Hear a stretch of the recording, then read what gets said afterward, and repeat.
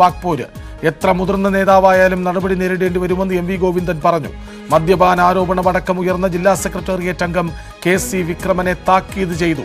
2 area സെക്രട്ടറിമാർക്കെതിരെയും അന്വേഷണത്തിന് നിർദ്ദേശമുണ്ട്. യുവനേതാക്കൾക്കെതിരെ നടപടിക്കും നിർദ്ദേശമുണ്ട്. വിവരങ്ങളുമായി വി അരുണൊപ്പം ചേരുന്നു. അരുൺ, ആലപ്പുഴയ്ക്ക് പിന്നാലെ തിരുവനന്തപുരത്തും തലസ്ഥാനത്തെ CPM-ലും അസാധാരണ സംഭവങ്ങളോ?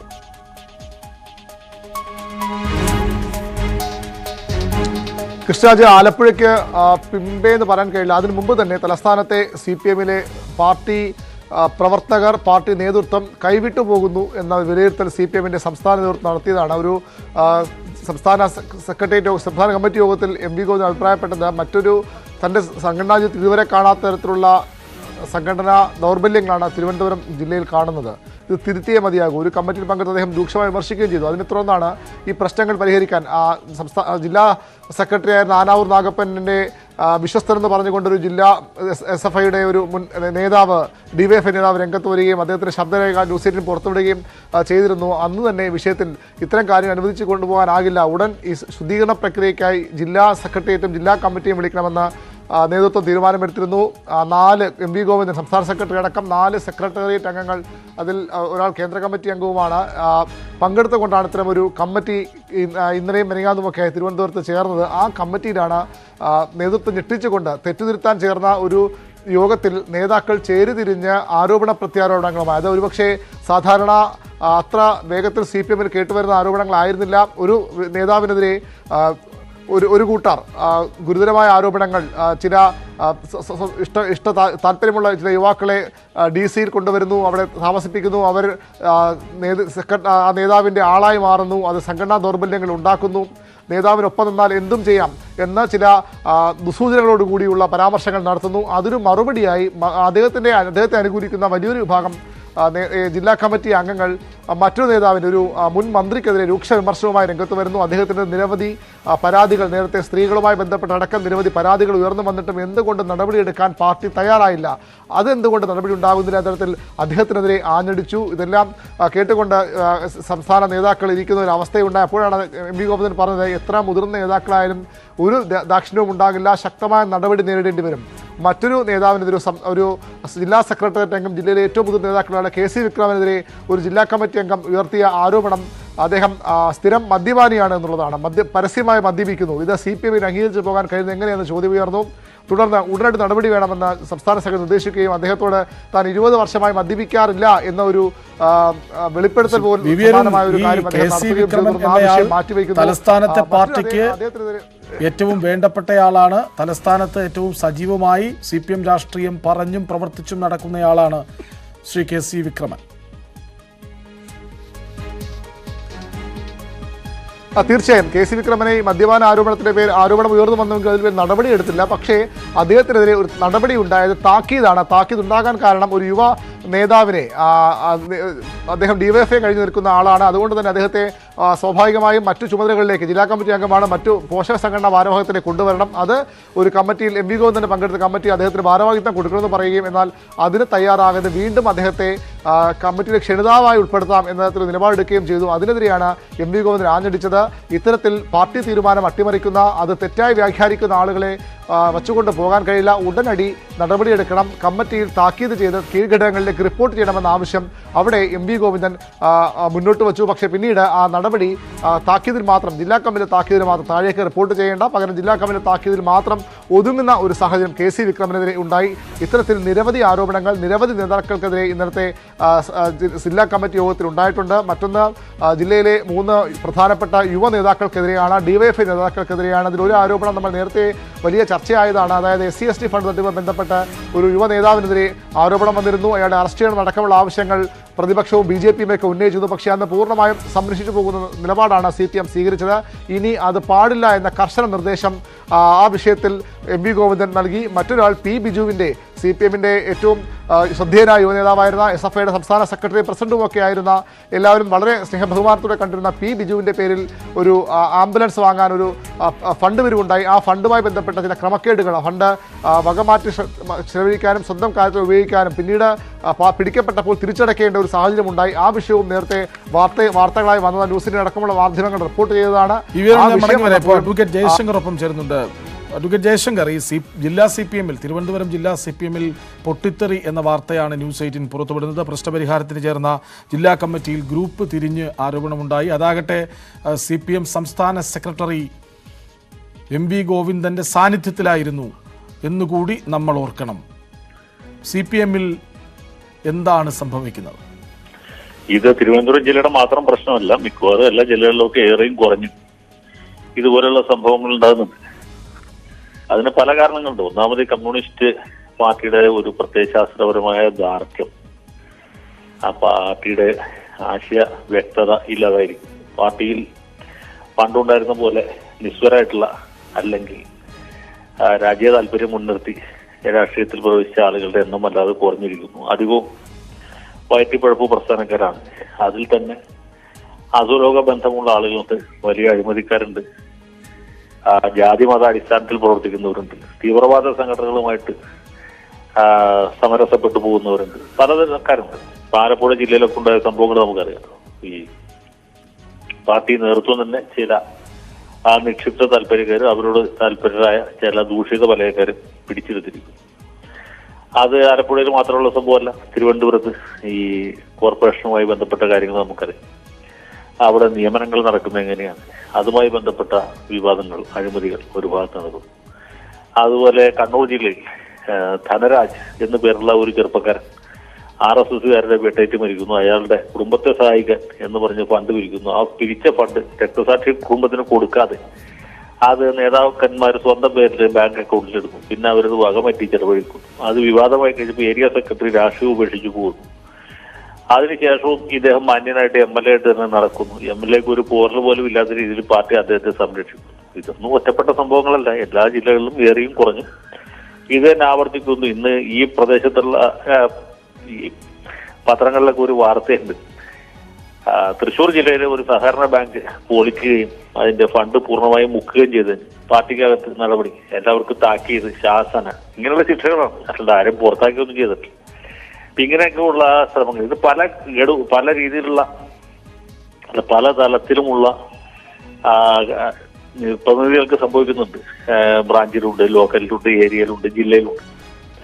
ജില്ലാ കമ്മിറ്റി അംഗങ്ങൾ വരെ ഇതുപോലുള്ള മാഫിയകളുമായിട്ട് സഹകരിച്ച് പ്രവർത്തിക്കുന്നവരാണ്. അതുവഴിക്ക് അവിഹിതമായിട്ട് പണം സമ്പാദിക്കുന്നവരാണ്.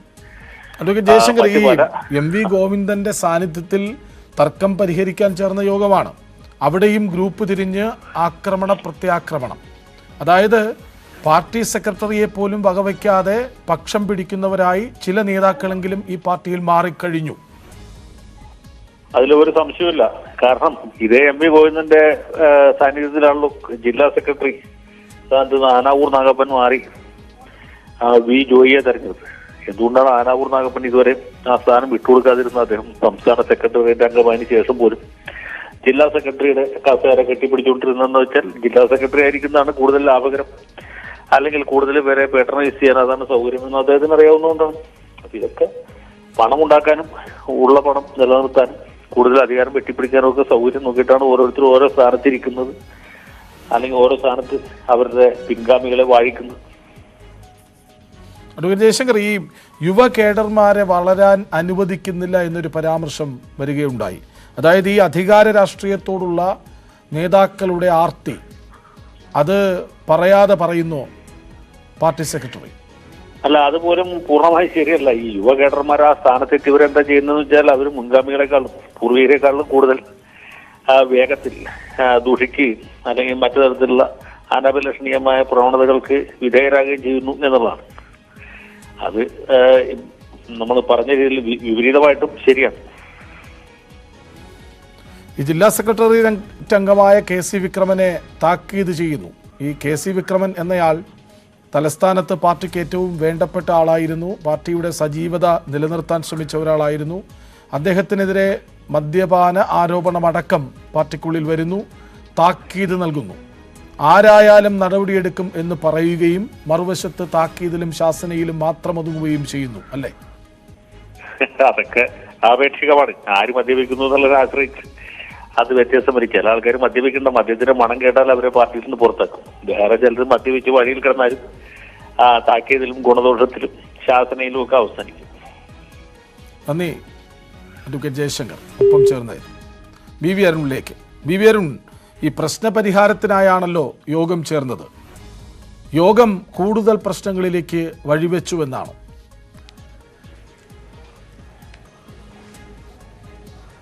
ശുദ്ധീകരണം ജില്ലയിലെ പാർട്ടിയിലും ബഹുജന സംഘടനകൾ SFIയും DYFIയും അടക്കമുള്ള ബഹുജന സംഘടനകളും വേണമെന്നാണ് പാർട്ടി സംസ്ഥാന നേതൃത്വത്തിന്റെ വിലയിരുത്തൽ. അതിനുവേണ്ടിയാണ് 4 പ്രധാനപ്പെട്ട നേതാക്കൾ പങ്കെടുത്ത ഇത്തരത്തിലൊരു യോഗം വിളിച്ചത്. പക്ഷേ ആ യോഗത്തിൽ ഈ പ്രശ്നപരിഹാരത്തിന് പകരം നേതാക്കൾ ചേരിതിരിഞ്ഞ് സംസ്ഥാന നേതാക്കളുടെ സാന്നിധ്യത്തിൽ ആരോപണ പ്രത്യാരോപണങ്ങൾ, അതും നേതൃത്വം ഞെട്ടിക്കുന്ന തരത്തിലുള്ള ആരോപണ പ്രത്യാരോപണങ്ങൾക്ക് മുതിർന്നു എന്നതാണ് ഏറ്റവും പ്രധാനപ്പെട്ട കാര്യം. അതിനപ്പുറത്തേക്ക് ചില ഇതിവിടം ഈ നമ്മൾ റിപ്പോർട്ട് ചെയ്ത പേരുകൾ മാത്രം ഒതുങ്ങുന്നില്ല. ചില ഏരിയ സെക്രട്ടറിമാർക്കെതിരെ ഇത്തരത്തിൽ മദ്യപാന ആരോപണമുണ്ട്. അതിൽ അന്വേഷണത്തിന് സംസ്ഥാന സെക്രട്ടറി നിർദ്ദേശം നൽകിയിട്ടുണ്ട്. സംസ്ഥാന നേതൃത്വം പങ്കെടുത്തുകൊണ്ട് യോഗം വിളിക്കണമെന്ന് പറഞ്ഞിട്ടുണ്ട്. ഒരു ഏരിയ സെക്രട്ടറി, അദ്ദേഹം വിദുര ഏരിയ സെക്രട്ടറി, അദ്ദേഹം കോറി മാഫിയുമായി ബന്ധമുണ്ടെന്ന ആരോപണം അദ്ദേഹത്തിനെതിരെ കമ്മിറ്റിയിൽ ഉയരുന്നു. അദ്ദേഹത്തിൻ്റെ മറ്റൊരു പരാതി കൂടി വരുന്നു. അദ്ദേഹം പ്രാക്ടീസിംഗ് ലോയറാണ്. ഏരിയ സെക്രട്ടറിമാർ അത്തരത്തിൽ അഭിഭാഷകനായി പ്രാക്ടീസ് ചെയ്യാൻ പാടില്ല, സംഘടന ശ്രദ്ധിക്കണം. ആ വിഷയത്തിൽ അന്വേഷണത്തിന് നിർദ്ദേശം നൽകുന്നു. മറ്റൊരു ഏരിയ സെക്രട്ടറിക്കെതിരെ ആകട്ടെ സ്വത്ത് സമ്പാദനത്തിലും അതുപോലെ തന്നെ മദ്യപാനത്തിനും അന്വേഷണം നടത്താൻ നിർദ്ദേശം നൽകുന്നു. അത്തരത്തിൽ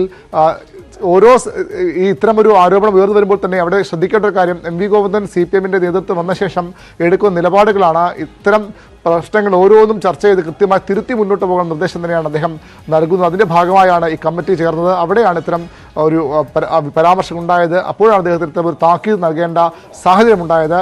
ഇനിയുള്ള വിഷയങ്ങളിലും കൂടുതൽ അന്വേഷണത്തിനാണ് CPMന്റെ തീരുമാനം. അന്വേഷണത്തിൻ്റെ അടിസ്ഥാനത്തിൽ ശുദ്ധീകരണം തന്നെയാണ് തീരുമാനം. പ്രത്യേകം അദ്ദേഹം പറഞ്ഞ ഒരു കാര്യം, SFIയിലും DYFIയിലും ശുദ്ധീകരണം അനിവാര്യമാണ്. ആ യോഗത്തിൽ പങ്കെടുത്ത DYFIയുടെ ജില്ലാ സെക്രട്ടറി, പ്രസിഡന്റ് അടക്കമുള്ളവരോട് ഈ വിഷയത്തിൽ അടിയന്തര ഇടപെടലിന് നിർദ്ദേശം നൽകി. ഇത്തരം പരാതി ഉയർന്ന, ആരോപണം നേരിടുന്ന, അതിൽ തെറ്റ് കണ്ടെത്തിയ നേതാക്കളെ, DYFI നേതാക്കളെ അടിയന്തരമായി സംഘടനയിൽ മാറ്റണം, DYFI അന്വേഷണം പ്രഖ്യാപിക്കണമെന്ന നിർദ്ദേശം സംസ്ഥാന സെക്രട്ടറി നേരിട്ട് നൽകുകയും ചെയ്തു. ശുദ്ധീകരണം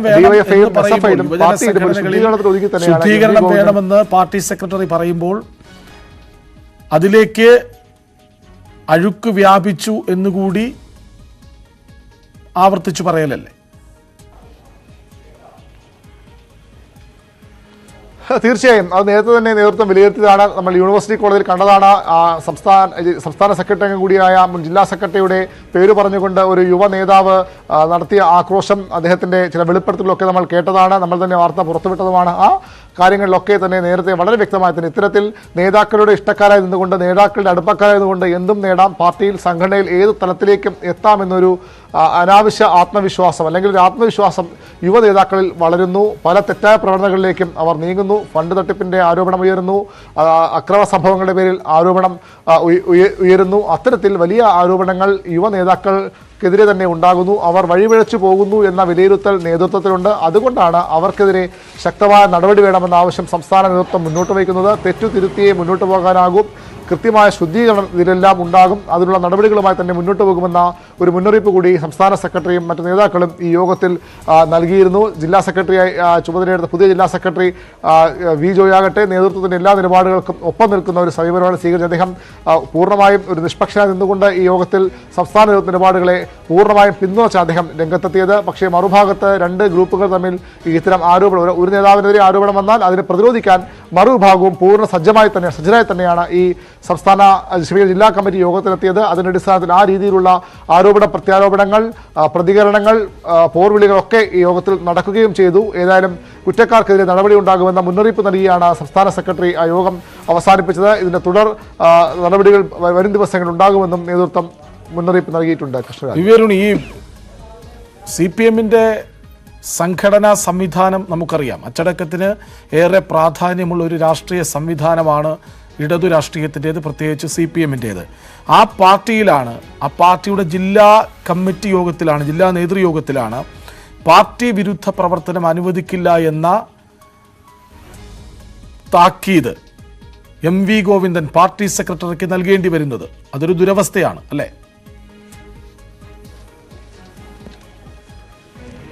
തീർച്ചയായും ഏതെങ്കിലും കീഴ്ഘടകത്തിലെ ഏതെങ്കിലും തരത്തിൽ ആശയപരമായ ഒരു വിഭാഗീയതല്ല CPM-ന്റെ പല ഘടകങ്ങളിലും ഇപ്പോൾ തിരുവനന്തപുരം ജില്ലയിൽ പ്രത്യേകിച്ചും തിരുവനന്തപുരം ജില്ലയിലെ നേതാക്കൾ ഓരോരുത്തരും ഓരോ തുരുത്തായി നിൽക്കുകയാണ്. ഇത് അനുവദിക്കാനാകില്ലെന്ന ഒരു ജില്ലാ കമ്മിറ്റി യോഗത്തിൽ സംസ്ഥാന സെക്രട്ടറിക്ക് കുറച്ച് ദിവസം മുമ്പ് പറയേണ്ടി വന്നു. അതിനെ തുടർന്നാണ് ഈ ശുദ്ധീകരണ നടപടികളിലേക്ക് SFI DYFIയുമായി ബന്ധപ്പെട്ട് SFI ജില്ലാ സെക്രട്ടറിയും പ്രസിഡന്റിനെ മാറ്റേണ്ട ഒരു അവസ്ഥ ജില്ലയിലുണ്ടായി.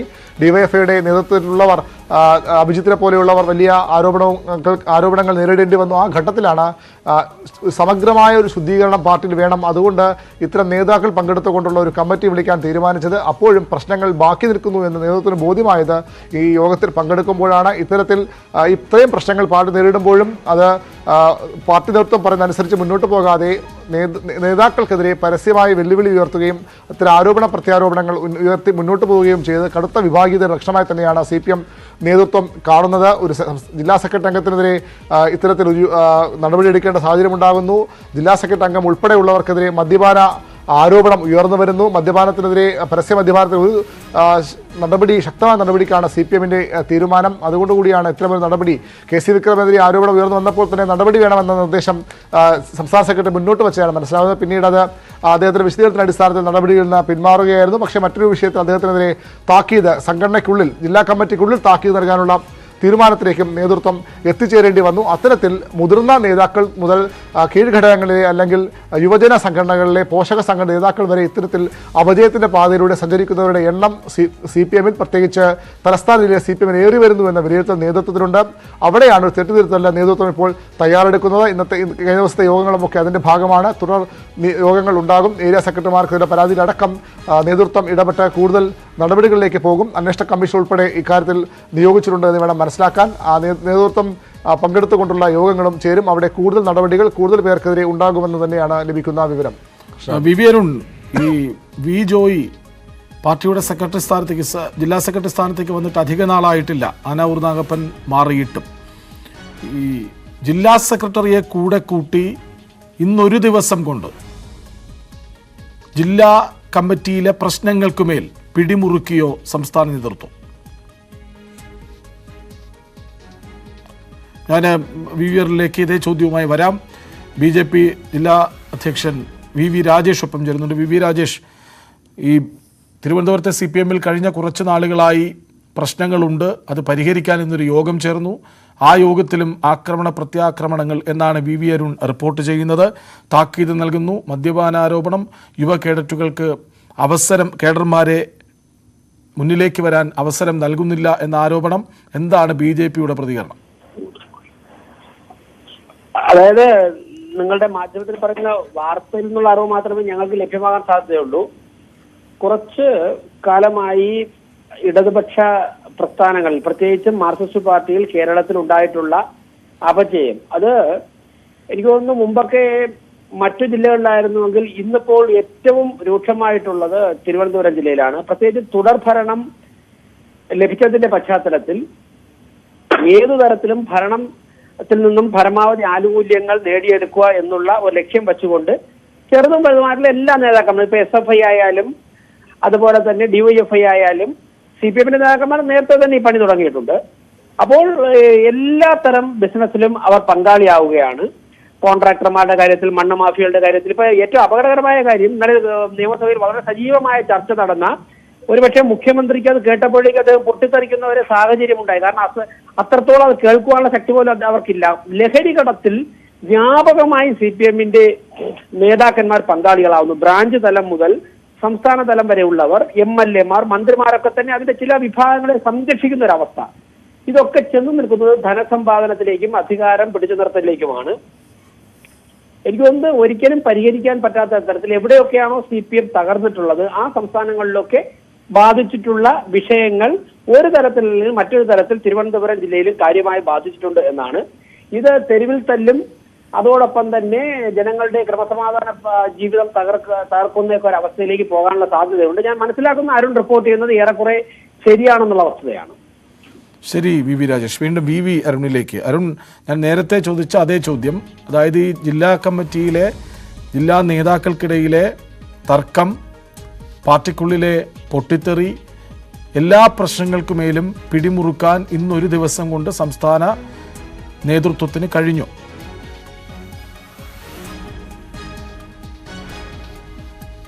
എന്ന് പൂർണ്ണമായും പറയാൻ കഴിയില്ല. കഴിഞ്ഞ എം വി ഗോവിന്ദൻ സംസ്ഥാന സെക്രട്ടറിക്ക് ശേഷം നടത്തുന്ന തുടർ നടപടികളുടെ ഭാഗമാണ്, പ്രക്രിയയുടെ ഭാഗമാണ് ഇന്നലെ ചേർന്ന ജില്ലാ കമ്മിറ്റി യോഗവും അതിനു മുമ്പ് ജില്ലാ സെക്രട്ടേറിയറ്റ് യോഗം ചേർന്നിരുന്നു. ഇനിയും ഇത് തുടരുമെന്ന് അദ്ദേഹം വ്യക്തമാക്കുന്നു.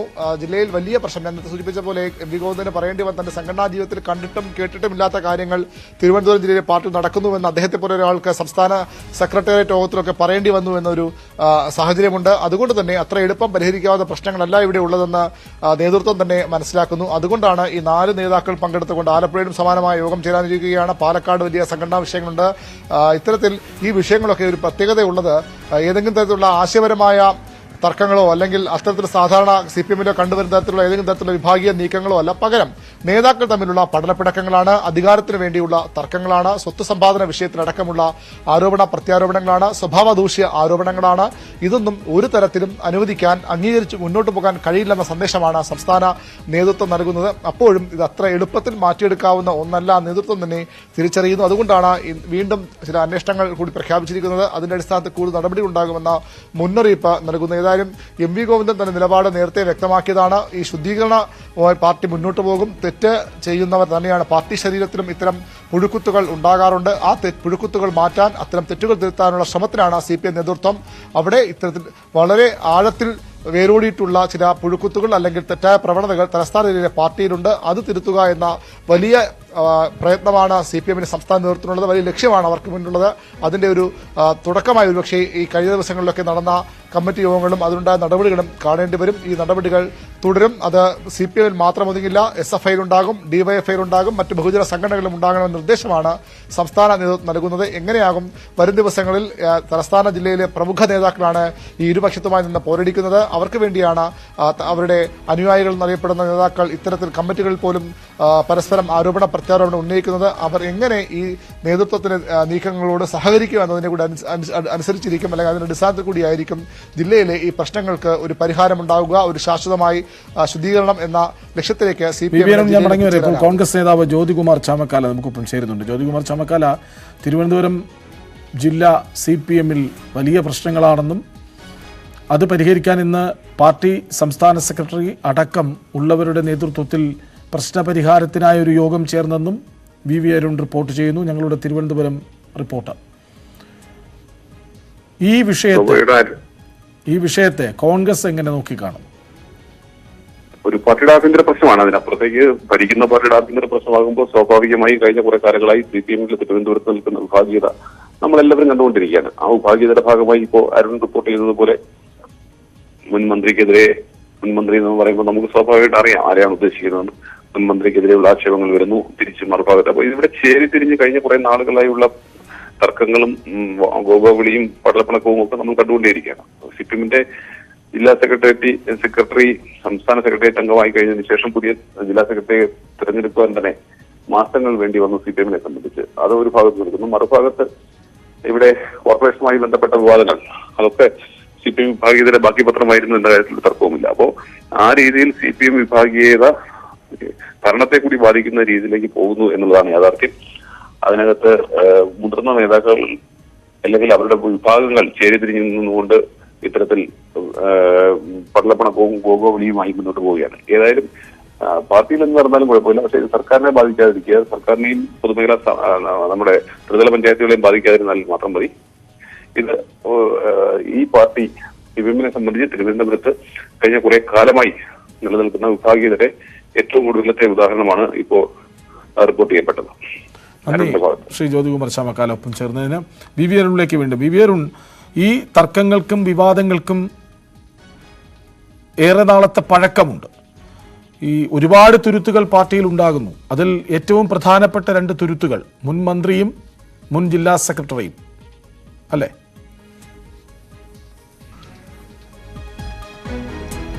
തീർച്ചയായും ഈ 2 നേതാക്കളെ അനുകൂലിക്കുന്നവർ, 2 നേതാക്കൾക്കും വേണ്ടി നിലപാടെടുക്കുന്നവർ തന്നെയാണ് ഏറ്റവും ശക്തമായ ഈ വിഭാഗീയ പ്രശ്നങ്ങളിൽ ഇടപെട്ടിട്ടുള്ളത്. ഇന്നത്തെ യോഗത്തിലടക്കം അത്തരം നിലപാട് എടുത്ത് മുന്നോട്ട് പോയതും ഇത് മാത്രമല്ല, മറ്റു യുവ ജില്ലാ സെക്രട്ടറി അംഗങ്ങൾക്കെതിരെ അടക്കം ആരോപണങ്ങളും പരാതികളും യോഗത്തിൽ ഉയർന്നു വന്നു. അതിലൊന്നും കാര്യമായ നടപടികളിലേക്ക് നേതൃത്വം പോയിട്ടില്ല. പക്ഷേ ഇത്തരത്തിൽ സംഘടനാ വിരുദ്ധമായി ആര് പ്രവർത്തിച്ചാലും അവർക്കെതിരെ നടപടി ഉണ്ടാകുമെന്നൊരു മുന്നറിയിപ്പ് നൽകേണ്ടി വന്നു MV ഗോവിന്ദന്.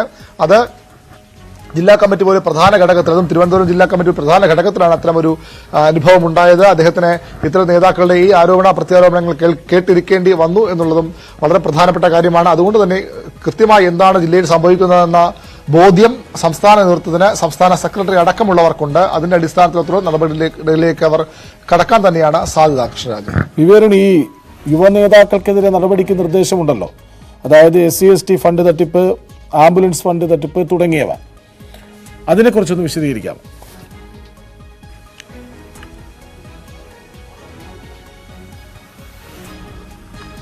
കഴിഞ്ഞ കുറെ നാളുകളെ തിരുവനന്തപുരം കോർപ്പറേഷനിലെ ഏറ്റവും സജീവമായ ഒരു ചർച്ചാ വിഷയം, BJP അടക്കം നിരവധി സമരങ്ങൾക്ക് നേതൃത്വം നൽകിയ വിഷയമാണ് SC/ST ഫണ്ട് തട്ടിപ്പ്. SC/ST വിഭാഗത്തിൽപ്പെട്ട ആളുകൾക്ക് നൽകേണ്ട ഫണ്ട് ചിലർ തട്ടിയെടുത്തുന്ന ആരോപണം. അതിന് ഡിവൈഎഫ്ഐയുടെ ജില്ലയിലെ ഒരു പ്രധാന നേതാവിന്റെ സഹായമുണ്ട്. അദ്ദേഹവുമായി ബന്ധപ്പെട്ട ആളുകളാണ് ഇത്തരത്തിൽ ഫണ്ട് തട്ടിപ്പ് നടത്തിയെന്ന പരാതി BJP പല തലങ്ങളിൽ ഉയർത്തിയിട്ടുണ്ട്. കോൺഗ്രസും ആ വിഷയത്തിൽ സമരരംഗത്ത് വന്നതാണ്. എന്നാൽ അപ്പോഴത്തും അദ്ദേഹത്തിന് നടപടിയെടുക്കാൻ CPM തയ്യാറായില്ല. പക്ഷേ പാർട്ടിക്കുള്ളിൽ തന്നെ ഇതുമായി ബന്ധപ്പെട്ട അന്വേഷണങ്ങൾ നടന്നു എന്ന് വേണം മനസ്സിലാക്കാൻ. അതിന്റെ അടിസ്ഥാനത്തിലാണ് ഇത്തരക്കാരെ വച്ചു പൊറിപ്പിക്കേണ്ട കാര്യമില്ല, ഇത്തരക്കാർക്ക് നടപടി വേണമെന്ന നിർദ്ദേശം സംസ്ഥാന സെക്രട്ടറി തന്നെ നൽകിയത്. അതാണ് SC/ST ഫണ്ട് തട്ടിപ്പുമായി ബന്ധപ്പെട്ട ഏറ്റവും പ്രധാനപ്പെട്ട വിഷയം. ഏറ്റവും താഴെ തട്ടിലുള്ള ആളുകൾക്ക് വേണ്ടിയുള്ള ഫണ്ട് കോർപ്പറേഷനിലെ അധികാരമടക്കം ബന്ധമടക്കം ഉപയോഗിച്ചുകൊണ്ട് തട്ടിച്ചു എന്നാണ് ഉയർന്ന പരാതി. മറ്റാരോപണങ്ങളും സമാനമാണ്. P ബിജുവിന്റെ പേരുള്ള ആംബുലൻസ് വാങ്ങാനും അതുമായി ബന്ധപ്പെട്ട ഫണ്ട് കളക്ഷൻ ഉണ്ടായിരുന്നു. അതിനുവേണ്ടിയുള്ള ഫണ്ടിൽ തുക വകമാറ്റി എന്നുള്ളതാണ്. അത് സ്വന്തം കാര്യത്തിൽ ഉപയോഗിച്ചു, പിന്നീട് അത് പിടിക്കപ്പെട്ടപ്പോൾ തിരിച്ചു കൊണ്ടുവന്ന പാർട്ടിക്ക് ഡിവൈഎഫ്ഐക്ക് നൽകി എന്ന ആരോപണമാണ് മറ്റൊരു പ്രധാനപ്പെട്ട യുവ നേതാവിനെതിരെ ഉയർന്നിരുന്നത്. അതും C ജയൻ ബാബു അടക്കമുള്ള ഒരു കമ്മീഷനെ അന്ന് CPM ജില്ലാ നേതൃത്വം നിയോഗിച്ചിരുന്നു. ആ കമ്മിറ്റിയുടെ റിപ്പോർട്ടിന്റെ അടിസ്ഥാനത്തിലാണ് നടപടി. മറ്റൊരു നേതാവിനെതിരെയുള്ളത്, യുവ നേതാവ്, കൌൺസിലർ കൂടിയ യുവ നേതാവിനെതിരെയുള്ള പരാതി, അദ്ദേഹം ചില കുടുംബ വിഷയങ്ങളിൽ ഇടപെട്ട്, മറ്റു ചിലരുടെ കുടുംബ വിഷയങ്ങളിൽ ഇടപെട്ട് നിരന്തരം പ്രശ്നങ്ങൾ ഉണ്ടാക്കുന്നു. അത് പാർട്ടിക്ക് വേണ്ടി പരാതിയെ വന്നിട്ടും അദ്ദേഹം അവിടെ അത് അവസാനിപ്പിക്കാതെ മുന്നോട്ട് കൊണ്ടുപോയി എന്ന പരാതി അദ്ദേഹത്തിനെതിരെയുമുണ്ട്. അത്തരത്തിൽ 3 യുവ നേതാക്കൾക്കെതിരെയാണ് ജില്ലാ നേതൃത്വം പരാതി കിട്ടുകയും അത് സംസ്ഥാന നേതൃത്വം ഇത്തരം നടപടികളിലേക്ക് പോകാൻ ഡിവൈഎഫ്ഐയുടെ ജില്ലാ നേതൃത്വത്തിന് നിർദ്ദേശം നൽകുകയും ചെയ്ത. വരും ദിവസങ്ങളിൽ നടപടി ഉണ്ടാകുമ്പോൾ തന്നെ പ്രതീക്ഷിക്കാം, അല്ലെങ്കിൽ അവിടെ ഈ സംസ്ഥാന നേതൃത്വത്തിൽ ഇടപെടൽ വീണ്ടും ഉണ്ടാകുമ്പോൾ തന്നെ കരുതേണ്ടി വരും. വിവരം ഒരു കാര്യം കൂടി, ഇടയ്ക്കിടെ അരുൺ പറഞ്ഞു പോയതാണെങ്കിൽ പോലും അതിന് സമഗ്രമായി ഒരു കാര്യം, അതായത് ഇന്നിപ്പോൾ ആര് തെറ്റ് ചെയ്താലും ഏത് തുരുത്തുകൾ രൂപപ്പെട്ടാലും നടപടി ഉണ്ടാകും എന്ന് ഓർമ്മപ്പെടുത്തുന്നുണ്ട് MV ഗോവിന്ദൻ. എന്ത് നടപടികളിലേക്കാകും തുടർ ദിവസങ്ങളിൽ പാർട്ടി പോവുക? എങ്ങനെയാവും ഈ പ്രശ്നം പരിഹരിക്കുക? തീർച്ചയായും ഇത്തരം ആരോപണങ്ങളിൽ, പരാതികളിൽ നടപടിക്ക് കൃത്യമായ സംഘടനാ രീതികൾ CPM-നുണ്ട്. നേരത്തെ നമ്മൾ KC വിക്രമന്റെ നടപടി പോലും താക്കീത്, പരസ്യ താക്കീതിലേക്ക് പോകാതെ പാർട്ടിക്കുള്ളിൽ, സംഘടനയ്ക്കുള്ളിൽ താക്കീത് നൽകാനാണ് CPM തീരുമാനിച്ചത്. അതും ഒരു നടപടി തന്നെയാണ്. അത്തരം നടപടികൾ ചിലരെ നേരത്തെ പാർട്ടിയിൽ നിന്ന് പുറത്താക്കിയിരുന്നു, ചിലരെ ഡിവൈഎഫ്ഐയിൽ നിന്ന് ഒഴിവാക്കിയിരുന്നു, SFIയിൽ നിന്ന് ഒഴിവാക്കിയിരുന്നു, ജില്ലാ സെക്രട്ടറി പ്രസിഡന്റ് മാറ്റിയിരുന്നു. അത്തരം നടപടികളിലേക്ക് വരും ദിവസങ്ങളിലും പോകും. ഏരിയ സെക്രട്ടറിമാർക്കെതിരെ ഗുരുതരമായ, ഏരിയ സെക്രട്ടറിമാർ CPM-ന്റെ വളരെ പ്രധാനപ്പെട്ട നേതാക്കളാണ്, ഒരു പ്രദേശത്തെ ആകെ നയിക്കുന്ന നേതാക്കളാണ്, പാർട്ടിയുടെ സർക്കാരിന്റെ പ്രവർത്തനം ജനങ്ങളിലേക്ക് എത്തിക്കാൻ പാർട്ടി ചുമതലപ്പെടുത്തിയുള്ള നേതാക്കളാണ്. അവരുടെ ഭാഗത്ത് അനഭിലഷണീയ പ്രവണതകൾ ഉണ്ടാകുമ്പോൾ അത് അംഗീകരിച്ചു കൊടുക്കാൻ കഴിയില്ല. അവർ നേതൃത്വത്തിൽ നിന്ന് പ്രവർത്തിക്കുന്നവരാണ്, ജില്ലാ കമ്മിറ്റി അംഗങ്ങളാണ് അവരിൽ പലരും, ചിലരൊക്കെ കമ്മിറ്റിയുടെ ക്ഷണിതാക്കളാണ്. അത്തരം ആളുകളെ കൃത്യമായി തിരുത്തി മുന്നോട്ട് പോകണം, അല്ലെങ്കിൽ നടപടിയെടുത്തതിന് മുന്നോട്ട് പോകണമെന്ന ഒരു നിർദ്ദേശമാണ്, സന്ദേശമാണ് സംസ്ഥാന നേതൃത്വം നൽകുന്നത്. അതും വരും ദിവസങ്ങളിലെ യോഗങ്ങളുടെ അടിസ്ഥാനത്തിൽ തുടർ നടപടികളിലേക്ക് CPM കടക്കും. തിരുവനന്തപുരം ജില്ലയിലെ CPM-ൽ പൊട്ടിത്തെറി, പ്രശ്നപരിഹാരത്തിന് ചേർന്ന ജില്ലാ കമ്മിറ്റിയിൽ ഗ്രൂപ്പ് തിരിഞ്ഞ് പ്രത്യാക്രമണങ്ങൾ, അതായത് ആരോപണങ്ങൾക്ക് മേൽ ആരോപണങ്ങളുമായി ഇരുവിഭാഗങ്ങൾ സജീവമാകുന്നത് കണ്ടു. മുതിർന്ന നേതാക്കൾക്കെതിരെ സ്വഭാവദൂഷ്യത്തിന് ആരോപണമുണ്ടായി. ഏതുന്നതനായാലും നടപടി ഉണ്ടാകുമെന്ന് പാർട്ടി സംസ്ഥാന സെക്രട്ടറിക്ക് പറയേണ്ടി വരുന്നു. സംസ്ഥാന സെക്രട്ടറിയുടെ സാന്നിധ്യത്തിലും തർക്കങ്ങൾ ഉണ്ടായി എന്നതാണ് എടുത്തു പറയേണ്ട കാര്യം. ഈ വാർത്ത പുറത്തുവിട്ടതും കൂടുതൽ വിവരങ്ങൾ നൽകിയതും VV അരുണാണ്. അല്പസമയത്തിനകം പ്രൈം ഡിബേറ്റ് കാണാം. നമസ്കാരം.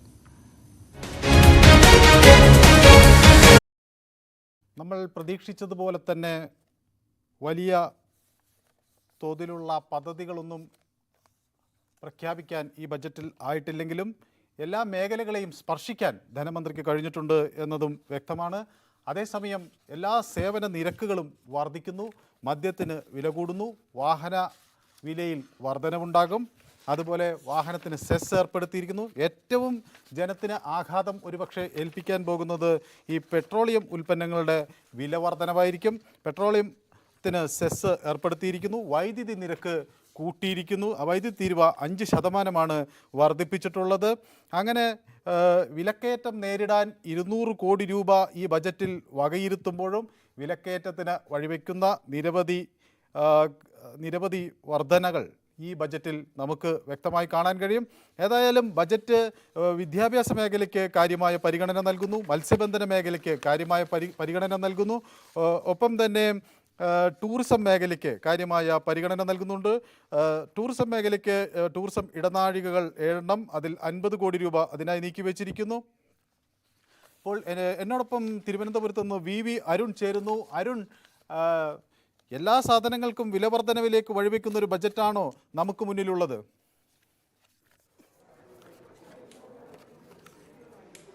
മനു, തീർച്ചയായും ഏറ്റവും എളുപ്പം ധനസമാഹരണത്തിന് വരുമാന വർധനയ്ക്കുള്ള വഴി തന്നെ സർക്കാർ തേടിയിരിക്കുന്നു.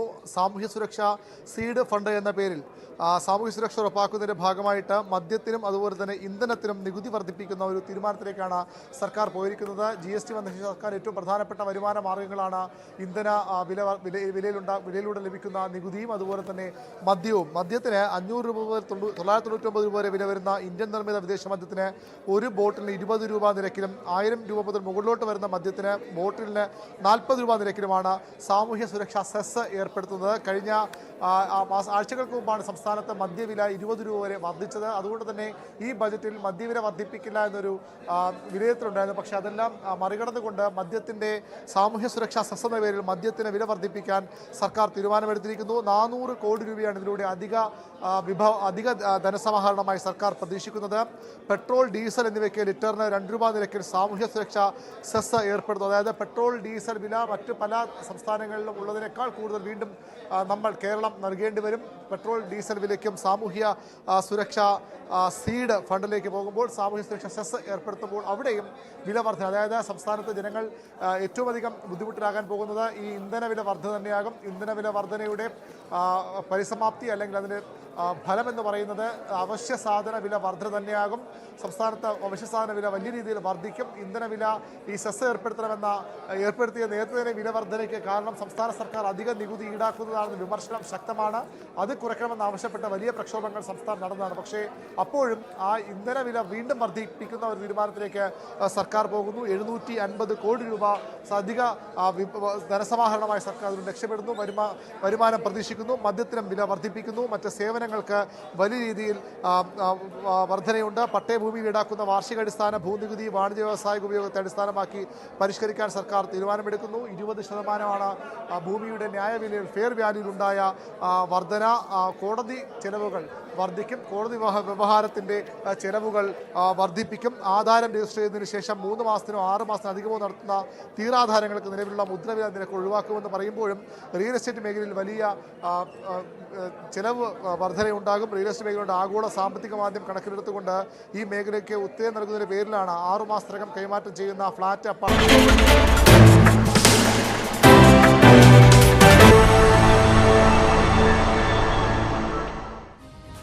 പെട്രോൾ കൂടാതെ പെട്രോൾ, ഡീസൽ എന്നിവയ്ക്ക് ലിറ്ററിന് 2 രൂപ നിരക്കിൽ സാമൂഹ്യ സുരക്ഷാ സെസ് ഏർപ്പെടുത്തുന്നു. ഇതിലൂടെ അധികമായി 750 കോടി രൂപ സാമൂഹ്യ സുരക്ഷാ സീഡ് ഫണ്ടിലേക്ക് പ്രതീക്ഷിക്കുന്നു. 500 രൂപ മുതൽ 999 രൂപ വരെ വില വരുന്ന ഇന്ത്യൻ നിർമ്മിത വിദേശ മദ്യത്തിന് ഒരു ബോട്ടിലിന് 20 രൂപ നിരക്കിലും 1000 രൂപ മുതൽ മുകളിലോട്ട് വില വരുന്ന മദ്യത്തിന് ബോട്ടിലിന് 40 രൂപ നിരക്കിലും ഒരു സാമൂഹ്യ സുരക്ഷാ സെസ് ഏർപ്പെടുത്തുന്നു. 400 കോടി രൂപ ഇതിലൂടെ അധികമായി പ്രതീക്ഷിക്കുന്നു. പുതുതായി വാങ്ങുന്ന 2 ലക്ഷം വരെയുള്ള മോട്ടോർ സൈക്കിളുകളുടെ ഒറ്റത്തവണ നികുതിയിൽ 2% വർധനവ് വരുത്തുന്നു. ഇതുവഴി 92 കോടി രൂപയുടെ അധിക വരുമാനം പ്രതീക്ഷിക്കുന്നു. നമസ്കാരം.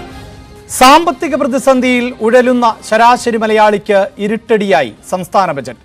ജനങ്ങളെ വിലക്കയറ്റത്തിലേക്ക് തള്ളിവിട്ടും ജനജീവിതം ബുദ്ധിമുട്ടിലാക്കുന്ന നികുതി നിർദ്ദേശങ്ങൾ പ്രഖ്യാപിച്ചുകൊണ്ടുമാണ് ധനമന്ത്രി KN ബാലഗോപാൽ സംസ്ഥാന ബജറ്റ് അവതരിപ്പിച്ചത്. പെട്രോളിനും ഡീസലിനും 2 രൂപ സാമൂഹ്യ സുരക്ഷാ സെസ് ഏർപ്പെടുത്തി. കെട്ടിട നികുതി കൂട്ടി. ഫ്ളാറ്റുകൾക്കും അപ്പാർട്ട്മെന്റുകൾക്കുമുള്ള മുദ്രപത്ര വില 2% വർദ്ധിപ്പിച്ചു. ഭൂമിയുടെ ന്യായവില 20% കൂട്ടി. വാഹന രജിസ്ട്രേഷൻ സെസ് ഇരട്ടിയാക്കി. ഇരുചക്ര വാഹനങ്ങൾ ഉൾപ്പെടെയുള്ളവയുടെ നികുതിയാണ് വർദ്ധിപ്പിച്ചത്. അതേസമയം വിലക്കയറ്റ ഭീഷണി നേരിടാൻ 2000 കോടി രൂപ വകയിരുത്തിയിട്ടുമുണ്ട്. 20 വർഷത്തിനിടയിലെ ഏറ്റവും ഉയർന്ന നികുതി പരിഷ്കരണമാണ് നടത്തിയിരിക്കുന്നത്. നികുതികളെല്ലാം കൂട്ടി വരുമാനം കണ്ടെത്താനുള്ള സർക്കാർ തീരുമാനം സാധാരണക്കാരന് താങ്ങാനാകുമോ? പ്രതിസന്ധി കാലത്ത് സർക്കാർ വയറ്റത്തടിച്ചോ എന്നാണ് പ്രൈം ഡിബേറ്റ് പരിശോധിക്കുന്നത്. എല്ലാ പ്രേക്ഷകർക്കും സ്വാഗതം.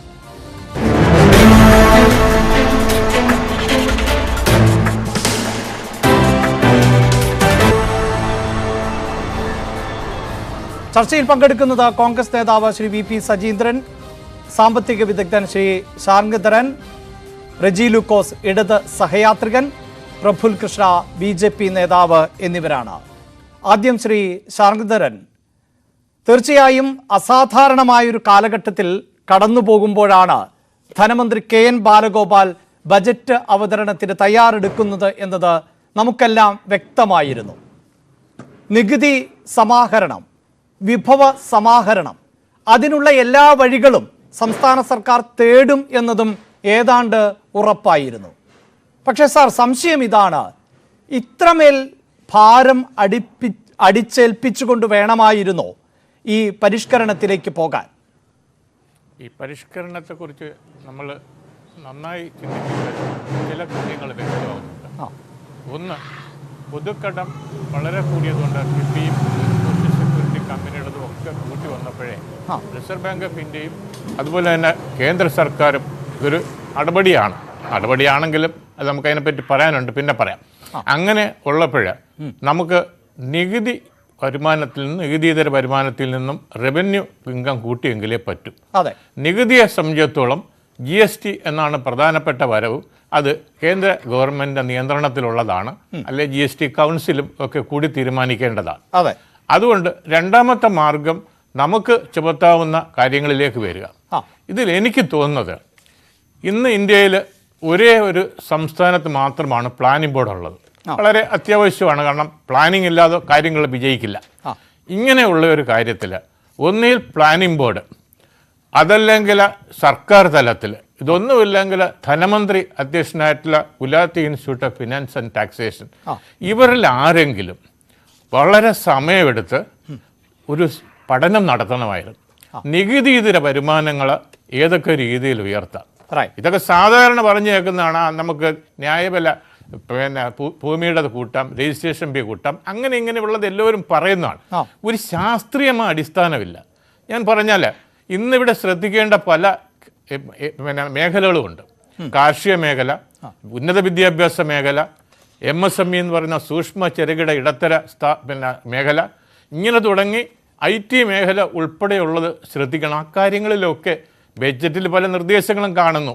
കഴിഞ്ഞ തവണ തന്നെ സയൻസ് പാർക്ക് വരുമെന്ന് പറഞ്ഞിരുന്നു. സയൻസ് പാർക്കൊക്കെ നോളജ് എക്കോണമിയിൽ, വൈജ്ഞാനിക സമ്പദ് വ്യവസ്ഥയിൽ അനിവാര്യമായിട്ടുള്ള കാര്യങ്ങളാണ്. ഇതിനൊക്കെ ബഡ്ജറ്റ് പ്രൊവിഷൻ വെച്ചിട്ട് ഇതെല്ലാം ഒന്നും ചെയ്യാതെ പോകുന്നു. ഈ വർഷം തുടങ്ങും എന്തെങ്കിലും പറഞ്ഞ് വീണ്ടും വരിക. അങ്ങനെയുള്ള ഒരു കാലഘട്ടത്തിലാണ് നമ്മൾ തീർച്ചയായും മനസ്സിലാക്കണമായിരുന്നു നമുക്ക് വലിയ പ്രതിസന്ധിയുണ്ട്. എനിക്ക് തോന്നുന്നു ഈ സർക്കാർ വിചാരിച്ച എല്ലാം കേന്ദ്രത്തിൽ നിന്ന് കിട്ടും എന്നുള്ളതാണ്. കേന്ദ്രത്തിൻ്റെ കാര്യത്തിലൊന്നും ഞാൻ ഇടപെടുന്നില്ല. പക്ഷെ ഒന്നുണ്ട്, ഈ ധനമന്ത്രി തന്നെ ഇടയ്ക്കിടയ്ക്ക് യൂണിവേഴ്സിറ്റികൾ ഓർപ്പിക്കാറുണ്ട്, യൂണിവേഴ്സിറ്റി തനത് ഫണ്ട് കണ്ടെത്തണം. അവിടെ തന്നെ സിൻഡിക്കേറ്റ് മെമ്പർ ആയിരിക്കുമ്പം അദ്ദേഹം ധനകാര്യ കമ്മിറ്റിയുടെ കൺവീനറായിരുന്ന ആളാണ്. ഇങ്ങനെയുള്ള സ്ഥലത്ത് അദ്ദേഹം അതിനുവേണ്ടിയുള്ള ശ്രമം സർക്കാരിന് വേണ്ടി ചെയ്യണമായിരുന്നു. സത്യത്തിൽ പല മോഹന വാഗ്ദാനങ്ങൾ ഈ ബഡ്ജറ്റിൽ പറഞ്ഞിട്ട് അവസാനം കൊണ്ടുവന്ന് രണ്ട് കാര്യങ്ങൾ ചെയ്തപ്പോഴത്തേക്ക് ജനം ഇളകി മറിയുകയാണ്. സമൂഹത്തിൽ വളരെ വലിയ വിദ്വേഷവും അതുപോലെ രോഷപ്രകടനവും നടക്കുകയാണ്. ഒന്ന്, പെട്രോൾ വില കൂടുന്നു എന്ന് പറഞ്ഞാൽ നമ്മൾ മനസ്സിലാക്കേണ്ടുന്നത് സാധാരണക്കാരൻ്റെ ജീവിതം ദുസ്സഹമാകുന്നു എന്നുള്ളതാണ്. നമ്മളെല്ലാവരും അറിയാം, എല്ലാ കക്ഷികളും കേന്ദ്രത്തിനെതിരെ പെട്രോൾ വില കൂടുന്നതിനെപ്പറ്റി സമരം ചെയ്തുകൊണ്ടിരുന്നിട്ട് 2% ചുമത്തി ഉടനെ പോയി. ഒപ്പം മദ്യത്തിൻ്റെ വില കൂട്ടിയും. പേഴ്സണലായി ഞാൻ അതിന് അനുകൂലമുള്ള ആളാണ്. കാരണം മദ്യത്തിൻ്റെ ആസക്തി കുറച്ചു കൊണ്ടുവരുന്നതിന് വേണ്ടി അങ്ങനെ ഒരു ശ്രമം നടത്തുന്നത് വേണമെങ്കിൽ ഗവൺമെന്റ് അങ്ങനെ പറഞ്ഞ് ന്യായീകരിക്കാൻ പാടില്ല. പക്ഷേ ആ ന്യായീകരണമൊന്നും അംഗീകരിക്കാവുന്ന തരത്തിലല്ല സാർ. തീർച്ചയായിട്ടും ഞാൻ അതിനോട് യോജിക്കുന്നു. അങ്ങനെ വന്നെപ്പോഴും പോയി. ബാക്കിയുള്ള കാര്യത്തിൽ ഇപ്പം ഞാൻ പറയട്ടെ, ഈ ന്യായവില ഭൂമിയുടെ വരുത്തി 20% കൂട്ടി ഫ്ലാറ്റ്, എന്താണ് അതിൻ്റെ അടിസ്ഥാനം? നമുക്കറിയാം, കേരളത്തിലൊരു സത്യമാണ്, എന്തൊക്കെ തരത്തിൽ ഡിമോണിറ്റൈസേഷന് ശേഷം എന്തൊക്കെ സാങ്കേതിക സംവിധാനങ്ങൾ മെച്ചപ്പെടുത്തിയെന്ന് പറഞ്ഞാലും ഇവിടെ ഭൂമി ഇടപാടിൽ വളരെ കൂടുതൽ പണം വെട്ടിക്കുന്നുണ്ട്.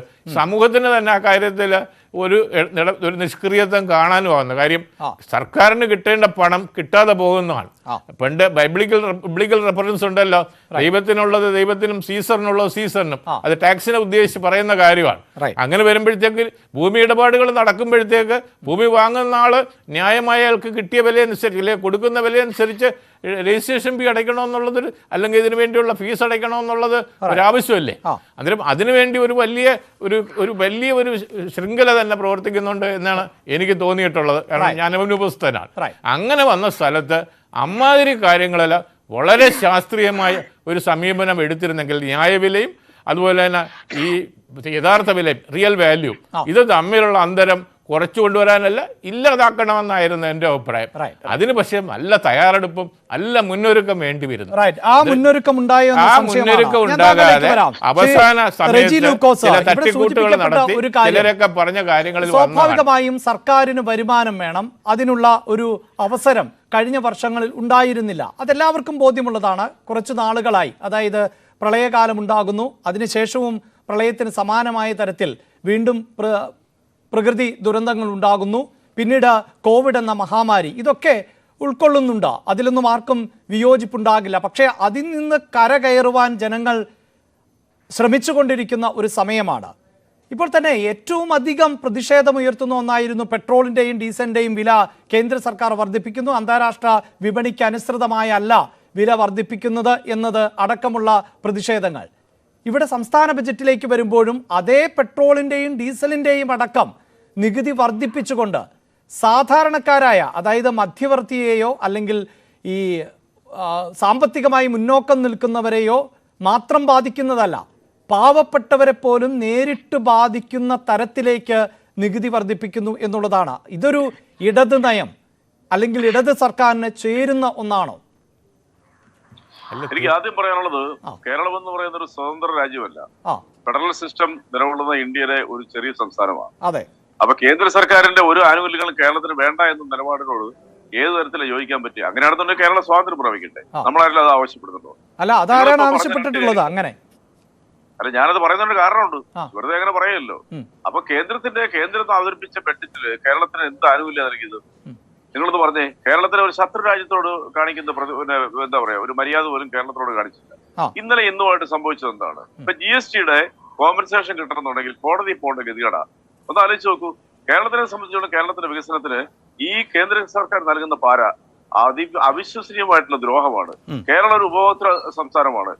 വരുമാനം ഉള്ളതിനേക്കാൾ കൂടുതൽ ചെലവുള്ള ഒരു സംസ്ഥാനമാണ് കേരളം. നിങ്ങൾക്കറിയാലോ, നിങ്ങളുടെ ഏറ്റവും കൂടുതൽ ആരോപിച്ച പെട്രോളിയം ഉൽപ്പന്നങ്ങളുടെ ഇന്ധനവില വർദ്ധിപ്പിച്ചതാണ്. ഞാൻ ചോദിക്കട്ടെ, ലോകത്തിലെ ഏറ്റവും വലിയ തീവെട്ടിക്കുള്ള കഴിഞ്ഞ 8 വർഷമായിട്ട് നടത്തിക്കൊണ്ടിരിക്കുന്ന ഒരു കേന്ദ്ര സർക്കാരുണ്ട്. -0 വരെ ഒരു സമയം കോവിഡ് കാലത്ത് ഈ ഇന്ധനവില താന്നിട്ടും ₹1 ആനുകൂല്യം പോലും ഈ രാജ്യത്തിന് നൽകിയില്ല. 33% ടാക്സ് ആണ്. കേന്ദ്രം അങ്ങനെ ചെയ്താൽ കേരളത്തിലും ഇത് ചെയ്യാം എന്നുള്ളതാണോ ഈ ഒരു ന്യായം? അല്ല, ഞാൻ ആ അന്യായമായ ചോദ്യമാണ് നമ്മുടെ മറുചോദ്യം. അതായത് 50-52 രൂപയ്ക്ക് ഇന്ന് നിലവിൽ കൊടുക്കാവുന്ന ഈ പെട്രോളിയം ഉൽപ്പന്നങ്ങള് 95-104 രൂപയ്ക്ക് വിൽക്കുമ്പോൾ ആ കൊള്ളയ്ക്ക് യാതൊരു രീതിയിലുമുള്ള എന്താ പറയാ ഒരു പ്രതിഷേധവും അർപ്പിക്കാതെ കണ്ട് വിഭവസമാഹരണത്തിന് വേണ്ടി അടിയന്തരമായിട്ട് ലഭിക്കേണ്ട പണം, അത് തന്നെ അത് ക്ഷേമപ്രവർത്തനങ്ങൾക്ക് വേണ്ടിയിട്ടുള്ള പണമാണ് ഈ 2 രൂപ വെച്ച് കൂട്ടിയിരിക്കുന്നതിനെ കേരളത്തിലെ പൊതുസമൂഹം നിഷേധിക്കും, അല്ലെങ്കിൽ അതിനോട് എതിർപ്പ് പറയുന്നതൊക്കെ നിങ്ങളെപ്പോലുള്ള മാധ്യമങ്ങൾ ചമയ്ക്കുന്ന വാർത്തകൾ മാത്രമേ ഉള്ളൂ. കേരളത്തിലെ ജനങ്ങൾക്ക് അതിൽ പ്രശ്നമൊന്നുമില്ല. ഇന്നൊരു മാധ്യമം അല്ല, ഈ കേരളത്തിലെ മാധ്യമങ്ങൾ ചമയ്ക്കുന്നതല്ല ശ്രീ റെജി ലൂക്കോസ്. ഈ ബജറ്റ് വന്നതിന് ശേഷം കേരളത്തിന്റെ തിരുവനന്തപുരം മുതൽ കാസർഗോഡ് വരെയുള്ള സാധാരണക്കാരായ ആളുകളുടെ പ്രതികരണങ്ങൾ എത്രയോ ന്യൂസ് 18 അടക്കം മറ്റ് ചാനലുകൾ അടക്കം സംപ്രേഷണം ചെയ്തു കഴിഞ്ഞു. അവരെല്ലാം ഒരേ സ്വരത്തിൽ പറയുന്നുണ്ട്. ഞാൻ ആവർത്തിച്ചല്ലോ, അതായത് വിഭവ സമാഹരണം വേണം, നികുതി സമാഹരണം വേണം. മാത്രമല്ല, താങ്കൾ തന്നെ സൂചിപ്പിച്ചു, അതായത് വരവിനേക്കാൾ ഏറെ ചെലവുള്ള ഒരു സംസ്ഥാനമാണ് എന്ന്. ഈ കേന്ദ്രം വിചാരിച്ചാൽ നടക്കാത്ത കുറേ കാര്യങ്ങൾ കേരളത്തിൽ ചെയ്യാം. ഈ ധൂർത്ത് ഒഴിവാക്കാം. മിനിമം അതെങ്കിലും ചെയ്തിട്ട് മറ്റുള്ളവരോട് മുണ്ടുമുറുക്കി ഉടുക്കൂ എന്നല്ലേ സർക്കാർ പറയേണ്ടത്?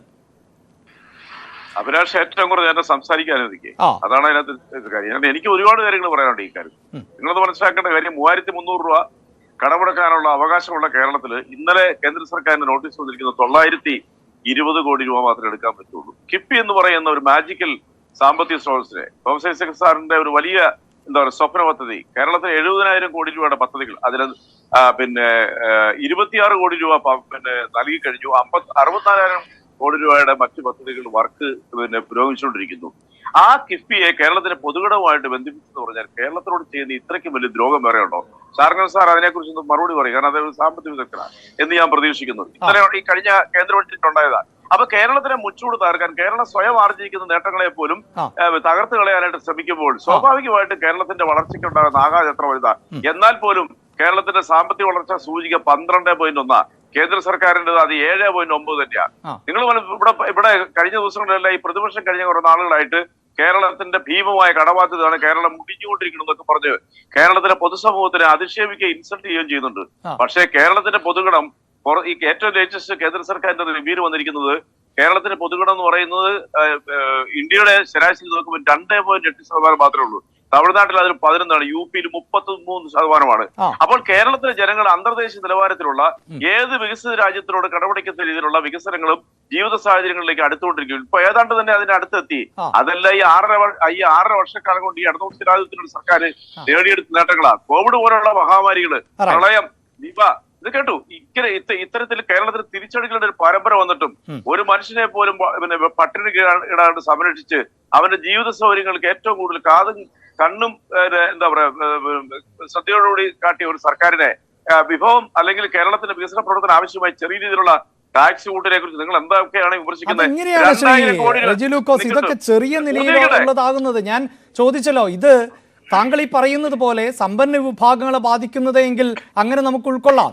ഇതിപ്പോൾ ഏറ്റവും താഴെത്തട്ടിലുള്ള ജനങ്ങളെ നേരിട്ട് ബാധിക്കുന്ന തരത്തിലേക്കാണ് ഈ നികുതി. ഇപ്പോൾ ഈ വാഹനങ്ങളുടെ രജിസ്ട്രേഷനുമായി ബന്ധപ്പെടുത്ത് അതും സാമൂഹ്യ സുരക്ഷാ സെസ്സാണ് ഏർപ്പെടുത്തുന്നത് എന്ന് പറയുമ്പോൾ 2 ലക്ഷം രൂപ വില വരെയുള്ള 2 വീലറുകൾക്ക് അല്ലെങ്കിൽ 5 ലക്ഷം രൂപ വരെയുള്ള കാറുകൾക്ക് ഉൾപ്പെടെയൊക്കെ നികുതി ഏർപ്പെടുത്തുകയാണ്.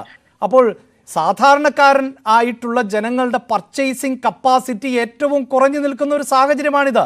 അവിടെ ഒരാൾ 2 വീലർ വാങ്ങാൻ ആഗ്രഹിക്കുന്നുവെങ്കിൽ അല്ലെങ്കിൽ ഒരു 4 വീലർ ഏറ്റവും കുറഞ്ഞത് വാങ്ങിക്കാൻ ആഗ്രഹിക്കുന്നുവെങ്കിൽ അവന് വീണ്ടും നികുതി ഭാരമാണ് നൽകുന്നത് ഈ സർക്കാർ. പിന്നെ അഭിലാഷ് ഡൽഹിയിലേക്ക് ജീവിച്ചല്ലേ? അത്യാവശ്യം ഡൽഹിയിലേക്ക് ഞാനും കണ്ടിട്ടുള്ള പല സ്ഥലങ്ങളിലും യാത്ര ചെയ്തിട്ടുണ്ട്. എനിക്കൊരു കാര്യം പറയാം, നികുതി ഇല്ലാത്തൊരു രാജ്യം ഈ ലോകത്തിലെവിടെ നിന്ന് കാണിക്കാൻ പറ്റും? ജനങ്ങളുടെ നികുതി പണത്തിൽ നിന്നാണ് വികസന പ്രവർത്തനം ഉണ്ടാക്കുന്നത്. അവരുടെ ഇൻഫ്രാസ്ട്രക്ചേഴ്സ് ഡെവലപ്മെന്റ്സിന് നികുതി പണം തന്നെ ഉപയോഗിക്കുന്നത്. ഈ വാഹനങ്ങൾ മേടിക്കുന്ന ആളുകളിൽ നിന്നും ഇതുപോലെ നികുതി വർദ്ധിപ്പിച്ചു എന്ന് നിങ്ങൾ ഇങ്ങനെ ജനങ്ങളെ പേടിപ്പിക്കാൻ പറയുമ്പോൾ പിന്നെ എവിടുന്നാണ് സർക്കാർ വരുമാനം കണ്ടെത്തേണ്ടത്? നിങ്ങളൊന്ന് ആലോചിച്ച് നോക്കിയേ. അതിനൊരു മറുപടി വേണ്ട. അപ്പൊ ഗവൺമെന്റിനെ സംബന്ധിച്ചോളം ജനങ്ങളുടെ വിഷമതകൾ കണ്ടുകൊണ്ട് നിങ്ങൾക്കറിയാം 2000 കോടി രൂപയാണ് വില നിയന്ത്രണത്തിന് വേണ്ടി സർക്കാർ മാറ്റി വെച്ചിരിക്കുന്നത്. 2000 കോടി രൂപ. റബ്ബർ കർഷകരെ കുറിച്ചുള്ള ആദ്യഘട്ടത്തിൽ പറയാതിരിക്കാൻ പറ്റത്തില്ല. കേരളത്തിലെ റബ്ബർ കർഷകർ എന്ന് പറയുന്നത് ആസിയാൻ കരാറിലൂടെയും ഗാട്ട് കരാറിലൂടെയും ഇതൊക്കെ കൊണ്ടുവന്നത് അല്ലെങ്കിൽ കട്ട് ചെയ്തത് കേന്ദ്ര UPA സർക്കാരാണ് കേരളത്തിലെ റബ്ബർ കർഷകരെ നടുവൊടിച്ചത്. റബ്ബർ ബോർഡിനെ ഇല്ലാതായിക്കൊണ്ടിരിക്കുന്നത് ഈ പറയുന്ന NDA സർക്കാരും BJP സർക്കാരും. എന്നിട്ടും 600 കോടി രൂപ, കഴിഞ്ഞ വർഷം 500 കോടിയായിരുന്നു, 600 കോടി രൂപ റബ്ബർ കർഷകരെ സഹായിക്കാനായിട്ട് മാറ്റിവെച്ചിരിക്കുന്നു. കർഷക ക്ഷേമ പ്രവർത്തനങ്ങളുടെ ഒരു നിര തന്നെയുണ്ട്. ഞാൻ ഓരോ തവണ എടുത്തു പറയാം.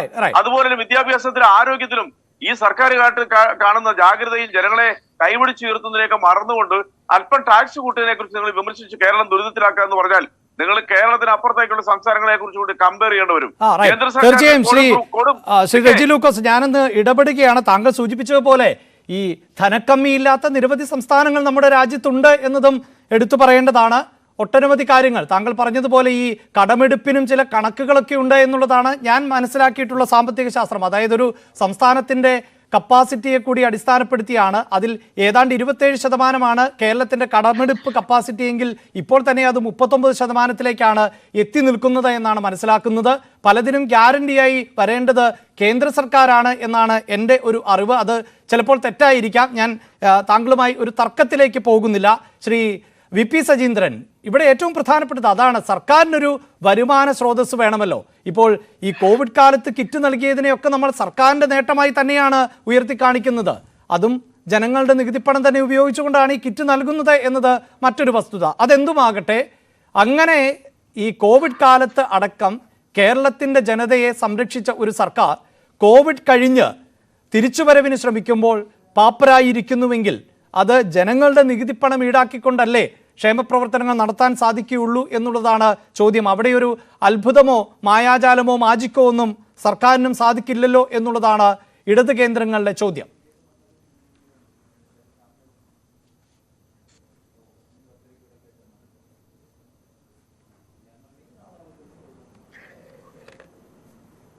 പിരിച്ചിട്ടുണ്ട്, ആ കാര്യത്തിലൊന്നും സംശയമൊന്നുമില്ല. നികുതി പിരിക്കുകയും വേണം. പക്ഷേ എല്ലാ മേഖലയിലുള്ള ജനങ്ങളെയും ബാധിക്കുന്ന രീതിയിലാണ് ഇക്കുറി അവതരിപ്പിച്ച ബഡ്ജറ്റിൽ ഈ ഗവൺമെന്റ് നികുതി പിരിക്കുവാൻ തീരുമാനിച്ചിരിക്കുന്നത്. ഇവിടെ ശാരംഗധരൻ സാർ പറഞ്ഞ ഒരു കാര്യം വളരെ ശ്രദ്ധിക്കേണ്ടതായിട്ടുണ്ട്. എന്താണിപ്പോൾ ഉള്ള പ്രതിസന്ധിക്ക് കാരണം? അതായത് ഇന്ത്യയിലെ മോശപ്പെട്ട ധനകാര്യ മാനേജ്മെന്റുള്ള 5 സംസ്ഥാനങ്ങളിലൊന്നായി കേരളം മാറിയിരിക്കുന്നു. 2022 റിസർവ് ബാങ്കിന്റെ റിപ്പോർട്ടാണ്. അപ്പോൾ അതെങ്ങനെ സംഭവിച്ചു? ഇവിടെ ഒരു പ്ലാനിംഗ് ഇല്ലാതെ മുന്നോട്ട് പോകുന്നു എന്നുള്ളതിന്റെ ഏറ്റവും വലിയ തെളിവാണ്. കേരളം ഇപ്പോൾ കടക്കണിയിലെത്താൻ പ്രധാനപ്പെട്ട കാരണം എന്താ? മോശപ്പെട്ട സാമ്പത്തിക മാനേജ്മെന്റ്, നികുതി ചോർച്ച, അഴിമതിയും ധൂർത്തും, പിൻവാതിൽ നിയമനത്തിലൂടെയുള്ള അധിക ബാധ്യത, ഇവയെല്ലാം കഴിഞ്ഞ 5 വർഷം ഇവയെല്ലാം കൂടാതെ കഴിഞ്ഞ 5 വർഷമായിട്ട് നികുതി ഇനത്തിൽ പിരിച്ചു കിട്ടേണ്ട 70,000-ഓളം കോടി രൂപ ഇതുവരെ പിരിച്ചിട്ടില്ല. ആ പിരിച്ചെടുക്കാനുള്ള കാര്യത്തിൽ ധനകാര്യ മന്ത്രിമാർ മാറി മാറി വരുന്ന സാമ്പത്തിക വിദഗ്ധനായി അറിയപ്പെട്ടിരുന്ന ഡോക്ടർ തോമസ് ഐസക്കും പിന്നീട് വന്ന ബാലഗോപാലും ഈ 70,000 കോടി രൂപ അടക്കമുള്ള തുക പിരിച്ചെടുക്കുവാനായിട്ടുള്ള അവരാരും മുന്നിലേക്ക് വരുന്നില്ല. അതിനു പകരം വളരെ എളുപ്പത്തിൽ എല്ലാ ജനങ്ങളെയും, അതായത് താഴെത്തട്ടിൽ ജീവിക്കുന്ന, ഇപ്പം പറഞ്ഞല്ലോ കോവിഡിന്റെ കാര്യം പറഞ്ഞല്ലോ, കോവിഡ് കാലഘട്ടം കഴിഞ്ഞിട്ട് ആളുകളൊന്ന് രണ്ടറ്റം കൂട്ടിമുട്ടിക്കാൻ ജീവിക്കുവാൻ വേണ്ടി പ്രയാസപ്പെട്ടു വരികയാണ്. പല ആളുകളുടെയും തൊഴിൽ നഷ്ടപ്പെട്ടു, സ്ഥിര വരുമാനം പലരുടെയും നഷ്ടപ്പെട്ടു. താൽക്കാലിക ജോലികളിലാണ് പലരും ഇപ്പോൾ ജോലി ചെയ്തുകൊണ്ടിരിക്കുന്നത്. പലർക്കും താൽക്കാലിക ജോലി പോലും നഷ്ടപ്പെട്ട സ്ഥിതിയിൽ മറ്റൊരു ജോലിക്കായി പോലും കടം വാങ്ങിയും ഒക്കെ ജീവിച്ചിരുന്ന ഒരു സാഹചര്യത്തിൽ നിന്നും ഒന്ന് പച്ച പിടിച്ചു വരാൻ ശ്രമിക്കുമ്പോഴാണ് ഇപ്പോൾ എല്ലാ ജനങ്ങളെയും ബാധിക്കുന്ന രീതിയിൽ പെട്രോളും ഡീസലും വില കൂട്ടിയത്. റെജി ലൂക്കോസ് എൻ്റെ സ്നേഹിതനെ ഇവിടെ ബാധിച്ചല്ലോ പെട്രോളും ഡീസലിനും വില കൂട്ടിയതിനെ കുറിച്ച്. കേന്ദ്രം പെട്രോളിനും ഡീസലിനും ഇതേപോലെ വില കൂട്ടിയപ്പോൾ അതേ അഭിപ്രായമാണോ അങ്ങേക്കുള്ളത് എന്ന് എനിക്കറിയാൻ താല്പര്യമുണ്ട്. കേന്ദ്ര ഗവൺമെന്റ് പെട്രോളും ഡീസലും വില കൂട്ടിയപ്പോൾ അന്ന് പ്രതിപക്ഷത്തായിരുന്ന പിണറായി വിജയൻ ഫേസ്ബുക്കിൽ കുറിപ്പിട്ടത് എൻ്റെ കൈവശമുണ്ട്. അപ്പോൾ കേന്ദ്രത്തെ വിമർശിക്കുകയും കേരളത്തിൽ എന്ത് വേണമെങ്കിലും ചെയ്യാമെന്നുള്ള സ്ഥിതിയിലേക്ക് വന്നിരിക്കുന്നു. ഈ അവസരത്തിൽ എനിക്ക് പറയാനുള്ളത്, ഇപ്പോൾ വിലക്കയറ്റം കൊണ്ട് പൊറുതിമുട്ടി നിൽക്കും. ഇവിടെ 200 കോടി രൂപ മാത്രമാണ് വിലക്കയറ്റം പിടിച്ചു നിർത്താൻ വേണ്ടി സർക്കാർ ഈ ബഡ്ജറ്റ് മാറ്റിവെച്ചിരിക്കുന്നത്. അത് കഴിഞ്ഞ ബഡ്ജറ്റിലും ബാലഗോപാൽ 200 കോടി രൂപ മാറ്റിവെച്ചു. എന്നിട്ട് എന്തെങ്കിലും കുറവ് നമ്മുടെ സംസ്ഥാനത്തുണ്ടായോ? ചരിത്രത്തിൽ ഇത്രയും വലിയ 200 കോടിയാണ് വെച്ചിരിക്കുന്നത്. ബഡ്ജറ്റിൽ 200 കോടി എന്നാണ് വെച്ചിരിക്കുന്നത്. 500 കോടി രൂപയാണ് 600 കോടി രൂപയാണ് ഇത് വെച്ചിരിക്കുന്നത്. ഇനി മിസ്റ്റേക്ക് ആണെങ്കിൽ ഓക്കെ, ഞാൻ നോക്കാം. കൃഷിക്ക് 600 കോടി രൂപ, റബ്ബർ കർഷകർക്ക് വേണ്ടിയിട്ട് 600 കോടി രൂപ എന്നുള്ളതാണ് ഞാൻ നോക്കിയപ്പോൾ മനസ്സിലായത്. അദ്ദേഹം ഇപ്പോൾ ഈ ഇതേ തുക തന്നെ കഴിഞ്ഞ ബഡ്ജറ്റിൽ നീക്കി വെച്ചിട്ട് ഓക്കെ അത് ഞാൻ സമ്മതിച്ചിരിക്കുന്നു. ഇതേ തുക തന്നെ കഴിഞ്ഞ ബഡ്ജറ്റിലും മാറ്റിവെച്ചിരുന്നു.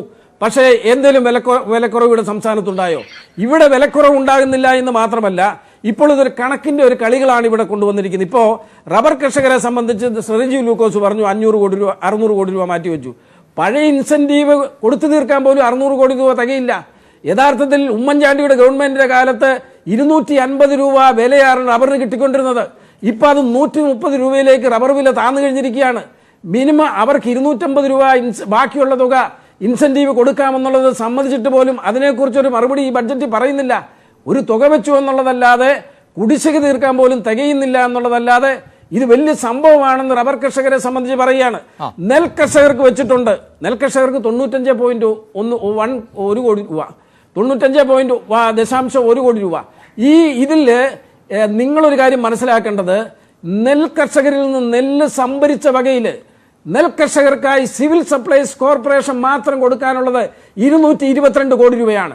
ആ 222 കോടി രൂപ നെൽകർഷകർക്ക് കൊടുക്കുവാൻ നിലവിലുള്ളപ്പോഴാണ് 95.1 കോടി രൂപ മാത്രം ബാക്കി വെച്ച. ബാക്കിയുള്ള നെൽകർഷകർക്ക് ഇപ്പോൾ തന്നെ കുടിച്ചു കൊടുക്കാനുള്ള നെൽകർഷകർ എന്ത് ചെയ്യും? അപ്പം ഇതെല്ലാം വെറും കണക്ക് കൊണ്ടുള്ള ഒരു കസരത്ത് മാത്രമായി മാറ്റിയിരിക്കുകയാണ്. ക്ഷീരകർഷകർക്ക് 114 കോടി രൂപ വെച്ചിട്ടുണ്ടെന്ന് പറഞ്ഞു. 114 കോടി രൂപ വെച്ചിരിക്കുന്ന സമയത്ത് ഇൻസെന്റീവ് ഇനത്തില് 90 കോടി രൂപകൾ ഇപ്പം നിലവിൽ കൊടുക്കാൻ കിടക്കുകയാണ്. അപ്പം കർഷകരെ സംബന്ധിച്ച് ആകെപ്പാടെ പറയാനുള്ളത്, റബ്ബർ കർഷകർക്ക് ഈ പറയുന്ന 600 കോടി രൂപ കൊടുത്തു എന്ന് പറയുമ്പോൾ അതുകൊണ്ട് ഇപ്പോഴുള്ള കുടിശ്ശിക പോലും നെൽകർഷകർക്കും റബ്ബർ കർഷകർക്കും ക്ഷീരകർഷകർക്കും പോലും കൊടുക്കുവാൻ കഴിയുന്നില്ല യാഥാർത്ഥ്യം മറിച്ചുകൊണ്ടാണ് മുന്നോട്ട് പോകുന്നത്. ഇവിടെ നിത്യോപയോഗ സാധനങ്ങൾക്ക് വില വർദ്ധിക്കുമെന്നുള്ള കാര്യത്തിൽ ഉറപ്പല്ലേ? ഇവിടെ ഈ പറഞ്ഞ ഈ പെട്രോളിനും ഡീസലും വില വർദ്ധിക്കുമ്പോൾ നിത്യോപയോഗ സാധനങ്ങൾക്ക് വാണം പോലെ വില കുതിച്ചുയരും. ഇത് നിത്യോപയോഗ സാധനങ്ങൾക്ക് മാത്രമല്ലല്ലോ, വെള്ളക്കരം 1 പൈസ 1 ലിറ്ററിന് കൂട്ടിയല്ലോ. ശരാശരി ഒരു വീട്ടിൽ 300 തൊട്ട് 500 രൂപ വരെ വില കൊടുക്കേണ്ടി വരികയാണ്. അതുകൂടാതെ KSEB ലാഭത്തിൽ പ്രവർത്തിക്കുന്ന ചെയർമാനും മന്ത്രി കൃഷ്ണൻകുട്ടിയും പറയുന്നത്, ആ ലാഭത്തിൽ പ്രവർത്തിക്കുന്ന KSEB ഇത്രയും വലിയ പ്രതിസന്ധിയിൽ ജനങ്ങൾ നിൽക്കുമ്പോൾ 6% കറണ്ട് ചാർജ് വർദ്ധിപ്പിക്കാനുള്ള തീരുമാനമെടുത്തത് എന്തിനാണ്? ബസ് ചാർജ്, ഓട്ടോ ടാക്സി ഒക്കെ നേരത്തെ തന്നെ വർദ്ധിപ്പിച്ചല്ലോ. ഇത് വർദ്ധിപ്പിക്കുന്നതിന് പകരമായി തമിഴ്നാട് മോഡലിൽ പെട്രോളിനും ഡീസലിനും അതിന്റെ നികുതി കുറച്ചുകൊണ്ട് ഇപ്പോൾ കോവിഡ് കഴിഞ്ഞ് ജീവിക്കാൻ പാടുപെടുന്ന ജനങ്ങൾക്ക് ആശ്വാസം കൊടുക്കേണ്ട ഒരു ഗവൺമെന്റ് ജനങ്ങളുടെ മേൽ ഇരുട്ടടി പോലെയല്ലേ ഇപ്പോൾ. ഞാൻ താങ്കളിലേക്ക് വരാം. ശ്രീ പ്രഫുൽ കൃഷ്ണ, സ്വാഭാവികമായും സജീന്ദ്രൻ പറയുന്നത് പോലെ എല്ലാവരും ആഗ്രഹിക്കുന്നത് അത് തന്നെയാണ്. ഇപ്പോഴത്തെ ജീവിത ഭാരം കൂടുതൽ കുറയുന്ന സാഹചര്യമായിരുന്നു സൃഷ്ടിക്കേണ്ടത് എന്നുള്ളതാണ്. അവിടെയാണ് ഈ നികുതി വർദ്ധിപ്പിക്കുകയും അതോടൊപ്പം തന്നെ വിലക്കയറ്റം തടയാനായി ഒരു പാക്കേജ് പ്രഖ്യാപിക്കുകയും ചെയ്തു. അതിന്റെ സാമ്പത്തിക ശാസ്ത്രം എന്തായെന്ന് ഒരു പക്ഷേ ശാന്തധരൻ സാറിന് പറയാൻ സാധിക്കുമായിരിക്കും. ഞാൻ അദ്ദേഹത്തിലേക്ക് പോകാം. പക്ഷെ പ്രഫുൽ കൃഷ്ണ, ഇന്നലെ തന്നെ ചർച്ച ചെയ്യപ്പെട്ട ഒന്നാണ്, ഇന്ന് കേരള സർക്കാർ ബജറ്റ് അവതരിപ്പിക്കുമ്പോൾ എവിടെയെങ്കിലുമൊക്കെ വർധനവ് വരുത്തിയാൽ അതിന് കൃത്യമായൊരു കാരണം ചൂണ്ടിക്കാണിക്കാൻ അപ്പുറത്ത് കേന്ദ്ര സർക്കാർ ഉണ്ട് എന്നുള്ളത്. കേരളത്തിന് എന്ത് കിട്ടി എന്ന റെജി ലൂക്കോസിന്റെ ചോദ്യം. അതിനപ്പുറത്ത് ഈ GST കുടിശ്ശിക ഏതാണ്ട് 24,000 കോടിയോളം കിട്ടാനുണ്ട് എന്നൊക്കെ ധനമന്ത്രി ആവർത്തിച്ചു പറയുന്നു. അത് കിട്ടാതെ വരുന്നു. കേരളത്തിന് ലഭിക്കേണ്ട വിഹിതത്തിൽ കുറവുണ്ടായിരിക്കുന്നു 0.8%. ഇപ്പോഴിതാ അദ്ദേഹം തന്നെ പറഞ്ഞ കണക്കനുസരിച്ച് കടമെടുപ്പ് പരിധി എന്നതും വളരെയധികം വെട്ടിക്കുറച്ചിരിക്കുന്നു. സ്വാഭാവികമായും ഒരു സർക്കാരിന് പ്രവർത്തിക്കണമെങ്കിൽ ധനം വേണം. ആ ധനലഭ്യതയുടെ കുറവ് ഇപ്പോൾ സംസ്ഥാന സർക്കാർ നേരിട്ടുകൊണ്ടിരിക്കുന്നു. ഒരു ഫെഡറൽ സംവിധാനം എന്ന നിലയിൽ സംസ്ഥാന സർക്കാരിനോട് വേണ്ടത്ര അനുഭാവപൂർണമായ നിലപാട് സ്വീകരിച്ചിരുന്നുവെങ്കിൽ ഇത്രമേൽ നികുതി ഭാരം അടിച്ചേൽപ്പിക്കേണ്ടി വരില്ലായിരുന്നു എന്നുള്ളതാണ് ന്യായം.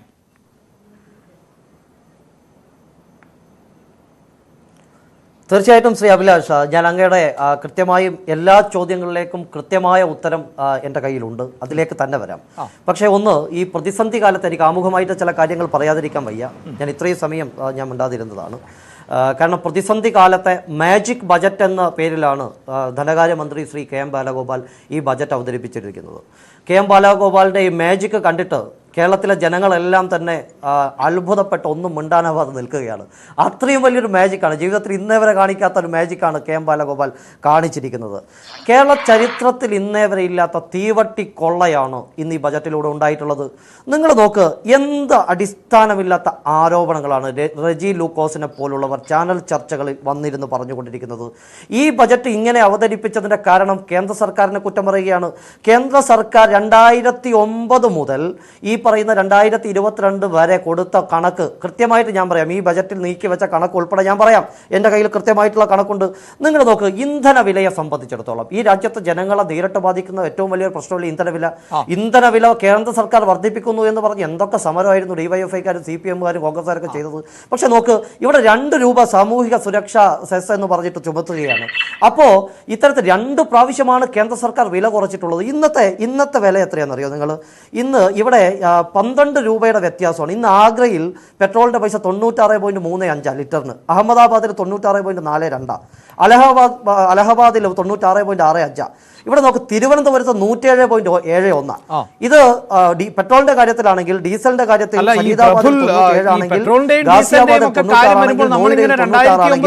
നോക്ക്, ഇവിടെ വിശദീകരിച്ചു പോകേണ്ടി വരും. കാരണം അന്താരാഷ്ട്ര വിപണിയിലെ ക്രൂഡ് ഓയിലിന്റെ വിലയും ആ ഘട്ടത്തിൽ നമുക്ക് താരതമ്യം ചെയ്യേണ്ടി വരും. 2009 കണക്കല്ല, 2009 കാര്യമല്ല ഞാൻ പറയുന്നത്. അല്ല, 2023 കാര്യമാണ്. 2 തവണ കേന്ദ്രം കുറച്ചിട്ട് ഒരു ചില്ലിക്കാശ് പോലും ഒരു എത്ര കൂട്ടിയിട്ടാണ് എല്ലാവർക്കും അറിയാമല്ലോ. ഞാൻ പറഞ്ഞു വരുന്നത് എന്താണെന്ന് അറിയാം അഭിലാഷേ.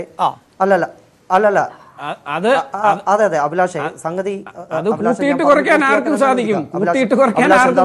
ആഗ്രഹിക്കുന്നത് ഞാൻ അത് തന്നെയാണ് പറയാൻ പോകുന്നത്. അഭിലാഷേ ആഗോള തലത്തിലുണ്ടായ ചില പ്രത്യേകമായിട്ടുള്ള സാഹചര്യമായിട്ട് വില കൂട്ടിയിട്ടുണ്ട്. പക്ഷെ ദീപാവലി സമയത്ത് കേന്ദ്ര സർക്കാർ കുറക്കാൻ തയ്യാറായി, 2 പ്രാവശ്യം കുറക്കാൻ തയ്യാറായി. നമ്മൾ എന്താ അതിനെ ഒരു നയാ പൈസ മറ്റു സംസ്ഥാനങ്ങൾ കുറച്ചപ്പോൾ BJP ഭരിക്കുന്ന സംസ്ഥാനങ്ങൾ ഉൾപ്പെടെ no let me complete Abhilash. No അഭിലാഷേ അഭിലാഷ് കംപ്ലീറ്റ് ചെയ്യാൻ അനുവദിക്കുക. ഇവിടെ ഞാൻ പറഞ്ഞു വരുന്നത് 2 പ്രാവശ്യം കേന്ദ്ര സർക്കാർ കുറച്ചു, BJP ഭരിക്കുന്ന സംസ്ഥാനങ്ങൾ ഉൾപ്പെടെ ആനുപാതികമായിട്ട് നികുതി കുറച്ചു, പൈസ കുറച്ചു. പക്ഷെ ഒരു ചില്ലിക്കാശ് പോലും കേരളം കുറക്കാൻ തയ്യാറായില്ല എന്ന് മാത്രമല്ല, യാതൊരുവിധ ഉളുപ്പുമില്ലാതെ മര്യാദയുമില്ലാതെ 2 രൂപ ഇപ്പൊ കൂട്ടുകയും ചെയ്തിരിക്കുന്നു. ഒന്നാമത്തെ കാര്യം. പിന്നെ അടിസ്ഥാന മേഖലയ്ക്ക് ഒരു കാര്യമായിട്ട് വികസന മേഖലയ്ക്ക് വേണ്ടിയിട്ട് കാര്യമായിട്ടുള്ള നീക്കിവെപ്പ് ഇതിനുണ്ടായിട്ടില്ല. ഇവിടെ പ്രതിമ ഉണ്ടാക്കിയ പട്ടിണി മാറുമോ എന്ന് ചോദിച്ചവരായിരുന്നു കമ്മ്യൂണിസ്റ്റുകാർ. അവർ AKG മ്യൂസിയത്തിന് വേണ്ടി 6 കോടി രൂപ മാറ്റിവെച്ചിട്ടുണ്ട്. ഇവിടെ തൊഴിലില്ലായ്മ പരിഹരിക്കാൻ എന്ത് കാര്യക്ഷമമായിട്ടാണ് നിർദ്ദേശമുള്ളത്? ഇതിലും ഭേദം KM ബാലഗോപാലിന് കേരളത്തിലെ യുവതീ-യുവാക്കൾക്ക് 1 മുഴം കയറ് വാങ്ങി അങ്ങ് കൊടുക്കേണ്ടതായിരുന്നു. ഞാൻ എല്ലാ കാര്യങ്ങളും പറഞ്ഞ വ്യവസായ സൗഹൃദമായിട്ടുള്ള ഒരു തരത്തിലുള്ള നിർദ്ദേശങ്ങളില്ല. കാർഷിക മേഖലയ്ക്ക് തികഞ്ഞ നിരാശയാണ്. അഭിലാഷ് ഞാൻ കൃത്യമായിട്ട് പറയാം, കേന്ദ്ര സർക്കാർ ഒന്നും കൊടുത്തില്ല എന്നല്ലേ പറഞ്ഞത്? ഇവിടെ കഴിഞ്ഞ ബജറ്റിൽ നൽകിയ 15,720.5 കോടി രൂപയേക്കാൾ 4,000 കോടി രൂപ സംസ്ഥാനത്തിന് ഈ അധികമായിട്ട് വിഹിതം ലഭിച്ചിട്ടുണ്ട്.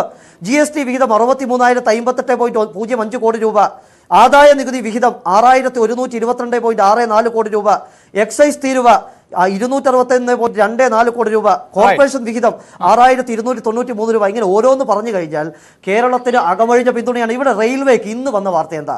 2,333 കോടി രൂപയാണ് കേരളത്തിന്റെ വികസനത്തിന് വേണ്ടി, റെയിൽവേ വികസനത്തിന് വേണ്ടി മാറ്റിവെച്ചിരിക്കുന്നത്. ശബരിപാതയ്ക്ക് വേണ്ടി 100 കോടി വരുന്നു. സംസ്ഥാനത്തെ ഏകദേശം എല്ലാ സ്ഥാപനങ്ങൾക്കും കേന്ദ്ര സർക്കാർ തുക വിലയിരുത്തിയിട്ടുണ്ട്. NIT Palakkad, IIT Valiyamala, Indian institute of space science and technology, Sree Chitra Thirunal institute of medical science. ഇവിടെ നോക്ക്. അപ്പോൾ ഇത്തരത്തിൽ അടിസ്ഥാനരഹിതമായിട്ടുള്ള ആരോപണം. ഞാൻ ഒരു വാർത്ത കൂടി വായിക്കട്ടെ. During the 2019 and 2014 Kerala received financial commission grants funds for the centrally sponsored and other schemes was 55,058 crore only. On this backdrop, during the last 5 years, 2017 to 22, Modi government has given Kerala funds of finance commission grants, centrally sponsored and other schemes of rupees 2,29,844 crore. എന്നുവെച്ചാ 4 ഇരട്ടി വർധനവ്, 4 ഇരട്ടി jump ചെയ്തിരിക്കുകയാണ്. എന്നിട്ടാണ് യാതൊരു നാണവും ഇല്ലാതെ ഇവിടെ വന്നിട്ട് കേന്ദ്ര സർക്കാർ ഞങ്ങൾക്കൊന്നും ചെയ്യുന്നില്ല, കേരളത്തെ ഇത്തരത്തിൽ കേരളത്തോട് ഇങ്ങനെയൊക്കെ പെരുമാറുന്നു എന്ന് പറയുന്നത്. നിങ്ങൾ കണക്കുകൾ പറ. ഇവിടെ കോൺഗ്രസ് ഭരിച്ച സമയത്ത് കേരളത്തിൽ എത്ര പൈസ കിട്ടിയിട്ടുണ്ട്? ഇവിടുത്തെ കമ്മ്യൂണിസ്റ്റുകാർ ഉൾപ്പെടെ പിന്തുണയോട് കൂടിയിട്ടായിരുന്നല്ലോ പലപ്പോഴും കേന്ദ്രം ഭരിച്ചത് കോൺഗ്രസ്. ആ സമയത്ത് കേരളത്തിൽ എന്ത് നീക്കിയിരിക്കും? ഈ കഴിഞ്ഞ കാലഘട്ടത്തെ അങ്ങനെ താരതമ്യം ചെയ്യുന്നതിലൊന്നും അർത്ഥമില്ല. പ്രത്യേകിച്ച് ലോകക്രമം തന്നെ കോവിഡോടുകൂടി മാറിയിരിക്കുന്ന ഒരു സാഹചര്യമുണ്ട്. അപ്പോൾ നമ്മുടെ സാമ്പത്തിക ഘടനയിലും ധനകാര്യ മാനേജ്മെന്റിലും ഒക്കെ മാറ്റത്തിന്റെ ആവശ്യമുള്ള സമയമാണ്. ശാങ്കധന സാർ, സ്വാഭാവികമായും നമ്മുടെ വിപണിയെ കരുപ്പിടിപ്പിക്കുക എന്നതാണല്ലോ ഈ ഘട്ടത്തിൽ ആവശ്യം. അതുകൊണ്ട് തന്നെ ഒരുപക്ഷെ ക്ഷേമ പെൻഷനുകളൊക്കെ ഉയർന്നേക്കുമെന്ന് പ്രതീക്ഷിച്ചവരുണ്ട്. സ്വാഭാവികമായും ക്ഷേമ പെൻഷൻ ഉയർന്നാൽ ആ പണം മാർക്കറ്റിലേക്ക് പമ്പ് ചെയ്യപ്പെടും, അത് സർക്കുലേറ്റ് ചെയ്യപ്പെടും. അങ്ങനെയൊക്കെയാണ് ജനങ്ങൾ പ്രതീക്ഷിച്ചിരുന്നത്. പക്ഷേ അതിനുള്ള തുക ഇല്ല എന്ന് സംസ്ഥാന സർക്കാർ പറയുന്നു. റൈറ്റ്, അത് നമുക്ക് അംഗീകരിക്കാം. പക്ഷേ മനസ്സിലാകാത്ത ഒന്ന്, ഒരു ഭാഗത്ത് ഒരു പാക്കേജ്, ഞാനിപ്പോഴും മനസ്സിലാക്കുന്നത് 2,000 കോടി രൂപയാണ് വിലക്കയറ്റത്തിന് വേണ്ടി തടയാൻ ഉള്ള പാക്കേജ് എന്നാണ്. സജീന്ദ്രൻ സാർ അതിൽ 200 കോടി എന്ന് പറയുന്നുണ്ട്. വേണമെങ്കിൽ ഒന്നുകൂടി നമുക്ക് പരിശോധിക്കാം. എന്തുമാകട്ടെ 2,000 കോടി.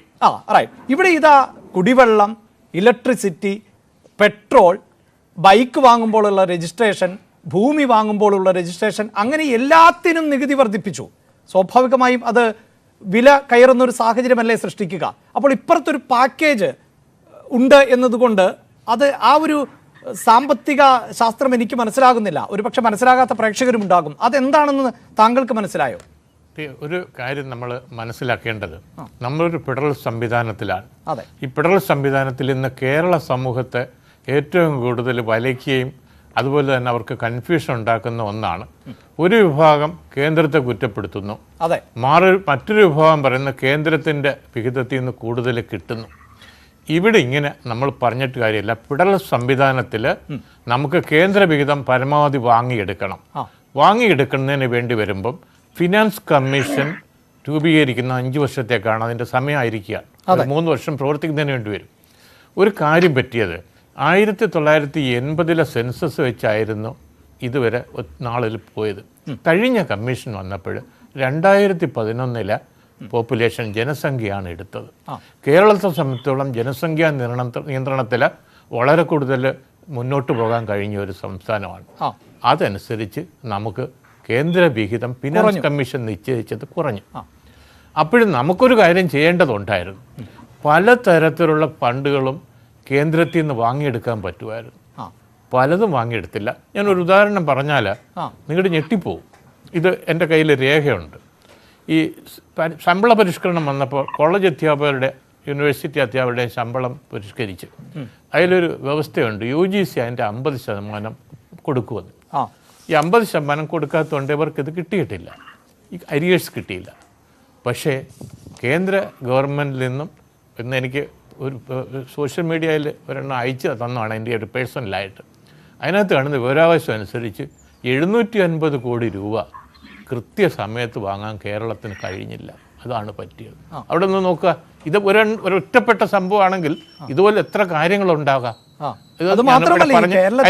കൂടുതൽ കാര്യങ്ങളിലേക്ക് പോകുന്നില്ല. കാര്യമായി ബാധിച്ച ഒന്നാണല്ലോ ഈ ശമ്പള പരിഷ്കരണം. അതെ അതെ, ഞാൻ ഒരു ഉദാഹരണം പറഞ്ഞെന്നുള്ളേ ഉള്ളൂ. എന്ന് പറഞ്ഞാൽ ഫിനാൻസ് സെക്രട്ടേറിയറ്റ് വളരെ കൂടുതൽ അഴിച്ചുപണിക്ക് വിധേയമാകേണ്ടതുണ്ട്. ഇവിടെ ധനകാര്യ മാനേജ്മെൻ്റാണ് പ്രശ്നം. ധനകാര്യ മാനേജ്മെൻറ്റിൽ ആധുനിക കാലഘട്ടത്തിൽ ധനമാനേജ്മെൻ്റ് എന്ന് പറഞ്ഞാൽ പണം വരുത്തുക എന്നുള്ളതിനേക്കാൾ ഏറ്റവും പ്രധാനമാണ് ഒരു പൈസ പോലും വേസ്റ്റ് ആകാതെ അത് ചെലവഴിക്കുക. മിനിമം അല്ല, ഒരു പൈസ പോലും വേസ്റ്റ് ആകാതെ ചെലവഴിക്കുക. ഇവിടെ നമ്മളൊരു പഠനം നടത്തിയാൽ എത്രയെത്ര സംരംഭങ്ങൾ, എത്രയെത്ര പ്രോജക്റ്റുകൾ ആളുകളെ വിനീത വിധേയന്മാരെ വയ്ക്കുന്നതിന് വേണ്ടി അത് ഇടതുപക്ഷമായാലും മറുപക്ഷമായാലും സർക്കാരുകൾ വച്ചിട്ടുണ്ട്. ഈ പ്രോജക്റ്റുകൾ ഇങ്ങനെ പോവുകയാണ്. അല്ലെങ്കിൽ ഞാൻ ആ പ്രോജക്റ്റ് എന്ന് പറഞ്ഞത് പദ്ധതികളോ അല്ലെങ്കിൽ മറ്റ് കാര്യങ്ങളോ എല്ലാം പ്രവർത്തനങ്ങളാണ്. ഇവ ഒന്നും ജനങ്ങൾക്ക് തരുന്നില്ല. വെള്ളാനകളായി പോയി. യഥാർത്ഥത്തിൽ BP സിംഗിനെ ഞാൻ ഓർക്കുകയാണ്. 1985 BP സിംഗ് ധനമന്ത്രിയായിരിക്കുമ്പോൾ സീറോ ബേസ് ബഡ്ജറ്റിംഗ് എന്ന് പറഞ്ഞത് ഒരു അമേരിക്കൻ സിസ്റ്റം എന്നൊക്കെ പറഞ്ഞ് നമ്മൾ കളിയാക്കി.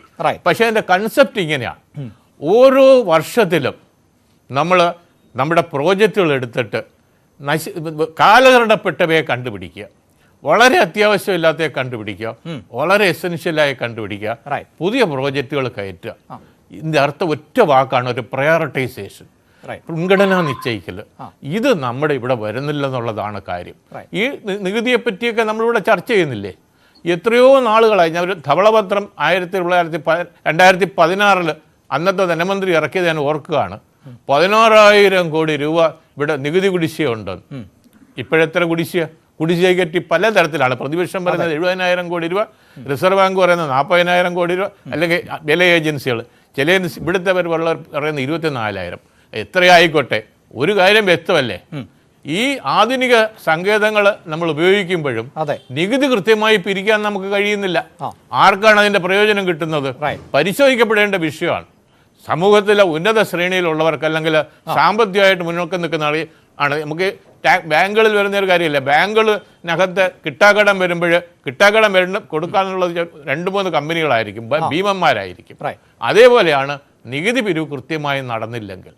ഞാനീ പറയുന്നത് നമ്മുടെ സംബന്ധിച്ചിടത്തോളം ധന മാനേജ്മെന്റ് ആധുനിക കാലഘട്ടത്തിന് യോജിക്കത്തക്ക രീതിയിൽ വലിയൊരു അഴിച്ചുപണിക്ക് വിധേയമാക്കേണ്ടതാണ്.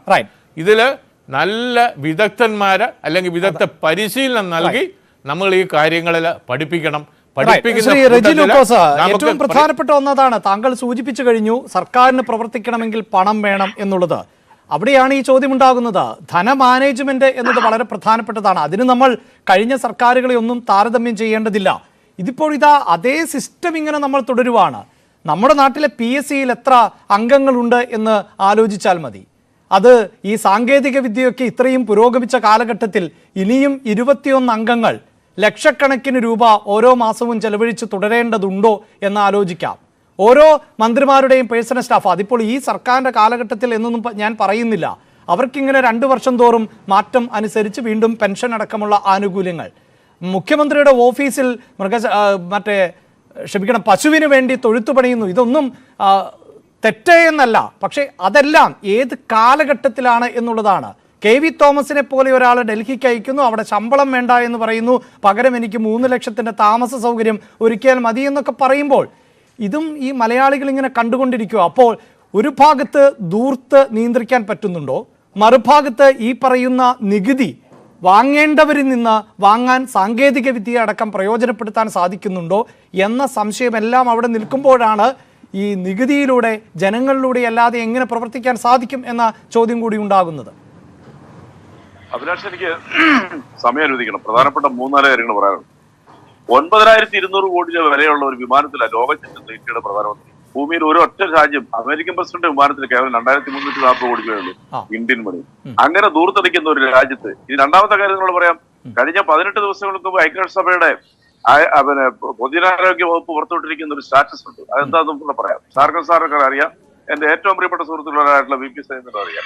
എന്താണെന്നറിയോ, ലോകത്തെ ഏറ്റവും കൂടുതൽ ദരിദ്രമുള്ള രാജ്യം, പട്ടിണിക്കാരുള്ള രാജ്യം ഇന്ത്യയാണ്. 23 കോടി ജനങ്ങൾ ഇന്ത്യയിൽ പട്ടിണിക്കാരാണ്. സോമാലിയ, നിങ്ങൾ കേൾക്കൂ, ഇടപെടാതെ, അത് ശരിയല്ലല്ലോ.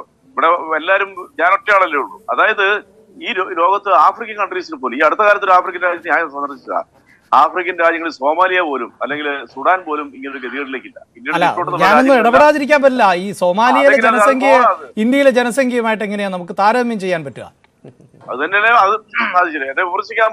അല്ല, അങ്ങനെയല്ല. നമ്മൾ സോമാലിയയിൽ അത്രയും പട്ടിണിയില്ല എന്ന് പറയുമ്പോൾ സോമാലിയയിലെ ജനങ്ങളുടെ ജനസംഖ്യ പരിശോധിക്കാതെ നമുക്ക് അങ്ങനെ പറയാൻ പറ്റുമോ? ഇപ്പോൾ ഞാനിത് ഒരു തർക്കത്തിന് വേണ്ടിയല്ല. നമ്മൾ പാകിസ്ഥാനിലെ പെട്രോളിന്റെ വില, ശ്രീലങ്കയിലെ പെട്രോളിന്റെ വിലയൊക്കെ പറഞ്ഞ് ചില അവതാരകർ താരതമ്യം ചെയ്യുന്നത് ഞാനും കേട്ടിട്ടുണ്ട്. പക്ഷേ അവിടുത്തെ ജീവിത രീതിയും സാഹചര്യവും ഒക്കെയായി നമുക്ക് ബന്ധിപ്പിക്കേണ്ടേ ശ്രീ റെജി ലൂക്കോസ്? മാത്രമല്ല, നമ്മൾ ഇപ്പോൾ ഈ ചർച്ചയിൽ തന്നെ ശ്രീ ശാന്തധരൻ സാർ പറഞ്ഞു, നമ്മളിങ്ങനെ കേന്ദ്രത്തെ മാത്രം പറഞ്ഞുകൊണ്ടിരുന്നാൽ മതിയോ? അഭിലാഷ് പൊതുവെ ആങ്കറിംഗിൽ വളരെ മാന്യത കാണിക്കുന്നതിനാണ് എന്നെ സംസാരിക്കാൻ അനുവദിക്കാത്തതിന് കാരണം ഞാൻ വസ്തുതകൾ പുറത്തു പറയുന്ന ഒരു സംശയം കൊണ്ടാണ്. എനിക്കറിയാം എന്താണ് ലക്ഷ്യം എന്നുള്ളത്. അതുപോലെ അതിലേക്ക് ഞാൻ എനിക്ക് പ്രത്യേകിച്ച് ഒരു ലക്ഷ്യവുമില്ല. താങ്കൾ അങ്ങനെ കരുതണ്ട. ഞാൻ കേരളത്തിൽ ജീവിക്കുന്നു, എനിക്ക് ഒരു അല്പം ജീവിതഭാരം കുറഞ്ഞാൽ കൊള്ളാമെന്നുണ്ട്. അത് മാത്രമാണ് ലക്ഷ്യം.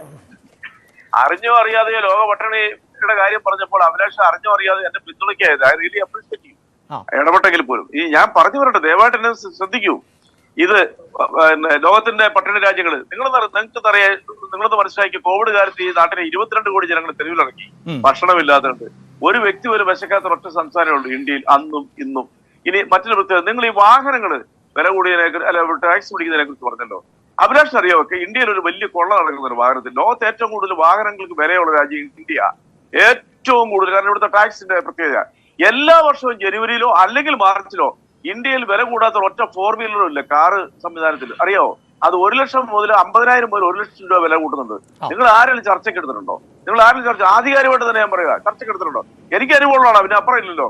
ഞാനും ഇനി രണ്ടാമത്തെ കാര്യം, അങ്ങനെയുള്ള വാഹന വിപണികളിൽ നാട്ടിൽ കൊള്ളയടിച്ച് ജനങ്ങളുടെ പണം വെറുപ്പിച്ച് കൊള്ളയടിക്കുമ്പോൾ സർക്കാർ വിഭവസമാഹരണത്തിന് വേണ്ടി ചെറിയൊരു ശതമാനം ടാക്സ് വെച്ചതിനെ നിങ്ങൾ എങ്ങനെ വിമർശിക്കും? ഇനി തന്നെയുമല്ല, ഇലക്ട്രിക്കൽ വാഹനങ്ങൾക്ക് ഭീമമായ രീതിയിൽ ടാക്സ് കുറച്ച് 5% അത് കോമ്പൗണ്ട് ചെയ്തിരിക്കുന്നു കേരളത്തിൽ. നിങ്ങൾ അത് ഈ ചർച്ച സംസാരിച്ചില്ലല്ലോ.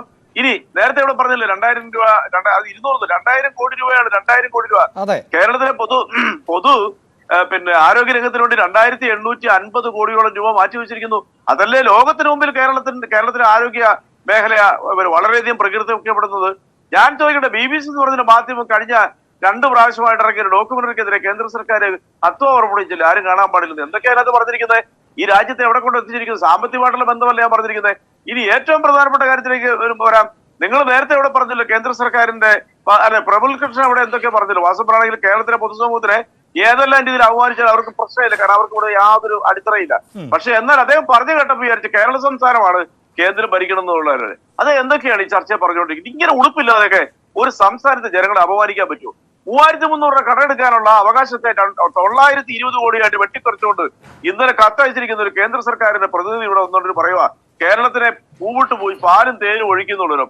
എന്റെ സ്നേഹിത, ഏതെങ്കിലും ഒരു ചെറിയൊരു കമ്പാർട്ട്മെന്റിൽ ഒരു ബോഗി പോലും കേരളത്തിലുണ്ട് അനുവദിച്ചോ? ഇന്ന് പീയൂഷ് ബഹുമാനപ്പെട്ട റെയിൽവേ മന്ത്രി പറഞ്ഞെന്താ? ഞാനും കേട്ട വാർത്ത. അദ്ദേഹം പറഞ്ഞതെന്താ?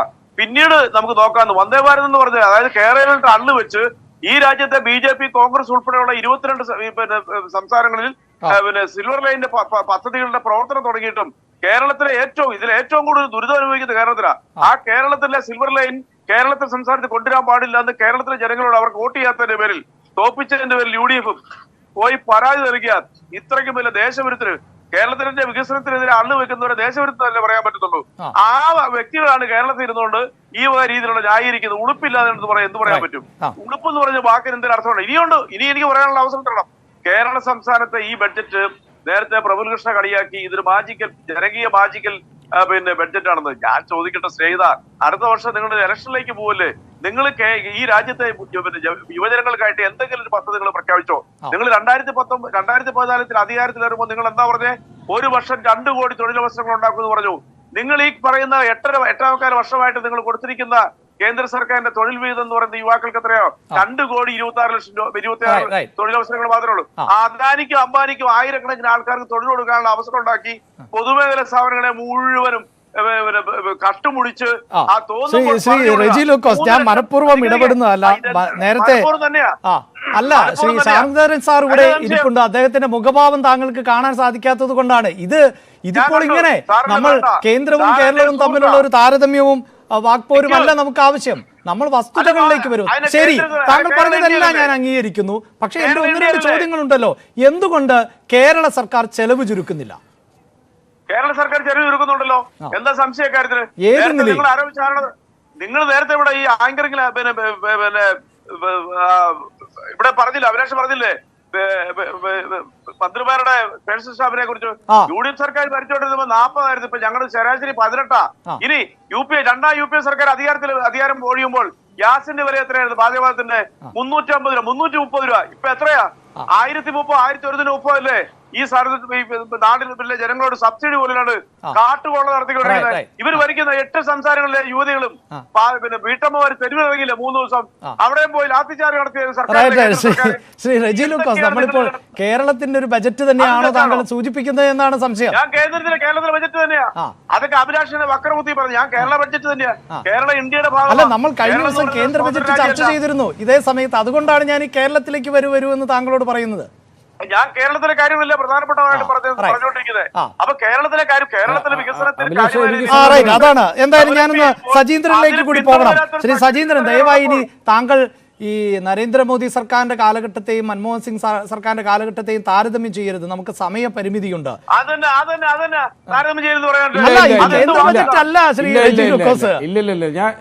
പക്ഷേ എന്തായാലും ശ്രീ സജീന്ദ്രൻ, എന്റെ ഒരു സംശയം, ഈ കടം എന്നുള്ളത് ഇന്നോ ഇന്നലെയോ തുടങ്ങിയതല്ല. ഇന്നോ ഇന്നലെയോ തുടങ്ങിയ ഒന്നല്ല. ഇതിപ്പോൾ ഈ നമുക്ക് ആവർത്തിച്ച് പറയേണ്ടി വരുന്നുണ്ട്. പിണറായി വിജയൻ സർക്കാർ അധികാരത്തിലേറിയപ്പോഴും അദ്ദേഹം പറഞ്ഞിരുന്നു വലിയ കടത്തിലാണ് നമ്മുടെ സംസ്ഥാനം എന്ന്. അദ്ദേഹം പറഞ്ഞ വാക്ക്, അന്നത്തെ ധനമന്ത്രി പറഞ്ഞ വാക്ക് തന്നെ പൂച്ച പെറ്റുകിടക്കുകയാണ് ഖജനാവിൽ എന്നാണ്. അപ്പോൾ സ്വാഭാവികമായും ഈ കടത്തിന് ഞാൻ ഒരു സർക്കാരിനെ കുറ്റപ്പെടുത്തുന്നതിൽ അർത്ഥമുണ്ട് എന്ന് തോന്നുന്നില്ല. ഒരു റിയാലിറ്റി ഉൾക്കൊണ്ടുകൊണ്ട് ആ കടത്തിൽ നിന്ന് കരകയറുവാൻ മാർഗങ്ങൾ തേടണം. അതിന് ഈ നികുതി അടക്കം വർദ്ധിപ്പിക്കുക എന്നതല്ലാതെ ഒരു മാർഗമില്ല എന്നൊരു നിരീക്ഷണത്തിലേക്കാണ് ഇടതുപക്ഷം പോയത്. മാത്രവുമല്ല, ഈ കടമെടുപ്പ് കൂടി ലഭിക്കാത്ത സാഹചര്യത്തിൽ അറ്റകൈ പ്രയോഗം എന്ന നിലയിലാണ് ഇങ്ങനെയൊക്കെ വർദ്ധിപ്പിക്കേണ്ടി വന്നത് എന്നാണ് മനസ്സിലാക്കാൻ സാധിക്കുന്നത് എന്ന ഒരു നിരീക്ഷണം കൂടിയുണ്ട്. ശ്രീ സജീന്ദ്രൻ,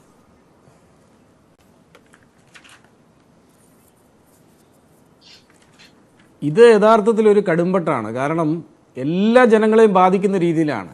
ഞാൻ നേരത്തെ സൂചിപ്പിച്ചതുപോലെ 70,000 കോടി രൂപയോളം കഴിഞ്ഞ 5 വർഷമായി പിരിച്ചെടുക്കാനുള്ള തുക എന്തുകൊണ്ട് ധനകാര്യമന്ത്രി ഉദ്യോഗസ്ഥന്മാരെ കൊണ്ട് പിരിച്ചെടുക്കുന്നില്ല? അതുകൂടാതെ ഈ സ്വർണ്ണക്കടത്ത്, അതുപോലെ തന്നെ നികുതി വെട്ടിപ്പിൻ്റെയും ഒരു പർദീസയായിട്ട് കേരളം മാറിയിരിക്കുകയാണ്. ഇതൊക്കെ ചെയ്യാനുള്ള സംവിധാനം ഇവിടെ ശാരംഗധരൻ സാറ് പറഞ്ഞ പോലെ ഇത് ചെയ്യുന്നില്ല, അതിനുള്ള പ്ലാനിങ് ഇല്ല. പിന്നെ അഭിലാഷ് പറഞ്ഞതുപോലെ നമ്മൾ കഴിഞ്ഞ കാലങ്ങളിലും കടമെടുത്തിട്ടുണ്ട് സർക്കാർ. ഒരു സർക്കാരും കടമെടുക്കാതെ മുന്നോട്ട് പോയിട്ടില്ല. പക്ഷെ ഒരു കാര്യം മനസ്സിലാക്കേണ്ടത്, EMSന്റെ മന്ത്രിസഭ മുതൽ ഉമ്മൻചാണ്ടി സാറിന്റെ മന്ത്രിസഭ മുതലുള്ള 6.5 പതിറ്റാണ്ട് കാലം കൊണ്ട് എത്ര ലക്ഷം കോടിയാണ് ഉണ്ടായിരുന്നത്? 35 ലക്ഷം കോടി രൂപയേ ഉണ്ടായിരുന്നുള്ളൂ. ഇതിപ്പോൾ മൊത്തം കടമെത്രയാണെന്നറിയാവോ? ഇപ്പം മൊത്തത്തിൽ വരുമ്പം കിഫ്ബിയുടെയും അതുപോലെ തന്നെ സാമൂഹ്യ സുരക്ഷാ പെൻഷൻ 7,800 കോടി രൂപയും കിഫ്ബിയുടെ 13,000 കോടിയും 3,75,692 കോടി രൂപ പൊതുക്കടവും കൂടെ കൂട്ടുമ്പോൾ 4 ലക്ഷം കോടി രൂപ കഴിഞ്ഞു. പക്ഷെ നമ്മൾ ചെയ്യേണ്ടത് ഈ കടമെന്ന് പറഞ്ഞു ജനങ്ങളുടെ മുകളിലേക്ക് അധിക ഭാരം അടിച്ചേൽപ്പിക്കുന്നതിന് അതെ, അതിന് പകരം ചെയ്യേണ്ടത്, അതിന് പകരമായി അതെ, അതിന് പകരമായി ചെലവ് ചുരുക്കുകയും ദൂർത്തൊഴിവാക്കുകയും ഒക്കെ ചെയ്യണം. അതിനെന്താ ചെയ്യേണ്ടത്? യോജിച്ചൊരു നീക്കം ഉണ്ടാകണം. 2001 ശ്രീ എ കെ ആന്റണി മുഖ്യമന്ത്രിയായിരുന്ന ആ കാലഘട്ടത്തിൽ ഇതേപോലെ തന്നെ ഇ കെ നയനാർ കാലിയായ ഖജനാവാണ് കൊടുത്തത്. അന്ന് അദ്ദേഹം ചെലവ് ചുരുക്കുമായി പോയി. അന്ന് അദ്ദേഹത്തിനെതിരെ NGO അസോസിയേഷൻ, കോൺഗ്രസിന്റെ അനുഭാവ സംഘടനകളായ NGO അസോസിയേഷന്റെ ആളുകൾ വരെ പരസ്യമായി രംഗത്തിറങ്ങി. പക്ഷേ അദ്ദേഹം കൂസാക്കിയില്ല. കാരണം അന്ന് അദ്ദേഹത്തിന് ഡൽഹിക്ക് തിരുവനന്തപുരത്ത് പോകാനുള്ള ഫ്ലൈറ്റ് ടിക്കറ്റിന് പോലും പണമില്ലായിരുന്നാണ് അന്ന് അദ്ദേഹം പറഞ്ഞത്. അപ്പം നമുക്ക് അങ്ങനെയുള്ള പ്രതിസന്ധി ഇതിനു മുമ്പും വന്നിട്ടുണ്ട്. പക്ഷെ അതിനെയെല്ലാം നമ്മൾ അതിജീവിച്ചിട്ടുണ്ട്. അതിജീവിച്ച് ചെലവ് ചുരുക്കിയാണ്. ചെലവ് ചുരുക്കണമെങ്കിൽ പ്രതിപക്ഷ കക്ഷികളെയും മറ്റ് രാഷ്ട്രീയ പാർട്ടികളെയും വിശ്വാസത്തിലെടുത്ത് മുഖ്യമന്ത്രി കൂട്ടായിട്ട് ആലോചിക്കണം. അഭിലാഷ് പറഞ്ഞതുപോലെ ഇപ്പോഴും വെള്ളാനകളായി PSC പോലെയുള്ള ഇപ്പോഴും സാങ്കേതിക വിദ്യ ഇപ്പോഴും വളർന്നു നിൽക്കുന്ന ഈ കാലഘട്ടത്തിൽ 21 PSC മെമ്പർമാരെ വെച്ച് പൊറപ്പിച്ചിട്ട് അവർക്ക് പിന്നീട് അവരെ പുനരധിവസിപ്പിക്കാൻ വേണ്ടി പെൻഷൻ സഹിതം കൊടുത്ത് കേരളത്തിന്റെ ഖജനാവ് ഓരോ ദിവസവും കാലിയായിക്കൊണ്ടിരിക്കുകയാണ്. അപ്പൊ ഇങ്ങനെയുള്ള ഈ ദൂർത്ത് ചെലവ് അതൊക്കെ കുറയ്ക്കാൻ വേണ്ടി കൂട്ടായ ആലോചന വേണം. അതിന് കൂട്ടായ ആലോചന ഇവിടെ നടക്കുന്നുണ്ടോ? അതിന് പകരം CPM-ലുള്ള ഉന്നതരായ ആളുകളെയും കൂടുമാറി വന്നവരെ പ്രോത്സാഹിപ്പിക്കാനും വേണ്ടിയിട്ട് പുതിയ പദവികൾ കൊടുത്ത് വീണ്ടും ഖജനാവിന് കോടികളുടെ നഷ്ടം ഓരോ മാസം വരുത്തിക്കൊണ്ടിരിക്കുക. തോറ്റുപോകുന്ന ആളുകളെ പുനരധിവസിപ്പിക്കാൻ വേണ്ടി പുതിയ പോസ്റ്റുകൾ ഉണ്ടാക്കിക്കൊണ്ടിരിക്കുകയാണ്. അങ്ങനെ പോയാൽ ഈ കേരളം എവിടേക്ക് നിൽക്കും? അതിന്റെ എല്ലാ ഉത്തരവാദിത്വം ആരാണ് ഏറ്റെടുക്കേണ്ടത്? ഇവിടുത്തെ പാവപ്പെട്ട ജനങ്ങളാണോ? ഇവിടെ സാധാരണക്കാർ ഉപയോഗിക്കുന്ന ഇരുചക്ര വാഹനത്തിന് വരെ നികുതി ഏർപ്പെടുത്തി എന്നുള്ളതാണ്. സാധാരണക്കാരല്ലേ ഉപയോഗിക്കുന്നത്. അപ്പൊ കാർ ഉപയോഗിക്കുമ്പോൾ കുറച്ചൊരു ലക്ഷറിയാണെന്ന് വരാം. പക്ഷെ സാധാരണക്കാർ ഉപയോഗിക്കുന്ന ഇരുചക്ര വാഹനം കുത്തിനും കൂടെ നികുതി സെസ് ഏർപ്പെടുത്തുമ്പോൾ ആർക്ക് വേണ്ടിയാണ് ഈ സർക്കാർ മുന്നോട്ട് പോകുന്നത്? ഇവിടെ വിലക്കയറ്റം ഇനി രൂക്ഷമാകാൻ പോവുകയാണ്. കേരളം കണ്ടിട്ടുള്ളതിൽ വെച്ച് ഏറ്റവും രൂക്ഷമായ വിലക്കയറ്റം ഇനി വരാൻ പോകുന്ന ദിവസങ്ങളിൽ കേരളം അഭിമുഖീകരിക്കാൻ പോകുന്നു എന്നുള്ളതിന്റെ ഏറ്റവും വലിയ തെളിവാണ്. ഏറ്റവും വലിയ ഉദാഹരണമായിട്ടാണ് പെട്രോളിന്റെയും ഡീസലിന്റെയും ഈ സെസ് വർധനയിലൂടെ നമ്മൾ ഫേസ് ചെയ്യാൻ പോകുന്നത്. അപ്പൊ അതിനെ അതിജീവിക്കാൻ മറ്റ് മാർഗങ്ങളൊന്നുമില്ല. കേരളത്തിലെ ജനങ്ങൾ ഈ ദുരിതം ഏറ്റെടുത്തേ മതിയാവൂ.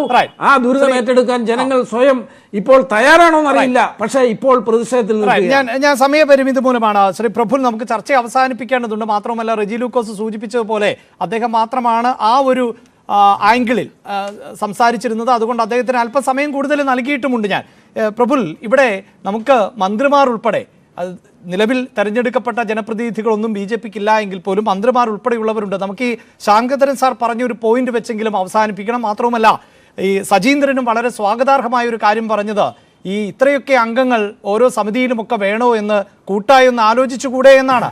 അത്തരം ചില ആലോചനകൾ നടക്കേണ്ട സമയമാണിത് ശ്രീ പ്രഫുൽ. അതുകൊണ്ട് തന്നെ ഇപ്പോൾ ഈ UGCയിൽ നിന്നൊരു ഫണ്ട് കിട്ടണമെങ്കിൽ അത് നമ്മുടെ സംസ്ഥാനത്തെ കരുതി നേടിയെടുത്തു കൊടുക്കാൻ രാഷ്ട്രീയം നോക്കാതെ ഇടപെടേണ്ട ഒരു സമയം കൂടിയല്ലേ ശ്രീ പ്രഫുൽ?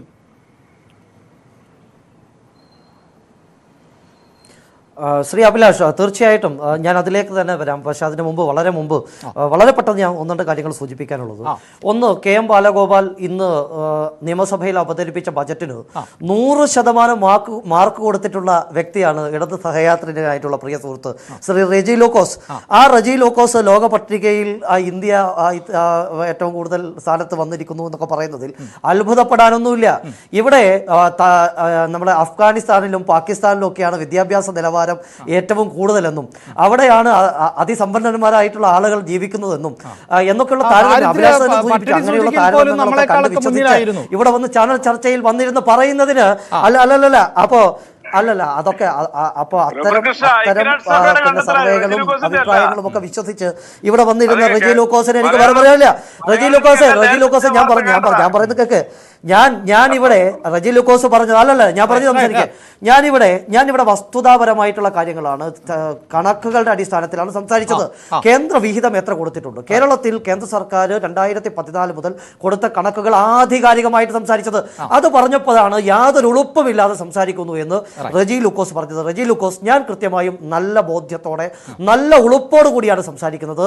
ആരാണ് ഉളുപ്പില്ലാതെ സംസാരിക്കുന്നതെന്ന് ഈ ചാനൽ ചർച്ച കാണുന്ന ആളുകൾ മനസ്സിലാക്കട്ടെ.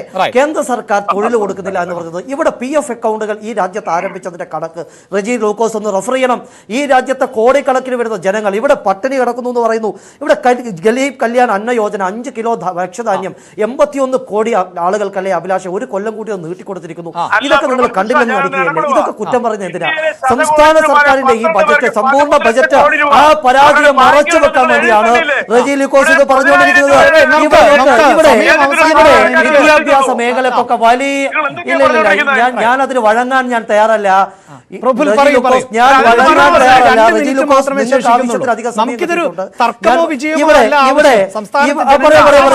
ഇവിടെ കേരളം, ഞാൻ ഒന്ന് രണ്ട് കാര്യങ്ങൾ ഞാൻ സൂചിപ്പിക്കാം. കാര്യങ്ങൾ പറയാം. ഇവിടെ ധൂർത്താണ്. ഇവിടെ കോൺഗ്രസിനോ CPM ഒന്നും ഈ ഒരു ധൂർത്തിനെ പറ്റി പറയാൻ അധികാരമില്ല. കാരണം പ്രതിപക്ഷ നേതാവിന്റെ പേഴ്സണൽ സ്റ്റാഫിന്റെ എണ്ണം എത്രയാ? ഈ പറയുന്ന സാമ്പത്തിക മാറ്റത്തിനിടയിലും പ്രതിപക്ഷ നേതാവ് വാങ്ങിച്ചിരിക്കുന്നത് പുതുപുത്തൻ ഫുൾ ഓപ്ഷൻ ഇന്നോവയല്ലേ? പിന്നെ കോൺഗ്രസിന് എന്ത് അധികാരമുള്ളത്? ഇവിടെ പ്രധാനമന്ത്രിയുടെ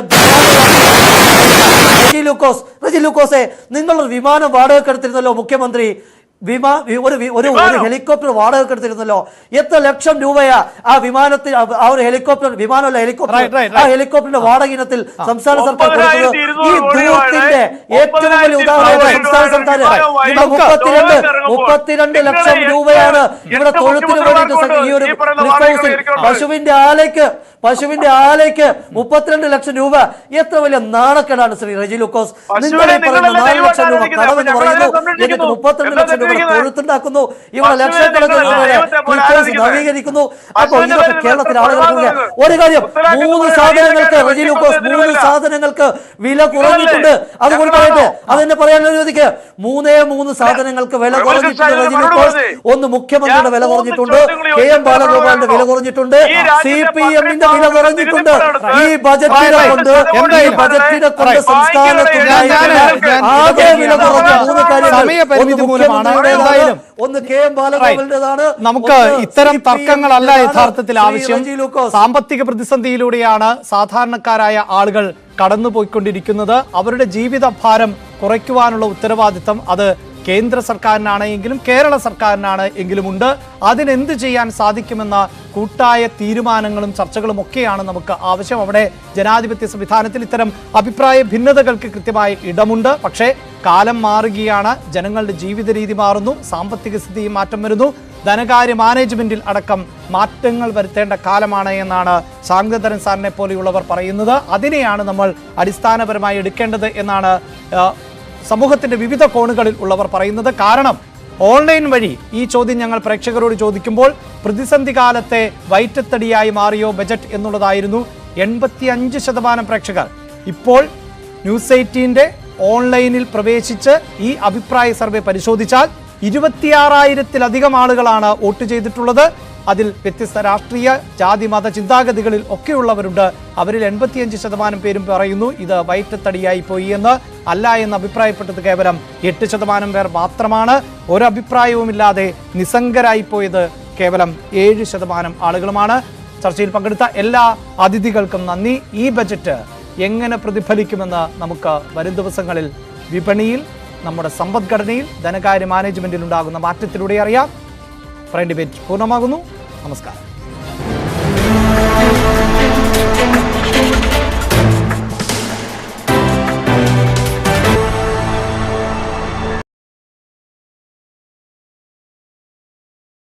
നമ്മൾ പ്രതീക്ഷിച്ചതുപോലെ തന്നെ വലിയ തോതിലുള്ള പദ്ധതികളൊന്നും പ്രഖ്യാപിക്കാൻ ഈ ബജറ്റിൽ ആയിട്ടില്ലെങ്കിലും എല്ലാ മേഖലകളെയും സ്പർശിക്കാൻ ധനമന്ത്രിക്ക് കഴിഞ്ഞിട്ടുണ്ട് എന്നതും വ്യക്തമാണ്. അതേസമയം എല്ലാ സേവന നിരക്കുകളും വർദ്ധിക്കുന്നു. മദ്യത്തിന് വില കൂടുന്നു, വാഹന വിലയിൽ വർധനവുണ്ടാകും, അതുപോലെ വാഹനത്തിന് സെസ് ഏർപ്പെടുത്തിയിരിക്കുന്നു. ഏറ്റവും ജനത്തിന് ആഘാതം ഒരുപക്ഷെ ഏൽപ്പിക്കാൻ പോകുന്നത് ഈ പെട്രോളിയം ഉൽപ്പന്നങ്ങളുടെ വില വർധനവായിരിക്കും. പെട്രോളിയത്തിന് സെസ് ഏർപ്പെടുത്തിയിരിക്കുന്നു, വൈദ്യുതി നിരക്ക് കൂട്ടിയിരിക്കുന്നു, വൈദ്യുതി തീരുവ 5% വർദ്ധിപ്പിച്ചിട്ടുള്ളത്. അങ്ങനെ വിലക്കയറ്റം നേരിടാൻ 200 കോടി രൂപ ഈ ബജറ്റിൽ വകയിരുത്തുമ്പോഴും വിലക്കയറ്റത്തിന് വഴിവെക്കുന്ന നിരവധി നിരവധി വർധനകൾ ഈ ബജറ്റിൽ നമുക്ക് വ്യക്തമായി കാണാൻ കഴിയും. ഏതായാലും ബജറ്റ് വിദ്യാഭ്യാസ മേഖലയ്ക്ക് കാര്യമായ പരിഗണന നൽകുന്നു, മത്സ്യബന്ധന മേഖലയ്ക്ക് കാര്യമായ പരിഗണന നൽകുന്നു, ഒപ്പം തന്നെ ടൂറിസം മേഖലയ്ക്ക് കാര്യമായ പരിഗണന നൽകുന്നുണ്ട്. ടൂറിസം മേഖലയ്ക്ക് ടൂറിസം ഇടനാഴികകൾ 7 അതിൽ 50 കോടി രൂപ അതിനായി നീക്കിവെച്ചിരിക്കുന്നു. അപ്പോൾ എന്നോടൊപ്പം തിരുവനന്തപുരത്ത് നിന്ന് വി അരുൺ ചേരുന്നു. അരുൺ, എല്ലാ സാധനങ്ങൾക്കും വിലവർധനവിലേക്ക് വഴിവെക്കുന്ന ഒരു ബജറ്റാണോ നമുക്ക് മുന്നിലുള്ളത്?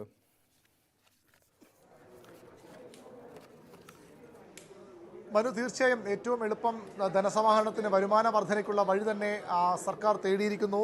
സാമൂഹ്യ സുരക്ഷ സീഡ് ഫണ്ട് എന്ന പേരിൽ സാമൂഹ്യ സുരക്ഷ ഉറപ്പാക്കുന്നതിൻ്റെ ഭാഗമായിട്ട് മദ്യത്തിനും അതുപോലെ തന്നെ ഇന്ധനത്തിനും നികുതി വർദ്ധിപ്പിക്കുന്ന ഒരു തീരുമാനത്തിലേക്കാണ് സർക്കാർ പോയിരിക്കുന്നത്. GST വന്ന ശേഷം സർക്കാർ ഏറ്റവും പ്രധാനപ്പെട്ട വരുമാന മാർഗ്ഗങ്ങളാണ് ഇന്ധന വിലയിലൂടെ ലഭിക്കുന്ന നികുതിയും അതുപോലെ തന്നെ മദ്യവും. മദ്യത്തിന് 500 രൂപ മുതൽ 999 രൂപ വരെ വില വരുന്ന ഇന്ത്യൻ നിർമ്മിത വിദേശ മദ്യത്തിന് ഒരു ബോട്ടിലിന് 20 രൂപ നിരക്കിലും 1000 രൂപ മുതൽ മുകളിലോട്ട് വരുന്ന മദ്യത്തിന് ബോട്ടിലിന് 40 രൂപ നിരക്കിലുമാണ് സാമൂഹ്യ സുരക്ഷാ സെസ് ഏർപ്പെടുത്തുന്നത്. കഴിഞ്ഞ ആഴ്ചകൾക്ക് മുമ്പാണ് സംസ്ഥാനത്ത് മദ്യവില 20 രൂപ വരെ വർദ്ധിച്ചത്. അതുകൊണ്ട് തന്നെ ഈ ബജറ്റിൽ മദ്യവില വർദ്ധിപ്പിക്കില്ല എന്നൊരു വിലയിരുത്തലുണ്ടായിരുന്നു. പക്ഷേ അതെല്ലാം മറികടന്നുകൊണ്ട് മദ്യത്തിൻ്റെ സാമൂഹ്യ സുരക്ഷാ സെസ് എന്ന പേരിൽ മദ്യത്തിന് വില വർദ്ധിപ്പിക്കാൻ സർക്കാർ തീരുമാനമെടുത്തിരിക്കുന്നു. 400 കോടി രൂപയാണ് ഇതിലൂടെ അധിക ധനസമാഹരണമായി സർക്കാർ പ്രതീക്ഷിക്കുന്നത്. പെട്രോൾ, ഡീസൽ എന്നിവയ്ക്ക് ലിറ്ററിന് 2 രൂപ നിരക്കിൽ സാമൂഹ്യ സുരക്ഷാ സെസ് ഏർപ്പെടുത്തും. അതായത് പെട്രോൾ, ഡീസൽ വില മറ്റ് പല സംസ്ഥാനങ്ങളിലും ഉള്ളതിനേക്കാൾ കൂടുതൽ വീണ്ടും കേരളം നൽകേണ്ടി വരും. പെട്രോൾ, ഡീസൽ വിലയ്ക്കും സാമൂഹ്യ സുരക്ഷാ സീഡ് ഫണ്ടിലേക്ക് പോകുമ്പോൾ സാമൂഹ്യ സുരക്ഷാ സെസ് ഏർപ്പെടുത്തുമ്പോൾ അവിടെയും വില വർധന, അതായത് സംസ്ഥാനത്ത് ജനങ്ങൾ ഏറ്റവും അധികം ബുദ്ധിമുട്ടിലാകാൻ പോകുന്നത് ഈ ഇന്ധനവില വർധന തന്നെയാകും. ഇന്ധനവില വർധനയുടെ പരിസമാപ്തി അല്ലെങ്കിൽ അതിൻ്റെ ഫലമെന്ന് പറയുന്നത് അവശ്യ സാധന വില വർധന തന്നെയാകും.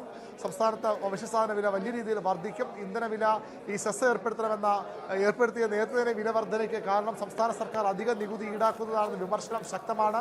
അത് കുറയ്ക്കണമെന്ന് ആവശ്യപ്പെട്ട വലിയ പ്രക്ഷോഭങ്ങൾ സംസ്ഥാനം നടന്നതാണ്. പക്ഷേ അപ്പോഴും ആ ഇന്ധനവില വീണ്ടും വർദ്ധിപ്പിക്കുന്ന ഒരു തീരുമാനത്തിലേക്ക് സർക്കാർ പോകുന്നു. 750 കോടി രൂപ അധിക ധനസമാഹരണമായി സർക്കാർ അതിന് ലക്ഷ്യമിടുന്നു.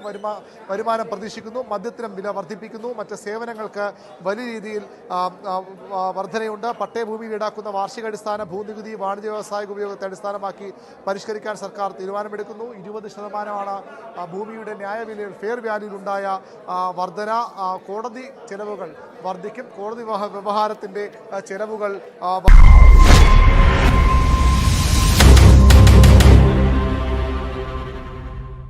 Nirmalaji, thank you so much for giving us this first budget interview to a streaming service and a private news channel.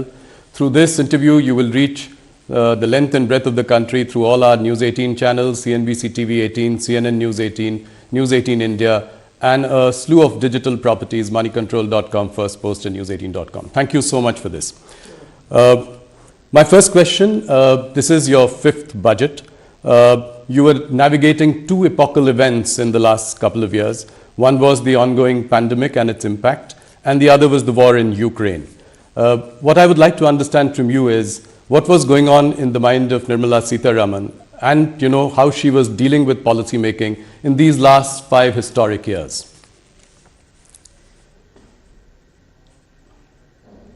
Starting with a very difficult question, because difficult not for any other reason but to capture the experiences, the as I say anubhav, going through that, and also to look back at it now when you're probably slightly out of it is very difficult to describe in, let's say, a short brief answer. I can understand. But yet if you have to really capture it, I had no precedent before me to handle such a situation. There were no given templates. There were no examples to follow. And there were no theories which would have worked in such context. So essentially we were going by continuous conversation with all kinds of stakeholders. Those who have directly some thing to say about the industry and its suffering, MSME and its suffering, or even those who are observing it with a more discerning eye. So we had to engage in conversation continuously with all people, take their view, weigh it for ourselves to see which one is all right, which is more suitable for us and which is not. Yes. And also take courage in saying it may not work out for us in one particular way, because eventually somewhere all this has got to be answerable. And therefore I think I would immensely recall the ways in which Honorable PM led the conversation with us. He would never tire himself from meeting us. He would never say not today. So with all necessary precautions taken for COVID, following the protocol, we would still meet and talk about things. But eventually, whatever has been at that time decided and put out as schemes, one thing which was not so much relevant for dealing with the pandemic itself, but yet had to be done, was not to let go the opportunity to continue the reform process. Yes. So that was carried on. But we may do so many things. We may have a stable leadership, clear-headed leadership which stands by us and gives us the guidance under the Prime Minister. And we may come up with the proposals and also launch some specific schemes at that time to benefit, to give relief and so on. Eventually it is the way in which the people of India have absorbed it all. You know, absorbed it and found best ways to go around it with this kind of a succor which is coming from the government, or some hand holding which is coming from the government. May not be adequate, but so the credit goes to the people of India for having so been in clued position with the government's, every decision making, and kept pace with it all. And that is why today we are where we are. Entirely the way in which people of India have absorbed whatever has been done from the government side and put it to effect in the ground. No, you make a very important point. I think you never gave up on reforms in the last so many years. Despite, come what may, pandemic, war in Ukraine, and that I must concede. I clearly remember that many experts and economists at that time panned the government, panned India, that we were not doing enough for stimulus in the COVID period. And I remember they cited examples of Western economies, European economies, saying that we should at least give 10 to 20% of GDP. That's the bare minimum we should do. Now in hindsight, do you think that it was good to ignore that advice and be tight-fisted, and that is showing up today? Yes, that is why in answering earlier your question, we had to do our homework for every such input which came in at that time. Why? We could have always said, no, this is what appeals to us, and we would have gone ahead. No, but we had to consider every such advice which came in, and also go through the depths of what it would mean, how will it be executed, whether it can really bear the results and so on, only because whether we choose one way or not, we should know why we have not chosen a particular way and be able to justify saying, our understanding was this and that's why we didn't take it. Today I have the advantage of looking back at it and say, good that I didn't take it because the results would have been very different. But the fact remains that we went through every one of the suggestions with equal open-mindedness and rigor. So, Nirmala ji, if I look at this budget, coming to this budget, the central theme, and you've elaborated, you've articulated it in your speech subsequently as well, but I would still like to ask this question, that there is a big push to capital expenditure on one hand. On the other, you've also given a lot of money into the hands of the middle class and the rich, so that there is a consumption boom. All this while keeping the fiscal discipline in place, as you had promised. 5.9%, so that's giving some comfort to everyone. What I want to understand is, what are the few outcomes, big outcomes that you're looking at from this budget? If well executed, if the states and the center work together, I expect tourism to really see a sea change. Flow of people coming in both from one other states and also from abroad. It should actually be a good way of keeping the economy active. If that is going to be this year and also medium term, I also see the momentum that PM Vikas scheme is going to come up with. Because what it does, at least from the way in which I have done this work on understanding that scheme and to see how best it can be tailored, it touches that segment which is sort of self-employed, which has skills, which may be traditional skills, but which are very productively used, and that itself has a huge market, niche market of its own. If by launching PM Vikas, we will be able to touch upon a large section, not confined to any particular few castes which go by the description Vishwakarma, but we are including everybody who uses his hand with some tools, produces things. That's a huge layer which doesn't get covered under A scheme or B scheme or C scheme. Now we are touching them. We are actually giving that material difference of receiving better attention, better raw material, better marketing, better professionalized way of aggregation and so on, with better fair rated credit from bank and so on. I think that layer which has remained unseen, untouched till now, but very recognized because of the quality of products that they produce, will now make a big difference to us. Equally, the push on green is not going to be any less. In every sector, there's been provisions made in the budget for them to do the transition from depending on fossil fuel to a renewable energy source based fuel. And that will touch every walk of life, not just farmers, not just women in household, both from the point of view of user and also producer. You will generate enough power for yourself and be able to also sell it. And the final but most important, I would think, is the way we are going to shake up and also give life to the self-help women's groups which exists in the rural parts of the country. Some states have extraordinarily done well on SHGs in the last few decades. It's not as if they have been formed only today. A couple of decades they've been on the ground. 81 lakh of them, groups, exist. And it is they who we are now trying to aggregate, bring them together like clusters, see what they want to do in terms of production or services. For instance, I just bring in a very private sector example.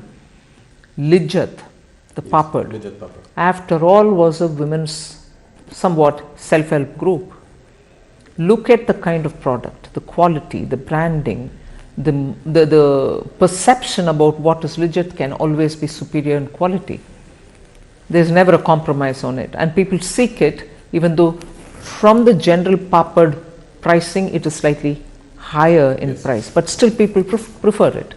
So like that, SHGs, and I don't want just to end with papad making, it should be everything else also. So depending on the skill sets available, the raw material available, we want to make sure that SHGs do come in to benefit from government policy and also through digital marketing, run professionally as well. That's interesting. Your budget was very well received by the markets. In fact, while you were speaking, the markets were really going up. But the rout in the Adani stocks somewhat spoiled the party. There is a general nervousness in the market. How does your government see this? I look at the budget for having covered all the sections of the society. We've tried, and it has been a detailing that which has consumed a lot of time in preparation of this budget. The details is what has brought the difference in touching so many different sectors and segments of our society. We've got something on offer for each one of them. So therefore, if it's being received very well, I'm very glad. But of course, that motivates me to be able to now take it upon myself to better implement it down to the last person who's aimed at. So I would think the impact of the budget, the immediate impact of the budget on the market, and subsequent to, let's say, for whatever reason it trailed back, I think in the next few days the budget's impact will still continue to hold the markets high. You know, the opposition is taking aim at your government, saying that the banking and insurance companies have large exposure in Adani stocks. You know, and the investors and the broader market is looking to you for some direction on this issue. Is our banking and insurance system resilient to take this shock? I want to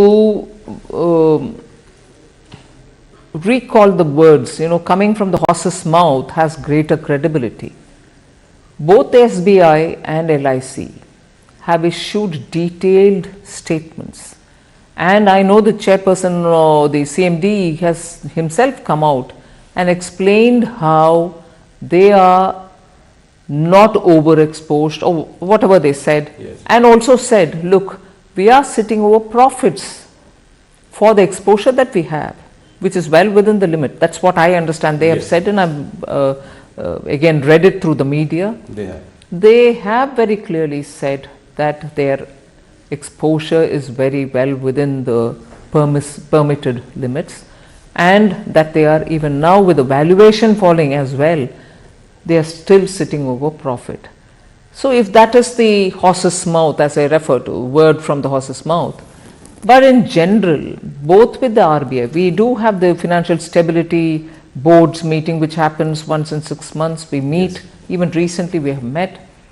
So I can only very clearly say, both the RBI and we, because of the FSB's meeting, Financial Stability Board's meeting, know that the Indian banking system, if anything, at this stage, for me to use this word, I want to use it with a sense of responsibility, like having gone through the twin balance sheet problem, Indian banking sector today is at a comfortable level, with their NPAs coming down to absolutely low levels, recovery is happening, and their position is very sound, which gets reflected in the fact that when they go to raise monies in the market, they are absolutely comfortably raising monies as well. So the entire macroeconomic analysis which any expert would do also highlights the fact that how comfortable the Indian banks are placed in. That cannot be that if they are at risk.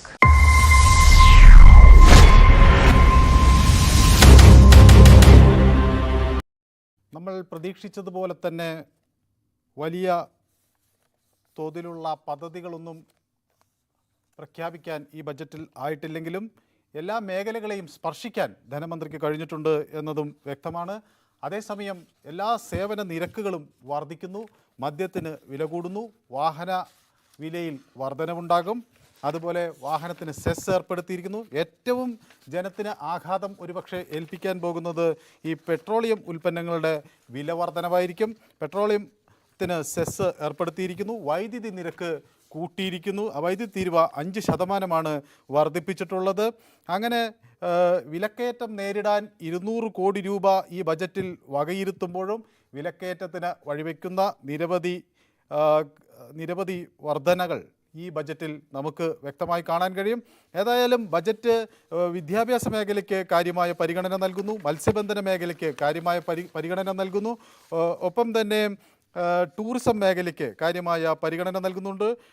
Tourism മേഖലയ്ക്ക് tourism ഇടനാഴികകൾ 7 അതിൽ 50 കോടി രൂപ അതിനായി നീക്കിവെച്ചിരിക്കുന്നു. ഇപ്പോൾ എന്നോടൊപ്പം തിരുവനന്തപുരത്ത് നിന്ന് VV Arun ചേരുന്നു. അരുൺ, എല്ലാ സാധനങ്ങൾക്കും വില വർധനവിലേക്ക് വഴിവെക്കുന്ന ഒരു ബജറ്റാണോ നമുക്ക് മുന്നിലുള്ളത്?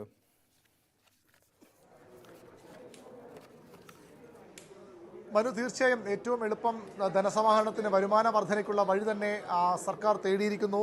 സാമൂഹ്യ സുരക്ഷ സീഡ് ഫണ്ട് എന്ന പേരിൽ സാമൂഹ്യ സുരക്ഷ ഉറപ്പാക്കുന്നതിൻ്റെ ഭാഗമായിട്ട് മദ്യത്തിനും അതുപോലെ തന്നെ ഇന്ധനത്തിനും നികുതി വർദ്ധിപ്പിക്കുന്ന ഒരു തീരുമാനത്തിലേക്കാണ് സർക്കാർ പോയിരിക്കുന്നത്. GST വന്ന സർക്കാർ ഏറ്റവും പ്രധാനപ്പെട്ട വരുമാന മാർഗ്ഗങ്ങളാണ് ഇന്ധന വിലയിലൂടെ ലഭിക്കുന്ന നികുതിയും അതുപോലെ തന്നെ മദ്യവും. മദ്യത്തിന് 500 രൂപ മുതൽ 999 രൂപ വരെ വില വരുന്ന ഇന്ത്യൻ നിർമ്മിത വിദേശ മദ്യത്തിന് ഒരു ബോട്ടിലിന് 20 രൂപ നിരക്കിലും 1000 രൂപ മുതൽ മുകളിലോട്ട് വരുന്ന മദ്യത്തിന് ബോട്ടിലിന് 40 രൂപ നിരക്കിലുമാണ് സാമൂഹ്യ സുരക്ഷാ സെസ് ഏർപ്പെടുത്തുന്നത്. കഴിഞ്ഞ ആഴ്ചകൾക്ക് മുമ്പാണ് സംസ്ഥാനത്ത് മദ്യവില 20 രൂപ വരെ വർദ്ധിച്ചത്. അതുകൊണ്ട് തന്നെ ഈ ബജറ്റിൽ മദ്യവില വർദ്ധിപ്പിക്കില്ല എന്നൊരു വിലയിരുത്തലുണ്ടായിരുന്നു. പക്ഷേ അതെല്ലാം മറികടന്നുകൊണ്ട് മദ്യത്തിൻ്റെ സാമൂഹ്യ സുരക്ഷാ സെസ് എന്ന പേരിൽ മദ്യത്തിന് വില വർദ്ധിപ്പിക്കാൻ സർക്കാർ തീരുമാനമെടുത്തിരിക്കുന്നു. 400 കോടി രൂപയാണ് ഇതിലൂടെ അധിക ധനസമാഹരണമായി സർക്കാർ പ്രതീക്ഷിക്കുന്നത്.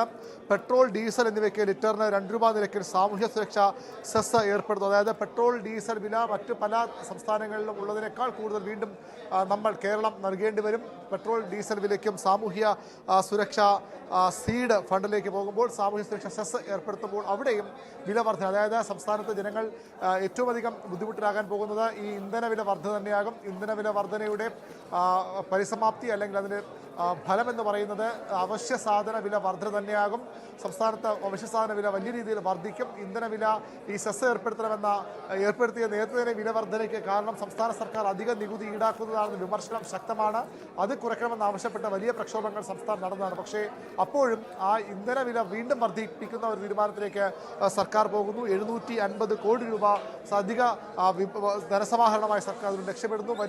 വരുമാനം പ്രതീക്ഷിക്കുന്നു. മദ്യത്തിനും വില വർദ്ധിപ്പിക്കുന്നു. മറ്റ് സേവനങ്ങൾക്ക് വലിയ രീതിയിൽ വർധനയുണ്ട്. പട്ടയഭൂമിയിൽ ഈടാക്കുന്ന വാർഷികാടിസ്ഥാന ഭൂനികുതി വാണിജ്യ വ്യവസായിക ഉപയോഗത്തെ അടിസ്ഥാനമാക്കി പരിഷ്കരിക്കാൻ സർക്കാർ തീരുമാനമെടുക്കുന്നു. 20% ഭൂമിയുടെ ന്യായവിലയിൽ ഫെയർ വാല്യൂയിലുണ്ടായ വർധന.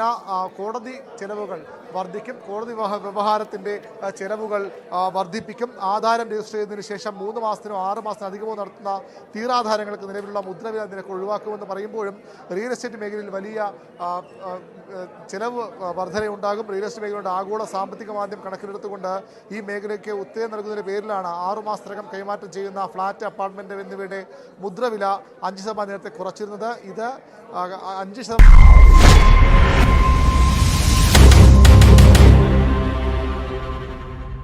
Some of the global investors as well, as a knee-jerk reaction, seem to have pulled out some money in the last couple of days. Some have put, fresh investments on hold. What would your message be to the global investors? India remains as before an absolutely well-governed, stable government and also very well, regulated financial market. And as a result, I think the investor confidence which existed before shall continue even now. Our regulators are normally very, very stringent about certain governance practices, and therefore they should, one instance, however much talked about globally it may be, I would think is not going to be indicative of how well Indian financial markets are governed. So many lessons have been learned over the decades, and therefore I think our regulators have kept our market well in prime and prim condition.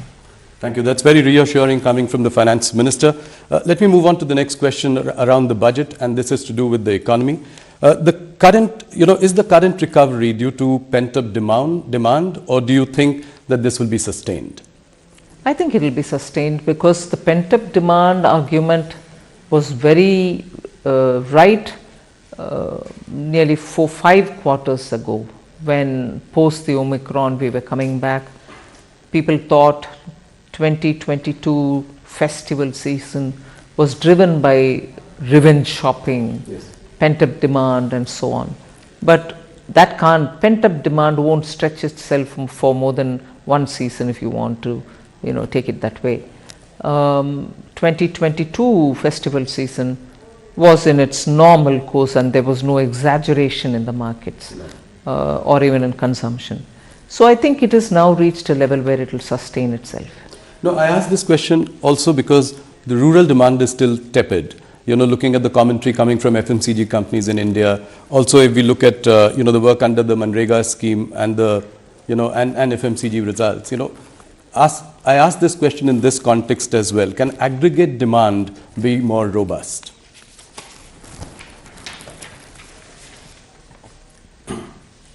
I'm sure you observe the Indian economy as well. Yes. In all its great detail. Demand doesn't remain stable and then it doesn't remain only going upward. It does come down sometimes and does go up some other times.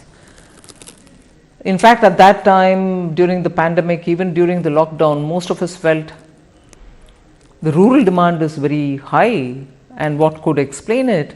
We thought that the farm outputs were very good, and as a result they were having quite a few money in their hand, and therefore they were able to sustain it. So that happens soon after the harvest. But rural demand even today, in terms of the people who are in the farm equipment manufacturing areas, are quite comfortable with what is going on in the rural market. It's not as if demand has affected them. So people are purchasing equipments to do their tilling or farming activities. That's one. I'm not just talking about tractors, but even the other equipments which go in. One. And second, also rural demand, which is FMCG related or your daily consumption related items. Your GST revenues, whilst I don't want to say that revenue GST going up is purely on rural, it may be urban and rural, but it means that it cannot be maintaining a sustained level if one of the segments, rural or urban, really fall down drastically. So I don't think it's worrisome, if at all, any drop. The RBI governor says that the worst of inflation is behind us. So can the RBI then take a more relaxed view of monitoring, tightening and support growth in the coming weeks and months? Well, I realize that if I do comment, it will look as if I'm guiding the RBI or anything like that. No, broadly speaking. But I suppose yes, the way in which inflation has come down, both by RBI's action and by the government's action, and the government's action has been steady and at it for some time. So I expect, since the fall in the inflation, it doesn't seem to be just a momentary or a 1 month affair. It should sustain itself in the process of coming down, and therefore they should, and you're right, therefore there shouldn't be that much pressure on the central bank to keep the pace of increasing the rates. But the MPC will take a call. Of course. Any concern that you feel is there because of the twin deficit problems?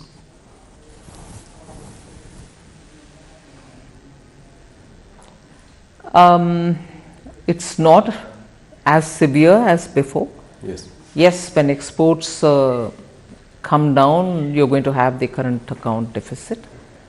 But it's also now suddenly going up as well as it was before, a couple of months ago, one. And second is also the import. Imports also keep slightly going up sometimes, but it's also coming down. If these two factors are primarily the ones which we have to concern ourselves with, monthly fluctuations I say. Yes. Fluctuations should not worry us, but if every month there is a steady decline and there doesn't seem to be a sign of increase or coming upward, uptick as you would say, if there is no chance of an uptick predicted in the next few months, then I think I should worry. But monthly looking at coming down and going up need not worry us so seriously. Okay. So next year the centre and states will spend rupees 13.7 lakh crore as capital expenditure. By any account, it's a phenomenal number. Capacity utilization in the manufacturing sector is at about 72%. My question is, when do you think that the private sector will enter this virtuous cycle of capital spending? They are in it already, I would think. There has been a minor uptick. But I've been explaining this. I'm not sure if industry is explaining it as much, but I read it. So I keep read it in the sense my inferences based on the kind of discussions which happen.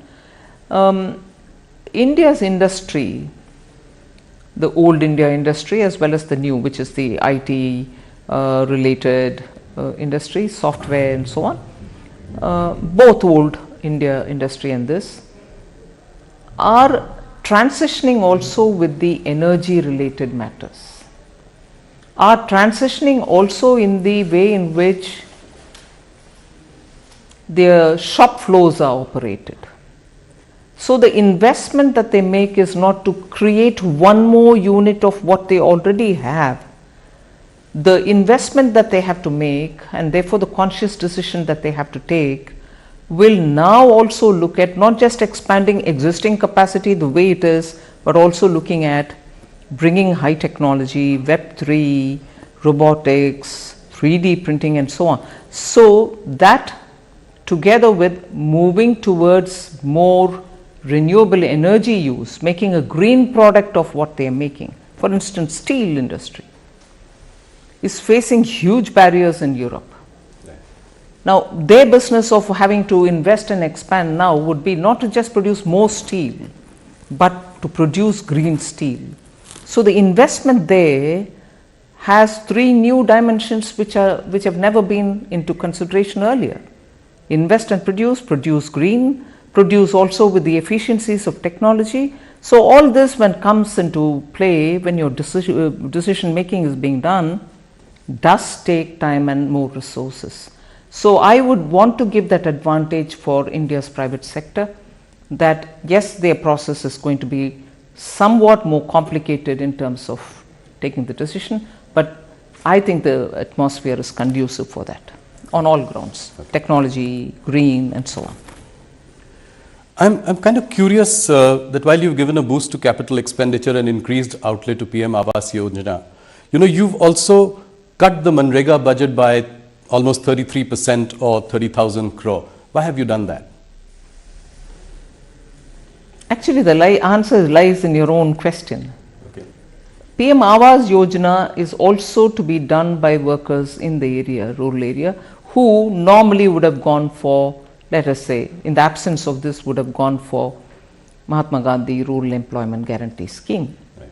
That's one answer, because even this has got to be done by people in the rural areas who are looking for jobs, just as Jal Jeevan Mission also goes through rural works. So they have these opportunities as well, which are coming not in a small incremental change, 6% increase, 79,000 crores for PM Awas, and also Jal Jeevan also getting a huge allocation. So these two also are there along with me. Second, Manrega is a demand-driven scheme. The more people come saying we want the job, we give them the work. So what is stated at the budget time estimate tends to keep adding to its resources or demands based on what comes from states. I need more. Then we add more to it and go to the parliament with a supplementary demand. So if you see the last 3 to 4 years, inclusive of the COVID year, naturally, yes, the BE number and the RE numbers are so different, in that the RE is much higher. And if you now go back to the last 2 years where the actual numbers are available, BE, RE and the actuals, you will see the actuals are lots more than the BE, and in some cases exactly as much as the RE, which is enhanced, or even better than the RE in increased amount when you realize it in the actuals. So you end up spending a lot more even as you're going on. So I'm a bit now worried that this is becoming a staid question. Manrega, you cut it. Just see the pattern for the last 3 years. It starts with a number at the BE, keeps going on because it's demand driven, and when the supplementary demand stage comes, it's actually a lot more. Yes. So more opportunities have been created. So that's right. Yeah. So I agree. The real average GDP growth rate is 6.5%, as the economic survey says. With a little more reforms, the survey posits that it could even be a little higher at 7 to 8%. Now, what is the realistic and the desirable sort of growth rate for India if it were to become, the third largest economy in the world by the end of this decade? Desirable is one thing, but that desirable number will have to be tempered down by the global realities. Yes. The kind of uncertainties with every economy in the world faces. I don't think any one economy is so immune that the global volatilities don't affect them. So every economy is affected, particularly for a country like India, which for at least 2 critical items entirely depends on imports. Fuel, fertilizer. So when you're looking at importing that many big ticket items, your uncertainties are lots more and lots more pronounced. But even provisioning for that and building a budget, we have definitely ensured that we will be not as much be affected by such uncertainties as would any other country be. And therefore the numbers that we've given for the growth is very realistic. You know, one thing that struck me this time when I was listening to your budget speech was the absence of any mention of disinvestment or asset monetization. Why was that? You know, why has that at least seeming to take a backseat in the last year or so? No, it is still there in the budget documents. Right. It may not have been a part of my speech, but it is in the appendix to the speech. It's also in the rest of the documents where we give the actual numbers and the activities which are going on and so on. See, the cabinet has after all taken a call that certain companies will have to be privatized, and that motion has the approval of the authority concerned, which is the cabinet. So the process goes on. But of course, because we'll have to also see when is the best time for it to be done, given the fact that we've already done the homework and kept it ready for just going out to the market, this consumes a lot of time, this preparatory time. Absolutely. Post that is when we literally watch out for the market and then put it out. So both the factors, preparation and best time in the market, influence when you put it out. The process is on many of these items. So you're saying it's a question of timing? The commitment to privatization remains as strong as ever? Absolutely, particularly on those where the cabinet has already given the go-ahead. So last year you'd spoken about the privatization of 2 PSU banks. What happened to that? Have you identified the banks? Is the process on? This is what is happening. The process is on. The amendments will have to happen in the act, right. And then also look at the market, and then it'll have to go through. So it is very much on? Of course it's on, because the cabinet has given the approval. Right. So Nirmalaji, the export sector is suffering because of slowdown in major markets. What are the options to mitigate the impact of weak international economies for us today? See, it has two-sided problem. One, you have to make up for those handicaps that Indian exporters face, whether in logistics, whether it is the cost of electricity, or whether it is any other inherent handicap that they may have in terms of labor, or in terms of the place they are located in, and so on. So for these inefficiencies because of certain handicaps, it is necessary to give them some kind of a redressal, in the sense give them some incentive, or the RODTEP like scheme which is already on. So that's one thing. But it's also the usual way in which you would say, if a market is difficult, look for newer markets. If a market is difficult, see what you want to do about making yourself attractive for that market. You do road shows, or you spend money in branding yourself, or you appoint such agents who will tell us about the tastes in that and preferences in that market, and so on. And looking for another market, you will obviously spend some money and go on road shows, open up avenues there. But today, the typical problem that you face, not just you, meaning Indian exporters, but many face, is the lack of demand in those markets because of recession, which are normally our marketplaces where we send our products, whether it's your textile, whether it is your diamonds, whether it's your gems and jewelry, whether it is your tea, whether it's your basmati rice, and so on. So I'm taking those which are symbolic of India. There are others, components, auto components, electronic parts, which you very well manufacture today.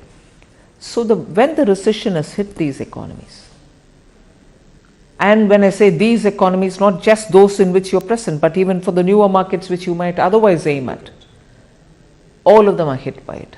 So that's where the problem gets even more compounded, and we'll have to work together with the exporters to see how best we can help it.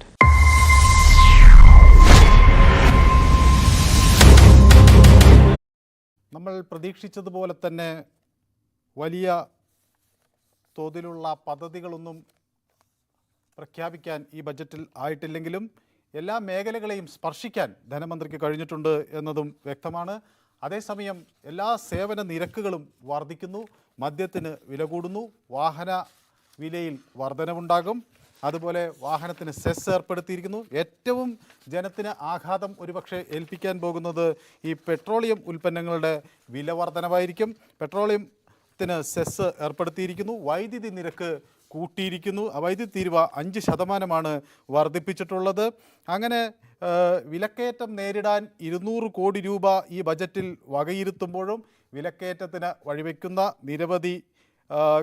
നിരവധി വർധനകൾ ഈ ബജറ്റിൽ നമുക്ക് വ്യക്തമായി കാണാൻ കഴിയും. ഏതായാലും budget വിദ്യാഭ്യാസ മേഖലയ്ക്ക് കാര്യമായ പരിഗണന നൽകുന്നു, മത്സ്യബന്ധന മേഖലയ്ക്ക് കാര്യമായ പരിഗണന നൽകുന്നു, ഒപ്പം തന്നെ ടൂറിസം മേഖലയ്ക്ക് കാര്യമായ പരിഗണന നൽകുന്നുണ്ട്. ടൂറിസം മേഖലയ്ക്ക് ടൂറിസം ഇടനാഴികകൾ 7 അതിൽ 50 കോടി രൂപ അതിനായി നീക്കിവെച്ചിരിക്കുന്നു. ഇപ്പോൾ എന്നോടൊപ്പം തിരുവനന്തപുരത്ത് നിന്ന് വി അരുൺ ചേരുന്നു. അരുൺ, എല്ലാ സാധനങ്ങൾക്കും വില വർധനവിലേക്ക് വഴിവെക്കുന്ന ഒരു ബജറ്റാണോ നമുക്ക് മുന്നിലുള്ളത്?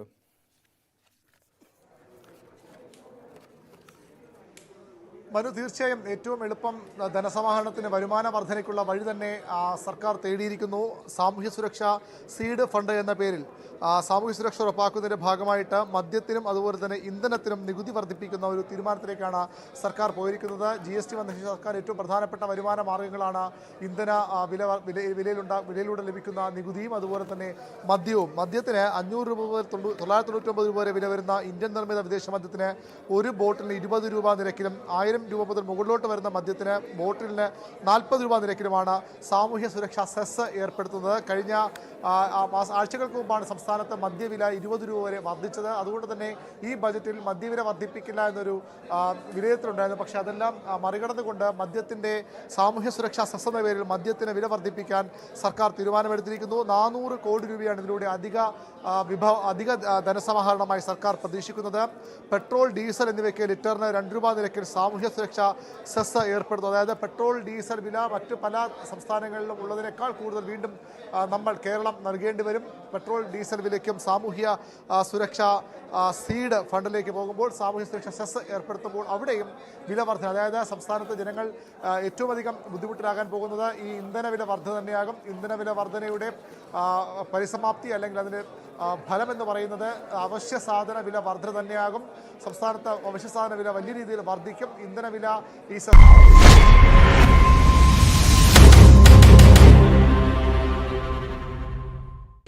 India's trade deficit with China has hit $100 billion in 2022, $100 billion in 2022. Imports keep rising, exports to China are falling.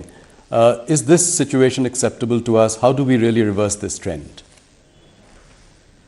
No country would want its exports to languish and imports to balloon with any trading partner. But the issue has two-pronged answers.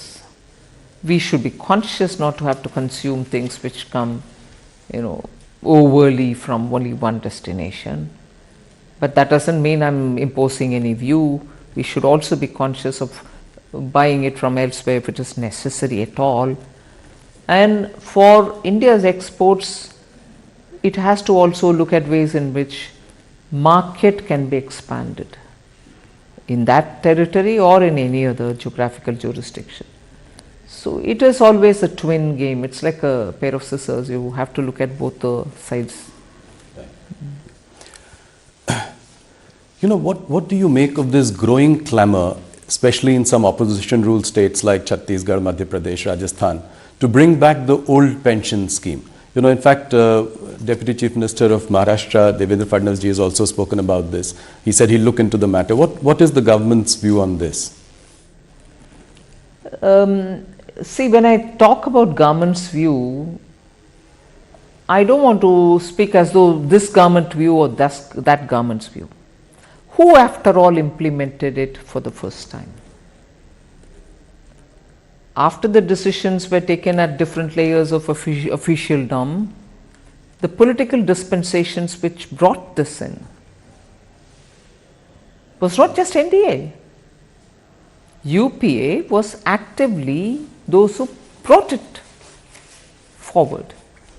The entire question of introduction of OPS, new pension scheme, was during the Congress's period.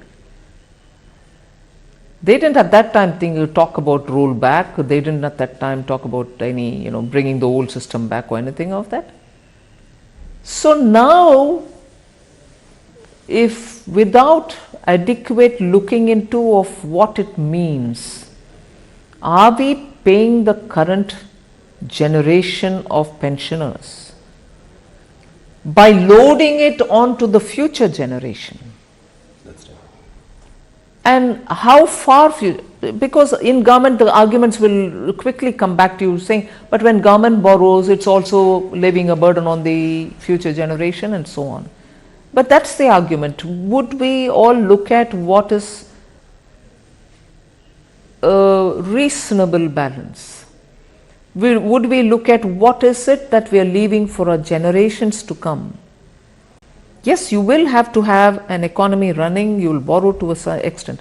But unless we have a complete understanding of this, the fiscal implication, the fiscal health of the state, not just today, for the next decades, to rush to a conclusion may not be. And I was glad to hear in one of the book release programs that I attended, Sri Montek Singh Aluwalia talk about it. It's not I'm taking up something which emerged out of a private conversation. Right. In a book release publicly, when asked, he did respond. So it's not as if now we are talking on political lines. We have to talk on Indian economy, its strength, not just Indian economy as Government of India, but every state's economy, and then take a call on it. That's right. Let's move on to the personal tax front. I think it is one thing that has really wowed everyone, wowed the middle class, your core vote bank also of the BJP. You want obviously people to move to the new tax regime. So by when will you then look at phasing out 80C and 80D deductions? Because that's really the core of investments, healthcare. When will this happen? What is your time frame to sort of move to the new tax regime entirely? No, I'm not given myself a time frame. I'm more looking at it to make sure every Indian citizen makes his own choice, her choice. It's one thing for me to say I'm bringing in a better system, which is going to be less complicated, in fact, least complicated, which also is going to give you a rate which is going to be reasonable for each one of our levels of income, and make it attractive therefore for compliance and also for the rate. I pay less tax there. But it's another thing to have a system which is going on, where unfortunately I don't want to criticize anybody, unfortunately the impression is I have so many exemptions given, which incentivizes me to save for insurance cover, for medical cover, for even saving for better interest earning that I can have, and so on. I don't want people there to think that I've denied them that. Please if you want to have it that way. But it's not just one government or the other. In general, the philosophy that governed it was you'll have all those exemptions and you'll feel tempted to have yourself cover, insurance cover, give yourself insurance cover or savings or whatever. But your tax rates were so high. Yes. So it's nice to give you some incentives, but good enough for me to have a big return in terms of the tax that I collect. Yeah. But whereas what I'm giving you now, which was introduced 2 years ago, this is the second regime, and Prime Minister was very clear that taxpayers should know actually what they're paying and exactly feel comforted that they're not paying much, and actually bring in rates down, make it simple so that anyone sitting at home should be able to file their returns and know, and that's the end of the story. I don't need to keep immense documents and so on. So we brought that in, and steadily we are making it attractive, but not forcing anybody to get out of the exemption regime. But the fact remains there that the rates have been very high, and you still got some discounts so that you can go with your. So how many people do you think will migrate? Any sense that the government has? I'm more talking about the layers which are covered yes. by these, beneficial tax rates. I would think in that layer at least 50% will come 50%. That's a big number. And what is the current number? Any idea that the government has of that? Yeah, I have a number, but I don't think I can off the cuff say it. Okay. This is a slightly broader question. You've been extremely successful in widening the tax base. As the base has widened, the tax slabs tend to go down. Do you think that could you consider in the long run bringing the top tax slab to 25%, just in line with your corporate tax rate, top corporate tax rate? Would that be the vision going forward? Well, eventually the tax rates must be absolutely low and the assessee friendly. Citizens cannot be burdened with taxation. But that is when I have widened my base sufficiently. It can't be that few people pay and they pay huge amounts and I have to run the system. It shouldn't be that. It should definitely be wider the base, lower the tax, and therefore achieve both the objectives of collect your tax from those who can pay it, but collect enough so that you are able to run your schemes. The new income tax regime, there is a feeling that it disincentivizes savings. How do you react to that? I gave you the logic. Yeah. I can always incentivize you, go for insurance, go for savings, go for this, and come up with a fantastically high rate and say, all right, I've given you discounts, but I need my money. Instead, I'd prefer a completely acceptable and lower rate of interest, lower tax rate, and people to feel that, all right, I'm not being burdened, there's no reason for me to avoid or evade the tax and pay it up. And you have the choice of deciding your own saving instrument, right? You're not. I was going to say, I'm on the side, or I belong to that school of thought which says, if the taxpayer is left with more money in his hand because we collect less tax, I would think that he's the best judge to decide where he has to put his money, and he doesn't need an incentive to run his family or to protect them from ill health or to not bother about his future, save for future and so on. So why do we want to underestimate our citizens? If I give very high tax rate, then I also have to tempt them to say, all right, go about saving it because I'm giving you some incentive here. But I've left more money because I tax you less. You are the best judge to do what you want with your money. Some of the experts feel that it was a rather bold move for you to reduce the rich tax from 42.7% to 39% in what is an election year. But is it that you've given some and taken away from the other hand as well, and so it's a zero-sum game in a sense? Where have I taken away? The real estate, earlier you could move money to real estate, now the cap is 10 crore, beyond 10 crore there is no. There are a couple of. That's not taking away. It is like saying, beyond 10 crore of a house that you have, why do you want to also expect favors for a second or the third or the fourth? Correct. And there have been instances, I might say, without revealing any names or any kind of people who have bought house, sold house, made immense profits out of it, but who still enjoy these sort of, 10 crore house, I should still get my benefits from the government. So the bold move in an election year. But I'm not give and take there. Okay. I've not given away something and taken away something. I'm only giving. Okay. I've not taken away anything. So that's as I said, a bold move in an election year, because people don't expect you to do it.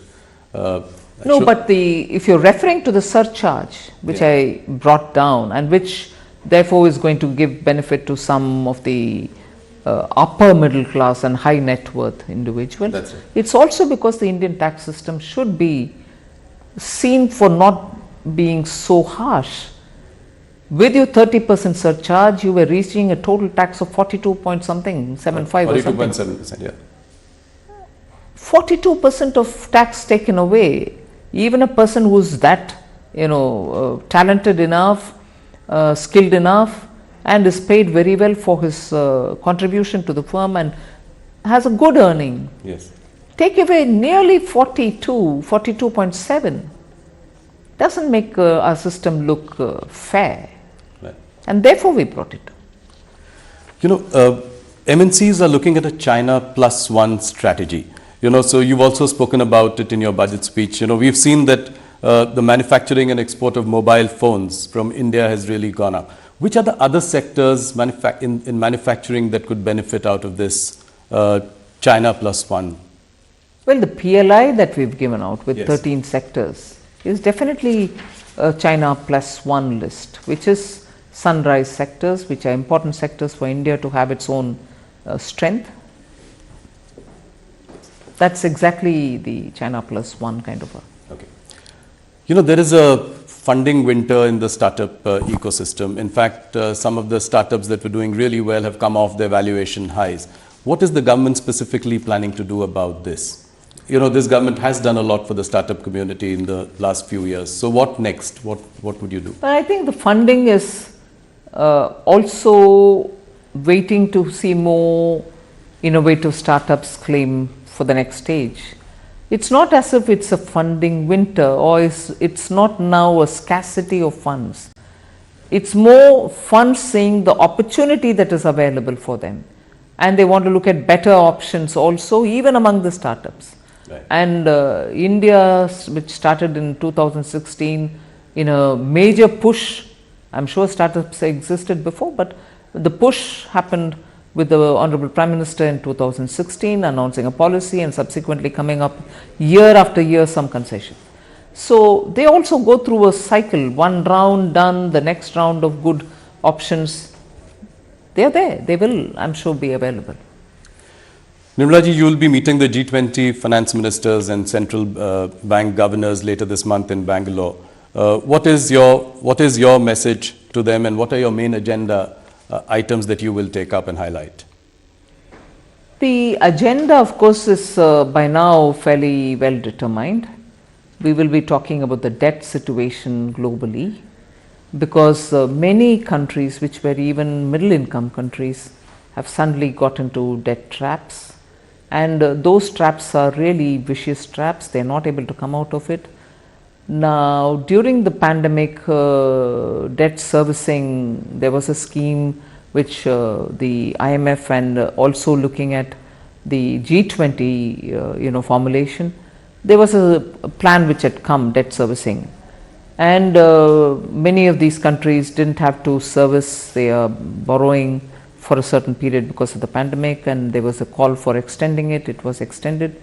But we are also making sure that enough monies are available with these institutions, multilateral institutions, so that they are able to better respond to situation, have better leverage over the funds that they already have with them.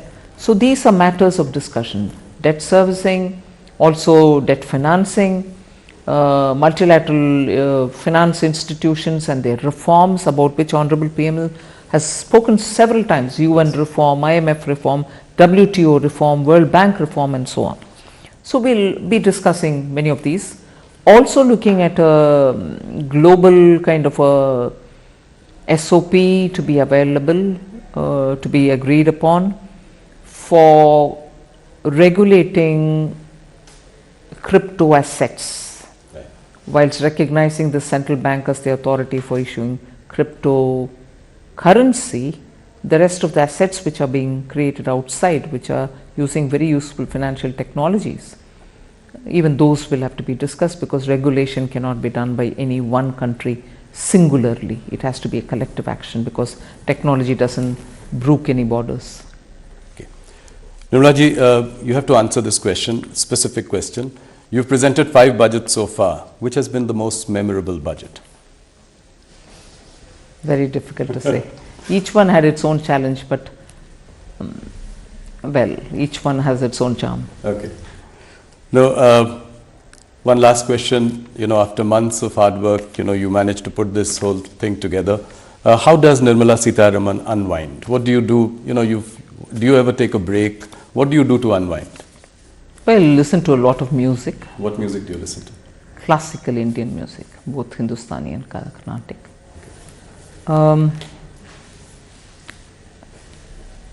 I sleep well every day. I think we I should have be in a a happy sleep routine. We should be in a happy place that the finance minister of the country sleeps well. Absolutely, because we have a good prime minister who's got that kind of a vision, and the strength of the leadership that he brings along helps the country. So Yes, that too. good sleep. Thank you, Nirmala ji, for your time. Thank you for the first interview to a private channel in a streaming service, and more importantly, congratulations on a very well delivered budget. Thank you so much. Thank you. Thanks for giving me this opportunity.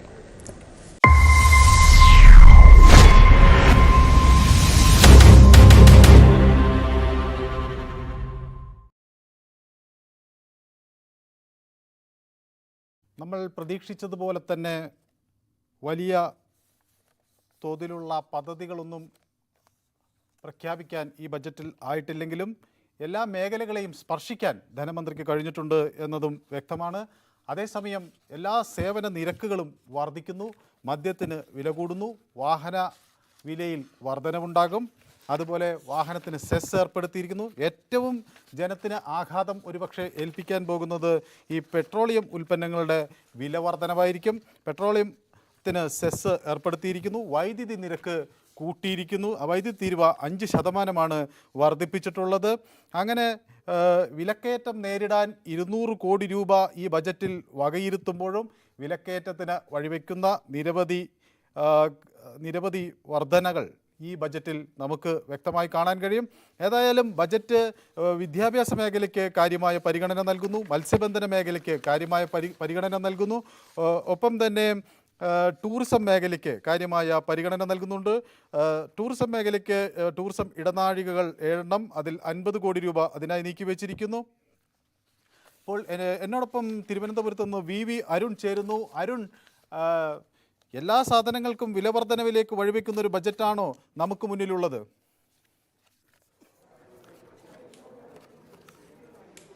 Manu, തീർച്ചയായും ഏറ്റവും എളുപ്പം ധനസമാഹരണത്തിന് വരുമാന വർധനയ്ക്കുള്ള വഴി തന്നെ സർക്കാർ തേടിയിരിക്കുന്നു. സാമൂഹ്യ സുരക്ഷ seed fund എന്ന പേരിൽ സാമൂഹ്യ സുരക്ഷ ഉറപ്പാക്കുന്നതിൻ്റെ ഭാഗമായിട്ട്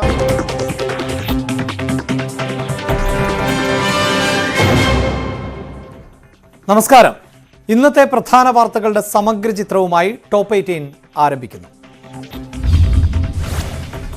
പൊതുജനങ്ങളുടെ കീശ കാലിയാകുമെന്ന് ഉറപ്പായി കഴിഞ്ഞു. വിലക്കയറ്റത്തിനും ഇടയാക്കുന്ന ബജറ്റാണ് ധനമന്ത്രി KN ബാലഗോപാൽ ഇന്ന് അവതരിപ്പിച്ചത്. ഇതിലേറ്റവും പ്രധാനം ഇന്ധനവിലയ്ക്ക് സെസ് ഏർപ്പെടുത്തി എന്നതാണ്. പെട്രോളിനും ഡീസലിനും ലിറ്ററിന് 2 രൂപ നിരക്കിൽ സാമൂഹ്യ സുരക്ഷാ സെസ്സാണ് ഏർപ്പെടുത്തിയിട്ടുള്ളത്. പെട്രോൾ കൂടാതെ പെട്രോൾ, ഡീസൽ എന്നിവയ്ക്ക് ലിറ്ററിന് 2 രൂപ നിരക്കിൽ സാമൂഹ്യ സുരക്ഷാ സെസ് ഏർപ്പെടുത്തുന്നു. ഇതിലൂടെ അധികമായി 750 കോടി രൂപ സാമൂഹ്യ സുരക്ഷാ സീഡ് ഫണ്ടിലേക്ക് പ്രതീക്ഷിക്കുന്നു. ഭൂമിയുടെ ന്യായവിലയും കൂട്ടിയിരിക്കുകയാണ് ബജറ്റിലൂടെ സർക്കാർ. 20% വർദ്ധിപ്പിച്ചത്. ഫ്ളാറ്റുകളുടെ മുദ്രവില കൂടുന്നതോടെ ഫ്ളാറ്റുകളുടെ വിലയും കൂടും. സംസ്ഥാനത്തെ ഭൂമിയുടെ ന്യായവില 2010 നിലവിൽ വന്നു. അതിനുശേഷം ഇത് 5 തവണ പുതുക്കുകയുണ്ടായി. വിപണി മൂല്യവും ന്യായവിലയും തമ്മിലുള്ള അന്തരം നികത്തുവാൻ വേണ്ടി നിലവിലുള്ള ന്യായവില 20% വർദ്ധിപ്പിക്കും. സർ, വിവിധ കാരണങ്ങളാൽ വിപണി മൂല്യം വർദ്ധിച്ച പ്രദേശങ്ങളിലെ ഭൂമിയുടെ ന്യായവില 30% വരെ വർദ്ധിപ്പിക്കുന്നതിനായി 2022 ഫിനാൻസ് ആക്ടിലൂടെ നിയമനിർമ്മാണം നടപ്പിലാക്കിയ സാഹചര്യത്തിൽ അതുപ്രകാരം വർധനവ് വരുത്തേണ്ട മേഖലകളെ നിർണ്ണയിക്കുന്നതിനായി വിശദമായ പഠനം നടത്തി മാനദണ്ഡങ്ങൾ കൊണ്ടുവരുന്നതാണ്. സർ, കുടിശ്ശികയുള്ള അണ്ടർ വാല്യുവേഷൻ കേസുകൾ തീർപ്പാക്കുന്നതിന് നിലവിലുള്ള കോമ്പൗണ്ടിംഗ് പദ്ധതി ഉദ്ദേശിച്ച ലക്ഷ്യം കൈവരിക്കാത്തതിനാൽ നിലവിലുള്ള പദ്ധതി 23-24 സാമ്പത്തിക വർഷം മുതൽ നിർത്തലാക്കുകയും കുടിശ്ശികയുള്ള കേസുകൾ തീർപ്പ് കൽപ്പിക്കുന്നതിനായി ബദൽ മാർഗങ്ങൾ സ്വീകരിക്കുകയും ചെയ്യുന്നതാണ്. സർ, റിയൽ എസ്റ്റേറ്റ് മേഖലയിലുണ്ടായ ആഗോള സാമ്പത്തിക മാന്ദ്യം കണക്കിലെടുത്ത് 2010 ഈ മേഖലയ്ക്ക് ഉത്തേജനം നൽകുന്നതിനായി തദ്ദേശ സ്വയംഭരണ സ്ഥാപനങ്ങളിൽ നിന്നും കെട്ടിട നമ്പർ ലഭിച്ച 6 മാസത്തിനകം കൈമാറ്റം ചെയ്യുന്ന ഫ്ളാറ്റ്, അപ്പാർട്ട്മെന്റ് എന്നിവയ്ക്ക് മുദ്രവില 5% കുറച്ചിരുന്നു. നിലവിലുള്ള മുദ്രവില നിരക്കുകൾ കണക്കിലെടുത്ത് 5% എന്നത് 7% പുതുക്കി നിശ്ചയിക്കുന്നു. മദ്യത്തിനും വില കൂടും. ഇന്ത്യൻ നിർമ്മിത വിദേശ മദ്യത്തിന് ഒരു ബോട്ടിലിന് 20 രൂപയും 1000 രൂപ മുതലുള്ള മദ്യത്തിന് ബോട്ടിലിന് 40 രൂപയുമാണ് വർദ്ധിക്കുക. സർ, 500 രൂപ വിലയുള്ള 500 രൂപ മുതൽ 999 രൂപ വരെ വില വരുന്ന ഇന്ത്യൻ നിർമ്മിത വിദേശ മദ്യത്തിന് ഒരു ബോട്ടിലിന് 20 രൂപ നിരക്കിലും 1000 രൂപ മുതൽ മുകളിലോട്ട് വില വരുന്ന മദ്യത്തിന് ബോട്ടിലിന് 40 രൂപ നിരക്കിലും ഒരു സാമൂഹ്യ സുരക്ഷാ സെസ് ഏർപ്പെടുത്തുന്നു. 400 കോടി രൂപ ഇതിലൂടെ അധികമായി പ്രതീക്ഷിക്കുന്നു. തീർന്നില്ല. വാഹനം വാങ്ങാനും ചെലവ് ഏറും. വാഹന നികുതി കൂട്ടിയിരിക്കുകയാണ് ബജറ്റിലൂടെ. 5 ലക്ഷം രൂപ വരെയുള്ള കാറിന് 1%, 5 മുതൽ 15 ലക്ഷം രൂപ വരെയുള്ള കാറുകൾക്ക് 2%മാണ് നികുതി വർദ്ധിപ്പിച്ചത്. 2 ലക്ഷം രൂപ വരെയുള്ള മോട്ടോർ സൈക്കിളുകൾക്ക് 2% നികുതി കൂട്ടി. ഇലക്ട്രിക് വാഹനങ്ങൾക്ക് നികുതി വർദ്ധിപ്പിച്ചു.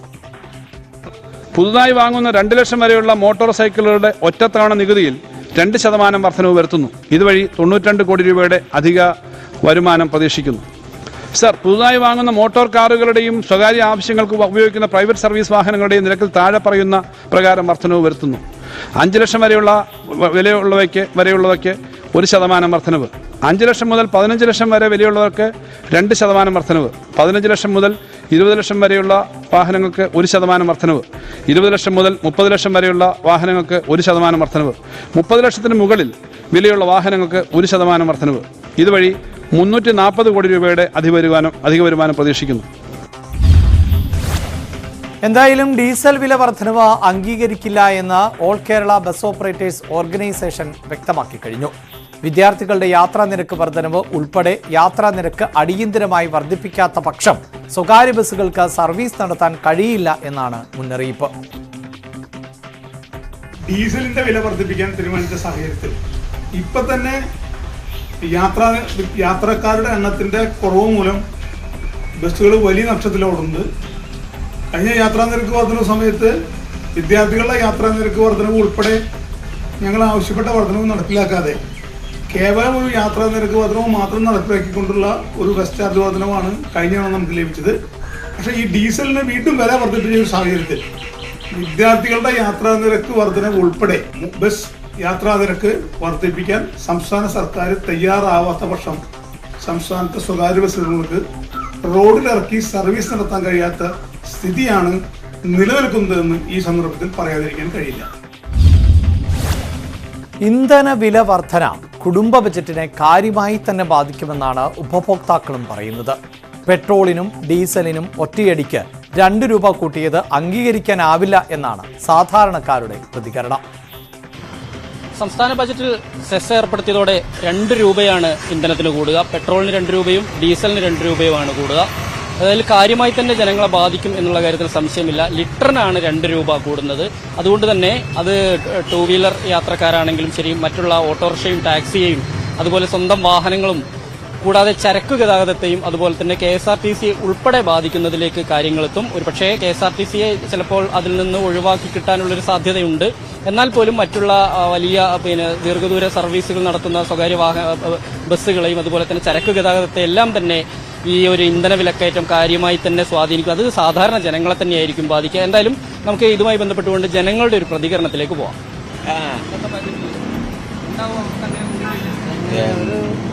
ചെയ്യപ്പോ എല്ലാം തന്നെ ഇപ്പൊ ബുദ്ധിമുട്ടാണ്.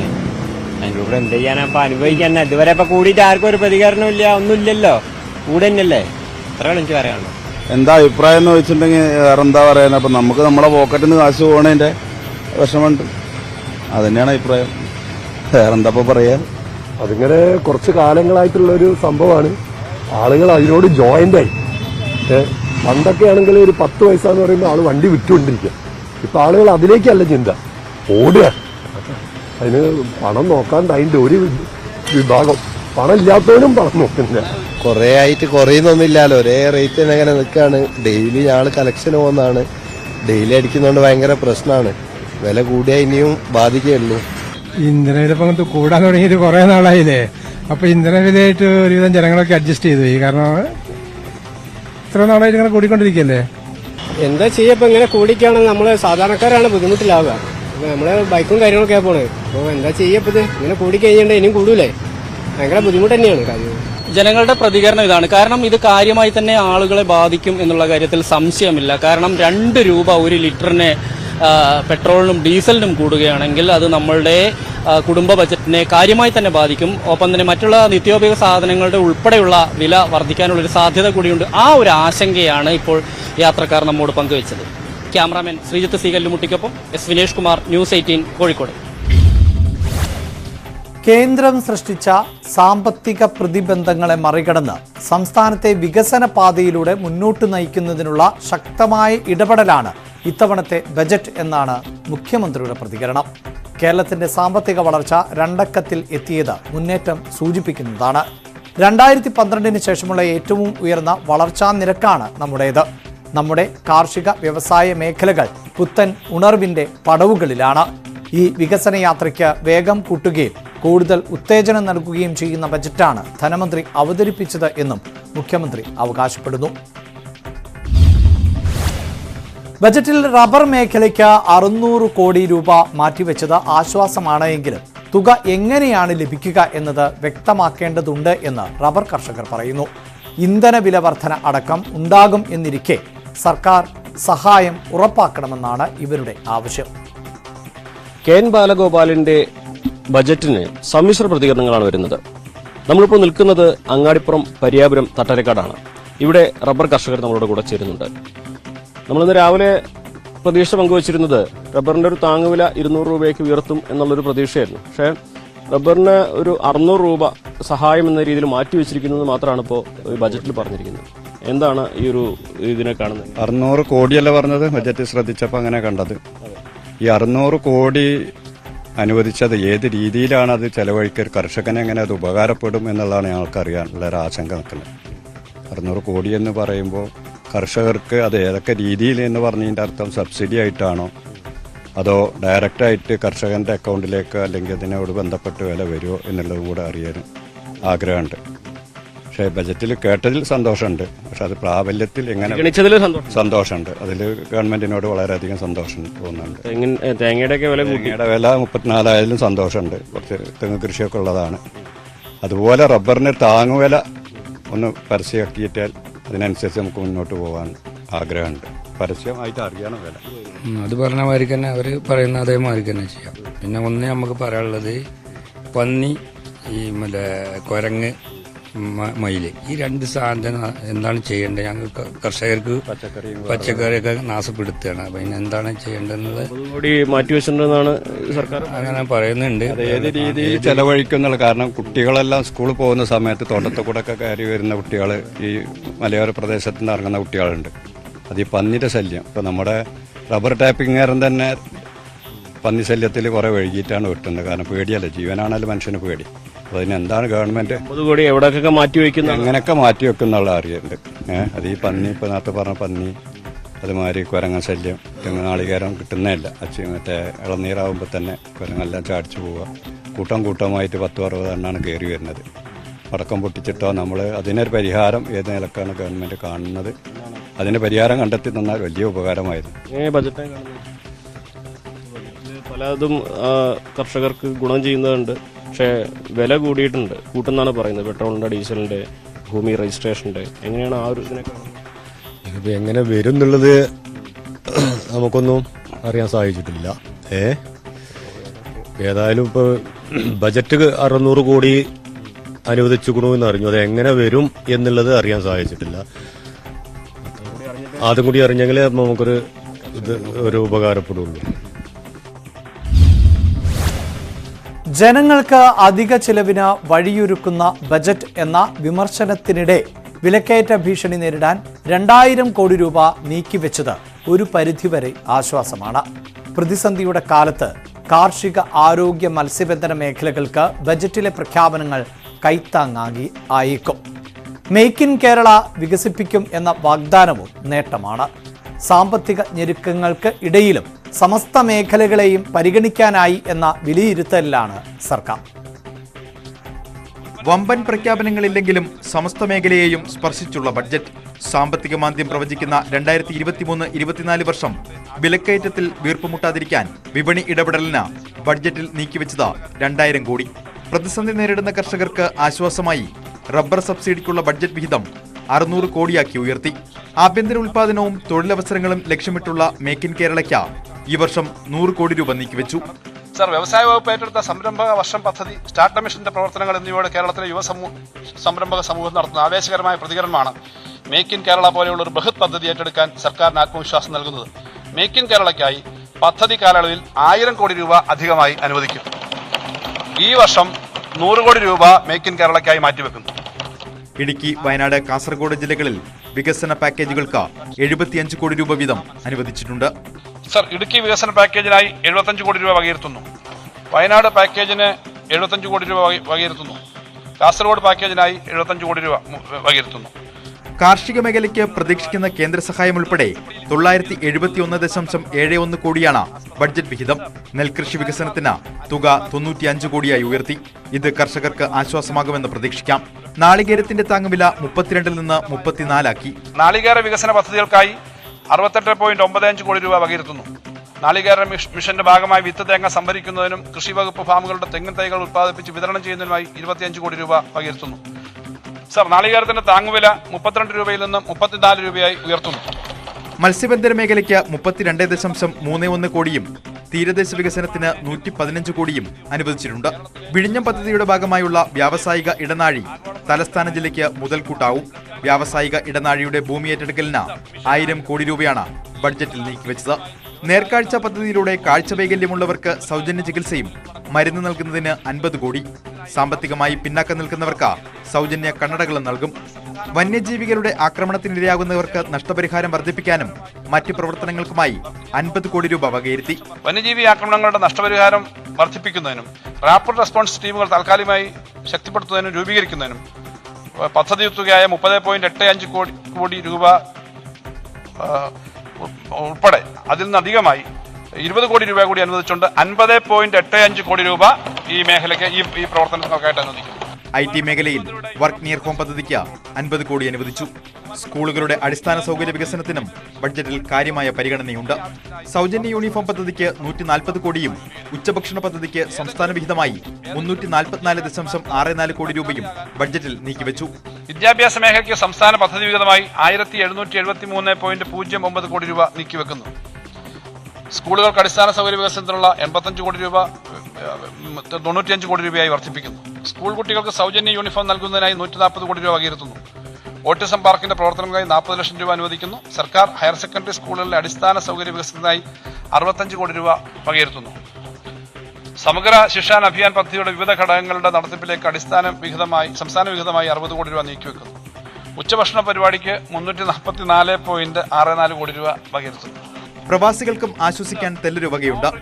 ഗൾഫ് മലയാളികളുടെ ഉയർന്ന വിമാനക്കൂലി പ്രശ്നം പരിഹരിക്കാൻ 15 കോടിയുടെ കോർപ്പസ് ഫണ്ട് ബഡ്ജറ്റിൽ പ്രഖ്യാപിച്ചു. ഈ കണക്കുകളെല്ലാം ഉയർത്തി വിമർശനങ്ങളിലും സർക്കാരിന് പരിക്കേൽക്കാതെ പ്രതിരോധിക്കാം. News desk, news 18. ബജറ്റിലെ നികുതി നിർദ്ദേശത്തിനെതിരെ പ്രത്യക്ഷ സമരം പ്രഖ്യാപിച്ച് കഴിഞ്ഞിരിക്കുകയാണ്. ജനങ്ങളെ കൊള്ളയടിക്കുകയാണ് സർക്കാരെന്നാണ് ആരോപണം. ഈ കിഫ്ബിക്ക് വേണ്ടിയിട്ടാണ് മോട്ടോർ വാഹനങ്ങൾ ഉപയോഗിക്കുന്നവരെ കൊള്ളയടിക്കുന്ന നികുതി അടിച്ചേൽപ്പിച്ചത്. മോട്ടോർ വെഹിക്കിൾ ഇനത്തിൽ വരുന്ന നികുതിയാണ് കിഫ്ബിയിലേക്ക് ഫോർവേഡ് ചെയ്യുന്നത്. അപ്പോൾ കിഫ്ബിക്ക് പണം ഉണ്ടാക്കാൻ വേണ്ടിയിട്ടാണ് വാഹനങ്ങൾ ഓടിക്കുന്ന ബൈക്കുകാരെ പോലും വെറുതെ വിട്ടിട്ടില്ല. എല്ലാതരം വാഹനങ്ങളെയും ഉപയോഗിക്കുന്ന എല്ലാവരെയും, കാരണം സംസ്ഥാന സർക്കാരിന് കൈവയ്ക്കാൻ പറ്റാവുന്ന ഒരു സ്ഥലമാണ് മോട്ടോർ വെഹിക്കിൾ. അവിടെ എല്ലാ ബൈക്കുകാരെ വരെ കൊള്ളയടിക്കുന്ന തരത്തിലുള്ള നികുതി ഏർപ്പാടാണ്. അത് കിഫ്ബിക്ക് പണം ഉണ്ടാക്കുക. പിന്നെ സാമൂഹ്യ സുരക്ഷാ പെൻഷൻ കൊടുക്കാൻ എന്നുള്ള പേരിൽ മദ്യത്തിനും അതുപോലെ തന്നെ പെട്രോളിനും ഡീസലിനും കൂടി ചാർജ് വർദ്ധിപ്പിച്ചിരിക്കുകയാണ്. വൈദ്യുതി ചാർജ് വർദ്ധിപ്പിച്ചു. ഈ ബഡ്ജറ്റ് ജനങ്ങളുടെ നടുവൊടിക്കുന്ന ബഡ്ജറ്റാണ്. എല്ലാത്തിനും നികുതി കൂട്ടിയിരിക്കുകയാണ്. ഇപ്പോൾ തന്നെ മനുഷ്യന് ജീവിക്കാൻ കഴിയാത്ത അവസ്ഥയാണ്. ഇപ്പൊ അതിന്റെ മുകളിലാണ് ഈ വൻതോതിലുള്ള വർധനവ്, വൈദ്യുതി വർധനവ്, കുടിവെള്ളത്തിന് വർധനവ്, അതിപ്പോ പെട്രോളിനും ഡീസലിനും വില വർധനവ്, വീടിന് നികുതി, അങ്ങനെ എല്ലാ സാധനങ്ങൾക്കും നികുതി വർദ്ധിപ്പിച്ചിരിക്കുന്നു. കേരളത്തിലെ ജനങ്ങളുടെ തലയിൽ പെട്രോളിന് 2 രൂപ സെസ് ഏർപ്പെടുത്തി എന്ത് ന്യായമാണ്? ഈ ബജറ്റിലൂടെ എവിടെയൊക്കെ ജനങ്ങളെ ദ്രോഹിക്കാം, സംസ്ഥാന ഗവൺമെന്റിന് ഏതൊക്കെ കാര്യത്തിൽ അമിത ഭാരം അടിച്ചേൽപ്പിക്കാം, അവിടെ എല്ലാം ഈ സർക്കാർ കൈവച്ചു. ആന കരിമ്പിൻ കാട്ടിൽ കടന്നതുപോലെയാണ് ധനകാര്യമന്ത്രി ബാലഗോപാൽ ഈ ബജറ്റ് അവതരിപ്പിച്ചത്. എല്ലാം തച്ചുടച്ചിരിക്കുക. ജനങ്ങളെ തീവെട്ടിക്കൊള്ള നടത്തുന്ന ബജറ്റാണിത്. ഇത് ഇരുട്ടടി ബജറ്റാണ്. ജനങ്ങളെ മേൽ അമിത ഭാരം അടിച്ചേൽപ്പിക്കുന്ന ബജറ്റാണ്. പ്രതിപക്ഷ നേതാക്കളുടെ ഈ വാക്കുകളിൽ തീരുന്നില്ല. ബജറ്റിനെതിരെ സംസ്ഥാനത്തെങ്ങും ശക്തമായ പ്രതിഷേധമാണ് ഉണ്ടായത്. ആലുവയിൽ മുഖ്യമന്ത്രിയെ യൂത്ത് കോൺഗ്രസ് പ്രവർത്തകർ കരിങ്കൊടി കാണിച്ചു.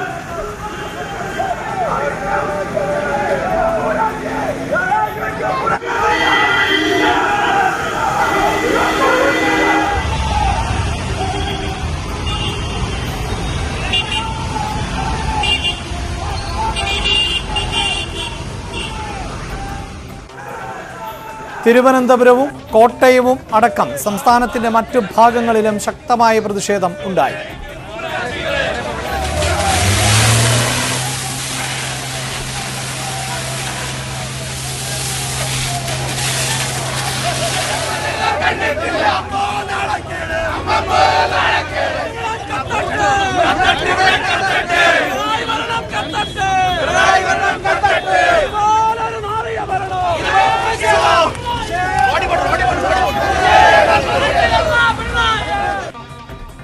ഇതുപോലെ കേരളത്തിന്റെ ചരിത്രത്തിൽ ഇന്നുവരെ ഒരു ധനകാര്യമന്ത്രിയും നിയമസഭയിൽ അവതരിപ്പിച്ചിട്ടില്ല.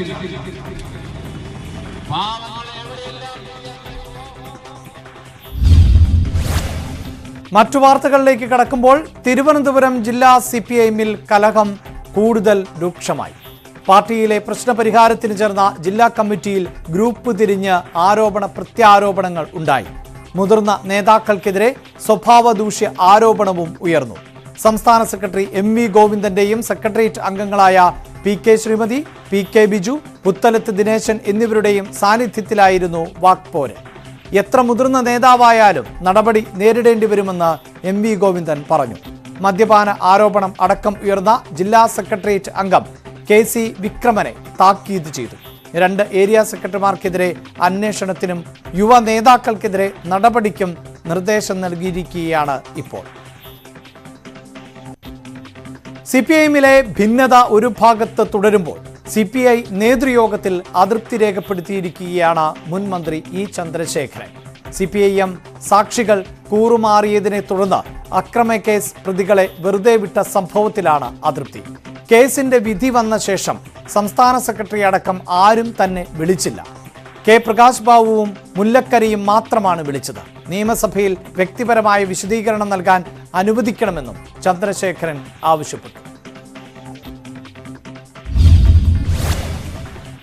തിരുവനന്തപുരം മെഡിക്കൽ കോളേജ് ആശുപത്രിയിൽ യുവാവിന് ക്രൂരമർദ്ദനം. അസഭ്യം പറഞ്ഞു എന്ന് ആരോപിച്ചായിരുന്നു മർദ്ദനം. 2 സെക്യൂരിറ്റി ജീവനക്കാർ ചേർന്നാണ് യുവാവിനെ മർദ്ദിച്ചത്. ദൃശ്യങ്ങൾ ന്യൂസ് 18 ലഭിച്ചു.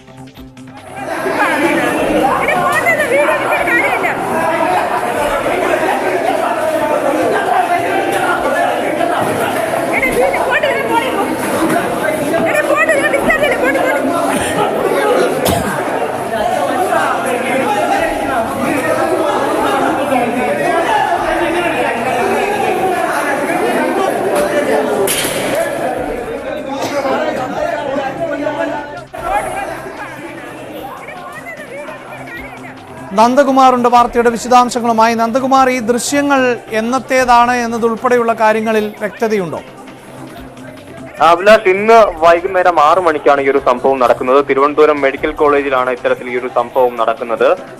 ഈ രോഗിയുടെ കൂട്ടിരിപ്പുകാരിൽ ഒരാളെയാണ് സെക്യൂരിറ്റി ജീവനക്കാർ അതിക്രൂരമായി മർദ്ദിക്കുന്നതായി ദൃശ്യങ്ങളിൽ നിന്ന് പുറത്തു വരുന്നത്. ദൃക്സാക്ഷികളുടെ കയ്യിൽ നിന്നാണ് ഈ ഒരു ദൃശ്യങ്ങൾ നമുക്ക് ലഭിക്കുകയും ചെയ്യുന്നത്. ഇതിന്റെ കാരണം എന്താണെന്ന് ഇപ്പോഴും വ്യക്തമല്ല. കാരണം ഇത്തരത്തിൽ ഈ ദൃക്സാക്ഷികൾ പറയുന്നതനുസരിച്ച് ഈ വന്ന യുവാവും അതോടൊപ്പം തന്നെ സെക്യൂരിറ്റി ജീവനക്കാരും തമ്മിൽ വാക്കുതർക്കത്തിൽ ഏർപ്പെടുന്നു. അതിനുശേഷമാണ് ഇത്തരത്തിൽ 3ഉം 4ഉം സെക്യൂരിറ്റി ജീവനക്കാർ ആദ്യം ചേർന്ന് ഈ ഒരു യുവാവിനെ ക്രൂരമായി മർദ്ദിക്കുകയും ചെയ്യുന്നത്.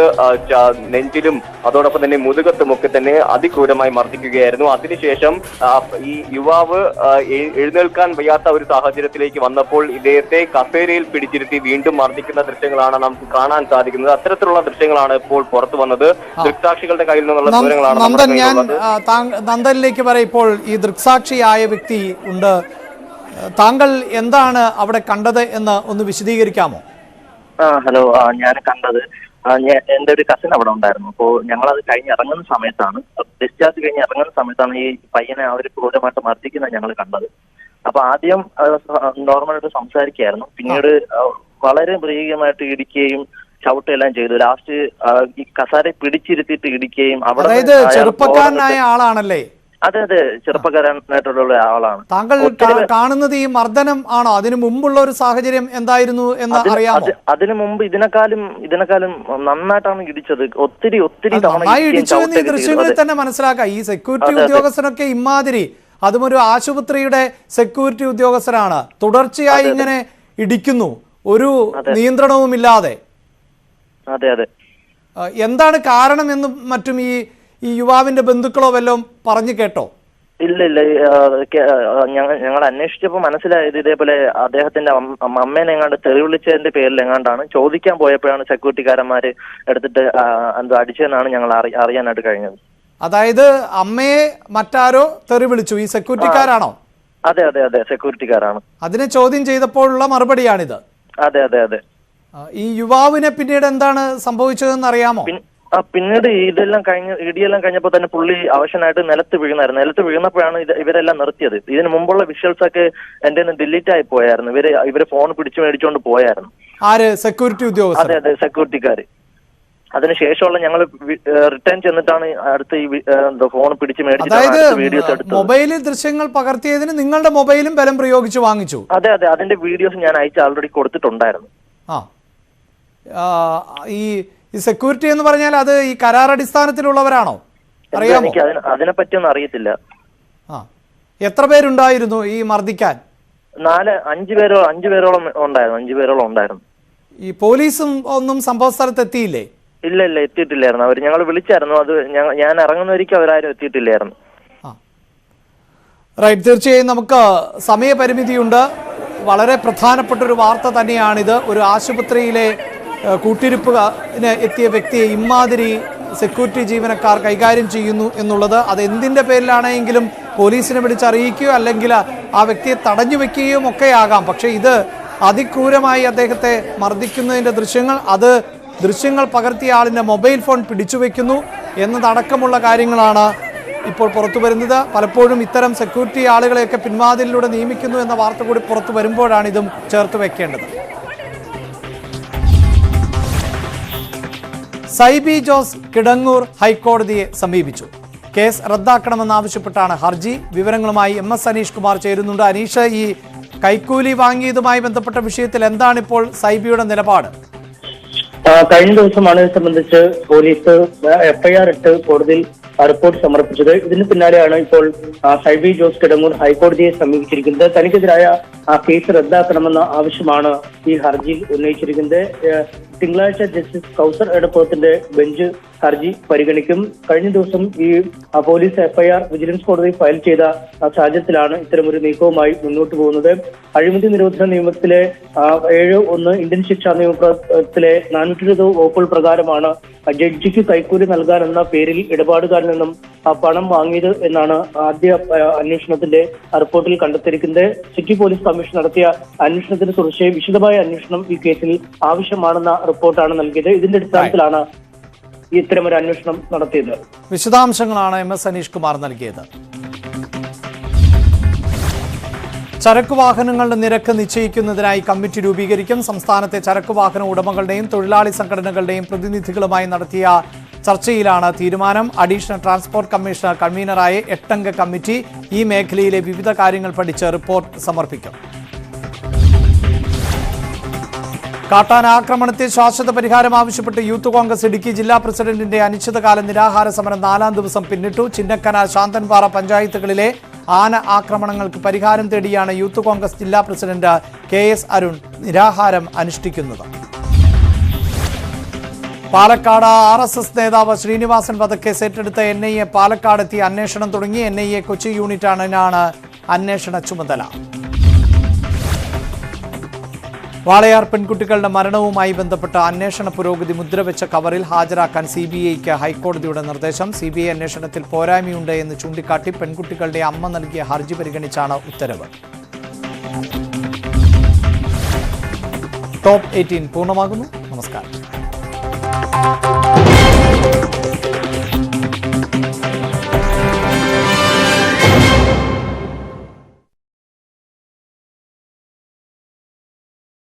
നമ്മൾ പ്രതീക്ഷിച്ചതുപോലെ തന്നെ വലിയ തോതിലുള്ള പദ്ധതികളൊന്നും പ്രഖ്യാപിക്കാൻ ഈ ബജറ്റിൽ ആയിട്ടില്ലെങ്കിലും എല്ലാ മേഖലകളെയും സ്പർശിക്കാൻ ധനമന്ത്രിക്ക് കഴിഞ്ഞിട്ടുണ്ട് എന്നതും വ്യക്തമാണ്.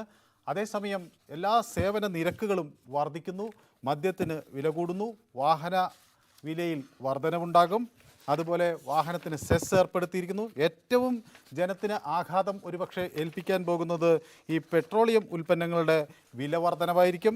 പെട്രോളിയത്തിന് സെസ് ഏർപ്പെടുത്തിയിരിക്കുന്നു, വൈദ്യുതി നിരക്ക് കൂട്ടിയിരിക്കുന്നു, വൈദ്യുതി തീരുവ 5% വർദ്ധിപ്പിച്ചിട്ടുള്ളത്. അങ്ങനെ വിലക്കയറ്റം നേരിടാൻ 200 കോടി രൂപ ഈ ബജറ്റിൽ വകയിരുത്തുമ്പോഴും വിലക്കയറ്റത്തിന് വഴിവെക്കുന്ന നിരവധി വർധനകൾ ഈ ബജറ്റിൽ നമുക്ക് വ്യക്തമായി കാണാൻ കഴിയും. ഏതായാലും ബജറ്റ് വിദ്യാഭ്യാസ മേഖലയ്ക്ക് കാര്യമായ പരിഗണന നൽകുന്നു, മത്സ്യബന്ധന മേഖലയ്ക്ക് കാര്യമായ പരിഗണന നൽകുന്നു, ഒപ്പം തന്നെ ടൂറിസം മേഖലയ്ക്ക് കാര്യമായ പരിഗണന നൽകുന്നുണ്ട്. ടൂറിസം മേഖലയ്ക്ക് ടൂറിസം ഇടനാഴികകൾ 7 അതിൽ 50 കോടി രൂപ അതിനായി നീക്കിവെച്ചിരിക്കുന്നു. ഇപ്പോൾ എന്നോടൊപ്പം തിരുവനന്തപുരത്ത് നിന്ന് വി അരുൺ ചേരുന്നു. അരുൺ, എല്ലാ സാധനങ്ങൾക്കും വില വർധനവിലേക്ക് വഴിവെക്കുന്ന ഒരു ബജറ്റാണോ നമുക്ക് മുന്നിലുള്ളത്?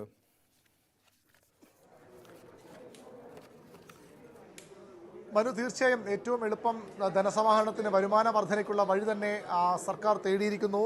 സാമൂഹ്യ സുരക്ഷാ സീഡ് ഫണ്ട് എന്ന പേരിൽ സാമൂഹ്യ സുരക്ഷ ഉറപ്പാക്കുന്നതിൻ്റെ ഭാഗമായിട്ട് മദ്യത്തിനും അതുപോലെ തന്നെ ഇന്ധനത്തിനും നികുതി വർദ്ധിപ്പിക്കുന്ന ഒരു തീരുമാനത്തിലേക്കാണ് സർക്കാർ പോയിരിക്കുന്നത്. GST വന്ന സർക്കാർ ഏറ്റവും പ്രധാനപ്പെട്ട വരുമാന മാർഗ്ഗങ്ങളാണ് ഇന്ധന വിലയിലൂടെ ലഭിക്കുന്ന നികുതിയും അതുപോലെ തന്നെ മദ്യവും. മദ്യത്തിന് 500 രൂപ മുതൽ 999 രൂപ വരെ വില വരുന്ന ഇന്ത്യൻ നിർമ്മിത വിദേശ മദ്യത്തിന് ഒരു ബോട്ടിലിന് 20 രൂപ നിരക്കിലും 1000 രൂപ മുതൽ മുകളിലോട്ട് വരുന്ന മദ്യത്തിന് ബോട്ടിലിന് 40 രൂപ നിരക്കിലുമാണ് സാമൂഹ്യ സുരക്ഷാ സെസ് ഏർപ്പെടുത്തുന്നത്. കഴിഞ്ഞ ആഴ്ചകൾക്ക് മുമ്പാണ് സംസ്ഥാനത്ത് മദ്യവില 20 രൂപ വരെ വർദ്ധിച്ചത്. അതുകൊണ്ട് തന്നെ ഈ ബജറ്റിൽ മദ്യവില വർദ്ധിപ്പിക്കില്ല എന്നൊരു വിലയിരുത്തലുണ്ടായിരുന്നു. പക്ഷേ അതെല്ലാം മറികടന്നുകൊണ്ട് മദ്യത്തിൻ്റെ സാമൂഹ്യ സുരക്ഷാ സെസ് എന്ന പേരിൽ മദ്യത്തിന് വില വർദ്ധിപ്പിക്കാൻ സർക്കാർ തീരുമാനമെടുത്തിരിക്കുന്നു. 400 കോടി രൂപയാണ് ഇതിലൂടെ അധിക ധനസമാഹരണമായി സർക്കാർ പ്രതീക്ഷിക്കുന്നത്. പെട്രോൾ, ഡീസൽ എന്നിവയ്ക്ക് ലിറ്ററിന് 2 രൂപ നിരക്കിൽ സാമൂഹ്യ സുരക്ഷാ സെസ് ഏർപ്പെടുത്തും. അതായത് പെട്രോൾ, ഡീസൽ വില മറ്റ് പല സംസ്ഥാനങ്ങളിലും ഉള്ളതിനേക്കാൾ കൂടുതൽ വീണ്ടും കേരളം നൽകേണ്ടി വരും. പെട്രോൾ, ഡീസൽ വിലയ്ക്കും സാമൂഹ്യ സുരക്ഷാ സീഡ് ഫണ്ടിലേക്ക് പോകുമ്പോൾ സാമൂഹ്യ സുരക്ഷാ സെസ് ഏർപ്പെടുത്തുമ്പോൾ അവിടെയും വില വർധന, അതായത് സംസ്ഥാനത്ത് ജനങ്ങൾ ഏറ്റവും അധികം ബുദ്ധിമുട്ടിലാകാൻ പോകുന്നത് ഈ ഇന്ധന വില വർധന തന്നെയാകും. ഇന്ധന വില വർധന.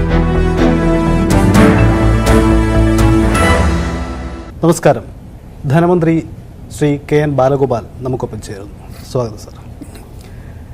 ഇന്ന് നമ്മളിപ്പോഴും ഇരിക്കുമ്പോൾ ബജറ്റ് അവതരണത്തിന് ശേഷം സംസ്ഥാന വ്യാപകമായി പ്രതിപക്ഷം ഒരു വലിയ സമര നീക്കം നടത്തുന്ന പശ്ചാത്തലത്തിലാണ്. അത് അങ്ങയുടെ ബജറ്റ് അവതരണമാണ് അതിന് പശ്ചാത്തലം ഒരുക്കിയത്. അങ്ങേയറ്റം ജനവിരുദ്ധമായ നികുതി നിർദ്ദേശങ്ങൾ ബജറ്റിലുണ്ട് എന്നതാണ് പ്രതിപക്ഷം ചൂണ്ടിക്കാട്ടിയത്. ശരിക്കും ഒരു ഇടതുപക്ഷ സർക്കാരിൽ നിന്ന് ഒരിക്കലും ഉണ്ടാവാൻ പാടില്ലാത്ത തരത്തിലുള്ള നികുതി നിർദ്ദേശം ഉണ്ടായെന്നൊക്കെയാണ് ഉയരുന്ന പല വിമർശനങ്ങളും. യഥാർത്ഥത്തിൽ ഇന്നലെ സഭയിലെത്തിയ എക്കണോമിക് സർവേയിൽ സംസ്ഥാനത്തിൻ്റെ വളർച്ച കൃത്യമായി ക്രമാനുഗതമായൊരു വളർച്ച രേഖപ്പെടുത്തുന്നു എന്ന സൂചനയുണ്ടായിട്ടും ഇത്ര ശക്തമായ നികുതി നിർദ്ദേശത്തിലേക്ക് അല്ലെങ്കിൽ ഇത്ര കടുത്ത തീരുമാനങ്ങളിലേക്ക് പോകാൻ കാരണം എന്താണ്? ഇന്ന് അവതരിപ്പിച്ച ബഡ്ജറ്റ് കേരളത്തിൻ്റെ ഭാവിയിലേക്ക് നോക്കി കൂടുതൽ വികസനം ഉണ്ടാക്കാനുള്ളൊരു ബഡ്ജറ്റാണ്. അതിനകത്ത് ഒരു വശത്ത് കൂടി കൂടുതൽ തൊഴിലവസരങ്ങളും പുതിയ കാരണം ഇപ്പോഴത്തെ ലോക സാഹചര്യം മാറുന്നതനുസരിച്ച് പുതിയ ടെക്നോളജിയും പുതിയ തരത്തിലുള്ള ആവശ്യങ്ങളും വരുന്നതനുസരിച്ച് കേരളത്തിലെ ജനങ്ങളെ പ്രത്യേകിച്ച് ചെറുപ്പക്കാരെ എക്വിപ്പ് ചെയ്ത് കൂടുതൽ അവസരം ഉണ്ടാകാനുള്ള പല കാഴ്ചപ്പാടുണ്ട്. ഇപ്പോൾ ഒന്നാമത് മേക്ക് ഇൻ കേരള, വിഴിഞ്ഞം പ്രൊജക്റ്റുമായി അനുബന്ധിച്ചിട്ടുള്ള കാര്യങ്ങൾ, ഹെൽത്ത് കെയർ ഇൻഡസ്ട്രിയിലെ നമ്മുടെ പങ്കാളിത്തം, മറ്റ് യൂണിവേഴ്സിറ്റികളുമായിട്ടുള്ള എക്സ്ചേഞ്ച്, ഇങ്ങനെ കുറേയേറെ കാര്യങ്ങളുണ്ട്. അപ്പോൾ ആ കാര്യങ്ങളും അതിൻ്റെ ഒരു ഫ്യൂച്ചറിസ്റ്റിക്കായ കാര്യങ്ങളും നേരത്തെ കഴിഞ്ഞ പ്രാവശ്യമൊക്കെ പറഞ്ഞ കാര്യങ്ങളുടെ പ്രോഗ്രസ്സും അടക്കം പറഞ്ഞിട്ടാണ് ബഡ്ജറ്റിൽ പ്രധാനപ്പെട്ട കാര്യങ്ങൾ പറഞ്ഞത്. മനുഷ്യ വന്യജീവി സംഘർഷത്തിന് വേണ്ടിയിട്ടുള്ള ഇങ്ങനെയുള്ള കാര്യങ്ങളെല്ലാം പറഞ്ഞിട്ടുണ്ട്. അതെല്ലാം പറഞ്ഞു വരുമ്പോൾ അതിനകത്ത് നികുതി നിർദ്ദേശങ്ങളുടെ ഭാഗത്ത് സാധാരണഗതി വർദ്ധിപ്പിക്കേണ്ടതാണ്. അതിനകത്ത് കുറേയേറെ നികുതികൾ ഇപ്പോൾ ആളുകൾ പറയുന്നു പെട്രോളിന് ഇത്രയും വർദ്ധിപ്പിക്കണം, സെസ് 2 രൂപ വേണമായിരുന്നു തുടങ്ങിയ കാര്യങ്ങൾ ചോദിക്കുന്നുണ്ടെങ്കിലും ബാക്കി പലതും ദീർഘകാലമായിട്ട് നമ്മൾ ചെയ്യാൻ പറ്റാത്ത അല്ലെങ്കിൽ ചെയ്യാൻ സമയം കിട്ടാത്ത അല്ലെങ്കിൽ ചെയ്യാൻ അതിൻ്റെ അന്തരീക്ഷം ഇല്ലാത്ത പല നികുതികളുണ്ട്. അതുവെച്ചാൽ എന്താണ് അന്തരീക്ഷം ഇല്ലാഞ്ഞ് 5 വർഷം കോവിഡും പ്രളയവും 2 പ്രളയം നിപ്പയൊക്കെ ആയപ്പോൾ നമുക്ക് ഒരിക്കലും അത്തരം കാര്യങ്ങൾ ചെയ്യാൻ പറ്റില്ല. അവിടെയാണ് നമ്മൾ ഇങ്ങനൊരു നിർദ്ദേശമായിട്ട് വന്നത്. അത് ആ സാഹചര്യം പറയുമ്പോൾ കേരളത്തിൽ ഇന്ന് വളരെ വലിയ ചില പ്രതിഷേധമൊക്കെ പറയുന്നെന്ന് പറഞ്ഞു നികുതി. യഥാർത്ഥത്തിൽ പ്രതിഷേധം ഇപ്പോൾ ഈ ഇതിനകത്ത് ആകെ നിർദ്ദേശം എല്ലാം കൂടി ഒരു 2,900 കോടി രൂപയുടെ നികുതി നിർദ്ദേശങ്ങളുണ്ട്. ഇന്നലെ മാത്രം കേന്ദ്ര ഗവൺമെൻറ് 2,700 കോടി രൂപയാണ് കേരളത്തിന് കിട്ടുന്നത് വെട്ടിക്കുറച്ചത്. ഈ വർഷം എല്ലാം കൂടി 10,000 കോടി വെട്ടിക്കുറച്ചു. യഥാർത്ഥത്തിൽ ഈ പ്രതിഷേധം കേന്ദ്ര ഗവൺമെൻറ്റിന് നേരെയാണ് വേണ്ടത്. കേരളത്തെ കിട്ടേണ്ട അർഹമായ നികുതി തരാതെ ശ്വാസം മുട്ടിക്കുന്ന സമീപനം സ്വീകരിക്കുമ്പോൾ അതിന് എതിരായിട്ടുള്ള ശക്തമായ പ്രതിഷേധമാണ്. കേരള ഗവൺമെൻറ്റിന് നേരെയുള്ള പ്രതിഷേധമൊക്കെ ഉണ്ടാവാം, അതിനൊക്കെ എല്ലാവർക്കും സ്വാതന്ത്ര്യമുണ്ട്, ഞാനതിനൊന്നും എതിരല്ല. പക്ഷേ ഇവിടെ എന്താ യഥാർത്ഥത്തിൽ ചെയ്തതെന്ന് പറഞ്ഞാൽ ഈ വർഷങ്ങളായിട്ട് പരിഷ്കരണം വരാത്ത ചില മേഖലകളിൽ നികുതി പറഞ്ഞു. ഒരു പ്രത്യേക സെസ് നമ്മൾ ഏർപ്പെടുത്താൻ തീരുമാനിച്ചു. അത് ഈ പെട്രോളിൻ്റെയും മദ്യത്തിൻ്റെയും. അത് 500 രൂപയ്ക്ക് മുകളിലുള്ള കുപ്പി, 1000 രൂപയ്ക്ക് മുകളിലുള്ളൊരു കുപ്പി, അതിനകത്ത് 20 രൂപ, 40 ഇങ്ങനെയാണ്. അതുപോലെ പെട്രോളിന് 2 രൂപ. ഇത് പോകുന്നത് കൃത്യം ഒരു പ്രത്യേക പദ്ധതിയിലേക്കാണ്. അത് പോകുന്നത് സോഷ്യൽ സെക്യൂരിറ്റിക്ക് വേണ്ടിയിട്ടുള്ള സെസ്സാണ്. അവിടെ എന്താ, നമ്മൾ 11,000 കോടി രൂപ ഒരു വർഷം പെൻഷന് വേണ്ടി ചിലവാക്കുന്നുണ്ട് സോഷ്യൽ സെക്യൂരിറ്റി. ഏകദേശം 60 ലക്ഷം ആളുകൾക്ക് നേരിട്ട് ഗവൺമെൻറ്റാണ് മാസം തോറും പെൻഷൻ കൊടുക്കുന്നത്. അവരുടെ പെൻഷൻ നിൽക്കേണ്ടി വരുന്ന സ്ഥിതിയിലേക്ക് കാര്യങ്ങൾ എത്തിക്കുകയാണ്. കേന്ദ്ര ഗവൺമെൻറ് തരുന്നില്ല. ഇത് കിട്ടിയതുകൊണ്ട് ആകെ പരിഹാരമാവില്ല, ആകെ അതിൻ്റെ 10% മാത്രമേ ഉള്ളൂ. എങ്കിലും സാമൂഹ്യമായ അത്തരം ചില ഉത്തരവാദിത്തങ്ങൾ കൂടി നമ്മൾ ഏറ്റെടുക്കണം. അത് ആണ്. ഒന്നുകിൽ ഇതെല്ലാം നിർത്താം, അല്ലെങ്കിൽ ഇതൊക്കെ നടത്താൻ വേണ്ടി ശ്രമിക്കാം. ഇതാണ് നമ്മുടെ മുന്നിലുള്ള കാര്യം. അനുദിനം എന്നോണം നമ്മുടെ നേരെ വരുന്ന ആക്രമണങ്ങളുണ്ട്. ആ ആക്രമണങ്ങൾ വരുമ്പോൾ കിട്ടേണ്ട പണം കിട്ടാത്ത പ്രശ്നമാണ് ഞാൻ ഈ പറയുന്നത്. ഞാൻ കൃത്യമായ കണക്ക് പറഞ്ഞാൽ നമുക്ക് നേരത്തെ കിട്ടിക്കൊണ്ടിരുന്നത് ആകെ അഖിലേന്ത്യാ തലത്തിൽ വീതം വെക്കുന്നതിൻ്റെ 3.8% അധികമായിരുന്നെങ്കിൽ ഇപ്പോൾ അത് 1.9% ചെല്ലാനേ ഉള്ളൂ. 18,000 കോടിയാണ് ഇപ്പോൾ കിട്ടിയത്. അപ്പോൾ 3.45 എന്ന് പറഞ്ഞു കഴിഞ്ഞാൽ ഇപ്പോൾ കിട്ടുന്ന 18,000 ആണെങ്കിൽ 35,000 കിട്ടണം. അതിൽ തന്നെ 17,000 കോടി കുറവുണ്ട്. അതുപോലെ തന്നെ നമുക്ക് കിട്ടേണ്ട ഈ ഡിവിസീവ് പൂൾ മാത്രമല്ല, നമുക്ക് കിട്ടേണ്ട പല ആനുകൂല്യം, മറ്റു പല ആനുകൂല്യങ്ങളും നമുക്ക് ഈ പ്രശ്നങ്ങളെല്ലാം ഉള്ള ഒരു സാഹചര്യത്തിൽ ഈ കേരള സമൂഹത്തെ, ഇന്ത്യയിൽ ഏറ്റവും നന്നായി പല കാര്യങ്ങളിലും മുന്നോട്ട് നിൽക്കുന്ന സമൂഹത്തെ മുന്നോട്ട് കൊണ്ടുപോകാനുള്ള ഒരു എളിയ പരിശ്രമമാണ്. അതിനകത്ത് പൊതുവിൽ എല്ലാവരും കൂടി ചേർന്ന് ഈ 60 ലക്ഷം ആളുകളെ ഒന്ന് പിന്തുണയ്ക്കേണ്ട ഒരു കാര്യം കൂടി ഏറ്റെടുത്തേ ഉള്ളൂ. അതായത് ഈ പ്രതിപക്ഷമൊക്കെ വിമർശിക്കുന്ന ഈ കടുത്ത തീരുമാനമെടുക്കാൻ കാരണമായത് കേന്ദ്രത്തിൻ്റെ നയമാണ് എന്നാണ് പറഞ്ഞു വയ്ക്കുന്നത്. തീർച്ചയായിട്ടും അത്ര അധികം വിശദീകരിക്കേണ്ട കാര്യമില്ല. കാരണം രാവിലെ തൊട്ട് കുറേ വിശദീകരിക്കുന്നതുമാണ്, പലയിടത്ത് പറഞ്ഞതുമാണ്. ഞാൻ പറഞ്ഞ 2 കാര്യങ്ങൾ മാത്രം നിങ്ങൾ കണക്ക് കൂട്ടി നോക്കൂ. ഇപ്പം ഞാൻ പറയും, കേരളത്തിന് കിട്ടിക്കൊണ്ടിരുന്നത് 3.9, ഞാൻ പറഞ്ഞില്ലേ, അതിന്ന് നേരെ പകുതിയായി. കുറയ്ക്കാൻ ന്യായം വല്ലതും ഉണ്ടോ? ന്യായമൊന്നുമില്ല. ഒറ്റ കാര്യമുള്ളൂ, കേരളം പല മേഖലയിലും വികസിച്ച് അതുകൊണ്ട് തരേണ്ടതാണ്. അതിൽ മാത്രം 18,000 കോടി രൂപയുടെ കുറവ് വന്നു. അതുപോലെ തന്നെ നമുക്ക് കിട്ടേണ്ട ബോറോയിങ് ഒക്കെ ഞാൻ വേറെ വെക്കുന്നു. നമുക്ക് കിട്ടേണ്ട ഈ GST കോമ്പൻസേഷൻ ഇടയ്ക്ക് തരുന്നുണ്ടായിരുന്നു. കോമ്പൻസേഷൻ പോട്ടെ, GST നടപ്പിലാക്കുന്നതിന് മുമ്പ് സെയിൽ ടാക്സ് ആയിരുന്നപ്പോൾ നമുക്ക് കിട്ടിക്കൊണ്ടിരുന്ന റവന്യൂ ന്യൂട്രൽ റേറ്റ് എന്ന് പറയും, കിട്ടിക്കൊണ്ടിരുന്നത് 100 രൂപയിൽ 16 രൂപയായിരുന്നു ടാക്സ്. GST വന്നതിന് ശേഷം ലക്ഷറി ഐറ്റങ്ങളുടെ ഒക്കെ ടാക്സ് വെട്ടിക്കുറച്ചു. ഇപ്പോൾ 11 ഉള്ളൂ. എന്ന് പറഞ്ഞാൽ ഇപ്പോൾ കിട്ടുന്നതിൻ്റെ പകുതിയും കൂടി, അതാണ് 1/3 കുറച്ചു. അപ്പോൾ ഇപ്പോൾ കിട്ടുന്നത് 2 അപ്പോൾ പഴയ ടാക്സ് ആയിരുന്നെങ്കിൽ 3 കിട്ടണമല്ലോ. 3/2 നമുക്ക് ഈ വർഷം 30,000 കോടിയാണ്. അപ്പോൾ അതിൻ്റെ പകുതി എന്ന് പറഞ്ഞാൽ 15,000 കോടിയാണ്. 15,000 കോടി അതും 18,000 കോടി കേരളത്തിൽ നടക്കം പിരിക്കുന്ന ടാക്സിൻ്റെ വിഹിതവും ഉൾപ്പെടെ 33,000 കോടി രൂപ 15 വർഷം മുമ്പ് കിട്ടുന്ന മാനദണ്ഡമനുസരിച്ച് കിട്ടുകയാണെങ്കിൽ കേരളത്തിന് കിട്ടേണ്ടതാണ്. ആ 33,000 കോടി രൂപ നമുക്ക് അധികമായി കിട്ടുകയാണെങ്കിൽ നമ്മളിങ്ങനെ ടാക്സ് വല്ലതും കൂട്ടേണ്ട കാര്യമുണ്ടോ? അപ്പോൾ അർഹമായത് കിട്ടുന്നില്ല. അതിൻ്റെ പുറമെയാണ് ലോൺ എടുക്കുന്നതും കൂടെ സമ്മതിക്കാത്ത തരത്തിലേക്ക്. ഈ തീരുമാനങ്ങളിൽ ഏറ്റവും വിമർശിക്കപ്പെടുന്നത് 2 കാര്യങ്ങളാണ്. ഒന്ന് പെട്രോള്, 2 മദ്യം ആണ്. കാരണം രാജ്യത്ത് തന്നെ ഏറ്റവും കൂടുതൽ മദ്യനികുതി ഈടാക്കുന്ന ഒരു സംസ്ഥാനം കേരളം എന്നൊക്കെയാണ് വിമർശനം. അത് അവിടെ നിൽക്കട്ടെ. ഇന്നലെ വൈകിട്ട് അങ്ങയുടെ ഫേസ്ബുക്ക് പോസ്റ്റ് ശ്രദ്ധിച്ചു. അതിൽ വികസനവും ക്ഷേമവും ഉറപ്പുവരുത്തുന്ന ഒരു പ്രഖ്യാപനം അതിലുണ്ടായിരുന്നു. പക്ഷേ രാവിലെ വന്നപ്പോൾ ഈ ചില നികുതി നിർദ്ദേശങ്ങളൊക്കെ ഉണ്ടാകുന്ന സൂചന ഉണ്ടെങ്കിൽ കൂടിയും ഈ മദ്യത്തേലും പെട്രോളിലും തൊട്ടുള്ള ഒരു കളി ആരും പ്രതീക്ഷിച്ചില്ല. അതിലേക്ക് വന്നതൊരു പെട്ടെന്ന് തീരുമാനമാണ് യഥാർത്ഥത്തിൽ. പെട്ടെന്ന് തീരുമാനമല്ല, പക്ഷേ ഓരോ ദിവസവും വരുന്ന സാഹചര്യങ്ങൾ നമ്മളെ കുറച്ചുകൂടി ശ്വാസം മുട്ടിക്കുന്നതാണെന്നുള്ളത് അത് സ്വാധീനിച്ചിട്ടുണ്ടാവാം. കാരണം ഇന്നലെ തന്നെ വന്നൊരു തീരുമാനം, ഇന്നലത്തെ ഒരു തീരുമാനം കൊണ്ടാണ് ഇത് എടുത്തതെന്ന് ഞാൻ പറയുന്നില്ല. കാരണം അങ്ങനെ ഒറ്റ ദിവസം കൊണ്ട് എടുക്കുന്നൊരു തീരുമാനമൊന്നും അല്ല ഇത്. നമ്മളെ ഓരോ ദിവസവും വന്ന സംഭവങ്ങൾ ഞാൻ പറയുകയാണ്. 2,700 കോടി രൂപ ഇന്നലെ മിനിഞ്ഞാന്ന് രാത്രി വന്ന കത്തോടുകൂടി നമുക്ക് ഈ 3 മാസത്തേക്ക് കിട്ടാനുള്ളത് വെട്ടിക്കുറച്ചു. ഈ 3 മാസത്തേക്ക് നമുക്കിനി മുന്നോട്ട് കൊണ്ടുപോകണമെങ്കിൽ ആകെ 937 കോടി രൂപയെ കേന്ദ്രം കടമെടുപ്പി തരുന്നുള്ളൂ. നമ്മുടെ ആഭ്യന്തര റിസോഴ്സ് വെച്ചിട്ടൊന്നും ഈ 3 മാസം 2 മാസം മാർച്ച് മാസത്തിലെ വലിയ ബില്ലൊന്നും നേരിടാൻ പറ്റില്ല. അങ്ങനൊരു സാഹചര്യത്തിൽ നമ്മൾ എന്ത് ചെയ്യും? അപ്പോൾ നമ്മുടെ റിസോഴ്സസ് വർദ്ധിപ്പിച്ചേ പറ്റും. ആ റിസോഴ്സസ് വർദ്ധിപ്പിക്കാൻ വളരെ പരിമിതമായിട്ട് ചെയ്യാൻ പറ്റും. അല്ലാതെ നമുക്ക് ആവശ്യമുള്ളതെല്ലാം ടാക്സിൽ നിന്ന് ഉണ്ടാക്കാനുള്ള വരുമാനമൊന്നും ഇല്ല.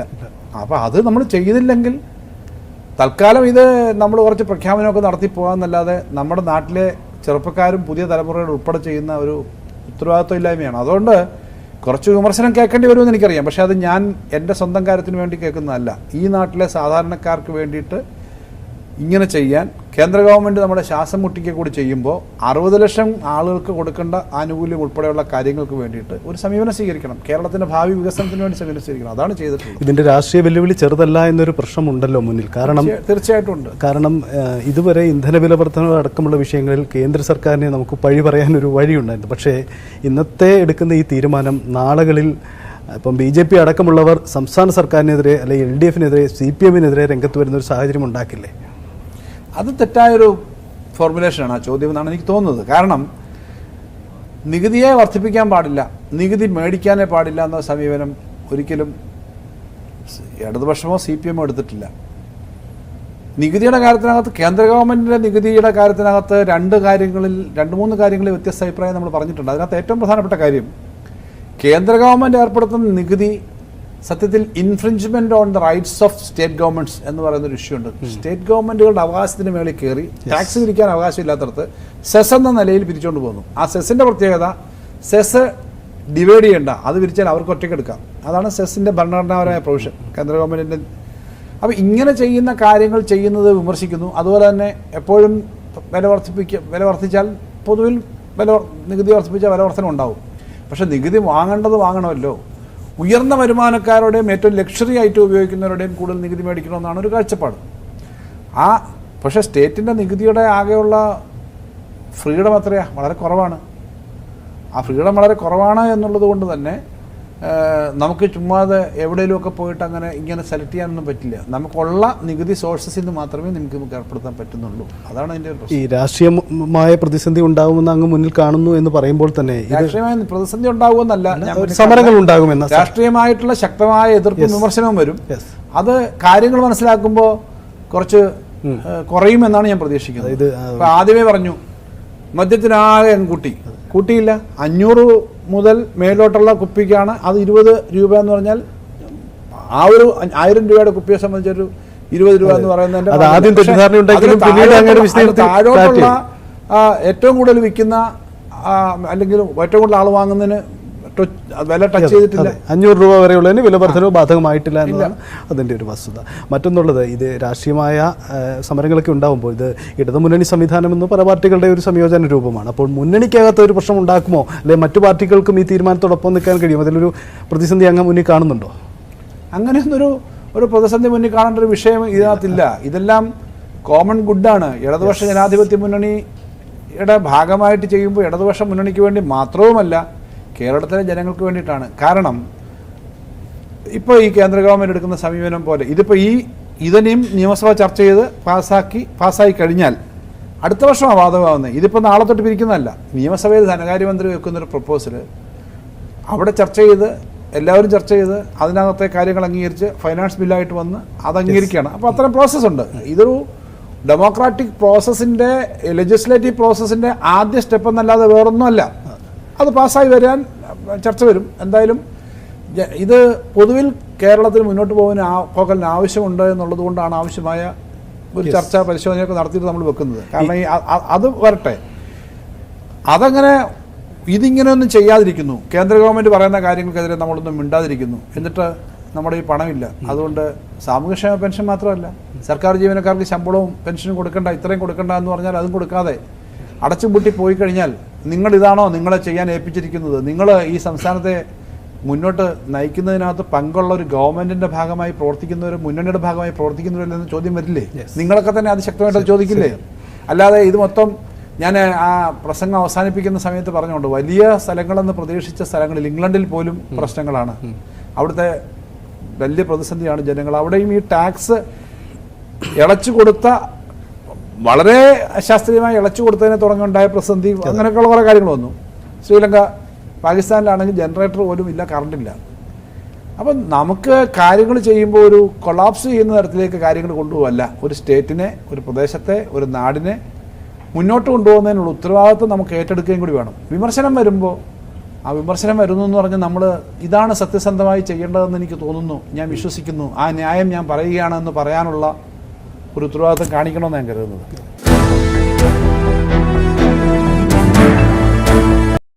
നമ്മൾ പ്രതീക്ഷിച്ചതുപോലെ തന്നെ വലിയ തോതിലുള്ള പദ്ധതികളൊന്നും പ്രഖ്യാപിക്കാൻ ഈ ബജറ്റിൽ ആയിട്ടില്ലെങ്കിലും എല്ലാ മേഖലകളെയും സ്പർശിക്കാൻ ധനമന്ത്രിക്ക് കഴിഞ്ഞിട്ടുണ്ട് എന്നതും വ്യക്തമാണ്. അതേസമയം എല്ലാ സേവന നിരക്കുകളും വർദ്ധിക്കുന്നു. മദ്യത്തിന് വില കൂടുന്നു, വാഹന വിലയിൽ വർധനവുണ്ടാകും, അതുപോലെ വാഹനത്തിന് സെസ് ഏർപ്പെടുത്തിയിരിക്കുന്നു. ഏറ്റവും ജനത്തിന് ആഘാതം ഒരുപക്ഷെ ഏൽപ്പിക്കാൻ പോകുന്നത് ഈ പെട്രോളിയം ഉൽപ്പന്നങ്ങളുടെ വില വർധനവായിരിക്കും.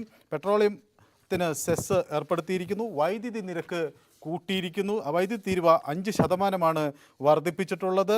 അങ്ങനെ വിലക്കയറ്റം നേരിടാൻ 200 കോടി രൂപ ഈ ബജറ്റിൽ വകയിരുത്തുമ്പോഴും വിലക്കയറ്റത്തിന് വഴിവെക്കുന്ന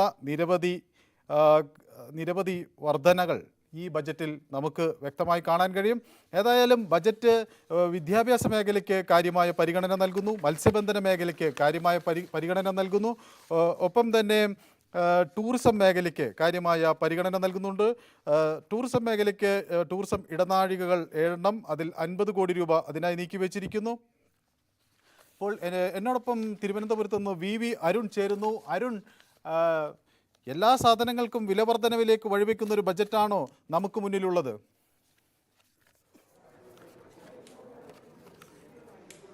മനു, തീർച്ചയായും ഏറ്റവും എളുപ്പം ധനസമാഹരണത്തിന് വരുമാന വർധനയ്ക്കുള്ള വഴി തന്നെ സർക്കാർ തേടിയിരിക്കുന്നു.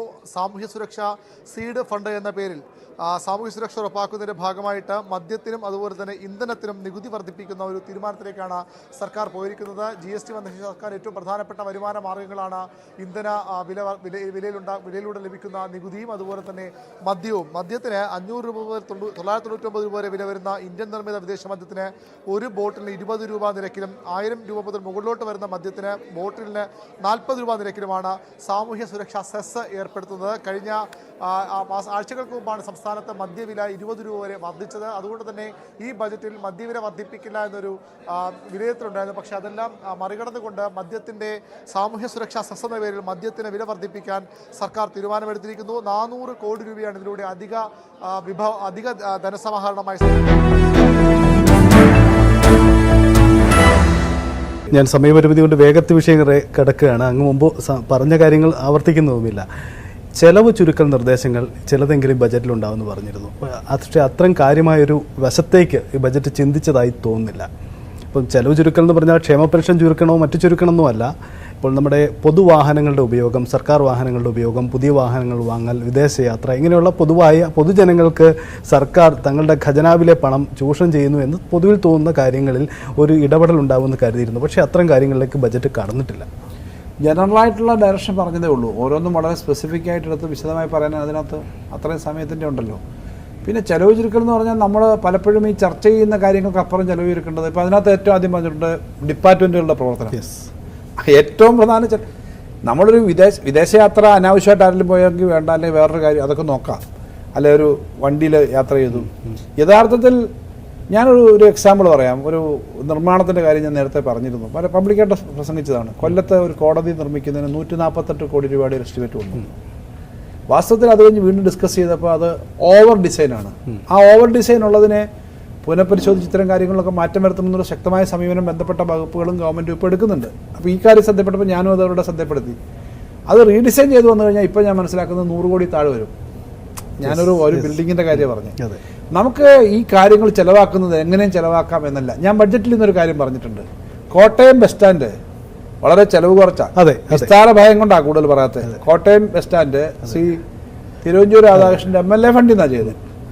സംസാരിക്കുമ്പോൾ ഞാൻ ഇനി അവിടെയും പറയാം. അദ്ദേഹം പണി തുടങ്ങി വളരെ വേഗത്തിൽ പൂർത്തീകരിച്ചു. 1 വർഷത്തിനകത്ത് ഒരു സാധാരണ സർക്കാരിൻ്റെ പല കെട്ടിടങ്ങൾക്കും ആവുന്നതിൻ്റെ 50% പോലും ആയിട്ടില്ല. ഇതാണ് കേരളത്തിലെ KSRTC ബസ് സ്റ്റാൻഡുകളിൽ ഒരു ട്രയലായിട്ട് ചെയ്യാൻ വേണ്ടിയിട്ടൊരു കാര്യം പറഞ്ഞിട്ടുണ്ട്. അതൊരു അതെന്തിനാ KSRTC ബസ് സ്റ്റാൻഡ് പറയാൻ കാര്യം എന്താ? ആളുകൾ യാത്ര ചെയ്തും കാണുന്ന ഒരു സ്ഥലം, ഒരു ഷോക്കേസാണ്. ഞാൻ പറഞ്ഞത് പ്രായോഗികമായി ചില കാര്യങ്ങൾ ചെയ്ത് കാണിക്കുക എന്നുള്ളതും പ്രധാനമാണ്. അപ്പോൾ അത്തരം ചില കാര്യങ്ങളിൽ കൂടെ ഉൾപ്പെടെ, അത് നിർമ്മാണത്തിൻ്റെ കാര്യത്തിലാണ്, ഡിസൈനിൻ്റെ കാര്യത്തിൽ കഴിഞ്ഞ ദിവസം നമ്മുടെ PWD മന്ത്രിയെല്ലാം പങ്കെടുത്തൊരു പരിപാടി ഉണ്ടായിരുന്നു. ഡിസൈൻ, അത് ഡിസൈന് ഈ ചിലവ് കുറച്ച പുതിയ മാർഗങ്ങളൊക്കെ ഗവൺമെൻറ് പരിശോധിക്കുന്നുണ്ട്. അത് ചെയ്ത് പ്രായോഗികമായി അങ്ങനെ ചിലവ് കുറയ്ക്കുക. ഞാൻ ഈ ഒറ്റ വർക്കിന് പറഞ്ഞപ്പോൾ 148 കോടിയിൽ നിന്ന് 100 കോടിയിലോ 80 കോടിയിലോ വന്നാൽ നിങ്ങളൊന്ന് സേവിങ്സ് ഒന്ന് ആലോചിച്ചേ. അതെ, ഇവിടെ ഒരു വിദേശയാത്ര പോകുന്നു, അല്ലെങ്കിൽ 5-6 പേര് പോകുന്നു, 2 കോടി 1 കോടിയോ അല്ലെ 50 ലക്ഷം രൂപയാവുന്നു. നമ്മുടെ വാർത്താ ചാനലിലെ മൊത്തം അതിലാണ്. പക്ഷേ ഒരൊറ്റ കൺസ്ട്രക്ഷനകത്ത് സേവിങ്സ് വന്നാൽ വരുന്നത് 50-60 കോടിയാണെങ്കിൽ ഏതാണ്? അപ്പോൾ ഇത് പലപ്പോഴും നമ്മൾ കാണാതെ പോകുന്ന കാര്യങ്ങളാണ്.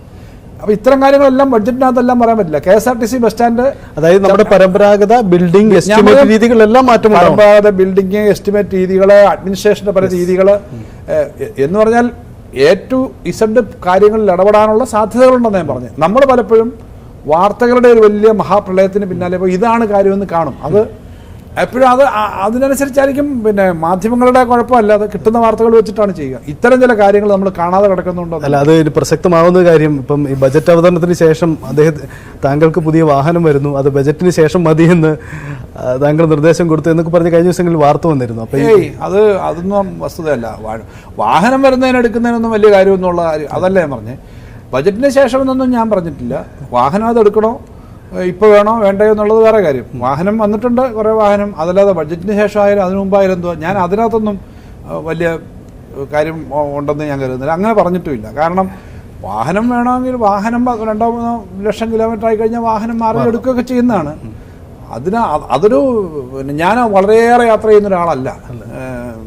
കാര്യം ധനകാര്യമന്ത്രിമാർക്ക് ചില യാത്രയ്ക്ക് തന്നെ പലപ്പോഴും കൂടുതൽ സമയം ഇവിടെ ഉണ്ടാവേണ്ടിയൊക്കെ വരുന്നതിൻ്റെ ചില പ്രശ്നങ്ങളുണ്ട്.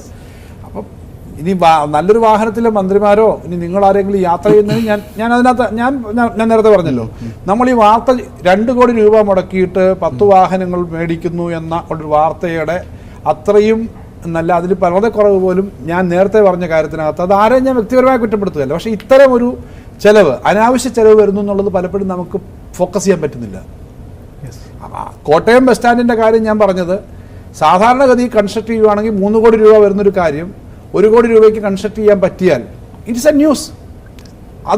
അത്തരം കാര്യങ്ങൾ വന്നാൽ അതുപോലുള്ള കാര്യങ്ങളും നമ്മുടെ ഗവൺമെൻറ് അഡ്മിനിസ്ട്രേഷൻ്റെ രീതി വരേണ്ടതാണ് എന്ന് ഞാൻ പറയാം. ഞാൻ പിന്നെ ഈ ചെലവിൻ്റെ കാര്യം പറഞ്ഞുകൊണ്ട് ഞാൻ മറ്റൊന്ന് കിഫ്ബി എന്ന വിഷയം. കിഫ്ബിയിലേക്ക് വന്നാൽ ഇപ്പം പിണറായി സർക്കാർ അധികാരത്തിൽ വന്നതിന് ശേഷം മുമ്പ് താങ്കളുടെ മുൻഗാമിയായിരുന്നു തോമസ് ഐസക്കിൻ്റെ കാലത്തടക്കം കിഫ്ബി ആയിരുന്നു നമ്മുടെ ബജറ്റിൻ്റെ ഒരു ഫോക്കസ്. പക്ഷേ ഇത്തവണ താങ്കൾ ബജറ്റിൽ കിഫ്ബിയെ കാര്യമായി പരിഗണിച്ചോ പരാമർശിച്ചോ കണ്ടില്ല. അതിന്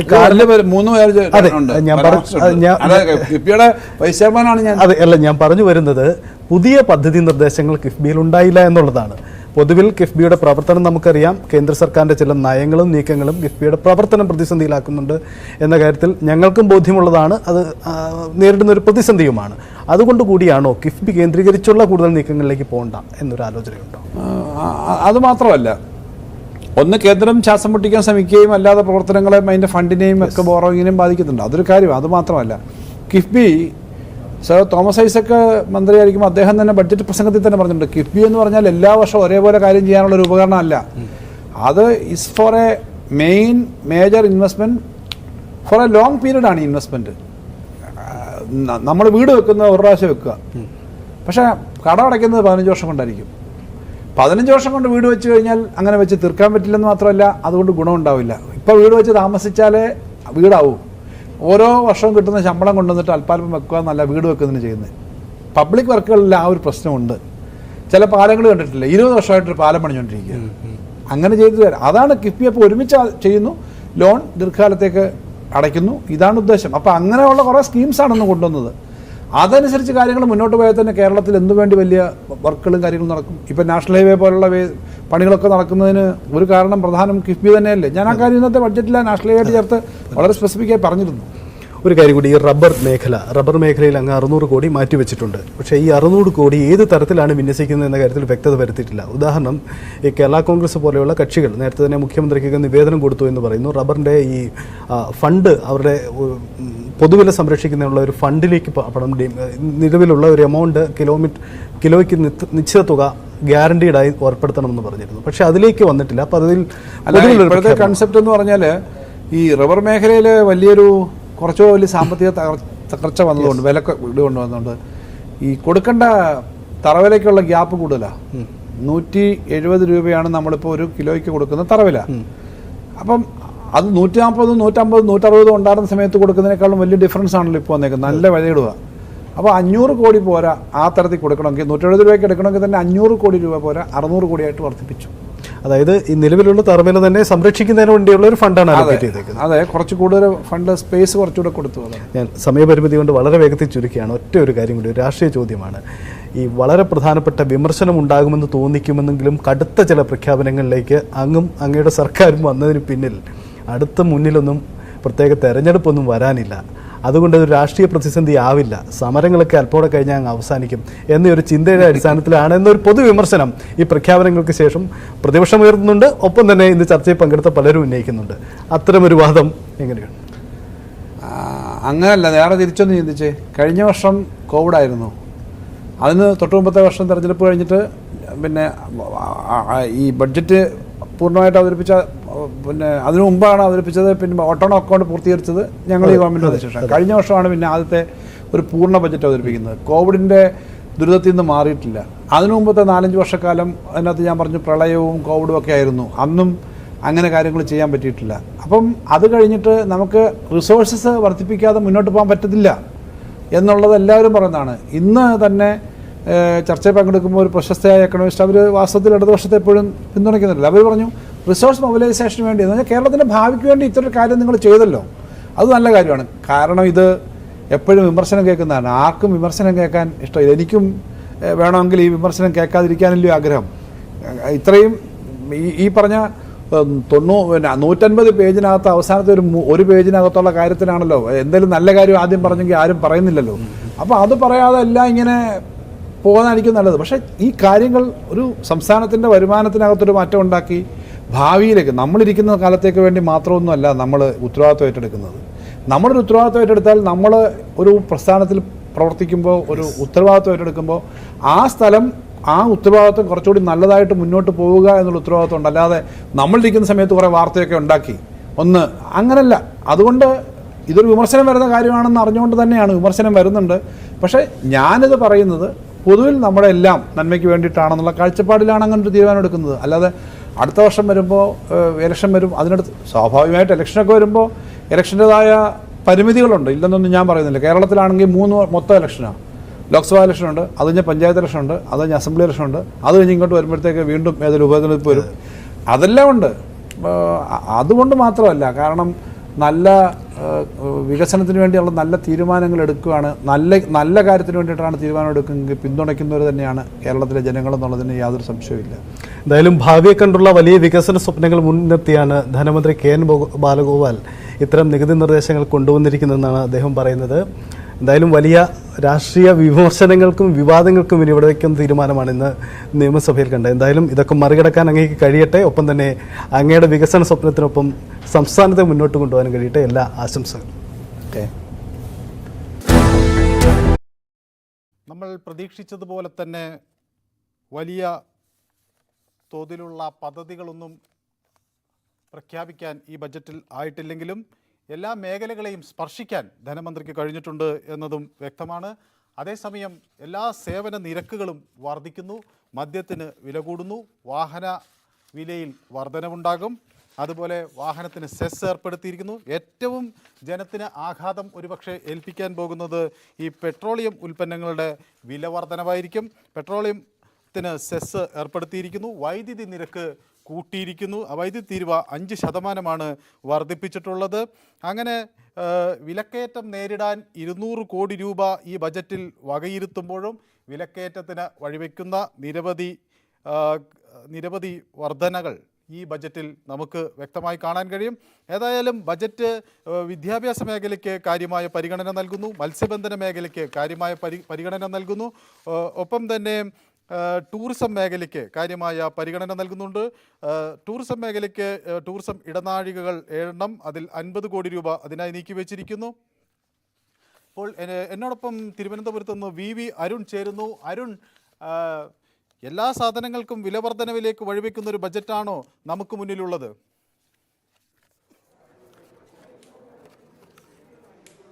മനു, തീർച്ചയായും ഏറ്റവും എളുപ്പം ധനസമാഹരണത്തിന് വരുമാന വർധനയ്ക്കുള്ള വഴി തന്നെ സർക്കാർ തേടിയിരിക്കുന്നു. സാമൂഹ്യ സുരക്ഷാ സീഡ് ഫണ്ട് എന്ന പേരിൽ സാമൂഹ്യ സുരക്ഷ ഉറപ്പാക്കുന്നതിൻ്റെ ഭാഗമായിട്ട് മദ്യത്തിനും അതുപോലെ തന്നെ ഇന്ധനത്തിനും നികുതി വർദ്ധിപ്പിക്കുന്ന ഒരു തീരുമാനത്തിലേക്കാണ് സർക്കാർ പോയിരിക്കുന്നത്. GST വന്ന സർക്കാർ ഏറ്റവും പ്രധാനപ്പെട്ട വരുമാന മാർഗ്ഗങ്ങളാണ് ഇന്ധന വിലയിലൂടെ ലഭിക്കുന്ന നികുതിയും അതുപോലെ തന്നെ മദ്യവും. മദ്യത്തിന് 500 രൂപ മുതൽ 999 രൂപ വരെ വില വരുന്ന ഇന്ത്യൻ നിർമ്മിത വിദേശ മദ്യത്തിന് ഒരു ബോട്ടിലിന് 20 രൂപ നിരക്കിലും 1000 രൂപ മുതൽ മുകളിലോട്ട് വരുന്ന മദ്യത്തിന് ബോട്ടിലിന് 40 രൂപ നിരക്കിലുമാണ് സാമൂഹ്യ സുരക്ഷാ സെസ് ഏർപ്പെടുത്തുന്നത്. കഴിഞ്ഞ ആഴ്ചകൾക്ക് മുമ്പാണ് സംസ്ഥാനത്ത് മദ്യവില 20 രൂപ വരെ വർദ്ധിച്ചത്. അതുകൊണ്ട് തന്നെ ഈ ബജറ്റിൽ മദ്യവില വർദ്ധിപ്പിക്കില്ല എന്നൊരു വിലയിരുത്തലുണ്ടായിരുന്നു. പക്ഷേ അതെല്ലാം മറികടന്നുകൊണ്ട് മദ്യത്തിൻ്റെ സാമൂഹ്യ സുരക്ഷാ സെസ് എന്ന പേരിൽ മദ്യത്തിന് വില വർദ്ധിപ്പിക്കാൻ സർക്കാർ തീരുമാനമെടുത്തിരിക്കുന്നു. 400 കോടി രൂപയാണ് ഇതിലൂടെ അധിക ധനസമാഹരണമായി സർക്കാർ പ്രതീക്ഷിക്കുന്നത്. പെട്രോൾ, ഡീസൽ എന്നിവയ്ക്ക് ലിറ്ററിന് 2 രൂപ നിരക്കിൽ സാമൂഹ്യ സുരക്ഷാ സെസ് ഏർപ്പെടുത്തുന്നു. അതായത് പെട്രോൾ, ഡീസൽ വില മറ്റു പല സംസ്ഥാനങ്ങളിലും ഉള്ളതിനേക്കാൾ കൂടുതൽ വീണ്ടും കേരളം നൽകേണ്ടി വരും. പെട്രോൾ, ഡീസൽ വിലയ്ക്കും സാമൂഹ്യ സുരക്ഷാ സീഡ് ഫണ്ടിലേക്ക് പോകുമ്പോൾ സാമൂഹ്യ സുരക്ഷാ സെസ് ഏർപ്പെടുത്തുമ്പോൾ അവിടെയും വില വർധന, അതായത് സംസ്ഥാനത്ത് ജനങ്ങൾ ഏറ്റവും അധികം ബുദ്ധിമുട്ടിലാകാൻ പോകുന്നത് ഈ ഇന്ധനവില വർധന തന്നെയാകും. ഇന്ധനവില വർധനയുടെ പരിസമാപ്തി അല്ലെങ്കിൽ അതിൻ്റെ ഫലമെന്ന് പറയുന്നത് അവശ്യ സാധന വില വർധന തന്നെയാകും. സംസ്ഥാനത്ത് അവശ്യ സാധന വില വലിയ രീതിയിൽ വർദ്ധിക്കും. ഇന്ധനവില ഈ സെസ് ഏർപ്പെടുത്തിയ നേരത്തെ തന്നെ വില വർധനയ്ക്ക് കാരണം സംസ്ഥാന സർക്കാർ അധിക നികുതി ഈടാക്കുന്നതാണെന്ന് വിമർശനം ശക്തമാണ്. അത് കുറയ്ക്കണമെന്ന് ആവശ്യപ്പെട്ട വലിയ പ്രക്ഷോഭങ്ങൾ സംസ്ഥാനം നടന്നതാണ്. പക്ഷേ അപ്പോഴും ആ ഇന്ധനവില വീണ്ടും വർദ്ധിപ്പിക്കുന്ന ഒരു തീരുമാനത്തിലേക്ക് സർക്കാർ പോകുന്നു. 750 കോടി രൂപ അധിക ധനസമാഹരണമായി സർക്കാർ അതിൽ ലക്ഷ്യമിടുന്നു. വരുമാനം പ്രതീക്ഷിക്കുന്നു. മദ്യത്തിനും വില വർദ്ധിപ്പിക്കുന്നു. മറ്റ് സേവനങ്ങൾക്ക് വലിയ രീതിയിൽ വർധനയുണ്ട്. പട്ടയഭൂമിയിൽ ഈടാക്കുന്ന വാർഷികാടിസ്ഥാന ഭൂനികുതി വാണിജ്യ വ്യവസായിക ഉപയോഗത്തെ അടിസ്ഥാനമാക്കി പരിഷ്കരിക്കാൻ സർക്കാർ തീരുമാനമെടുക്കുന്നു. 20% ഭൂമിയുടെ ന്യായവിലയിൽ ഫെയർ വാല്യൂയിലുണ്ടായ വർധന. കോടതി ചെലവുകൾ വർദ്ധിക്കും. കോടതി വ്യവഹാരത്തിൻ്റെ ചെലവുകൾ വർദ്ധിപ്പിക്കും. ആധാരം രജിസ്റ്റർ ചെയ്തതിനു ശേഷം 3 മാസത്തിനോ 6 മാസത്തിനോ അധികമോ നടത്തുന്ന തീരാധാരങ്ങൾക്ക് നിലവിലുള്ള മുദ്രവില നിരക്ക് ഒഴിവാക്കുമെന്ന് പറയുമ്പോഴും റിയൽ എസ്റ്റേറ്റ് മേഖലയിൽ വലിയ ചെലവ് വർധനയുണ്ടാകും. റിയൽ എസ്റ്റേറ്റ് മേഖലയുടെ ആഗോള സാമ്പത്തിക മാന്ദ്യം കണക്കിലെടുത്തുകൊണ്ട് ഈ മേഖലയ്ക്ക് ഉത്തേജനം നൽകുന്നതിൻ്റെ പേരിലാണ് 6 മാസം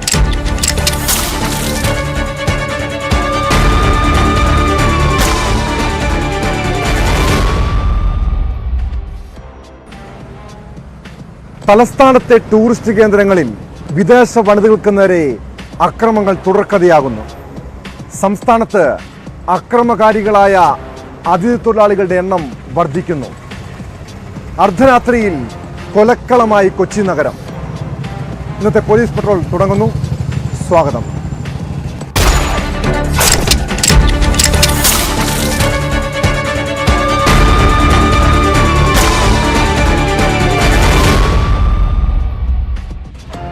ഇത് ഇക്കഴിഞ്ഞ പുലർച്ചെ ഒരു യുവാവിൻ്റെ അരുംകൊല നടന്ന സ്ഥലമാണ്. എറണാകുളം KSRTC ബസ് സ്റ്റാൻഡിന് സമീപം പാലക്കാട് സ്വദേശി സന്തോഷിനെ കുത്തിക്കൊലപ്പെടുത്തുകയായിരുന്നു. ചെറിയൊരു ഇടവേളയ്ക്ക് ശേഷമാണ് കൊച്ചി നഗരം വീണ്ടും ചോരക്കളമാകുന്നത്.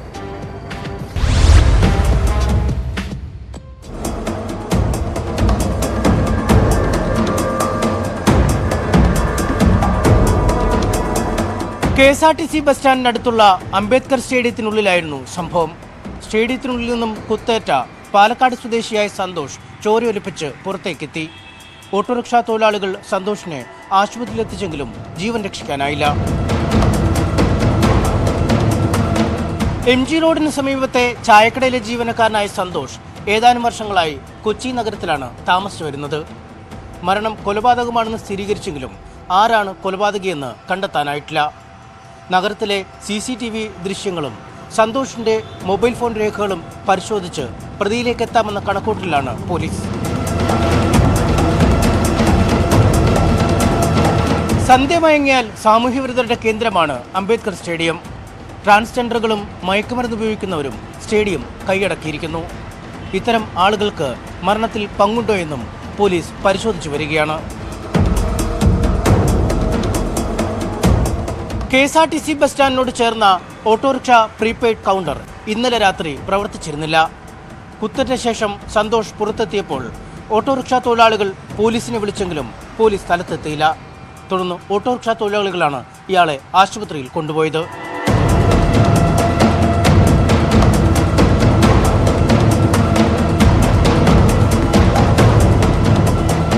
കഴിഞ്ഞ ഒരു വർഷം മാത്രം കൊച്ചി നഗരപരിധിയിൽ 1 ഡസനോളം കൊലപാതകങ്ങളാണ് നടന്നത്. പോലീസ് പട്രോളിംഗ് അടക്കം ഊർജിതമല്ലെന്ന ആക്ഷേപങ്ങളും ഉയർന്നിരുന്നു.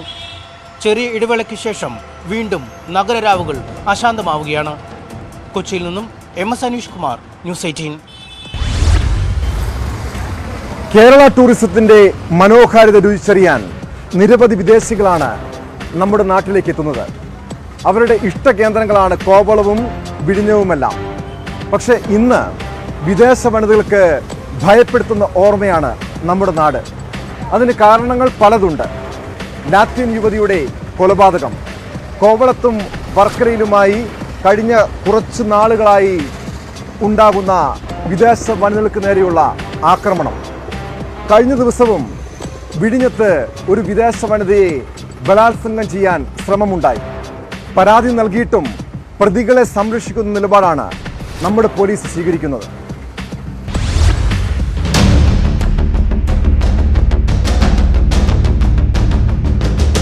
കോവളത്ത് വിദേശ വനിത ലിഗ ബലാത്സംഗത്തിനിരയായി കൊല്ലപ്പെട്ടതിന്റെ ഞെട്ടലിൽ നിന്ന് ഇതുവരെ മുക്തമായിട്ടില്ല തലസ്ഥാന ജില്ല. കോവളത്തിനടുത്ത് ചൊവ്വരയിൽ മറ്റൊരു വിദേശ വനിതയ്ക്ക് കൂടി ഇപ്പോൾ ദുരനുഭവം ഉണ്ടായിരിക്കുന്നു. ടാക്സി ഡ്രൈവറുടെ ഭാഗത്തു നിന്നാണ് വളരെ മോശമായ അനുഭവം വിദേശ വനിതയ്ക്കുണ്ടായത്. പോലീസ് അവിടെ കാര്യമായി ഇടപെട്ടില്ലെന്ന പരാതി സംഭവത്തിന്റെ ഗൗരവം വർദ്ധിപ്പിക്കുന്നു. ഡ്രൈവറുടെ മോശം സന്ദേശങ്ങൾ വിദേശ വനിത അവഗണിച്ചിരുന്നുവെങ്കിലും പ്രതികൾ അവരെ ലക്ഷ്യം വെച്ചിട്ടുണ്ടായിരുന്നു. 31-ന് ഇവർ അടിമലത്തുറ ഭാഗത്തുകൂടി നടന്നു പോകുമ്പോൾ ഡ്രൈവറും ഒപ്പമുണ്ടായിരുന്ന സുഹൃത്തുക്കളും വിദേശ വനിതയെ ആക്രമിക്കാൻ പാഞ്ഞെടുത്തു. ലൈംഗികമായ അതിക്രമത്തിന് ശ്രമിച്ചു എന്ന പരാതിയാണ് വിദേശ വനിത വിഴിഞ്ഞം പോലീസിന് നൽകിയത്. Anthony arrived with the friend and they started just saying, "Oh, come with me." And then I saw the chef who said, "Go back inside into Iosoma." So I went into Iosoma, started walking back, and then he started hitting the chef. ഇവർ ആക്രമിക്കാൻ എത്തിയപ്പോൾ അടുത്തുള്ള ഹോട്ടലിലെ chef ഈ ബഹളം കേട്ട് സ്ഥലത്തേക്ക് വരികയും ഇവരിൽ നിന്ന് ഈ വനിതയെ രക്ഷിക്കാനുള്ള ശ്രമം നടത്തുകയും ചെയ്തു. ഷെഫിനെ സംഘം ക്രൂരമായി മർദ്ദിച്ചു. ഷെഫിന്റെ പരാതിയും പോലീസിന് ലഭിച്ചു. പക്ഷേ 2 പരാതിയിലും പോലീസ് കാര്യമായ നടപടിയെടുത്തില്ല എന്നതായിരുന്നു പിന്നീട് വരുന്ന പരാതി. DCP വിഷയത്തിൽ ഇടപെടുകയും വിഴിഞ്ഞം പോലീസിനോട് കേസെടുക്കാൻ നിർദ്ദേശിക്കുകയും ചെയ്തു. ഷെഫിനെ ആക്രമിച്ച സംഭവത്തിൽ മാത്രം കേസെടുത്ത പോലീസ് ഇതിൽ ഒരു പ്രതിയെ മാത്രം, ടാക്സി ഡ്രൈവറെ മാത്രം പിടികൂടുകയും അദ്ദേഹത്തെ ഒഴിവാക്കി വിടുകയും ജാമ്യം നൽകി വിടുകയും ചെയ്തു. DCPയുടെ നിർദ്ദേശം ലഭിച്ചിട്ടും എന്തുകൊണ്ട് വിദേശ വനിതയുടെ പരാതിയിൽ വിഴിഞ്ഞം പോലീസ് നടപടി സ്വീകരിച്ചില്ല എന്നത് വ്യക്തമല്ല. ഏതായിരുന്നാലും ഇതിലെ മുഖ്യപ്രതി ജാമ്യത്തിൽ പോയി. വിദേശ വനിതയുടെ പരാതിയിൽ കേസെടുക്കാത്ത പോലീസ് പ്രതിയെ രക്ഷിക്കാനുള്ള നീക്കമാണോ നടത്തിയതെന്ന സംശയമാണ് ഉയരുന്നത്.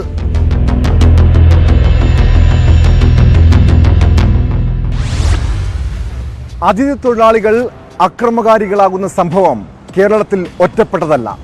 കോഴിക്കോട് കോടഞ്ചേരിയിൽ വീട്ടമ്മയ്ക്ക് നേരെ ആക്രമണമുണ്ടായി. സംഭവത്തിൽ അസം സ്വദേശിയെ കോടഞ്ചേരി പോലീസ് അറസ്റ്റ് ചെയ്തു. സമീപത്തെ പ്ലൈവുഡ് കമ്പനിയിൽ തൊഴിലിനായി എത്തിയപ്പോഴായിരുന്നു അക്രമം.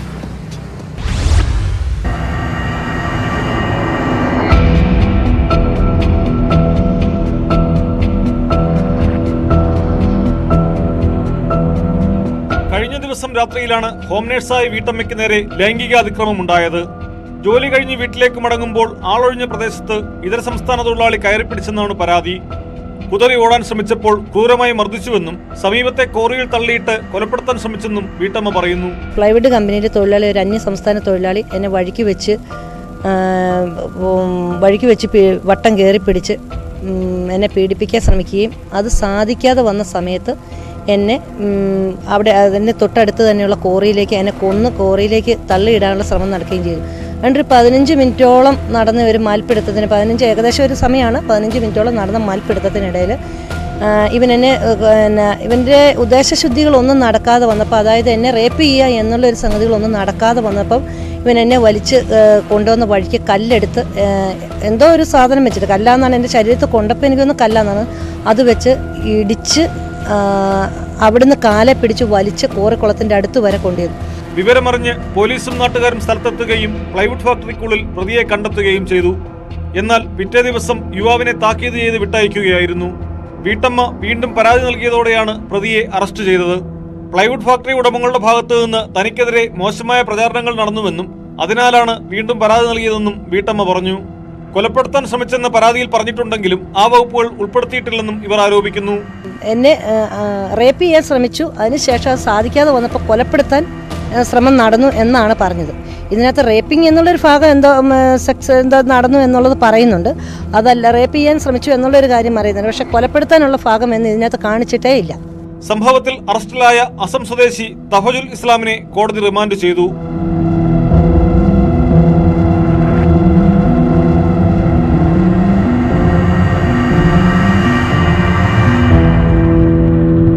ന്യൂസ് 18 കോഴിക്കോട്.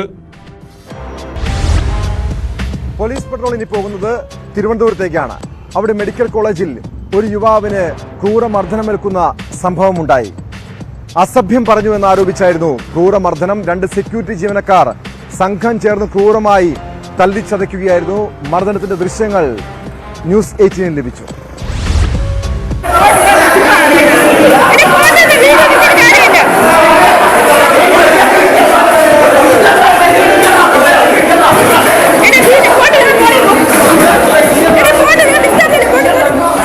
തിരുവനന്തപുരം മെഡിക്കൽ കോളേജിൽ വൈകുന്നേരം 6 മണിയോടുകൂടിയാണ് ഇത്തരത്തിലൊരു സംഭവം ഉണ്ടാവുന്നത്. മെഡിക്കൽ കോളേജിലെ സെക്യൂരിറ്റി ജീവനക്കാർ ചേർന്ന് ഒരു യുവാവിനെ ക്രൂരമായി മർദ്ദിക്കുന്ന ദൃശ്യങ്ങളാണ് ഇപ്പോൾ പുറത്തു വന്നിരിക്കുന്നത്. ഈ യുവാവിന്റെ അമ്മയെ ഇത്തരത്തിൽ അസഭ്യം പറഞ്ഞു എന്ന് ആരോപിക്കുകയും അതോടൊപ്പം തന്നെ ഈ യുവാവ് സെക്യൂരിറ്റി ജീവനക്കാരോട് ചോദിക്കാൻ ചെന്നപ്പോഴാണ് ഈ സെക്യൂരിറ്റി ജീവനക്കാർ അതിക്രൂരമായി ഇപ്പോൾ മർദ്ദിച്ചിരിക്കുന്നത്. ഈ യുവാവ് പോലീസിലൊന്നും തന്നെ പരാതിപ്പെട്ടിട്ടില്ല. അതുകൊണ്ട് തന്നെ ഇതിന്റെ കൂടുതൽ വിശദാംശങ്ങളൊന്നും തന്നെ ഇതുവരെയും പുറത്തു വന്നിട്ടില്ല. പക്ഷേ അതിക്രൂരമായിട്ടാണ് ഇത്തരത്തിൽ ഈ ഒരു സെക്യൂരിറ്റി ജീവനക്കാർ ഈ ഒരു യുവാവിനെ കൈകാര്യം ചെയ്തത്. ഇതിനു മുമ്പും പലതവണ ഈ ഒരു മെഡിക്കൽ കോളേജിൽ ഇത്തരത്തിലൊരു സംഭവം ഉണ്ടായിട്ടുമുണ്ട്. അപ്പോഴൊന്നും തന്നെ കൃത്യമായ നടപടികളും എടുത്തിട്ടില്ല. പോലീസിന്റെ ഭാഗത്തുനിന്നും ഒരു വിശദാംശങ്ങളോ അല്ലെങ്കിൽ നടപടികളോ ഉണ്ടായിട്ടില്ല എന്നതാണ് വാസ്തവം. ഈ ഒരു സംഭവം പുറത്തറിയുന്നത് ദൃക്സാക്ഷികളുടെ കയ്യിൽ നിന്ന് ലഭിക്കുന്ന ദൃശ്യങ്ങളിൽ നിന്നാണ്. ദൃക്സാക്ഷികൾ പല പ്രാവശ്യം മെഡിക്കൽ കോളേജ് പോലീസ് സ്റ്റേഷനിൽ വിവരം അറിയിച്ചെങ്കിലും അവരും ഇതിൽ ഇടപെടാൻ തയ്യാറായിട്ടില്ല. അപ്പൊ ആദ്യം നോർമലായിട്ട് സംസാരിക്കുകയായിരുന്നു, പിന്നീട് വളരെ മൃഗീയമായിട്ട് ഇടിക്കുകയും ചവിട്ടുകയെല്ലാം ചെയ്തു. ഞങ്ങൾ അന്വേഷിച്ചപ്പോൾ മനസ്സിലായത് ഇതേപോലെ അദ്ദേഹത്തിന്റെ അമ്മേനെ എങ്ങാണ്ട് തെറി വിളിച്ചതിന്റെ പേരിൽ എങ്ങാണ്ടാണ്. ചോദിക്കാൻ പോയപ്പോഴാണ് സെക്യൂരിറ്റിക്കാരന്മാര് എടുത്തിട്ട് എന്തോ അടിച്ചതെന്നാണ് ഞങ്ങൾ അറിയാനായിട്ട് കഴിഞ്ഞത്. ഈ യുവാവ് അവശനിലയിലായിട്ട് കൂടി വീണ്ടും ഈ ഒരു യുവാവിനെ മർദ്ദിക്കുന്നതായിട്ടാണ് ഈ ഒരു ദൃശ്യങ്ങളിൽ നിന്ന് നമുക്ക് മനസ്സിലാക്കാൻ സാധിക്കുന്നത്. ആദ്യം ഈ ഒരു യുവാവിനെ അതിക്രൂരമായി മർദ്ദിച്ചതിന് ശേഷം ഈ യുവാവ് അവശനിലയിൽ ആയിട്ടുകൂടി വീണ്ടും മർദ്ദിക്കുന്ന രീതിയിലേക്ക് കാര്യങ്ങൾ പോയിരുന്നു. എന്തായാലും ഈ ഒരു വിഷയത്തിൽ ഇതുവരെയും പോലീസിന്റെ ഭാഗത്തുനിന്നും ഇതുവരെയും നടപടികളൊന്നും എടുത്തിട്ടുമില്ല.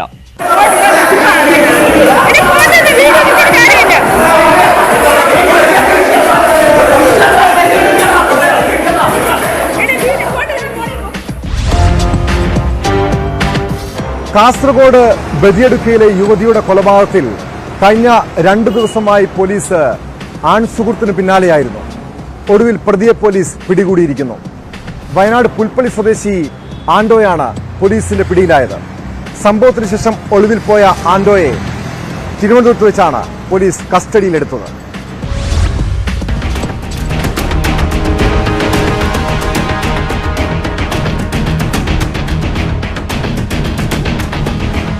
വ്യാഴാഴ്ചയാണ് ബദിയടുക്ക എൽക്കാനയിലെ വീട്ടിനകത്ത് കൊല്ലം സ്വദേശിയായ നീതുവിന്റെ മൃതദേഹം കണ്ടെത്തിയത്.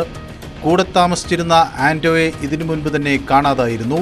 2 ദിവസം മുമ്പ് ഇരുവരും വീട്ടിൽ വെച്ച് വഴക്കുണ്ടാക്കിയതായി നാട്ടുകാർ വിവരം നൽകിയതോടെയാണ് ആൻഡോയെ തേടി അന്വേഷണ സംഘം ഇറങ്ങിയത്. ഇതിനിടെ തലക്കേറ്റ അടിയാണ് നീതുവിന്റെ മരണകാരണമെന്ന് സ്ഥിരീകരിച്ചു.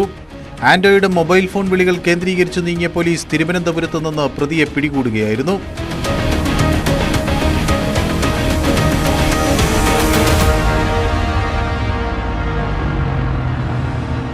താൻ തന്നെയാണ് നീതുവിനെ കൊലപ്പെടുത്തിയതെന്ന് ആന്റോ അന്വേഷണ ഉദ്യോഗസ്ഥരോട് സമ്മതിച്ചു. 4 വർഷമായി ഒന്നിച്ചു കഴിയുന്ന നീതുവുമായി കലഹം പതിവാണെന്നും ആന്റോ മൊഴി നൽകി. ടാപ്പിംഗ് തൊഴിലാളിയാണ് ആന്റോ. 1.5 മാസം മുമ്പാണ് ഇവർ എൽക്കാനിയിലെ വീട്ടിൽ താമസം തുടങ്ങിയത്.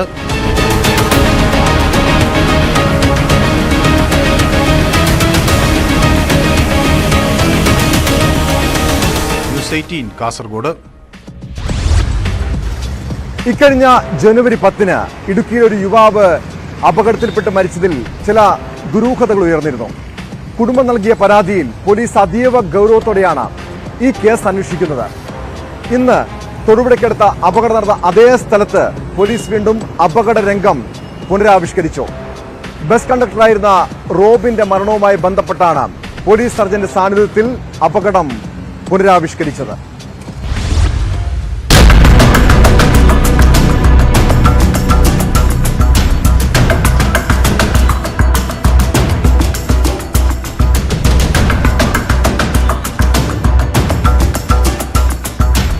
ജനുവരി 10-ന് പുലർച്ചെയാണ് റോബിൻ ജോയിയെ റോഡരികിൽ മരിച്ച നിലയിൽ കണ്ടെത്തിയത്.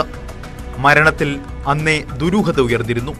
ഇതേ തുടർന്നാണ് കോട്ടയം മെഡിക്കൽ കോളേജിലെ ഫോറൻസിക് വിദഗ്ധൻ ഡോക്ടർ ജെയിംസും സംഘവും സംഭവസ്ഥലത്ത് അന്വേഷണ ഉദ്യോഗസ്ഥരോടൊപ്പം നേരിട്ടെത്തി അപകടരംഗം പുനരാവിഷ്കരിച്ചത്. ഇതിനായി അപകടത്തിൽപ്പെട്ട ബൈക്ക് സ്ഥലത്തെത്തിച്ചു. റോബിന്റെ അതേ വലിപ്പവും തൂക്കവുമുള്ള വ്യക്തിയെ ഉപയോഗിച്ചാണ് അപകടം പുനരാവിഷ്കരിച്ചത്.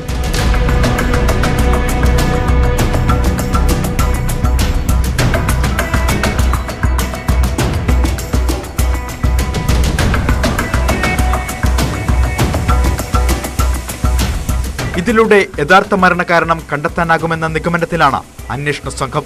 ജനുവരി 9-ന് രാത്രി 12-നും പുലർച്ചെ 2:30-നുമിടയിലാണ് റോബിന്റെ മരണം. ഇതിലൂടെ യഥാർത്ഥ മരണകാരണം കണ്ടെത്താനാകുമെന്ന നിഗമനത്തിലാണ് അന്വേഷണ സംഘം. ജനുവരി 9-ന് രാത്രി 12-നും പുലർച്ചെ 2:30-നുമിടയിലാണ് റോബിന്റെ മരണം നടന്നതെന്ന് പോസ്റ്റ്മോർട്ടം റിപ്പോർട്ടിലുണ്ട്.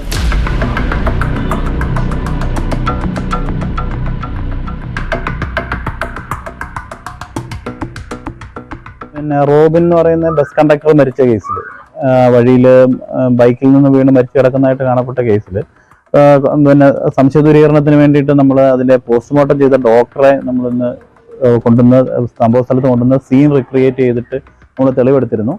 അപ്പം അതിന്റെ റിപ്പോർട്ടും കാര്യങ്ങളും ഒക്കെ ഇനി വരും.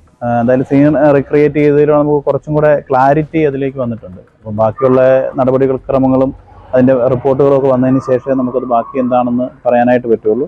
സംഭവ സ്ഥലത്ത് നിന്ന് കൂടുതൽ തെളിവുകളും സാമ്പിളുകളും ശേഖരിച്ചിട്ടുണ്ട്. മോട്ടോർ വെഹിക്കിൾ ഇൻസ്പെക്ടറുടെ റിപ്പോർട്ട് കൂടി കിട്ടിയ ശേഷമേ ഉദ്യോഗസ്ഥർ അന്വേഷണം സംബന്ധിച്ച് അന്തിമ തീരുമാനത്തിലെത്തൂ.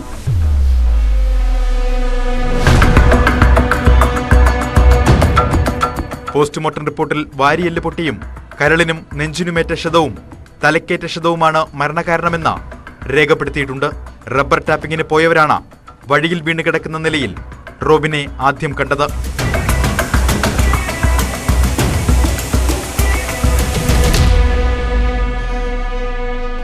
ന്യൂസ് 18 ഇടുക്കി. പ്രതികൾ പോലീസിന് നേരെയും ആക്രമണം നടത്തുന്ന കാലമാണിത്. കാസർഗോഡ് ഒരു SIയുടെ ചെവി പ്രതി കടിച്ചു മുറിച്ചു. SI വിഷ്ണുപ്രസാദിന്റെ വലത് ചെവിയാണ് മധുർ സ്വദേശി സ്റ്റാനി കടിച്ചു മുറിച്ചത്. മദ്യപിച്ച് ബഹളമുണ്ടാക്കിയ ഇയാളെ കസ്റ്റഡിയിലെടുത്ത് കൊണ്ടുപോകുമ്പോഴായിരുന്നു ആക്രമണം.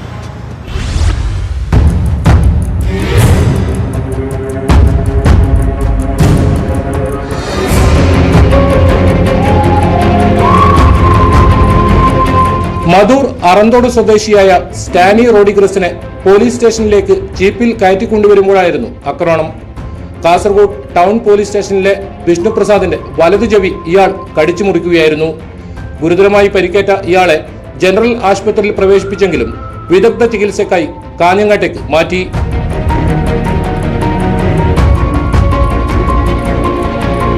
ഉളിയത്തെടുക്കയിൽ കാറും ബൈക്കും കൂട്ടിയിടിച്ചുണ്ടായ അപകടത്തെ തുടർന്ന് ഗതാഗത തടസ്സമുണ്ടാക്കി റോഡിൽ ചീത്ത വിളിക്കുകയായിരുന്നു സ്റ്റാനി. ഇതറിഞ്ഞാണ് SIS സംഘവും അവിടെ എത്തിയത്. മദ്യലഹരിയിൽ അക്രമ സ്വഭാവം കാണിച്ചതിനെ തുടർന്നാണ് ഇയാളെ കസ്റ്റഡിയിലെടുത്തത്.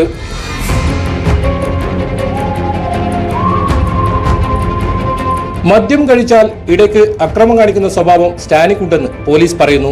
ആള് കുറേ നേരം വയലന്റ് ആയിരുന്നു. നമ്മൾ ഒരുപാട് മെനക്കെട്ട് ഹോസ്പിറ്റലിൽ കൊണ്ടുപോയിട്ടാണ് അത് സൈലന്റ് ആക്കിയത്. SIക്ക് പരിക്കുണ്ട്. അവനെതിരെ FIR ഇട്ടിട്ടുണ്ട്, റിമാൻഡ് ചെയ്യുന്നുണ്ട്. മദ്യലഹരിയിൽ അക്രമം നടത്തിയതിന് ഇയാൾക്കെതിരെ 2 കേസുകളുണ്ട്. K Biju, news 18, Kasaragod. Vaikom തലയോലപ്പറമ്പിൽ ഒരു വീടിന് മുന്നിൽ നിർത്തിയിട്ടിരുന്ന വാഹനങ്ങൾ സാമൂഹ്യ വിരുദ്ധർ തീയിട്ട് നശിപ്പിച്ചു. വരിക്കാംകുന്ന് സ്വദേശി ശെൽവരാജിന്റെ ഇരുചക്ര വാഹനങ്ങളാണ് അഗ്നിക്കിരയാക്കിയത്.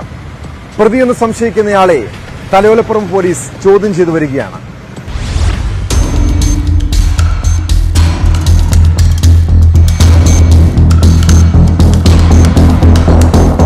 പുലർച്ചെ 2:30 സംഭവം.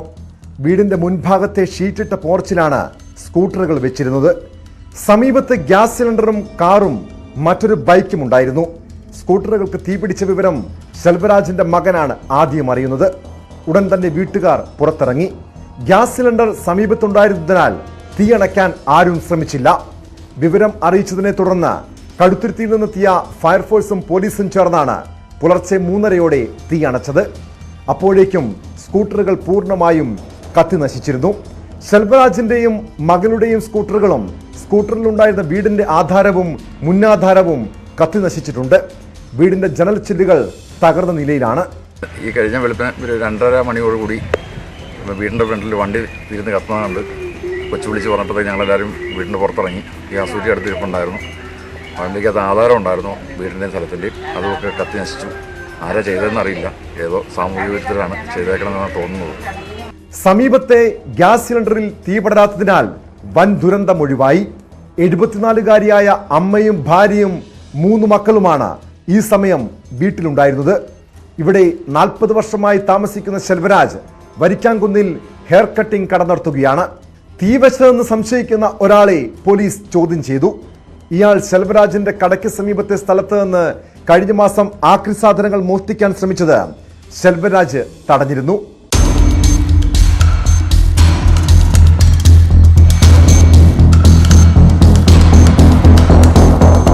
ന്യൂസ് 18 വൈക്കം.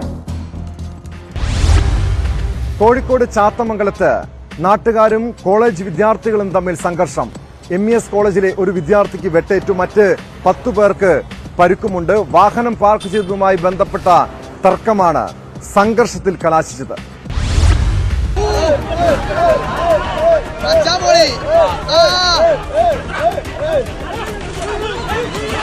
റോഡരികിൽ വാഹനം നിർത്തിയതുമായി ബന്ധപ്പെട്ട തർക്കമാണ് സംഘർഷത്തിൽ കലാശിച്ചത്.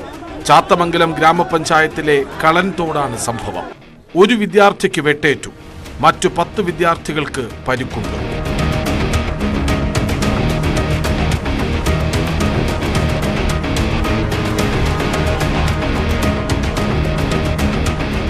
ഉച്ചഭക്ഷണം കഴിക്കാനായി MES കോളേജിലെ വിദ്യാർത്ഥികൾ സമീപത്തെ വീട്ടിലെത്തിയതായിരുന്നു. വീടിനോട് ചേർന്ന റോഡിൽ ബൈക്കുകൾ പാർക്ക് ചെയ്തതിനെ സംബന്ധിച്ച് സമീപവാസികളുമായി വാക്കുതർക്കമുണ്ടായി. തുടർന്ന് ഒരാൾ ഒരു വിദ്യാർത്ഥിയുടെ മുഖത്തടിച്ചു. ഇത് ചോദ്യം ചെയ്തതോടെയാണ് കൂടുതൽ സംഘർഷമുണ്ടായത്.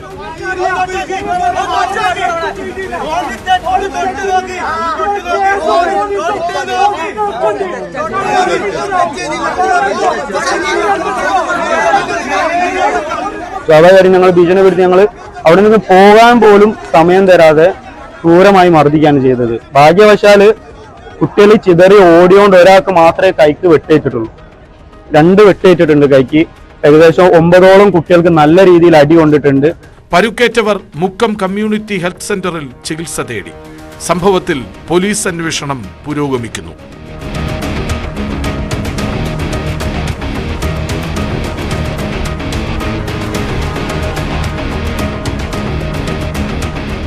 ന്യൂസ് 18 കോഴിക്കോട്.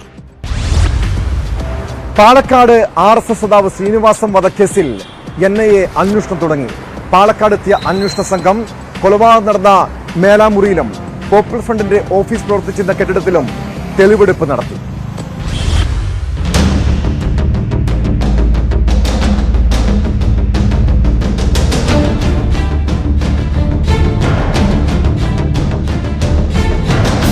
കഴിഞ്ഞ ദിവസമാണ് ശ്രീനിവാസൻ വധക്കേസ് ഏറ്റെടുത്തുകൊണ്ടുള്ള നടപടിക്രമങ്ങൾ NIA പൂർത്തിയാക്കിയത്.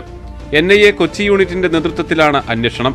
പാലക്കാടെത്തിയ അന്വേഷണ സംഘം കൊലപാതകം നടന്ന മേലാമുറിയിലെ കടയിലും പുതുപ്പള്ളിത്തെരുവിലെ പോപ്പുലർ ഫ്രണ്ട് ഓഫീസിലും ഒറ്റപ്പാലം, പട്ടാമ്പി എന്നിവിടങ്ങളിലുമെല്ലാം തെളിവെടുപ്പ് നടത്തി.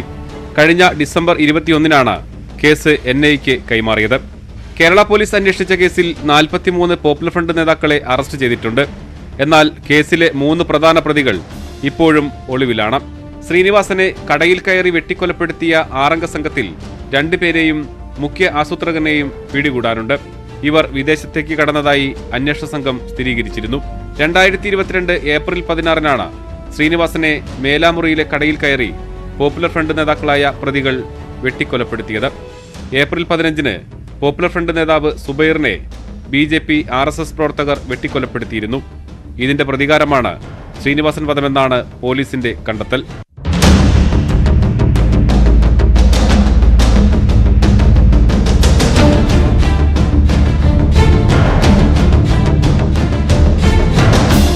ന്യൂസ് 18 പാലക്കാട്.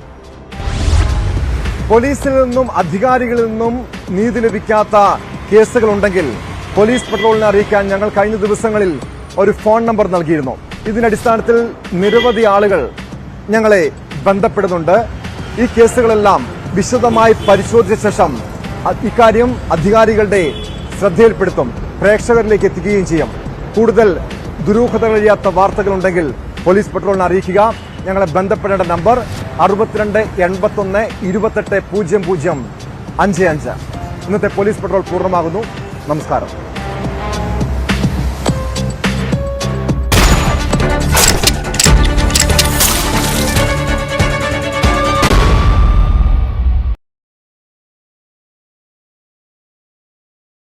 നമ്മൾ പ്രതീക്ഷിച്ചതുപോലെ തന്നെ വലിയ തോതിലുള്ള പദ്ധതികളൊന്നും പ്രഖ്യാപിക്കാൻ ഈ ബജറ്റിൽ ആയിട്ടില്ലെങ്കിലും എല്ലാ മേഖലകളെയും സ്പർശിക്കാൻ ധനമന്ത്രിക്ക് കഴിഞ്ഞിട്ടുണ്ട് എന്നതും വ്യക്തമാണ്. അതേസമയം എല്ലാ സേവന നിരക്കുകളും വർദ്ധിക്കുന്നു. മദ്യത്തിന് വില കൂടുന്നു, വാഹന വിലയിൽ വർധനവുണ്ടാകും, അതുപോലെ വാഹനത്തിന് സെസ് ഏർപ്പെടുത്തിയിരിക്കുന്നു. ഏറ്റവും ജനത്തിന് ആഘാതം ഒരുപക്ഷെ ഏൽപ്പിക്കാൻ പോകുന്നത് ഈ പെട്രോളിയം ഉൽപ്പന്നങ്ങളുടെ വില വർധനവായിരിക്കും. പെട്രോളിയത്തിന് സെസ് ഏർപ്പെടുത്തിയിരിക്കുന്നു, വൈദ്യുതി നിരക്ക് കൂട്ടിയിരിക്കുന്നു. വൈദ്യുതി തീരുവ 5% വർദ്ധിപ്പിച്ചിട്ടുള്ളത്.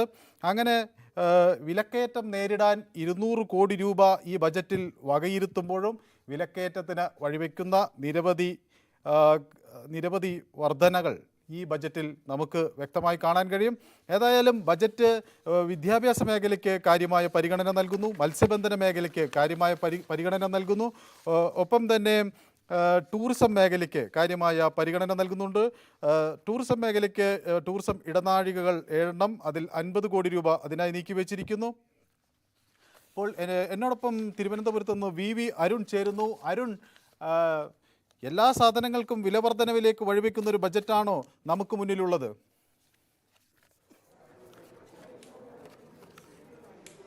മനു, തീർച്ചയായും ഏറ്റവും എളുപ്പം ധനസമാഹരണത്തിന് വരുമാന വർധനയ്ക്കുള്ള വഴി തന്നെ സർക്കാർ തേടിയിരിക്കുന്നു.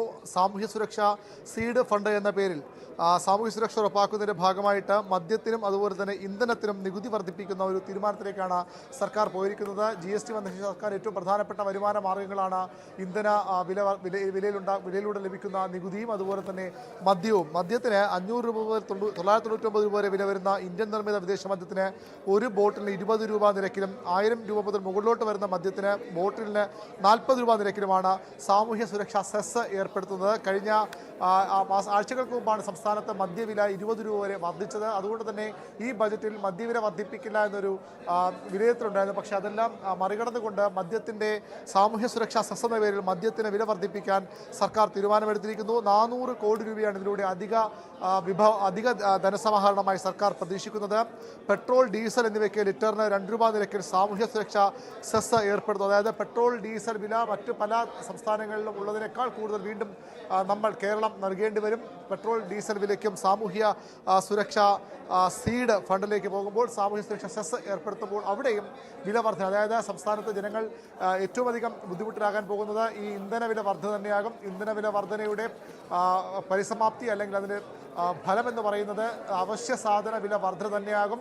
സംസ്ഥാനത്ത് അവശ്യ സാധന വില വലിയ രീതിയിൽ വർദ്ധിക്കും. ഇന്ധനവില ഈ സെസ് ഏർപ്പെടുത്തിയ നേരത്തെ തന്നെ വില വർധനയ്ക്ക് കാരണം സംസ്ഥാന സർക്കാർ അധിക നികുതി ഈടാക്കുന്നതാണെന്ന് വിമർശനം ശക്തമാണ്.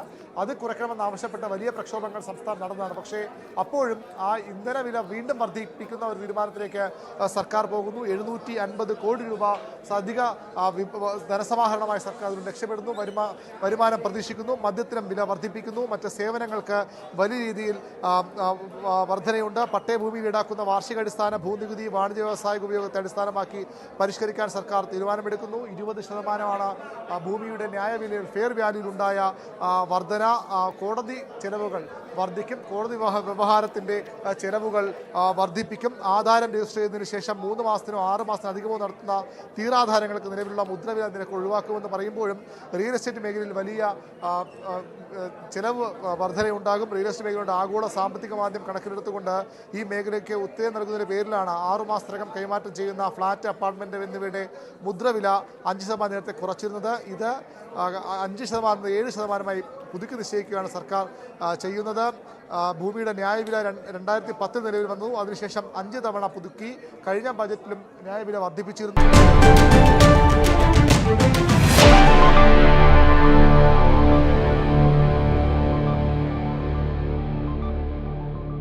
പറയാനുണ്ട് ഈ ആഴ്ച.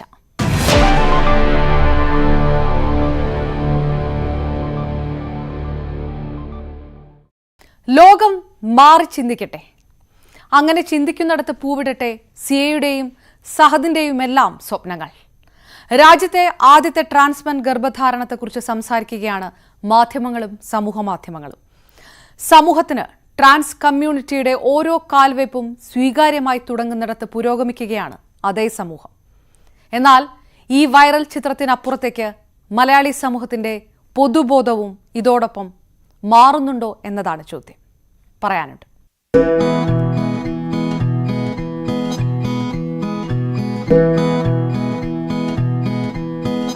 സിയയുടെയും സഹദിന്റെയും സ്വപ്നമാണ് പൂവിടുന്നത്. ഇന്ത്യയിലെ ആദ്യ ട്രാൻസ് പ്രഗ്നൻസി എന്ന് വിശേഷിപ്പിക്കാവുന്നതിലേക്ക് ഇരുവരും എത്തുമ്പോൾ കടക്കേണ്ടി വന്ന കടമ്പകൾ ഒന്നും ചെറുതല്ല. ചരിത്രം കുറിക്കുമ്പോൾ ഒപ്പം മാറി ചിന്തിക്കാൻ ഒരു പൊതുസമൂഹം കൂടെയുണ്ടാകുമെന്ന പ്രതീക്ഷയുടെ വെളിച്ചവും ഇരുവർക്കുമുണ്ട്. പെണ്ണുടലിലേക്കും ആണുടലിലേക്കും മനസ്സിനൊപ്പം ശരീരത്തെ മാറ്റി നട്ടവർക്ക് എത്രത്തോളം വലിയ വെല്ലുവിളികൾ നൽകിയിരുന്നു ഈ ഗർഭധാരണം എന്ന ചോദ്യമുയരുന്നുണ്ട്. ഉത്തരം സന്തോഷത്തിൻ്റെതാണ്. മാതാപിതാവ് ആവാൻ എങ്ങനെ പറ്റുമെന്ന് ചോദിച്ചു കഴിഞ്ഞാൽ നമ്മൾ ഒത്തിരി പറഞ്ഞു കഴിഞ്ഞു. നമ്മുടെ അഡോപ്ഷനും കാര്യങ്ങളൊക്കെ നമ്മൾ നോക്കിയായിരുന്നു. പക്ഷെ അതൊന്നും നമുക്ക് പോസിബിൾ അല്ല എന്ന് കഴിഞ്ഞ് നമുക്ക് മനസ്സിലായ ശേഷം മാത്രമാണ് നമ്മൾ ഇങ്ങനൊരു ഡിസിഷനിലോട്ട് എത്തുന്നതും. കാരണം എനിക്ക് ഒരു അമ്മയാവാൻ പറ്റുമെന്ന് നമ്മൾ നോക്കി. പക്ഷേ അതിനും പോസിബിൾ അല്ല. കാരണം ഇത്തരത്തിന് സർജറികളും നമ്മുടെ ശാസ്ത്രങ്ങൾക്ക് അനുസരിച്ച് നമ്മൾ നിന്നാലും അത് പോസിബിൾ അല്ല എന്ന് നമുക്ക് തോന്നിയത് കൊണ്ട് മാത്രമാണ് നമ്മളിങ്ങനെ ഒരു ഡിസിഷൻ എടുക്കാനും അത് ഒരു ഡോക്ടറെ കൺസൾട്ട് ചെയ്തുകൊണ്ട് അവരുടെ തീരുമാനങ്ങൾക്കനുസരിച്ച് മാത്രം നമ്മളിങ്ങനെയൊക്കെ ചെയ്യാനും ഇപ്പോൾ ഞാനൊരു അമ്മയും അവന് ഒരച്ഛനും ആവാൻ പ്രസവത്തിന് ശേഷം അവനൊരു അച്ഛനാവാനും ഉള്ള തീരുമാനം ഞങ്ങളെടുത്തത് അങ്ങനെയായിരുന്നു. നമ്മുടെ ഈ ഒരു ഇതിൽ സൊസൈറ്റിയിൽ ഫസ്റ്റ് ഒരു കുട്ടിയാണ് നമ്മുടെ ഇന്ത്യയിൽ തന്നെ ഒരു ഫസ്റ്റത്തെ ബേബി. നമ്മുടെ അതും ട്രാൻസിൻ്റെ ഇടയിൽ എന്ന് പറയുമ്പം ഫസ്റ്റത്തെ ബേബി എന്ന് പറയുമ്പോൾ എല്ലാവരും ഭയങ്കര സന്തോഷത്തിലാണ്. എല്ലാവരും ഭയങ്കര എന്താ പറയുക, വിളിച്ചിട്ട് ഓരോരുത്തർ അവരുടെ സന്തോഷം പ്രകടിപ്പിക്കുന്നത് നമുക്ക് മനസ്സിലാവും. അവരുടെ കൊച്ചിനെ പോലെയാണ് അവർ ആഹ്ലാദിക്കുന്നത്. ഇപ്പം നമ്മുടെ ഒരു ഇന്ത്യ ഫസ്റ്റ് പൈലറ്റ് ഉണ്ട് ട്രാൻസ്മെൻ ആദം ഹരി. ആളായിരുന്നു ഞങ്ങളെ ഫസ്റ്റ് വിളിച്ചിട്ട് വിഷ് ചെയ്യുന്നതും. ആളുടെ ഒരു ഹാപ്പിനെസ് നമുക്ക് കണ്ടപ്പോഴേ നമുക്ക് ഭയങ്കര പോസിറ്റീവായിരുന്നു. കാരണം ആൾ വിളിച്ചിട്ട് എന്തായാലും വരും. ഭയങ്കര ഒരു ആഹ്ലാദമായിരുന്നു ആൾക്ക് ഉണ്ടായിരുന്നത്. അതൊക്കെ കേട്ടാൽ വളരെയധികം സന്തോഷം. ഒത്തിരി ട്രാൻസ്മെൻസും ട്രാൻസ് വുമൻസും വിളിച്ചു, നമ്മളെ വിഷ് ചെയ്തു, കൺഗ്രാറ്റ് കൺഗ്രാറ്റ്സ് പറഞ്ഞു. ഒത്തിരി നന്ദിയുണ്ട്. അല്ലാത്ത ആളുകളും ഇപ്പോൾ നോർമലായിട്ടുള്ള ഇൻസ്റ്റാഗ്രാമിൽ ഒത്തിരി മെസ്സേജസ് വരുന്നു കൺഗ്രാറ്റ്സ് പറഞ്ഞിട്ട്. ഏതൊക്കെയോ അറിയാത്ത നല്ല നല്ല ആൾക്കാർ നമ്മളെ വിളിച്ചിട്ടും മെസ്സേജ് അയച്ചിട്ടും ഇങ്ങനെ പറയുന്ന സമയത്ത് വളരെയധികം സന്തോഷം. നമ്മളെ എത്രത്തോളം അവർ അക്സെപ്റ്റ് ചെയ്യുന്നു എന്ന് നമുക്ക് അതിൽ നിന്ന് മനസ്സിലാവുന്നു. പിന്നെ വളരെ ചുരുക്കം മാത്രമാണ് നമുക്ക് ബാഡ് കമൻസും കാര്യങ്ങളൊക്കെ കാണാൻ പറ്റുന്നത്. പക്ഷേ അതിനെ ഞങ്ങൾ പോസിറ്റീവായിട്ട് കാണുന്നു. ബ്രസ്റ്റ് റിമൂവൽ കഴിഞ്ഞെങ്കിലും സഹദിന്റെ ഗർഭപാത്രം മാറ്റിവെക്കാതിരുന്നത് കൂടിയാണ് ചരിത്രം തന്നെ തിരുത്തിയുള്ള സ്വപ്ന സാഫല്യത്തിന് ഇരുവർക്കും അരങ്ങൊരുക്കിയത്. ഇക്കാലയളവിൽ നടത്തിക്കൊണ്ടിരുന്ന ഹോർമോൺ ട്രീറ്റ്മെന്റ് പൂർണ്ണമായും നിർത്തിവെക്കേണ്ടതായി വന്നു. എല്ലാ റിസ്ക്കും ഏറ്റെടുത്തുകൊണ്ട് സന്തോഷത്തിന്റെ നിമിഷങ്ങളിലാണ് സഹദ്. കൂടെ ഇനി മറ്റെന്താണ് വേണ്ടത്? വല്ലാത്തൊരു എക്സ്പീരിയൻസ് ആയിരുന്നു. പിന്നെ ഒത്തിരിയധികം സന്തോഷമുണ്ട്. ശരിക്കും വല്ലാത്തൊരു എക്സ്പീരിയൻസാണ്. അച്ഛനാകാൻ പോകുന്നുള്ള ഒരു വല്ലാത്തൊരു സന്തോഷം, അതുപോലെ സിക്ക് അമ്മയാവാൻ പോകുന്നുള്ള സന്തോഷം. കേരളത്തിലെ ട്രാൻസ് കമ്മ്യൂണിറ്റിയെ സംബന്ധിച്ചിടത്തോളം ഓരോ ചുവടുവെപ്പും ഓരോ സമരങ്ങളായിരുന്നു. മറ്റുള്ളവരെ പോലെ ജീവിക്കാനുള്ള അവകാശത്തിനായുള്ള പോരാട്ടമായിരുന്നു ഒരു കമ്മ്യൂണിറ്റി നേടിയെടുക്കുന്ന ഓരോ അംഗീകാരവും. സ്വീകരിക്കേണ്ട ധാർമ്മിക ബാധ്യതയുണ്ടായിരുന്ന സമൂഹം പലപ്പോഴും കോടതി വിധികളെപ്പോലും പുച്ഛിച്ചു തള്ളുന്ന പൊതുബോധമാണ് സ്വീകരിച്ചത്. എന്നിട്ടും പതറാതെ നിന്നവർ, പൊരുതി നിന്നവർ വിജയം കൈപ്പിടിയിലൊതുക്കുന്നു. പിറകെ നടക്കുന്നവർക്ക് ധൈര്യമേകുന്നു. അങ്ങനെ ആണുടലിലും പെണ്ണുടലിലും മനസ്സിനെ മറിച്ചു നട്ടിരിക്കുന്നവരുടെ മനധൈര്യം പതറാതെ നോക്കുന്നതിലും ചെറിയ കൈത്താങ്ങൊന്നുമല്ല ശാസ്ത്രവും ജയിക്കുന്ന ഈ വലിയ നേട്ടം. ഒരുപാട് സന്തോഷമുണ്ട്. അതിനേക്കാളുപരി അഭിമാനമുണ്ട്. കാരണം മാറ്റി നിർത്തപ്പെട്ട ഒരു സമൂഹം ഇന്ന് പൊരുതി മുന്നേറുന്ന ഒരു സാഹചര്യമാണ് നമ്മൾ കണ്ടുകൊണ്ടിരിക്കുന്നത്. പലയിടങ്ങളിലും ഞങ്ങളുടെ മുന്നേറ്റങ്ങൾ കണ്ടുവരികയാണ്. അതിലൊന്നാണ് സഹദിൻ്റെ ഈ ഒരു സന്തോഷ നിമിഷം എന്ന് പറയുന്നത്. കാരണം ഓരോ വ്യക്തികളുടെയും അവകാശമാണ് അല്ലെങ്കിൽ ആഗ്രഹമാണ് ഒരു കുഞ്ഞിന് ജന്മം നൽകുക എന്നുള്ളത്. ട്രാൻസ് കമ്മ്യൂണിറ്റിയിലേക്ക് വരുമ്പോൾ അതിന് നിഷേധമാണ് കണ്ടുവരുന്നത്. ഫോർ എക്സാമ്പിൾ, നമുക്കൊരു കുഞ്ഞിനെ ദത്തെടുക്കാനോ അതിനെ വളർത്താനോ ഉള്ള ഒരു നിയമപരിരക്ഷ ഞങ്ങളുടെ മുന്നിൽ കൊട്ടിയടക്കപ്പെടുകയാണ് ചെയ്യുന്നത്. ഈ ഒരു സാഹചര്യത്തിലാണ് സിയെയും സഹനും കൂടി ഒരുമിച്ചൊരു തീരുമാനമെടുത്ത് ഒരു കുഞ്ഞിന് ജന്മം നൽകുക എന്നുള്ളത്. എനിക്ക് തോന്നുന്നു ഇന്ത്യ ചരിത്രത്തിലെ ആദ്യത്തെ സുവർണ നിമിഷമായിരിക്കും ഇത്. ഒരുപാട് സന്തോഷമുണ്ട്, അഭിമാനമുണ്ട്. അവർക്ക് ഇങ്ങനെ ഒരു വിജയം കൈവരിക്കാൻ, എൻ്റെ അഭിപ്രായത്തിലല്ല, എൻ്റെ വാക്കുകളിലൂടെ ഞാൻ പറയുകയാണ്, ഇതൊരു വിജയം തന്നെയാണ്. കാരണം പൊരുതി നേടിയ വിജയം തന്നെയാണ്. ഈ വിജയത്തിൽ അവർ 100% സക്സസ് ആയി എന്ന് വേണം പറയേണ്ടത്. മാറുന്ന സമൂഹം തന്നെയാണോ നൽകപ്പെടുന്ന സന്ദേശം? വെല്ലുവിളികളില്ലാതെ ട്രാൻസ് കമ്മ്യൂണിറ്റിയുടെ പുതിയ തലമുറയ്ക്ക് കടന്നു വരാമെന്ന സ്വീകാര്യത പൊതുബോധമായി മാറിക്കഴിഞ്ഞിട്ടുണ്ടോ? ആ പ്രതീക്ഷയുടെ കിരണം കൂടി വൈറലാകുന്ന ഈ വാർത്തകൾ നൽകുന്നുണ്ടോ? 2011 ആദ്യമായി ഇന്ത്യൻ സെൻസസ് ട്രാൻസ്ജെൻഡർ വ്യക്തികളുടെ കണക്കെടുക്കുന്നത്. 10 വർഷം മുന്നത്തെ ഔദ്യോഗിക രേഖകൾക്കനുസരിച്ച് തന്നെ ഏകദേശം 48 ലക്ഷം ട്രാൻസ്ജെൻഡർ വ്യക്തികളാണ് ഇന്ത്യയിൽ ജീവിക്കുന്നത്. 2014 വളരെ സുപ്രധാനമായ സുപ്രീം കോടതിയുടെ വിധി നൾസ ജഡ്ജ്മെന്റ് പറയുന്നത് ട്രാൻസ്ജെൻഡർ വ്യക്തികളെ സ്ത്രീ പുരുഷൻ എന്നതുപോലെ തന്നെ മറ്റൊരു ജെൻഡർ ഐഡന്റിറ്റിയായി, ഒരു തേർഡ് ജെൻഡർ ആയി അംഗീകരിക്കണമെന്നാണ്. അതുപോലെ തന്നെ ഭരണഘടന നൽകുന്ന എല്ലാ അവകാശങ്ങളും ജെൻഡർ ഇക്വാളിറ്റിയും അവർക്ക് ഉറപ്പുവരുത്തുന്നതിനൊപ്പം തന്നെ ഒരു വ്യക്തിക്ക് താൻ സ്ത്രീയാണോ പുരുഷനാണോ തേർഡ് ജെൻഡർ ആണോ എന്ന് സ്വയം നിർണയാവകാശം നടത്താനുള്ള അവകാശവും ഉറപ്പാക്കണമെന്നാണ്. അതിനർത്ഥം സമൂഹമല്ല, ഒരു വ്യക്തിയാണ് തൻ്റെ ജെൻഡർ തീരുമാനിക്കുന്നത് എന്നാണ്. ട്രാൻസ്ജെൻഡർ വ്യക്തികളെ കുറിച്ചിട്ടുള്ള നിരവധി പഠനങ്ങൾ പറയുന്നത് അവർ കടന്നു പോകുന്ന സാമൂഹികവും സാമ്പത്തികവുമായ ചൂഷണങ്ങൾ, മാനസികവും വൈകാരികവും ശാരീരികമായി അവർ കടന്നു പോകുന്ന നിരവധി ട്രോമകൾ എന്നതൊക്കെ ഒരു സിസ്ജെൻഡർ വ്യക്തിക്ക് മനസ്സിലാക്കാൻ കഴിയുന്നതിലും അപ്പുറമാണെന്നാണ്. അതുകൊണ്ട് തന്നെ മുതിർന്ന വ്യക്തികളെന്നുള്ള നിലയിൽ അവർക്ക് എല്ലാ അവകാശങ്ങളും സ്വാതന്ത്ര്യങ്ങളും ഉണ്ടെന്ന് തിരിച്ചറിഞ്ഞ് അവരുടെ ജീവിതം ജീവിക്കാൻ അവരെ വിടുന്നതായിരിക്കും ഒരു സമൂഹം എന്നുള്ള നിലയിൽ നമുക്ക് ഏറ്റവും നല്ലത്. രാജ്യത്താദ്യമായി ട്രാൻസ്ജെൻഡർ നയം രൂപീകരിച്ച സംസ്ഥാനമാണ് കേരളം. പടിപടിയായി ആ വിഭാഗത്തെ ഉയർത്തിക്കൊണ്ടുവരുന്നതിൽ വിജയം കാണുന്നുവെന്ന് അഭിമാനിക്കാൻ നമുക്ക് മുന്നിൽ പല ഉദാഹരണങ്ങളുമുണ്ട്. എന്നാൽ ട്രാൻസ് സമൂഹം അനുഭവിച്ചിരുന്ന അവഗണനകളെല്ലാം മറികടക്കാൻ ഈ മാറ്റങ്ങൾക്ക് കഴിയുന്നുണ്ടോ എന്ന ചോദ്യവുമുണ്ട്. എന്നിരുന്നാലും കഴിഞ്ഞ 10 വർഷമായി കേരളം കാണുന്നത് വിലക്ക് നൽകി സമൂഹം മാറ്റി നിർത്തിയിരുന്ന ഒന്നല്ല ഒരു 100 സ്ഥാനങ്ങളിലേക്ക് ട്രാൻസ് കമ്മ്യൂണിറ്റി പോരാടി മുന്നോട്ട് വരുന്ന കാഴ്ച തന്നെയാണ്.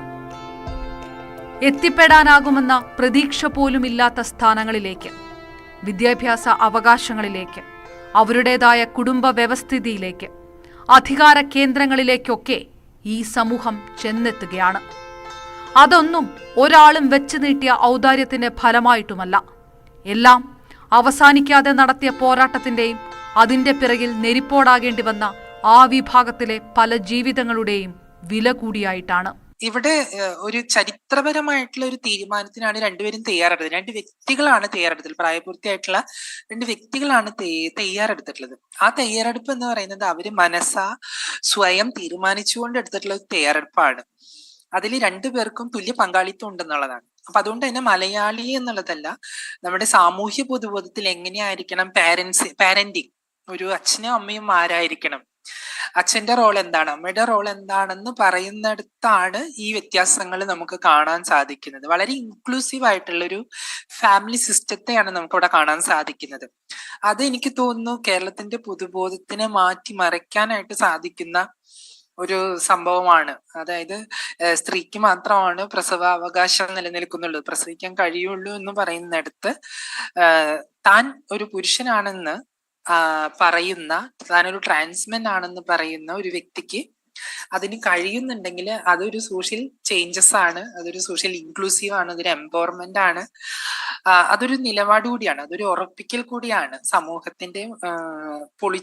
സമൂഹത്തിന് നിലവിലുള്ള ആ ഒരു കൺസെപ്ഷനെ പൊളിച്ച് ആ ബൈനറിയെ ബ്രേക്കപ്പ് ചെയ്തുകൊണ്ട് പോകുന്ന 2 മനോഹരമായിട്ടുള്ള ആളുകളെയാണ് നമുക്കവിടെ കാണാൻ സാധിക്കുന്നത്.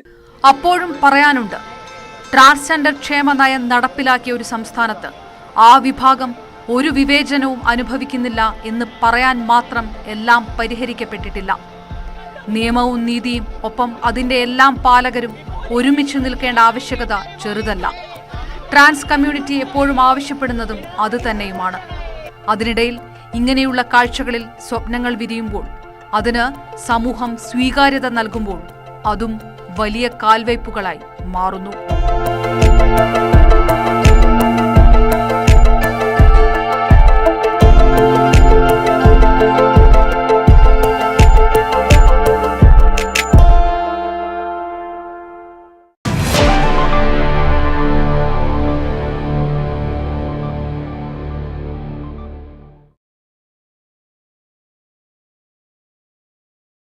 നമ്മൾ പ്രതീക്ഷിച്ചതുപോലെ തന്നെ വലിയ തോതിലുള്ള പദ്ധതികളൊന്നും പ്രഖ്യാപിക്കാൻ ഈ ബജറ്റിൽ ആയിട്ടില്ലെങ്കിലും എല്ലാ മേഖലകളെയും സ്പർശിക്കാൻ ധനമന്ത്രിക്ക് കഴിഞ്ഞിട്ടുണ്ട് എന്നതും വ്യക്തമാണ്. അതേസമയം എല്ലാ സേവന നിരക്കുകളും വർദ്ധിക്കുന്നു, മദ്യത്തിന് വില കൂടുന്നു, വാഹന വിലയിൽ വർധനവുണ്ടാകും, അതുപോലെ വാഹനത്തിന് സെസ് ഏർപ്പെടുത്തിയിരിക്കുന്നു. ഏറ്റവും ജനത്തിന് ആഘാതം ഒരുപക്ഷെ ഏൽപ്പിക്കാൻ പോകുന്നത് ഈ പെട്രോളിയം ഉൽപ്പന്നങ്ങളുടെ വില വർധനവായിരിക്കും. പെട്രോളിയത്തിന് സെസ് ഏർപ്പെടുത്തിയിരിക്കുന്നു, വൈദ്യുതി നിരക്ക് കൂട്ടിയിരിക്കുന്നു, വൈദ്യുതി തീരുവ 5% വർദ്ധിപ്പിച്ചിട്ടുള്ളത്. അങ്ങനെ വിലക്കയറ്റം നേരിടാൻ 200 കോടി രൂപ ഈ ബജറ്റിൽ വകയിരുത്തുമ്പോഴും വിലക്കയറ്റത്തിന് വഴിവെക്കുന്ന നിരവധി വർധനകൾ ഈ ബജറ്റിൽ നമുക്ക് വ്യക്തമായി കാണാൻ കഴിയും. ഏതായാലും ബജറ്റ് വിദ്യാഭ്യാസ മേഖലയ്ക്ക് കാര്യമായ പരിഗണന നൽകുന്നു, മത്സ്യബന്ധന മേഖലയ്ക്ക് കാര്യമായ പരിഗണന നൽകുന്നു, ഒപ്പം തന്നെ ടൂറിസം മേഖലയ്ക്ക് കാര്യമായ പരിഗണന നൽകുന്നുണ്ട്. ടൂറിസം മേഖലയ്ക്ക് ടൂറിസം ഇടനാഴികകൾ 7 അതിൽ 50 കോടി രൂപ അതിനായി നീക്കിവെച്ചിരിക്കുന്നു. ഇപ്പോൾ എന്നോടൊപ്പം തിരുവനന്തപുരത്ത് നിന്ന് വി അരുൺ ചേരുന്നു. അരുൺ, എല്ലാ സാധനങ്ങൾക്കും വില വർധനവിലേക്ക് വഴിവെക്കുന്ന ഒരു ബജറ്റാണോ നമുക്ക് മുന്നിലുള്ളത്?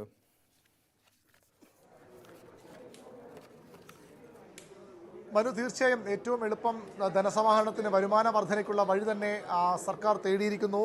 സാമൂഹ്യ സുരക്ഷാ സീഡ് ഫണ്ട് എന്ന പേരിൽ സാമൂഹ്യ സുരക്ഷ ഉറപ്പാക്കുന്നതിൻ്റെ ഭാഗമായിട്ട് മദ്യത്തിനും അതുപോലെ തന്നെ ഇന്ധനത്തിനും നികുതി വർദ്ധിപ്പിക്കുന്ന ഒരു തീരുമാനത്തിലേക്കാണ് സർക്കാർ പോയിരിക്കുന്നത്. GST വന്ന സർക്കാർ ഏറ്റവും പ്രധാനപ്പെട്ട വരുമാന മാർഗ്ഗങ്ങളാണ് ഇന്ധന വിലയിലൂടെ ലഭിക്കുന്ന നികുതിയും അതുപോലെ തന്നെ മദ്യവും. മദ്യത്തിന് 500 രൂപ മുതൽ 999 രൂപ വരെ വില വരുന്ന ഇന്ത്യൻ നിർമ്മിത വിദേശ മദ്യത്തിന് ഒരു ബോട്ടിലിന് 20 രൂപ നിരക്കിലും 1000 രൂപ മുതൽ മുകളിലോട്ട് വരുന്ന മദ്യത്തിന് ബോട്ടിലിന് 40 രൂപ നിരക്കിലുമാണ് സാമൂഹ്യ സുരക്ഷാ സെസ് ഏർപ്പെടുത്തുന്നത്. കഴിഞ്ഞ ആഴ്ചകൾക്ക് മുമ്പാണ് സംസ്ഥാനത്ത് മദ്യവില 20 രൂപ വരെ വർദ്ധിച്ചത്. അതുകൊണ്ട് തന്നെ ഈ ബജറ്റിൽ മദ്യവില വർദ്ധിപ്പിക്കില്ല എന്നൊരു വിലയിരുത്തലുണ്ടായിരുന്നു. പക്ഷേ അതെല്ലാം മറികടന്നുകൊണ്ട് മദ്യത്തിൻ്റെ സാമൂഹ്യ സുരക്ഷാ സെസ് എന്ന പേരിൽ മദ്യത്തിന് വില വർദ്ധിപ്പിക്കാൻ സർക്കാർ തീരുമാനമെടുത്തിരിക്കുന്നു. 400 കോടി രൂപയാണ് ഇതിലൂടെ അധിക ധനസമാഹരണമായി സർക്കാർ പ്രതീക്ഷിക്കുന്നത്.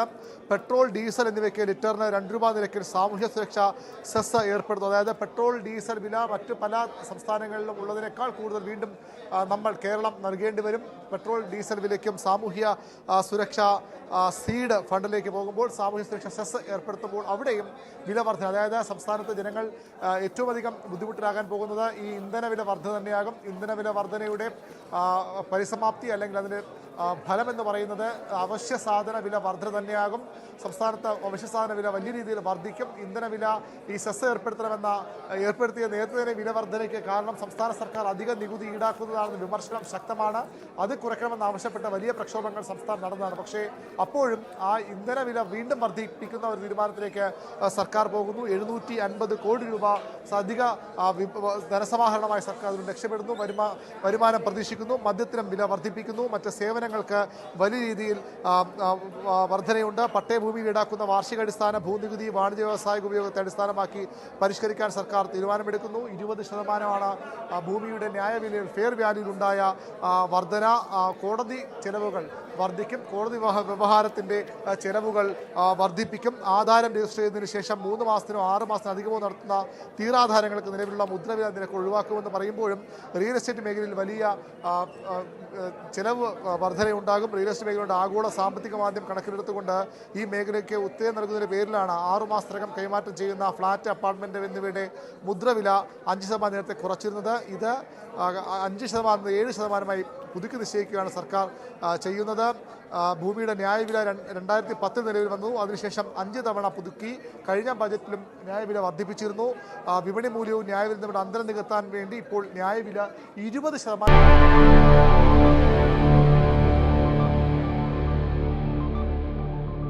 ലോകത്തിന് അഭിമാനമാകുമെന്ന് കരുതിയ KR നാരായണൻ ഇൻസ്റ്റിറ്റ്യൂട്ടിൽ നിന്ന് അടൂരും പടിയിറങ്ങി. ജാതി വിവേചനത്തിന്റെ പേരിൽ ചെറിയ ആരോപണങ്ങളല്ല ഇൻസ്റ്റിറ്റ്യൂട്ട് ഡയറക്ടർ ശങ്കർ മോഹൻ നേരിട്ടത്.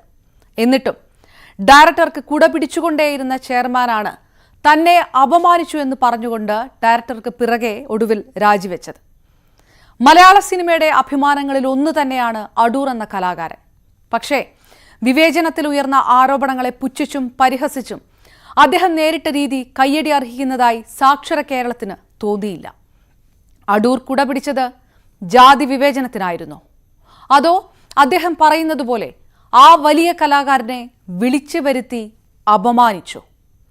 ആരുടെ ഭാഗത്താണ് തെറ്റും ശരിയും?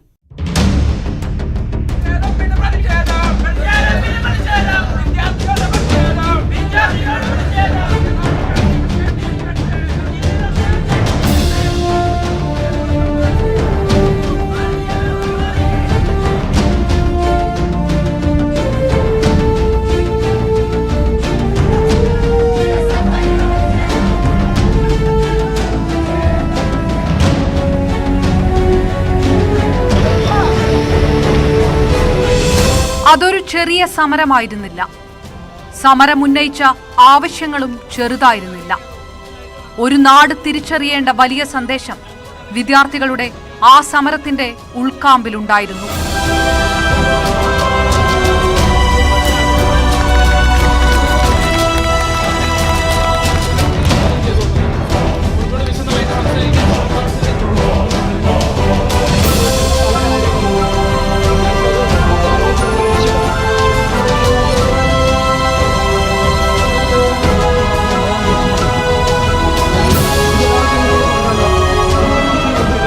സിനിമ പഠിക്കണമെന്നുള്ള ആഗ്രഹത്തിൽ വന്ന് ഞങ്ങൾ ഈ സ്പേസിൽ എത്തിപ്പെട്ട് കഴിഞ്ഞ് ഞങ്ങൾ സിനിമ പഠിക്കുകയാണ് ചെയ്യും.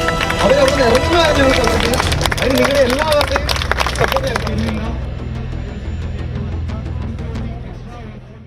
അഡ്മിഷനുകളിൽ സംവരണം അട്ടിമറിക്കപ്പെട്ടു. വിദ്യാർത്ഥികൾക്ക് സൗകര്യങ്ങൾ നിഷേധിക്കപ്പെട്ടു. പരസ്യമായ ജാതി വിവേചനം നടപ്പാക്കപ്പെട്ടു. ശുചീകരണ തൊഴിലാളികളെ കൊണ്ട് ഡയറക്ടർ സ്വന്തം വീട്ടിലെ കക്കൂസ് കൈകൊണ്ട് വൃത്തിയാക്കിക്കുക തുടങ്ങിയ ആരോപണങ്ങൾ വരെ ഉയർന്നു.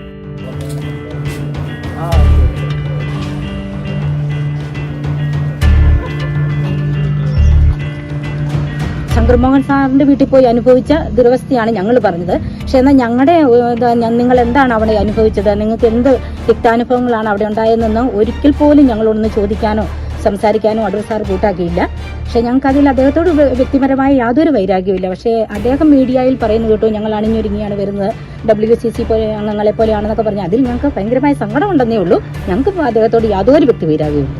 കേരളത്തിന് അഭിമാനമായി മാറേണ്ട ഒരു സ്ഥാപനം നാണം കെട്ടുപോകുന്ന തരത്തിൽ വാർത്തകൾ പുറത്തു വന്നിട്ടും അതിന് കാരണക്കാരനായ ഇൻസ്റ്റിറ്റ്യൂട്ട് ഡയറക്ടർ ശങ്കർ മോഹന് പിന്തുണ നൽകിക്കൊണ്ട് മാത്രമായിരുന്നു ചെയർമാൻ കൂടിയായ വിഖ്യാത ഫിലിം മേക്കർ അടൂർ ഗോപാലകൃഷ്ണൻ സ്വീകരിച്ച നിലപാട്. രാജി നൽകി പുറത്തിറങ്ങുമ്പോഴും ആ നിലപാട് അദ്ദേഹം ആവർത്തിക്കുക തന്നെ ചെയ്തു. 4 പതിറ്റാണ്ടിലധികം കാലം പ്രശസ്തമായ രീതിയിൽ സർക്കാർ സേവനം നടത്തിയിട്ടുള്ള ആളാണ്. ഇദ്ദേഹത്തെ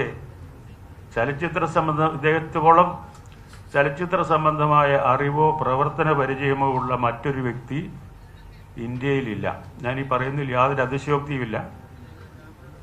അത്തരത്തിലുള്ള ഒരു മലയാളി പ്രൊഫഷണലെയാണ് നമ്മൾ ക്ഷണിച്ചു വരുത്തി അടിസ്ഥാനരഹിതമായ ദുരാരോപണങ്ങളും വൃത്തികെട്ട അധിക്ഷേപങ്ങളും സത്യവിരുദ്ധമായ കുറ്റാരോപണങ്ങളും നടത്തി അപമാനിച്ച് പടികടത്തിവിട്ടത്. ആരോപണങ്ങളെയെല്ലാം കണ്ണടച്ച് തള്ളുന്നു അടൂർ. ജാതി വിവേചനം പച്ചക്കള്ളം മാത്രമാണ്, ജാതി വിൽപ്പനയ്ക്ക് സാധ്യതയുള്ള സംഗതിയാണെന്ന് ആവർത്തിക്കുന്ന സംവിധായകൻ ഇൻസ്റ്റിറ്റ്യൂട്ടിൽ ചിലർ അത് ദുരുപയോഗം ചെയ്യുകയാണെന്ന കുറ്റപ്പെടുത്തലാണ് രാജിവെച്ചിറങ്ങിയ ശേഷവും നടത്തിയത്. അങ്ങനെ 5 പേജുള്ള വിശദീകരണക്കുറിപ്പിൽ അടൂർ പൂർണ്ണമായും മോഹൻ ശങ്കറിനെ ന്യായീകരിക്കുന്നു. പരാതി പറഞ്ഞ വനിതാ ജീവനക്കാരെയും വിദ്യാർത്ഥികളെയും മടിയില്ലാതെ തള്ളിപ്പറയുക തന്നെയാണ് അടൂർ. കള്ളം കള്ളത്തെ പ്രസവിച്ചുവെന്നും മാധ്യമങ്ങൾ ആടിനെ പേപ്പട്ടിയാക്കി പേപ്പട്ടിയെ തല്ലിക്കൊന്നുവെന്നും അദ്ദേഹം ആരോപണമുന്നയിക്കുന്നു. സത്യം എന്താണെന്ന് അറിയാൻ ഏതാണ്ട് മാധ്യമങ്ങളൊന്നും തന്നെ ശ്രമിച്ചിട്ടില്ല എന്ന ദുഃഖകരമായ സംഗതി. ഒരു ഭാഗം മാത്രം കേട്ട് ഉടനെ അതിനെ പണ്ടൊരു തൊഴിലുണ്ട്,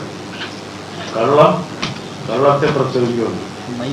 അങ്ങനെ കള്ളം പ്രസവിച്ച് അങ്ങനെ വേറെ തൊഴിലുകളുണ്ട്, അത് ഞാൻ പറയുന്നില്ല. അതായത് ഒന്ന് നമ്മുടെ നാട്ടിൽ പ്രചാരത്തിൽ നാട്ടുകാരെല്ലാം പറയുന്ന ഒരു പ്രയോഗമുണ്ട്, ആടിനെ പട്ടിയാക്കാന്ന്. നമ്മുടെ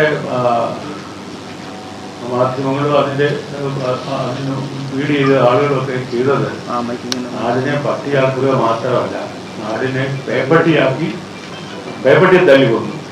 ഇതാണ് സംഭവിച്ചത്.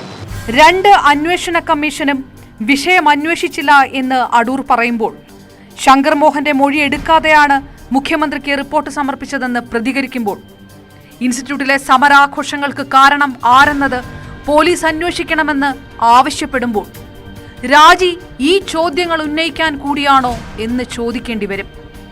അപ്പോൾ ചോദിക്കുന്നത് ഇടതുപക്ഷ സർക്കാരിനോടാണോ? അടൂർ വിഷയത്തിൽ സമരം കൊടുമ്പിരി കൊള്ളുമ്പോഴും നിലപാടെടുക്കാൻ മടിയുണ്ടായിരുന്നു സർക്കാരിന്. എത്ര നിഷേധിച്ചാലും അതിൽ തർക്കമില്ല. അന്വേഷണ റിപ്പോർട്ടുകളിൽ വന്ന കാലതാമസമടക്കം അതിന്റെ ഉദാഹരണമാണ്.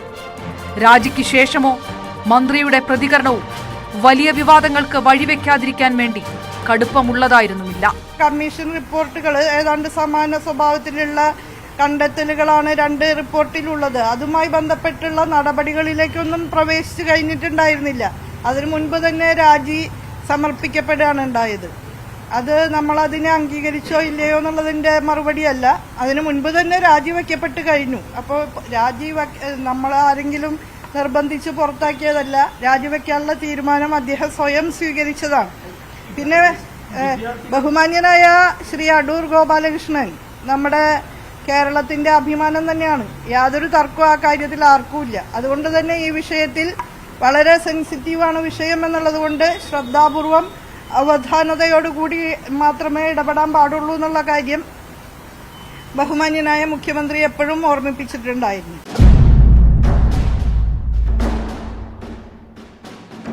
രാജി സ്വാഗതം ചെയ്യുകയായിരുന്നു വിദ്യാർത്ഥികൾ. സമരം ചെയ്യുന്ന വിദ്യാർത്ഥികൾക്ക് പറയാനുള്ളത് കേൾക്കാൻ പോലും അടൂർ തയ്യാറായില്ല എന്ന് പറയുന്ന വിദ്യാർത്ഥികൾ ആവർത്തിക്കുന്നുണ്ട്. ഇൻസ്റ്റിറ്റ്യൂട്ടിൽ നടന്നത് ദളിത് വിവേചനം തന്നെയാണ്. അടൂരിന്റെ പ്രതികരണത്തിൽ ഈ അന്വേഷണ കമ്മീഷൻ പുറത്തുവിട്ട് കഴിഞ്ഞാൽ അതിൽ ഏകദേശം യാഥാർത്ഥ്യങ്ങളൊക്കെ മനസ്സിലാകുമെന്നാണ് ഞാൻ വിശ്വസിക്കുന്നത്. കാര്യം ഇതുവരെ റിപ്പോർട്ടുകൾ പുറത്തു വന്നിട്ടില്ല. അപ്പോൾ ആ റിപ്പോർട്ടുകളെ തള്ളിക്കൊണ്ടാണല്ലോ അദ്ദേഹം ഇപ്പോൾ ഈ പ്രശ്നം നടത്തിയിട്ടുണ്ട്. അപ്പോൾ ഇപ്പം ഞങ്ങളതിനെ കൗണ്ടർ ചെയ്യുന്നതിനെക്കാട്ടി നമ്മൾ ആ റിപ്പോർട്ട് പുറത്തു വന്നു കഴിഞ്ഞാൽ കറക്റ്റായിട്ട് അതിൻ്റെ ഡീറ്റെയിൽസ് വരുന്നത്. ശങ്കർ മോഹന്റെ വീട്ടിലെ ശുചിമുറി കഴുകിപ്പിച്ചെന്ന് ആവർത്തിക്കുകയായിരുന്നു വനിതാ തൊഴിലാളികളും. സമരം ചെയ്തതിന്റെ പേരിൽ വേട്ടയാടുകയായിരുന്നു പലരെയും. ഈ മാസം ശമ്പളമില്ല എന്ന് അറിയിപ്പ് കിട്ടി. കഴിഞ്ഞ മാസം 2000 രൂപ വെട്ടിക്കുറയ്ക്കപ്പെട്ടു. ദളിത് വിഭാഗത്തിൽപ്പെട്ടവർ ശുചീകരണ തൊഴിലാളികളുടെ കൂട്ടത്തിൽ ഇല്ല എന്ന് അടൂർ പറയുന്നത് തെറ്റാണെന്നും ജീവനക്കാർ പറയുമ്പോൾ പൊളിയുന്നത് ആരുടെ പ്രസ്താവനയാണ്? ഞങ്ങളുടെ വിദ്യാഭ്യാസ കുറവ് കൊണ്ടാണോ എന്നറിയില്ല. ഞങ്ങൾ കള്ളത്തരവല്ല ഞങ്ങൾ പറഞ്ഞിരിക്കുന്നത്. ഞങ്ങൾ സത്യസന്ധമായ കാര്യമാണ് പറഞ്ഞിരിക്കുന്നത്. ഞങ്ങൾ അന്നേരവും പറയുന്നത് ഞങ്ങൾ ഏറ്റവും വിശ്വസിക്കുന്ന ഈശ്വരനില്ല. ഈശ്വരനെ സാക്ഷി നിർത്തി അവർ ഒരു വാക്ക് ഞങ്ങൾ കക്കൂസ് സ്ക്രബർ കൊണ്ട് കഴിയിച്ചിട്ടില്ല എന്ന് അവർ ഏതെങ്കിലും ഒരു ഈശ്വരനെ സാക്ഷി നിർത്തി ഒന്ന് പറഞ്ഞിരുന്നെങ്കിൽ ഞങ്ങൾ എപ്പോഴും ആഗ്രഹിക്കുന്ന ഒരു കാര്യം. അല്ലാതെ ഞങ്ങൾക്ക് വേറെ തെളിയിക്കാൻ, ഈശ്വരനല്ലാതെ തെളിയിക്കാൻ ഞങ്ങൾക്ക് മറ്റൊരു മാർഗവുമില്ല. ഞങ്ങൾ 5 പേരാണ് സ്റ്റാഫായിട്ടുള്ളത്. അതിൽ ഒരാൾ ദളിതായിട്ടുള്ള ഒരു പെൺകുട്ടിയാണ്. പിന്നെ ബാക്കി ഞങ്ങൾ 3 പേര് വിധവകളാണ്. ഒരാളേ ഉള്ളൂ അല്ലാത്ത നായർ സമുദായത്തിൽപ്പെട്ട ഒരാള്. ബാക്കി 3 പേരും OBC ആണ്. ഒരാള് ദളിത് വിഭാഗത്തിൽപ്പെട്ട ആളാണ്. ആര് പറയുന്നതാണ് ശരി? ഇൻസ്റ്റിറ്റ്യൂട്ടിന്റെ പ്രവർത്തനം നാളുകളായി താറുമാറാകാൻ കാരണം ആരാണ്? ഡയറക്ടർ ശങ്കർ മോഹനെ പുറത്താക്കണമെന്ന സ്റ്റുഡൻസ് കൗൺസിലിന്റെ നിലപാടാണോ?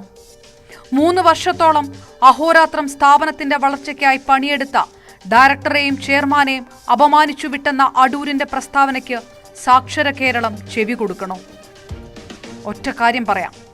KR നാരായണൻ ഇൻസ്റ്റിറ്റ്യൂട്ടിലെ വിവേചനങ്ങളുടെ വാർത്ത ഈ സമരത്തിലൂടെയല്ല നാടറിഞ്ഞതെന്ന് ഈ അവസരത്തിൽ ഓർക്കുന്നതുകൂടി നല്ലതാണ്. കോഴ്സുകളിലെ പ്രവേശനത്തിന് സംവരണ വിഭാഗങ്ങളുടെ എല്ലാ അവകാശങ്ങളും നിഷേധിച്ചവർ, എഡിറ്റിംഗ് വിഭാഗത്തിൽ സംവരണ സീറ്റിന് അർഹനായ വിദ്യാർത്ഥി ശരത്തിന് അവസരം നിഷേധിച്ചപ്പോഴാണ് ഈ വിവരങ്ങൾ പുറത്തേക്ക് ആദ്യമായി എത്തുന്നത്.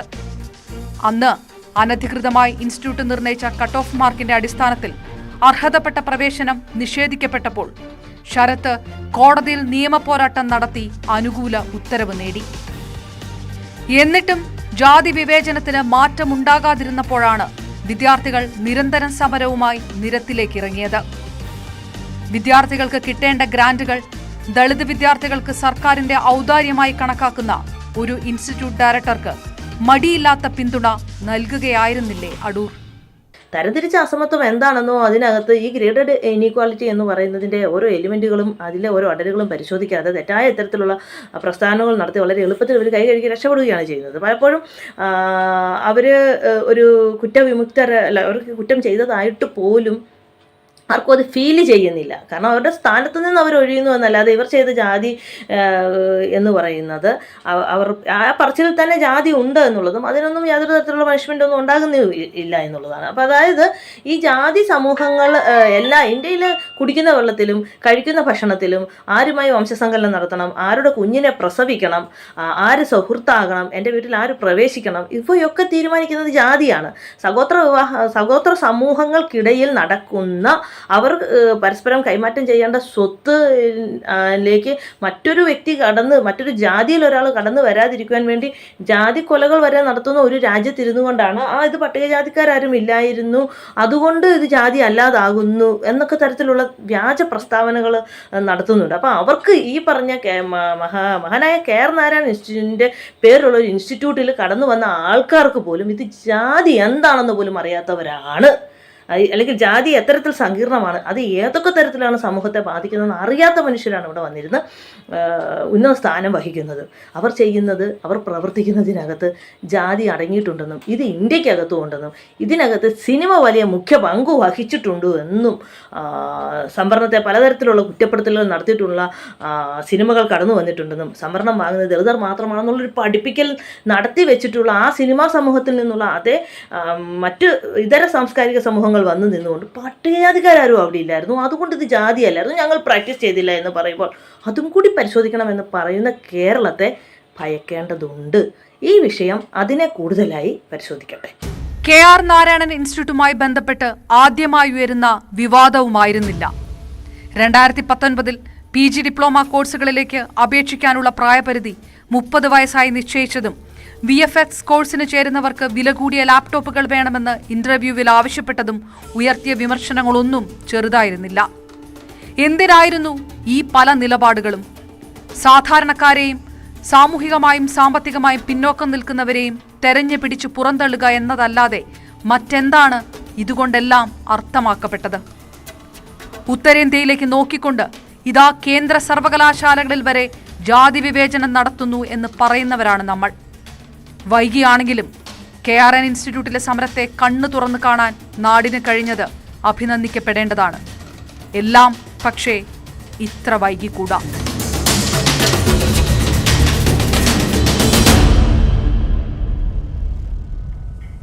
പറയാനുണ്ട് വീണ്ടും അടുത്ത ആഴ്ച.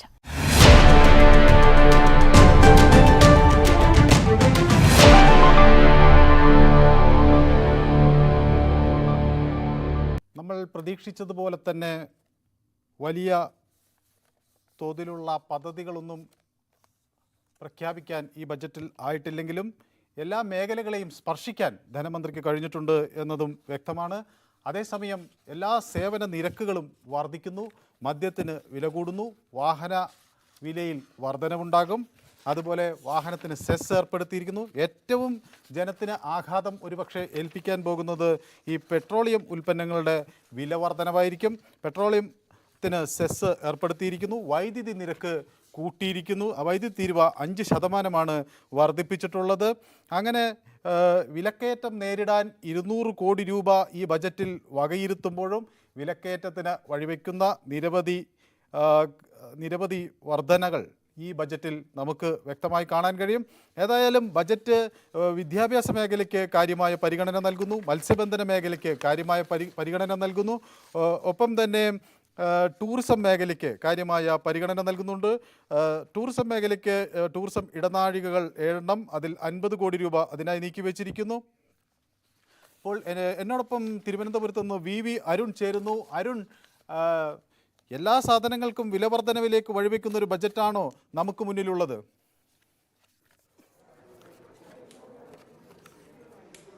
മനു, തീർച്ചയായും ഏറ്റവും എളുപ്പം ധനസമാഹരണത്തിന് വരുമാന വർധനയ്ക്കുള്ള വഴി തന്നെ സർക്കാർ തേടിയിരിക്കുന്നു. സാമൂഹ്യ സുരക്ഷാ സീഡ് ഫണ്ട് എന്ന പേരിൽ സാമൂഹ്യ സുരക്ഷ ഉറപ്പാക്കുന്നതിൻ്റെ ഭാഗമായിട്ട് മദ്യത്തിനും അതുപോലെ തന്നെ ഇന്ധനത്തിനും നികുതി വർദ്ധിപ്പിക്കുന്ന ഒരു തീരുമാനത്തിലേക്കാണ് സർക്കാർ പോയിരിക്കുന്നത്. GST വന്ന സർക്കാർ ഏറ്റവും പ്രധാനപ്പെട്ട വരുമാന മാർഗ്ഗങ്ങളാണ് ഇന്ധന വിലയിലൂടെ ലഭിക്കുന്ന നികുതിയും അതുപോലെ തന്നെ മദ്യവും. മദ്യത്തിന് 500 രൂപ മുതൽ 999 രൂപ വരെ വില വരുന്ന ഇന്ത്യൻ നിർമ്മിത വിദേശ മദ്യത്തിന് ഒരു ബോട്ടിലിന് 20 രൂപ നിരക്കിലും 1000 രൂപ മുതൽ മുകളിലോട്ട് വരുന്ന മദ്യത്തിന് ബോട്ടിലിന് 40 രൂപ നിരക്കിലുമാണ് സാമൂഹ്യ സുരക്ഷാ സെസ് ഏർപ്പെടുത്തുന്നത്. കഴിഞ്ഞ ആഴ്ചകൾക്ക് മുമ്പാണ് സംസ്ഥാനത്ത് മദ്യവില 20 രൂപ വരെ വർദ്ധിച്ചത്. അതുകൊണ്ട് തന്നെ ഈ ബജറ്റിൽ മദ്യവില വർദ്ധിപ്പിക്കില്ല എന്നൊരു വിലയിരുത്തലുണ്ടായിരുന്നു. പക്ഷേ അതെല്ലാം മറികടന്നുകൊണ്ട് മദ്യത്തിൻ്റെ സാമൂഹ്യ സുരക്ഷാ സെസ് എന്ന പേരിൽ മദ്യത്തിന് വില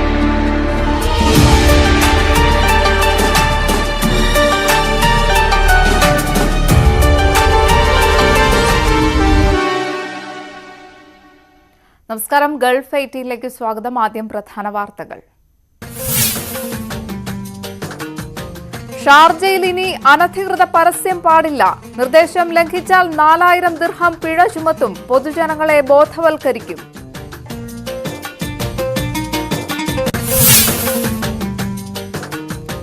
UAE മുൻമന്ത്രി മുഹമ്മദ് സെയ്ദ് റാഷിദ് അൽ മുല്ല അന്തരിച്ചു. വിടവാങ്ങിയത് പ്രഥമ മന്ത്രിസഭയിലെ അംഗവും വ്യവസായിയും.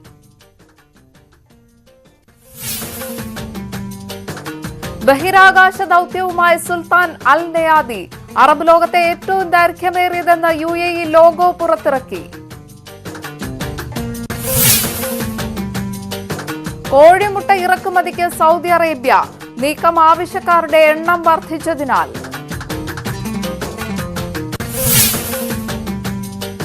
ജനത്തിന്റെ വയറ്റത്തടിച്ച് KN ബാലഗോപാൽ. പെട്രോളിനും ഡീസലിനും 2 രൂപ സെസ്. വാഹന നികുതി ഉയർത്തി. മദ്യത്തിനും വില കൂടും. ഭൂമിയുടെ ന്യായവില 20% കൂട്ടി. ഫ്ളാറ്റുകളുടെ വില കൂടും. വൈദ്യുതി തീരുവയും കൂട്ടി. ജനകീയ പദ്ധതി പ്രഖ്യാപനങ്ങൾ ഇല്ല. സാമൂഹ്യക്ഷേമ പെൻഷൻ വർധനയില്ല. KSRTCക്ക് 131 കോടി മാത്രം. ലൈഫ് മിഷൻ പദ്ധതിക്ക് 1436 കോടി വകയിരുത്തി.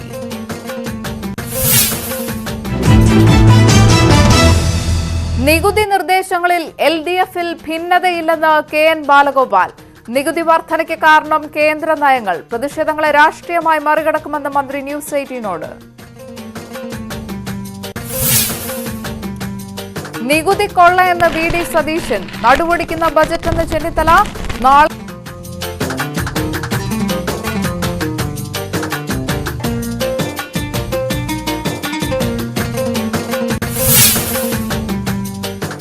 ഇന്ധനവില വർധനവിൽ കടുത്ത പ്രതിഷേധം.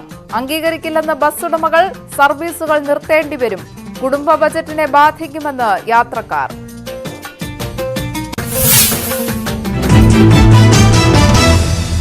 തിരുവനന്തപുരം CPMൽ പൊട്ടിത്തെറി. ഗ്രൂപ്പ് തിരിഞ്ഞ് നേതാക്കൾ. മുൻ മന്ത്രിക്കും ജില്ലാ സെക്രട്ടറിക്കുമെതിരെ അടക്കം ഗുരുതര ആരോപണങ്ങൾ. എത്ര മുതിർന്ന നേതാവായാലും നടപടി നേരിടേണ്ടി വരുമെന്ന് M V ഗോവിന്ദൻ.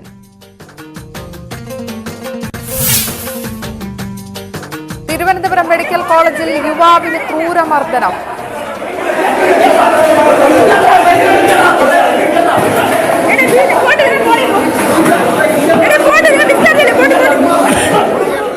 തല്ലിയത് സെക്യൂരിറ്റി ജീവനക്കാർ. ദൃശ്യങ്ങൾ ന്യൂസ് 18.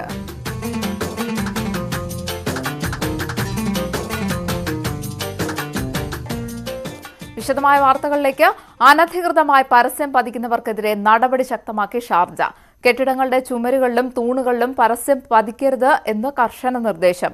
ലംഘിച്ചാൽ വൻ പിഴ ചുമത്താനാണ് തീരുമാനം. ഷാർജ എമിറേറ്റിൽ അനധികൃതമായി പരസ്യം പതിച്ചാൽ ഇനി കടുത്ത നടപടിയാണ്. കെട്ടിടങ്ങളുടെ ചുമരുകളിലും തൂണുകളിലും പരസ്യം പതിക്കരുത് എന്നാണ് പോലീസ് നിർദ്ദേശം.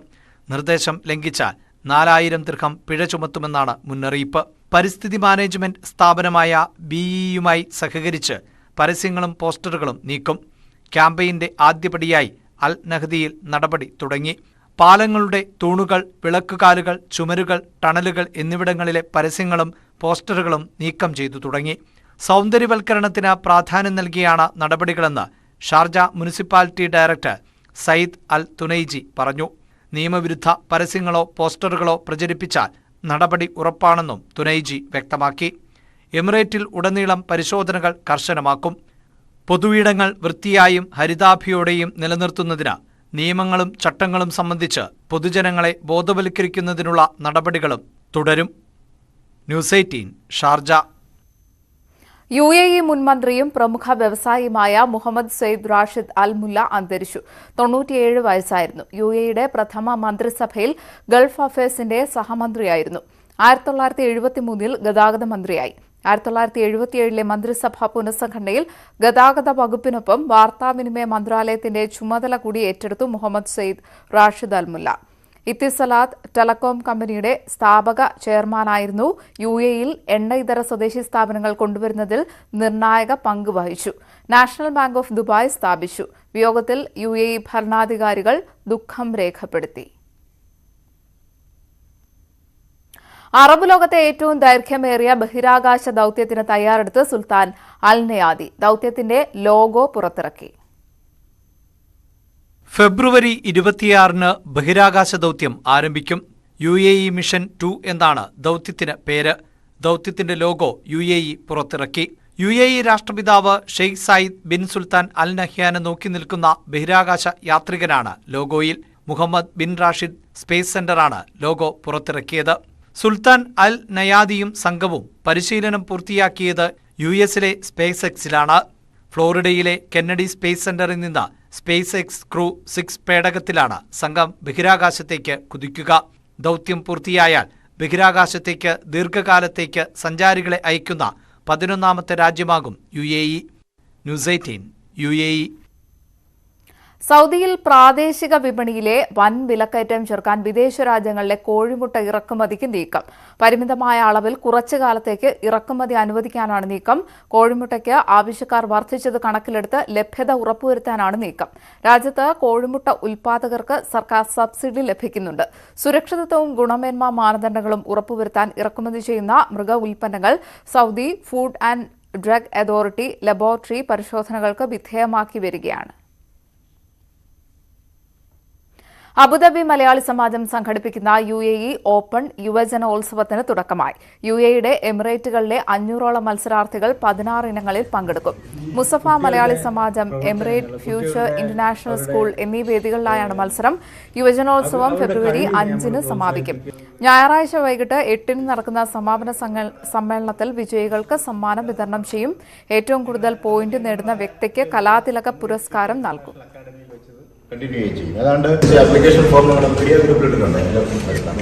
ശ്രീ കെ മൻസാറുണ്ട്, ചീഫ് കോർഡിനേറ്റർ സാബു അഗസ്റ്റിനുണ്ട്. നടുവൊടിച്ച് ബജറ്റ്.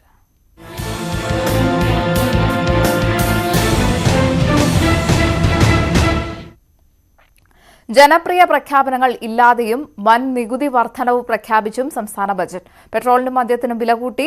വിവിധ സർക്കാർ സേവനങ്ങൾക്കുള്ള നിരക്കിലും വലിയ വർധനവാണ് പ്രഖ്യാപിച്ചത്. നികുതി വർധനവിലൂടെ വലിയ വിഭവ സമാഹരണമാണ് ലക്ഷ്യമിടുന്നതെങ്കിലും ക്ഷേമ പെൻഷനിൽ വർധനവ് വരുത്തിയിട്ടില്ല. 2022-23 സാമ്പത്തിക വർഷത്തെ ബഡ്ജറ്റിലേക്കുള്ള ഉപധനാഭ്യർത്ഥനകളുടെ അന്തിമ സ്റ്റേറ്റ്മെന്റും കേരള അടിസ്ഥാന സൗകര്യ നിക്ഷേപ നിധി ബോർഡിന്റെ 2021-22 സാമ്പത്തിക വർഷത്തെ ഫിഡിലിറ്റി സർട്ടിഫിക്കറ്റ് ആനുവൽ റിപ്പോർട്ട് എന്നിവയും ഞാൻ മേശപ്പുറത്ത് വെക്കുന്നു. 1,35,000 കോടി വരവും 1,76,000 കോടി ചിലവും. വരുമാനത്തിന്റെ 50%-ലധികം സർക്കാർ ജീവനക്കാരുടെ ശമ്പളത്തിനും പെൻഷനുമായി നൽകണം. വിഴിഞ്ഞം റിംഗ് റോഡ് വ്യാവസായിക ഇടനാഴിയായി പ്രഖ്യാപിച്ചതൊഴിച്ചാൽ വൻകിട പദ്ധതികളുടെ പ്രഖ്യാപനമില്ല. സംസ്ഥാന ബജറ്റിൽ ഇത്തവണ പുതിയ നികുതി നിർദ്ദേശം ഉണ്ടാകുമെന്ന് പ്രതീക്ഷിച്ചിരുന്നെങ്കിലും ഇത്ര ജീവിത ചിലവേറുന്ന വ്യാപകമായ പ്രഖ്യാപനങ്ങൾ അപ്രതീക്ഷിതം. വിലക്കയറ്റം തടയാൻ വിപണി ഇടപെടലിനായി 2,000 കോടി മാറ്റിവെച്ച അതേ ബജറ്റിൽ തന്നെയാണ് വിലക്കയറ്റത്തിന് ഇടവയ്ക്കുന്ന ഇന്ധന വില വർധനവ് തീരുമാനവും ഉണ്ടായത്. 2 മണിക്കൂർ 17 മിനിറ്റ് സമയമെടുത്തുകൊണ്ടുള്ള ബജറ്റ് അവതരണത്തിൽ കയ്യടി നേടുന്ന കാര്യമായ പ്രഖ്യാപനങ്ങളൊന്നുമില്ല. കയർ ഉൽപ്പന്നങ്ങൾക്ക് വിലസ്ഥിരതാ ഫണ്ട്, റബ്ബർ, നെല്ല്, നാളികേരം കർഷകർക്ക് പ്രയോജനപ്പെടുന്ന മറ്റ് ഇടപെടലുകൾ എന്നിവ ധനമന്ത്രിയുടെ പ്രഖ്യാപനത്തിലുണ്ട്. പിണറായി സർക്കാരിന്റെ തുടക്കം മുതൽ കിഫ്ബി പ്രഖ്യാപനങ്ങളായിരുന്നു ബജറ്റിന്റെ ആകർഷകം. എന്നാൽ KN ബാലഗോപാലിന്റെ പുതിയ ബജറ്റിൽ കിഫ്ബിയെ വിട്ടുകളഞ്ഞു. നിലവിലുള്ള പദ്ധതികൾക്ക് പണം നീക്കിവെച്ചതൊഴിച്ചാൽ പുതിയ കിഫ്ബി പദ്ധതികളില്ല.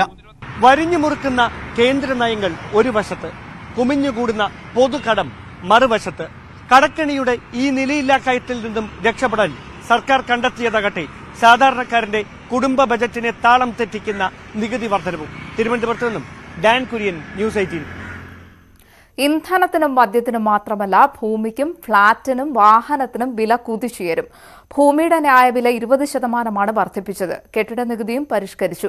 പുതുതായി വാങ്ങുന്ന മോട്ടോർ സൈക്കിളുകളുടെ ഒറ്റത്തവണ നികുതി 2% വർദ്ധിപ്പിച്ചു. 5 ലക്ഷം മുതൽ 15 ലക്ഷം രൂപ വരെ വിലയുള്ള പുതിയ കാറിന് 2% നികുതി കൂട്ടി. ബജറ്റിലൂടെ വരുമാനം ലക്ഷ്യമിടുന്ന സർക്കാർ പല മേഖലകളിലും നികുതി വർദ്ധിപ്പിച്ചപ്പോൾ ഇരുട്ടടിയായത് സാധാരണക്കാരന്. ഭൂമിയുടെ ന്യായവില കൂട്ടിയത് 20%, ഫ്ളാറ്റുകൾ, അപ്പാർട്ട്മെന്റുകൾ എന്നിവയുടെ മുദ്രവില 5%-ൽ നിന്നും 7%ആക്കി. ഇതോടെ ഭൂമി രജിസ്ട്രേഷനും ഫ്ളാറ്റ്, അപ്പാർട്ട്മെന്റുകൾ എന്നിവയ്ക്കും വില കൂടും. പുതിയതായി വാങ്ങുന്ന 2 ലക്ഷം രൂപ വരെ വിലയുള്ള മോട്ടോർ സൈക്കിളുകളുടെ ഒറ്റത്തവണ നികുതിയിൽ 2%-ന്റെ വർധന. പുതിയതായി വാങ്ങുന്ന മോട്ടോർ കാറുകളുടെ നിരക്കും കൂട്ടി. മധ്യവർഗം കൂടുതലായി വാങ്ങുന്ന 5 ലക്ഷം മുതൽ 15 ലക്ഷം വരെയുള്ള കാറുകൾക്കാണ് കൂടുതൽ വർധന, 2%. 5 ലക്ഷം വരെ വിലയുള്ള കാറുകൾക്കും 15 ലക്ഷത്തിന് മുകളിലുള്ള കാറുകൾക്കും 1%ആണ് വർധന. പുതിയതായി രജിസ്റ്റർ ചെയ്യുന്ന വാഹനങ്ങളുടെ ഒറ്റത്തവണ സെസ്സിലും മാറ്റമുണ്ട്. ഇരുചക്ര വാഹന സെസ് 50 രൂപയിൽ നിന്ന് 100 ലൈറ്റ് മോട്ടോർ വാഹനങ്ങൾക്ക് 200 രൂപ, മീഡിയം മോട്ടോർ വാഹനങ്ങൾക്ക് 300 രൂപയായും ഹെവി മോട്ടോർ വാഹനങ്ങൾക്ക് 500 രൂപയായും സെസ് വർദ്ധിപ്പിച്ചു. പെട്രോളിനും ഡീസലിനും ലിറ്ററിന് 2 രൂപ സാമൂഹ്യ സുരക്ഷാ സെസ് ഏർപ്പെടുത്തി. ഒരിടവേളയ്ക്ക് ശേഷം ഇന്ധനവില ഉയരുന്നതോടെ അവശ്യ സാധനങ്ങളുടെ വിലയും കുതിക്കും. 500-നും 1000 രൂപയ്ക്കും ഇടയിലുള്ള വിദേശ മദ്യത്തിന് ഒരു ബോട്ടിലിന് 20 രൂപയും 1000 രൂപയ്ക്ക് മുകളിലുള്ള മദ്യത്തിന് ബോട്ടിലിന് 40 രൂപയുമാണ് വർധന. ഇതോടെ ദിവസവേതനക്കാരായ പലരുടെയും കീശ കാലിയാകും. പെട്രോളിനും ഡീസലിനും സാമൂഹ്യ സുരക്ഷാ സെസ്സിലൂടെ ഏർപ്പെടുത്തിയ 750 കോടി രൂപയുടെയും മദ്യത്തിന് ഏർപ്പെടുത്തിയ സെസ്സിൽ 400 കോടി രൂപയുടെയും അധിക വരുമാനമാണ് സർക്കാർ പ്രതീക്ഷിക്കുന്നത്. News desk, news 18. ബജറ്റിലെ നികുതി നിർദ്ദേശങ്ങൾ സംബന്ധിച്ച് ഇടതുമുന്നണിയിൽ അഭിപ്രായ ഭിന്നതയില്ല എന്ന് ധനമന്ത്രി കെ എൻ ബാലഗോപാൽ. പാർട്ടിയുടെയും മുന്നണിയുടെയും നിലപാടാണ് ബജറ്റിൽ പ്രതിഫലിച്ചത്. കേന്ദ്ര നയങ്ങളാണ് നികുതി വർധനയ്ക്ക് ഇടയാക്കിയത് എന്നും ബാലഗോപാൽ ന്യൂസ് 18നോട് പ്രതികരിച്ചു. അങ്ങനെയൊന്നൊരു പ്രതിസന്ധി മുന്നിൽ കാണേണ്ട ഒരു വിഷയം ഇതിനകത്തില്ല. ഇതെല്ലാം കോമൺ ഗുഡാണ്. ഇടതുപക്ഷ ജനാധിപത്യ മുന്നണിയുടെ ഭാഗമായിട്ട് ചെയ്യുമ്പോൾ ഇടതുപക്ഷ മുന്നണിക്ക് വേണ്ടി മാത്രവുമല്ല, കേരളത്തിലെ ജനങ്ങൾക്ക് വേണ്ടിയിട്ടാണ്. കാരണം ഇപ്പോൾ ഈ കേന്ദ്ര ഗവൺമെൻറ് എടുക്കുന്ന സമീപനം പോലെ ഇതിപ്പോൾ ഇതിനെയും നിയമസഭ ചർച്ച ചെയ്ത് പാസ്സായി കഴിഞ്ഞാൽ അടുത്ത വർഷമാണ് ബാധകമാവുന്നത്. ഇതിപ്പോൾ നാളെ തൊട്ട് പിരിക്കുന്നതല്ല. നിയമസഭയിൽ ധനകാര്യമന്ത്രി വെക്കുന്നൊരു പ്രപ്പോസൽ അവിടെ ചർച്ച ചെയ്ത് എല്ലാവരും ചർച്ച ചെയ്ത് അതിനകത്തെ കാര്യങ്ങൾ അംഗീകരിച്ച് ഫൈനാൻസ് ബില്ലായിട്ട് വന്ന് അത് അംഗീകരിക്കുകയാണ്. അപ്പോൾ അത്തരം പ്രോസസ്സുണ്ട്. ബജറ്റിനെതിരെ നടക്കുന്ന പ്രതിഷേധങ്ങളെ രാഷ്ട്രീയമായി മറികടക്കുമെന്ന് ധനമന്ത്രി കെ എൻ ബാലഗോപാൽ. പ്രതിഷേധം ഉണ്ടാകുമെന്ന് മുന്നിൽ കണ്ടിരുന്നു. ബജറ്റ് അവതരണം പൂർത്തിയാകുന്നതിന് മുൻപ് തന്നെ പ്രതിപക്ഷം ബോധപൂർവമായ പ്രതിഷേധം ഉയർത്തുകയായിരുന്നു. എതിർപ്പുകളുണ്ടെങ്കിലും സംസ്ഥാനത്തിന്റെ ഭാവിയെ മുന്നിൽ കണ്ടുള്ള ബജറ്റാണ് താൻ അവതരിപ്പിച്ചത് എന്നും ബാലഗോപാൽ ന്യൂസ് 18നോട് പറഞ്ഞു. ഈ രാഷ്ട്രീയമായ പ്രതിസന്ധി ഉണ്ടാകുമെന്ന് അങ്ങ് മുന്നിൽ കാണുന്നു എന്ന് പറയുമ്പോൾ തന്നെ രാഷ്ട്രീയമായ പ്രതിസന്ധി ഉണ്ടാകുമെന്നല്ല, സമരങ്ങൾ ഉണ്ടാകുമെന്ന രാഷ്ട്രീയമായിട്ടുള്ള ശക്തമായ എതിർപ്പും വിമർശനവും വരും. അത് കാര്യങ്ങൾ മനസ്സിലാക്കുമ്പോൾ കുറച്ച് കുറയുമെന്നാണ് ഞാൻ പ്രതീക്ഷിക്കുന്നത്. മറ്റു വാർത്തകൾ ഇടവേളയ്ക്ക് ശേഷം.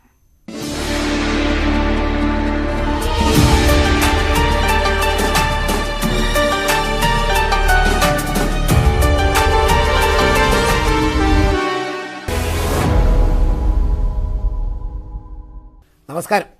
രണ്ടാം പിണറായി സർക്കാരിൻ്റെ രണ്ടാമത്തെ ബജറ്റ് ധനമന്ത്രി കെ എൻ ബാലഗോപാൽ നിയമസഭയിൽ അവതരിപ്പിച്ചു. ഈ ബജറ്റ് ദിവസത്തിൻ്റെ പ്രത്യേകത നമുക്കറിയാം. രാവിലെ മുതൽ മാധ്യമങ്ങൾ മൊത്തം ധനമന്ത്രിയുടെ വീട്ടിലാണ്. കുളി, തേവാരം, പല്ല് തേപ്പ്, രാവിലത്തെ പ്രഭാത ഭക്ഷണം, ഇത് മുഴുവൻ ലൈവാണ്. ധനമന്ത്രിയെ കാണാൻ ആര് വന്നാലും ലൈവാണ്. രാവിലെ ഗവൺമെൻറ് പ്രസിൽ നിന്ന് ഉദ്യോഗസ്ഥർ അച്ചടിച്ച ബജറ്റുമായി ധനമന്ത്രിയെ കാണാനെത്തി. ബജറ്റ് കൈയോടെ അദ്ദേഹത്തിൻ്റെ കയ്യിലേൽപ്പിച്ചു. ഇത് വാങ്ങിയിട്ട് ധനമന്ത്രി മാജിക്ക് ഒന്നുമില്ല. എല്ലാവരെയും കൂട്ടിച്ചേർത്ത് നിങ്ങളെല്ലാവരെയും കൂട്ടിച്ചേർത്ത് കേരളത്തിന് വേണ്ടിയിട്ടുള്ള പ്രവർത്തനം നടത്തുക എന്നുള്ളതാണ്. അതുതന്നെയാണ് ജനകീയ മാജിക്കാണ്. ജനങ്ങളെല്ലാം ചേർത്തുകൊണ്ടുള്ള പ്രവർത്തനം. എല്ലാവരുടെയും സഹായത്തോടുകൂടി കേരളം ഒരിക്കലും പിന്നോട്ട് നിൽക്കില്ല, അതിശക്തമായിട്ട് മുന്നോട്ട് പോകും. എല്ലാവരെയും കൂട്ടിച്ചേർത്തുള്ള ഏറ്റവും നല്ല തരത്തിലുള്ള വികസന കാര്യങ്ങളുമായിട്ട് മുന്നോട്ട് പോകും. സംസ്ഥാനത്തെ മുന്നോട്ട് നയിക്കാൻ പോകുന്ന വളരെ കാര്യക്ഷമമായ പ്രഖ്യാപനങ്ങളുള്ള ഒന്നാം തരം ബജറ്റാണ് നിങ്ങളുടെ മുന്നിൽ ഇരിക്കുന്നത്. ഇത് ഞാൻ അവതരിപ്പിക്കും. സ്വപ്നം കാണാൻ ഇനി എന്തൊക്കെ വേണം.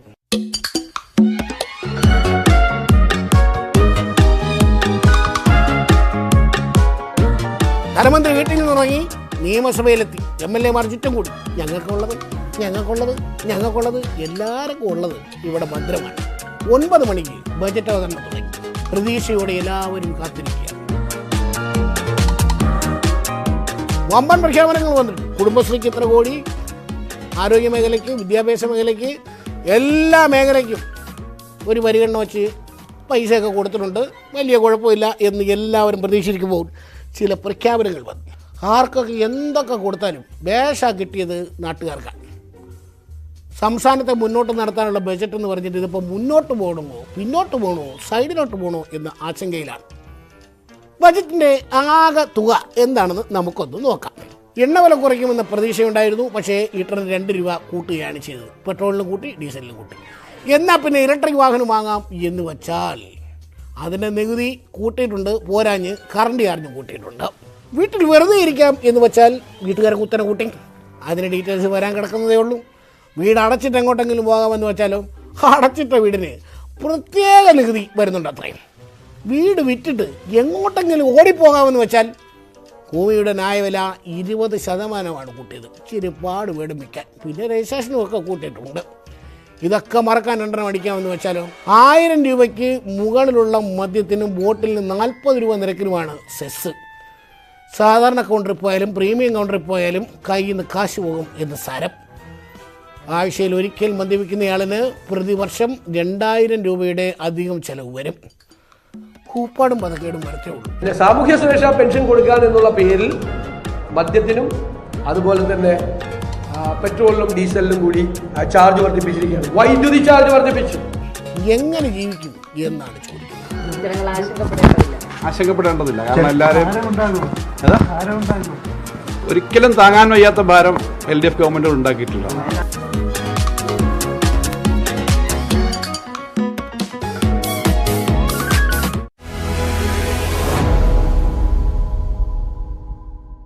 നമസ്കാരം. രണ്ടാം പിണറായി സർക്കാരിൻ്റെ രണ്ടാമത്തെ ബജറ്റ് ധനമന്ത്രി കെ ബാലഗോപാൽ നിയമസഭയിൽ അവതരിപ്പിച്ചു.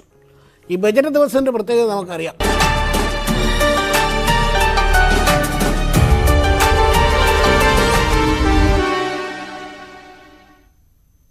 ഇനി ഇന്നത്തെ വിനിമയ നിരക്ക്.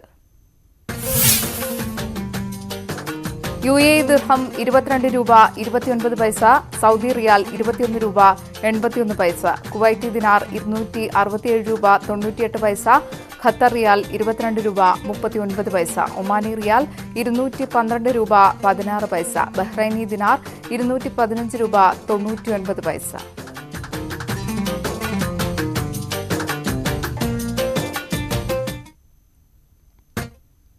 തൊട്ടതെല്ലാം പൊള്ളുമ്പോഴാണ് പെട്രോൾ ഡീസൽ വിലയിലും മദ്യ ഇനങ്ങളിലും ജനങ്ങളിൽ നിന്നുള്ള പിടിച്ചുപറി. ഇന്ധന സെസ്സിൽ നിന്ന് 750 കോടിയും മദ്യ സെസ്സിൽ നിന്ന് 400 കോടി രൂപയുമാണ് അധികം പ്രതീക്ഷിക്കുന്നത്. വൈദ്യുതി, വെള്ളക്കരം, പാൽ, ബസ് ചാർജ് എന്നിവയ്ക്കെല്ലാം വില കൂടിയതിന് പിന്നാലെയാണ് പുതിയ സെസ് ഏർപ്പെടുത്താനുള്ള തീരുമാനം. പെട്രോൾ, ഡീസൽ എന്നിവയ്ക്ക് ലിറ്ററിന് 2 രൂപ നിരക്കിൽ സാമൂഹ്യ സുരക്ഷാ സെസ് ഏർപ്പെടുത്തുന്നു. ഇതിലൂടെ അധികമായി 750 കോടി രൂപ സാമൂഹ്യ സുരക്ഷാ സീഡ് ഫണ്ടിലേക്ക് പ്രതീക്ഷിക്കുന്നു. സംസ്ഥാനത്ത് ശരാശരി 120 ലക്ഷത്തോളം ലിറ്റർ പെട്രോളും ഡീസലുമാണ് ഒരു ദിവസം വിറ്റുപോകുന്നത്. പെട്രോളിന് ഓരോ 100 രൂപയിലും 50 രൂപ നികുതി ഇനത്തിലാണ് ജനം നൽകി വരുന്നത്. ഇതിൽ 23 രൂപ സംസ്ഥാനത്തിനും ബാക്കി കേന്ദ്രത്തിനും. ഡീസലിൽ നിന്ന് 35 രൂപയോളമാണ് നിലവിൽ സംസ്ഥാനത്തിന് നികുതി ഇനത്തിൽ ലഭിക്കുന്നത്. ഇപ്പോൾ കിഫ്ബിയിലേക്ക് പിരിക്കുന്ന 1 രൂപ സെസ്സിന് പുറമെയാണ് 2 രൂപ സെസ് ഏർപ്പെടുത്താനുള്ള തീരുമാനം. 120 ലക്ഷം ലിറ്റർ ഉപയോഗമെന്ന കണക്കെടുത്താൽ ദിവസം 2.5 കോടി അധികമായി സംസ്ഥാന ഖജനാവിലേക്ക് എത്തും. ബജറ്റ് കേവലം കണക്കുകൾ മാത്രമല്ല, ഒരു സമീപന രേഖയാണ്.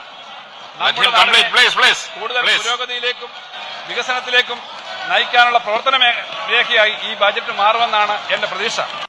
500 രൂപ മുതൽ 999 രൂപ വരെ വില വരുന്ന ഇന്ത്യൻ നിർമ്മിത വിദേശ മദ്യത്തിന് ഒരു ബോട്ടിലിന് 20 രൂപയും 1000 രൂപ മുതൽ മുകളിലേക്ക് 40 രൂപയുമാണ് സാമൂഹ്യ സുരക്ഷാ സെസ് ഏർപ്പെടുത്തുക.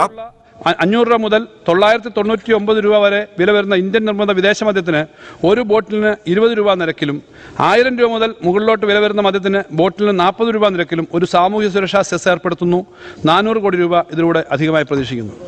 ബജറ്റ് പ്രഖ്യാപനത്തോടെ നിലവിൽ വിൽപ്പനയുള്ള 60% ബോട്ടിലുകളിൽ നിന്നും സെസ് ഈടാക്കാനാകും. മദ്യത്തിന് അടുത്തിടെ 10 രൂപ മുതൽ 20 രൂപ വരെ നികുതി വർദ്ധിപ്പിച്ചിരുന്നു.